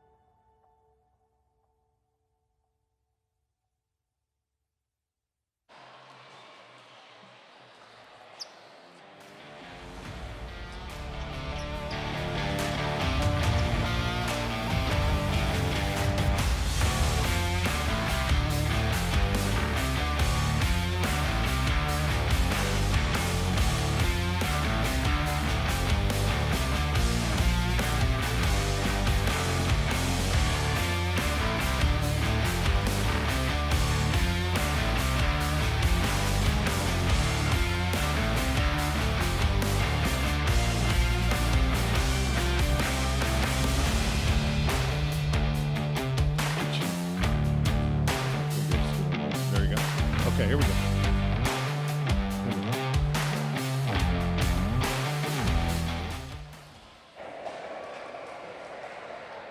All right, welcome everybody inside the booth. We are here in St. Louis, and I'm here with the victorious Utah Tech Trailblazers. The Bison doing their thing against the Florida Gators. It was a hard-fought match, but they get it done in 7. So we have Lauren Mercado, Dylan Champini, we've got Peyton Weber, and we've also got Benson Perry, who battled throughout. And Lauren, we'll start with you. You battled with, let's see, let's put all the mics on here and make sure that we are good to go. You battled with Miss Khan over there from Florida in women's singles. Didn't get that done, but then you have a chance to end the match. How special was that moment for you? It was definitely a special moment for me. I mean, she was a great player and it was a grind, but I just wanted to bring that same energy that I brought into the last couple of points that we played in this tiebreaker and just bring the energy, and then I'm glad that we were able to come away with the W. It's all about energy, isn't it, Dylan? I mean, so many ebbs and flows, highs and lows. You've got to really pump that energy into your team, don't you? Oh, energy is everything, especially in college pickleball. That's what we're fueled on here. So I think the energy was really high today, and we're hoping to carry it into tomorrow. And Peyton, it's one thing when you put that uniform on, Utah Tech. That means something at this event. You guys have done so well in it historically. Absolutely. I feel like our school has a huge name, and to represent that name is nothing greater. So happy to represent in a good way. It certainly is. And Benson, you had some highs and lows in the match as well. How do you mentally stay in it, and how much do your teammates help you with that? Just one more ball, next ball, and my teammates are huge. They're amazing. You know, they're always there to support. So. Did you just call us huge? No, I said that's huge. Playing huge, definitely. And Utah Tech, a school that doesn't get a lot of notoriety for sports. So when you have a chance to play a school like Florida and take down the Gators, that's pretty cool, isn't it? It is indeed. You've played a lot internationally, from what I understand. Tell us about your escapades all over the world playing this game.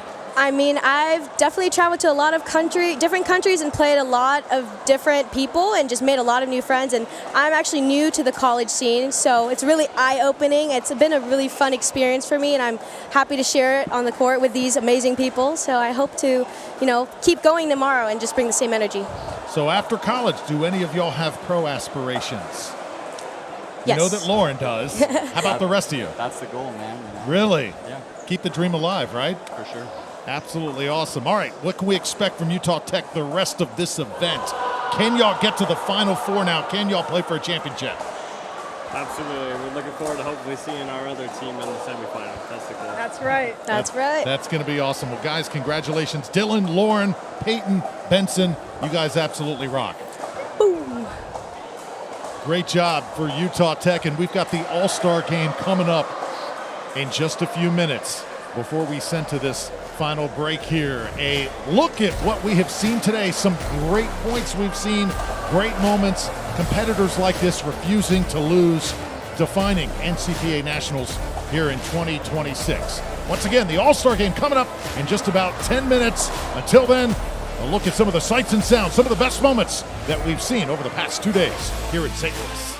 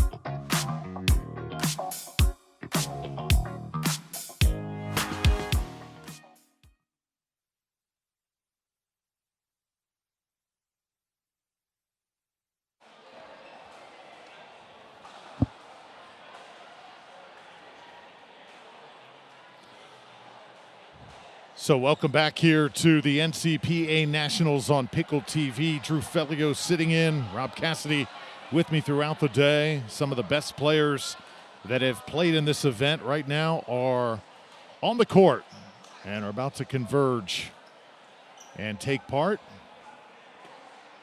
So this is a showcase for some of the fans to see the best of the best pickleball players in America enrolled at colleges and universities across the land. See Alexandra McDonald. Remember her from that Virginia Cavalier squad yesterday. Darcy Shore is by her side. How's it going, everyone? We are here for the Yola Showcase event. This is going to be a 15-minute quick event. Yola's giving the winner of this game. We've got Team Hyperion and Team Perseus. That's going to be facing off. These are our top 12 NCPA athletes here.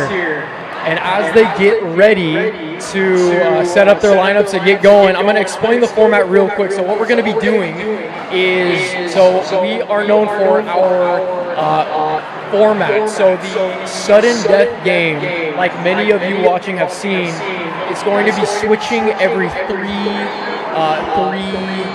not rallies, but 3 points, right? Because we do standard scoring points. So we're going to see doubles on, we're going to see singles, we're going to see mixed. We're seeing everything switching every 3 points. So as these players get going, we're going to introduce them. Going to have a quick 15-minute, high-energy, high-level game, and we're very excited to see this.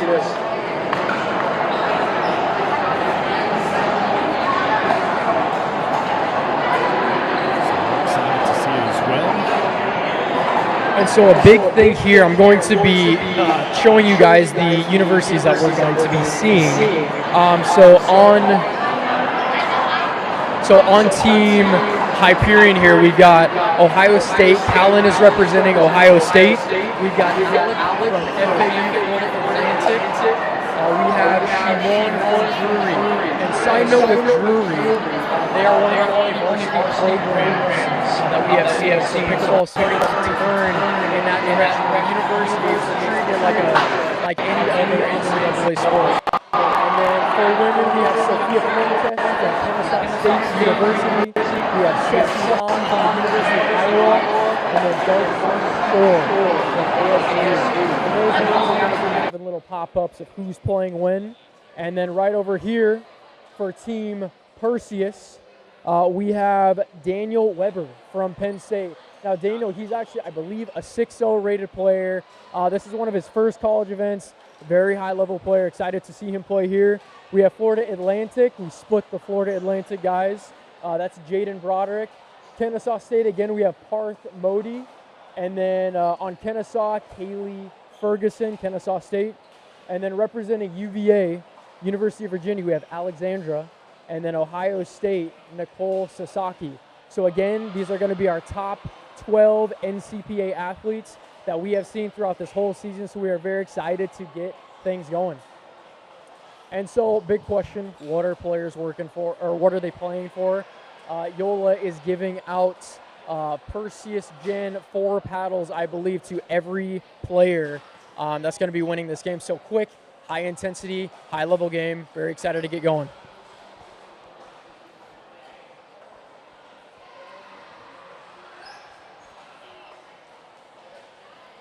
So Team Perseus and Team Hyperion set to battle here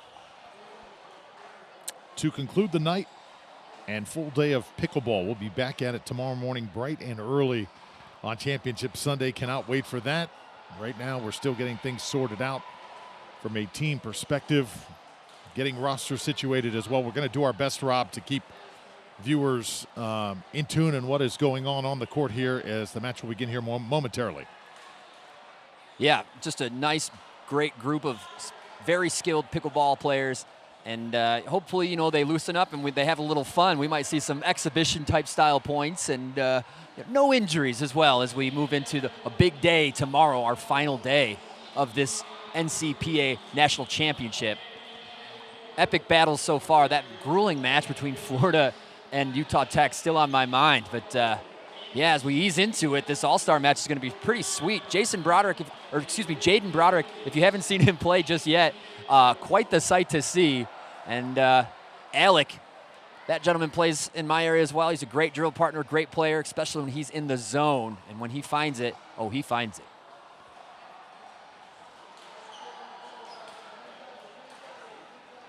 Jaden Broderick, he is a tall glass of water on the court. And he's an absolute force to be reckoned with. One of the many stars from the state of Florida. Rock and roll. Here we go. Two teammates playing off. Pretty impressive that a men's doubles team in our bracket are both in this all-star match. That's what you have your hands full with FAU.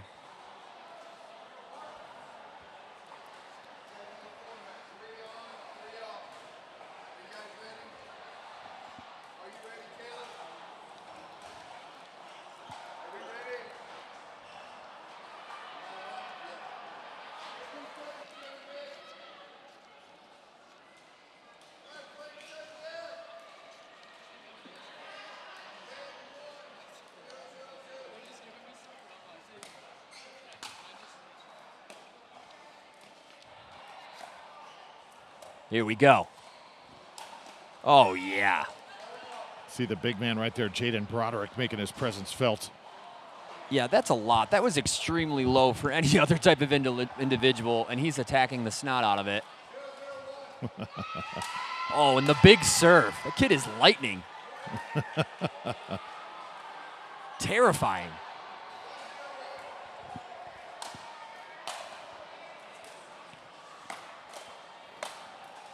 Oh, and there's the rebuttal. We got to see this gentleman represent LSU earlier today, Ohio State.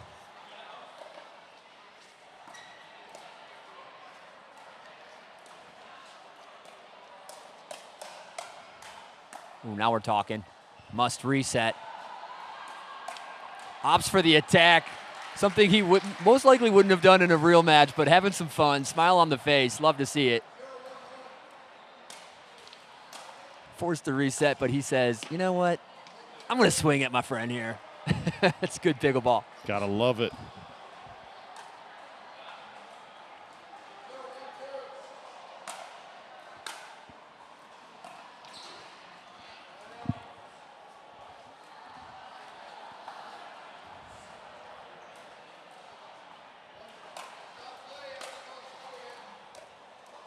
Oh, eager, eager.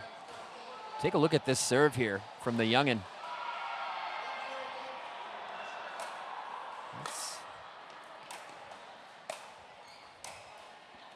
Nice serve. Oh, Alec with the angle. You cannot give him that. Yeah, this exhibition is brought to you by Yola. And winners of this match will receive some quality Yola paddles.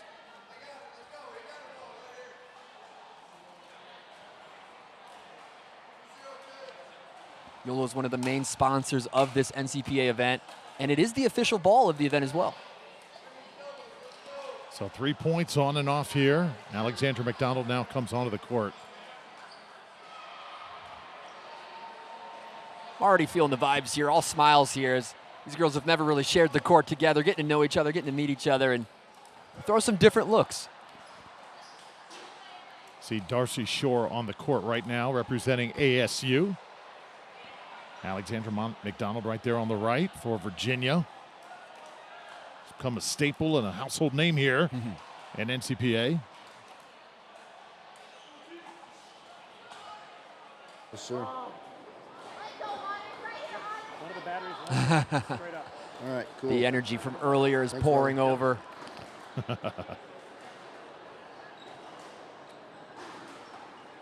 Alex is serving.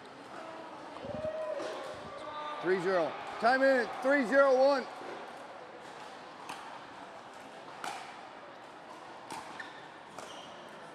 Point. Sorry, Alex, you're 2. Alex, still your serve. Still your serve, Alex. 4-0-2. Here we go.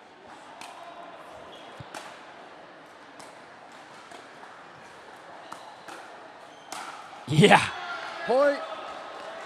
And I totally agree. I think an exhibition is a perfect place to practice your off-the-bounce initiates. This is so good. And that's what you get with that. 5-0-2. Team Percy is pulling away. Oh, yeah. Set up. See, that it looked like it was on accident, but you know in this all-star match, you know, that's a shot she's practiced. She did that on purpose. 0-5-1. Great way to get a side out. 5 points straight now for Perseus. Lob third. Oh, come on. Second serve. You guys are on the wrong side. Go over there. Go. So Yola celebrated here in this all-star game 5-2. with the Perseus and Hyperion teams, Rob. And certainly have to mention how Yola has changed the game since they have come into the sport of pickleball. Yeah, I mean, Rotate. the quality of paddles that they come out with. First mix. And the fives. That fifth generation of the Yola has just come out, and you know there's people out there eager to get their hands on them. And one new shape. All of the people that work at Yola and work with Yola, great people, good players. And you're absolutely right, Drew. The effect and influence Yola has had on the game of pickleball is immense. Got to be happy that they You're the second server, sir. entered You're the world second and server. You're the second server. helped with its evolution. Yeah, I saw some of those Yola 5s 1-5-2. on display right at the front.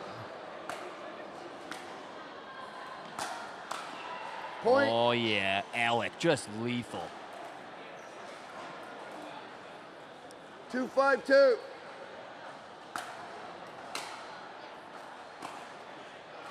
Nice drop. She has that new Peacock Proton paddle. Oh, but Point. Alec wielding the Yola. 3-5-2.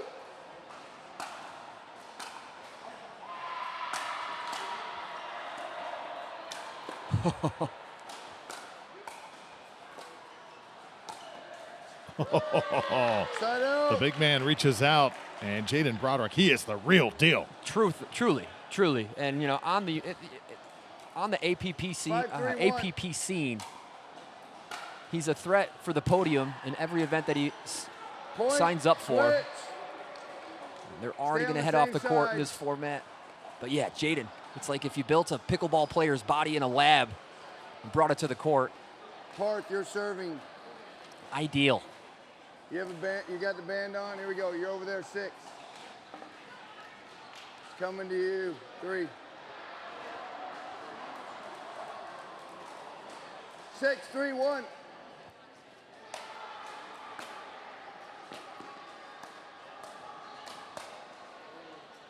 Second serve.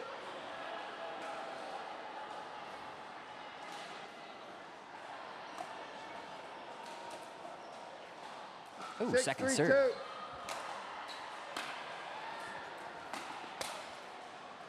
Side out.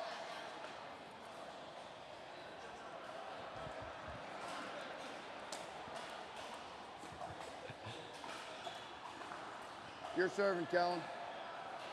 Is that a band on? Stick it in your pocket. She's the starting server. You got to put yours in. Awesome. Kellen to serve here.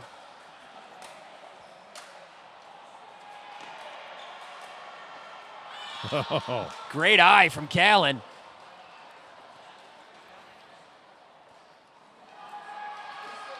Oh, Indiana in the house.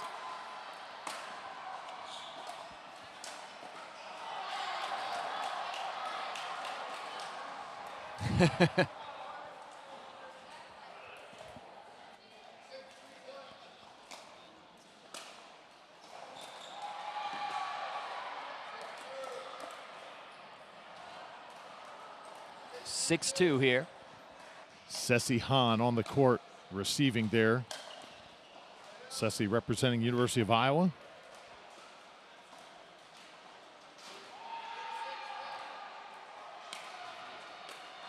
Hopefully we get to see her again on championship court tomorrow. Oh, yeah, an elite flick. Plenty more where that came from. Let's go. All smiles.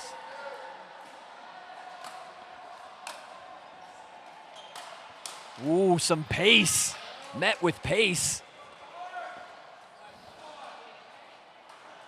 6-3-1.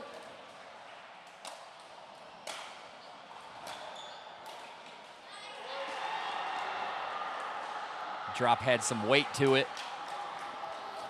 Also hear some screams and some Yeah. cheers coming out throughout the complex. We still got big-time matches going on That's pretty cool. throughout this facility as we watch Team Perseus and Hyperion battle.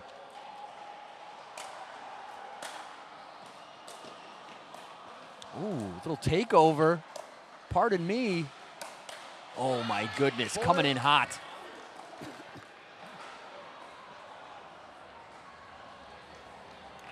Eight, 3-2.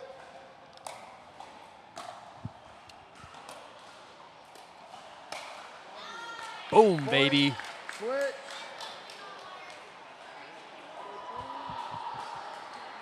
Nice display.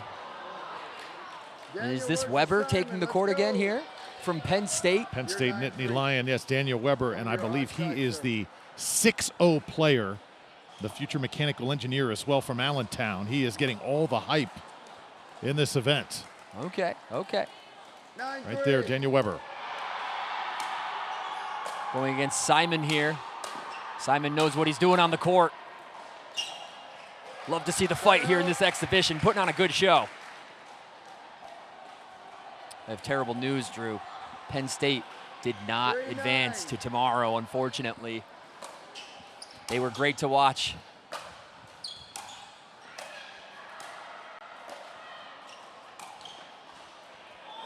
Oh, thought he had it. Yeah, that Penn State team made up of Claire McDaniel, Caitlin Hartman, Weber, who is on the court, and Fyodor D'Souza. Right. Great players. Here's that point that we just saw. 5-9. Brought to you by Yola. Ooh. That was extremely close.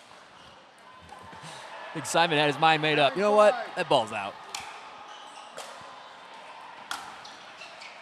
Ooh, brutal. Point.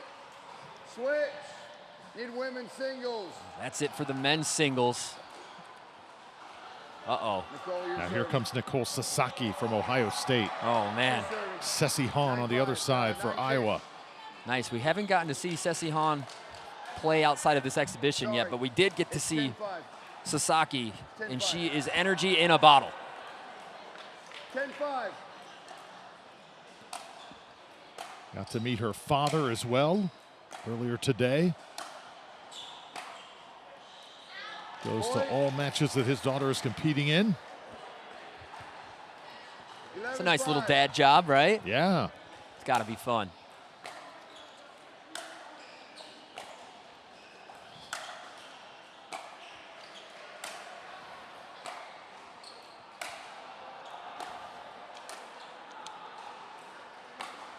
Unbelievable. Nice point. The crowd approves. 5-11.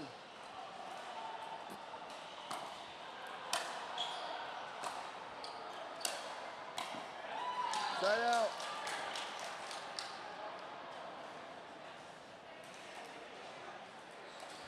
So 11-5 now in favor of Perseus. 11-5.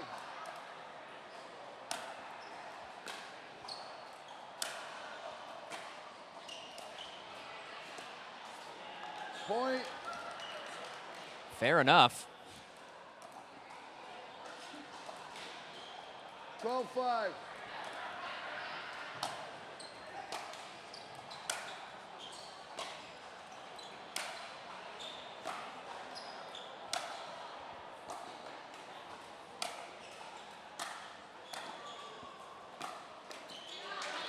Side out.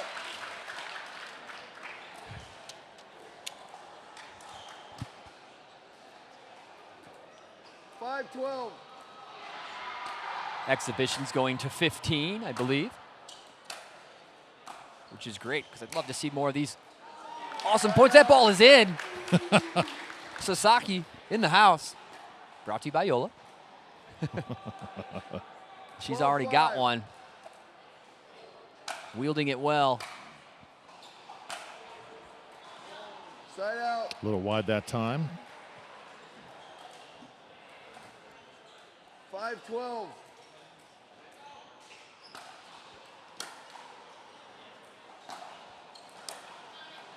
Point. And now they will exit the court as well.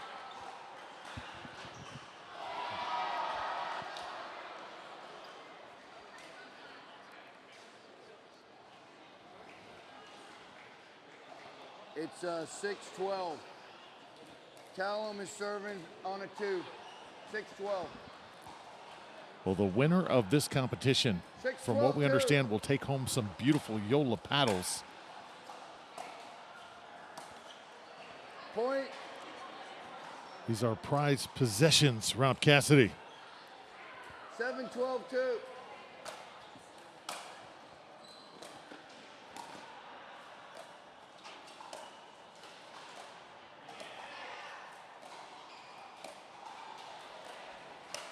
Oh, yeah. Love this young gentleman's play style. And I don't know if you always see Jaden Broderick on the right side, but it's definitely working here. Second serve. Callan says otherwise. Stuck on 12 now, Perseus. 12-7-2.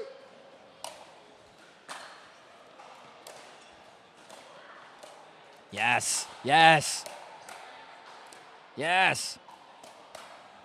Oh, Side out. just off the court. It's got some unique wrist action there. 7-12-1. Provides him some options his opponents will most likely not suspect. Oh, yeah, that is smooth. Oh, Alec was ready Second for it. serve. Licking his lips and hungry.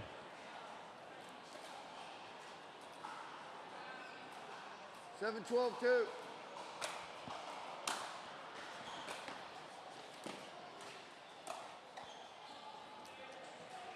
Yes. What a shot by the big man. Oh, Point. thought that would find an open spot on the court. Yeah, Just wide. Not too much real estate to pull that off, Drew. 8-12-2.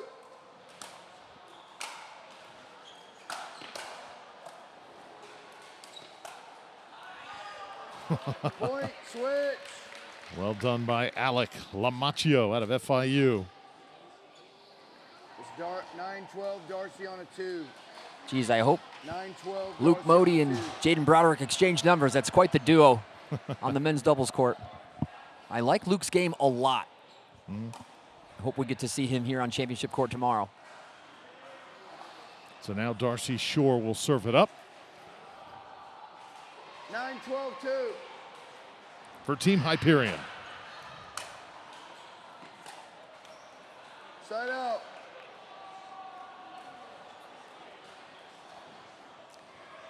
.3 points away from winning that 12-9-1. potential paddle upgrade.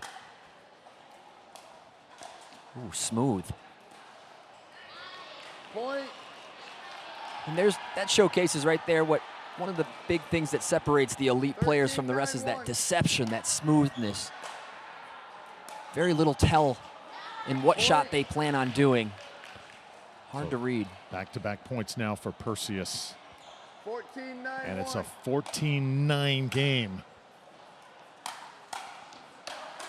And the drive, this one not coming back, that does it for the game. Perseus takes it 15-9 at this all-star game here in the NCPA 2026 version. Some great players and some future pros there. Absolutely, well played, nice exhibition, and nice icebreaker. A lot of smiles and some different looks from both sides. A little cool down session. These guys have a big morning tomorrow, so I'm glad it was short and sweet. No injuries. Tomorrow's gonna be awesome. So the best of the NCPA on display. All smiles there, good fun from all sides. So we're gonna take a quick break here and get ready for the time to wrap a bow on all this. Noah Sumnick. Let's see, Noah looks like he wants to speak, so we will join Noah here, courtside. And then can I get 3 side girls on the other? You on this side too.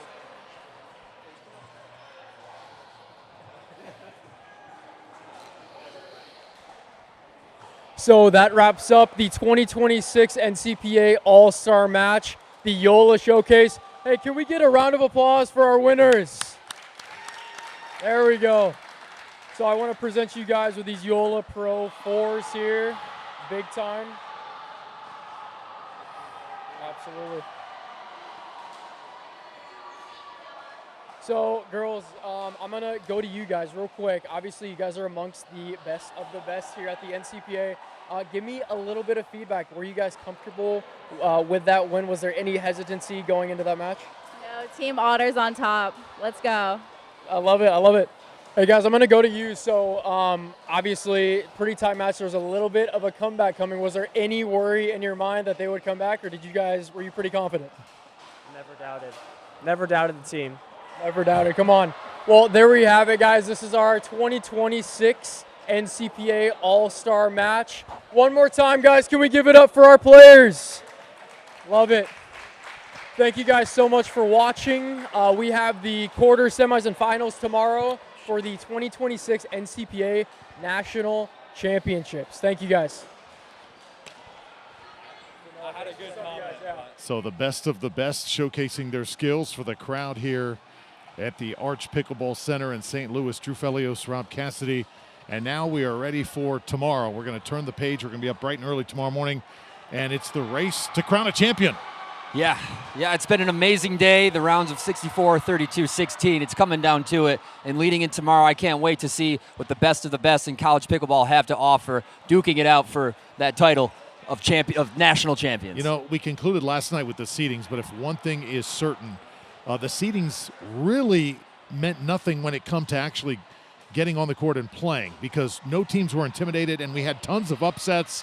And when you watch some of these teams play, you almost felt like some of them weren't seeded as high as maybe they could have been. And that showed you, as you have said, Rob, and orchestrated so nicely over the last 2 days, the world of college pickleball is changing. You've got schools that are starting to really step up their game. Some youngsters, 18-year-olds, 19-year-olds, first-year players in the NCPA, really making noise. Yeah, and having that influence on each other. These teams are evolving as a unit and getting things done. What Liberty was able to succeed in doing on this very court earlier today, nothing short of unbelievable. And the Flames, you really can't write it any better than that. So moving forward, they have their hands full with Utah Tech 1 to start off the day, but there's nowhere else they'd rather be. They've earned their right for this match, and they're looking to keep it going. So Utah Tech getting through. Liberty also still alive. That big victory over Purdue was absolutely huge for them, and they go into tomorrow with a puncher's chance to take a title. Florida Atlantic as well. We have not seen the Owls on center court, but I have a feeling we will tomorrow. Yes. Kennesaw State also out of the Atlanta area had a great showing, and Utah Tech, their second team, gets through past the University of Florida. So that is the West region as it stands. Let's go to the East now and look at some of the teams that got through that we never thought. UCF, really good. UCSD getting through. And UC San Diego now still alive. They take on Wisconsin tomorrow with some money bags at stake. Absolutely. Let's look at the South as well. Florida State still alive. The Seminoles get through. They get by arch rival UCF, their in-state rival. And then LSU, that LSU team was tough. We saw them take down Utah Valley, but this Florida State team must be pretty good. Yeah, the Florida's teams, they always pack a punch, and personally, I cannot wait to see them showcase it in front of us on championship court here live with you guys watching from home. Florida Atlantic took down South Florida. The Bulls, a really good showing here at NCPA. So let's take a look at the 8 teams that remain. Here they are. Utah Tech 1, Beautiful. Liberty, FAU, Utah Tech 2, Florida Atlantic, Florida State, UC San Diego, and Wisconsin-Madison. Those are the teams that will vie for the championship tomorrow. We'll have coverage for you beginning at 8 a.m., bright and early here in St. Louis. It's been a beautiful bracket, and it remains true. Just the last couple coming down to it. What can I say? Elite pickleball at its finest. These college kids have earned the right to duel it out in championship court. I'm excited. Hope you guys join us tomorrow. And that brings our marathon coverage here on this Saturday to an end. Hope you enjoyed it here on Pickle TV and Amazon as well. For our entire crew, for Rob Cassidy and for Noah Sumnick, the orchestrator of this entire event, I'm Drew Fellio saying so long from beautiful St. Louis and the Arch Pickleball facility. We'll see you bright and early on the NCPA's version of Championship Sunday. That's coming up tomorrow.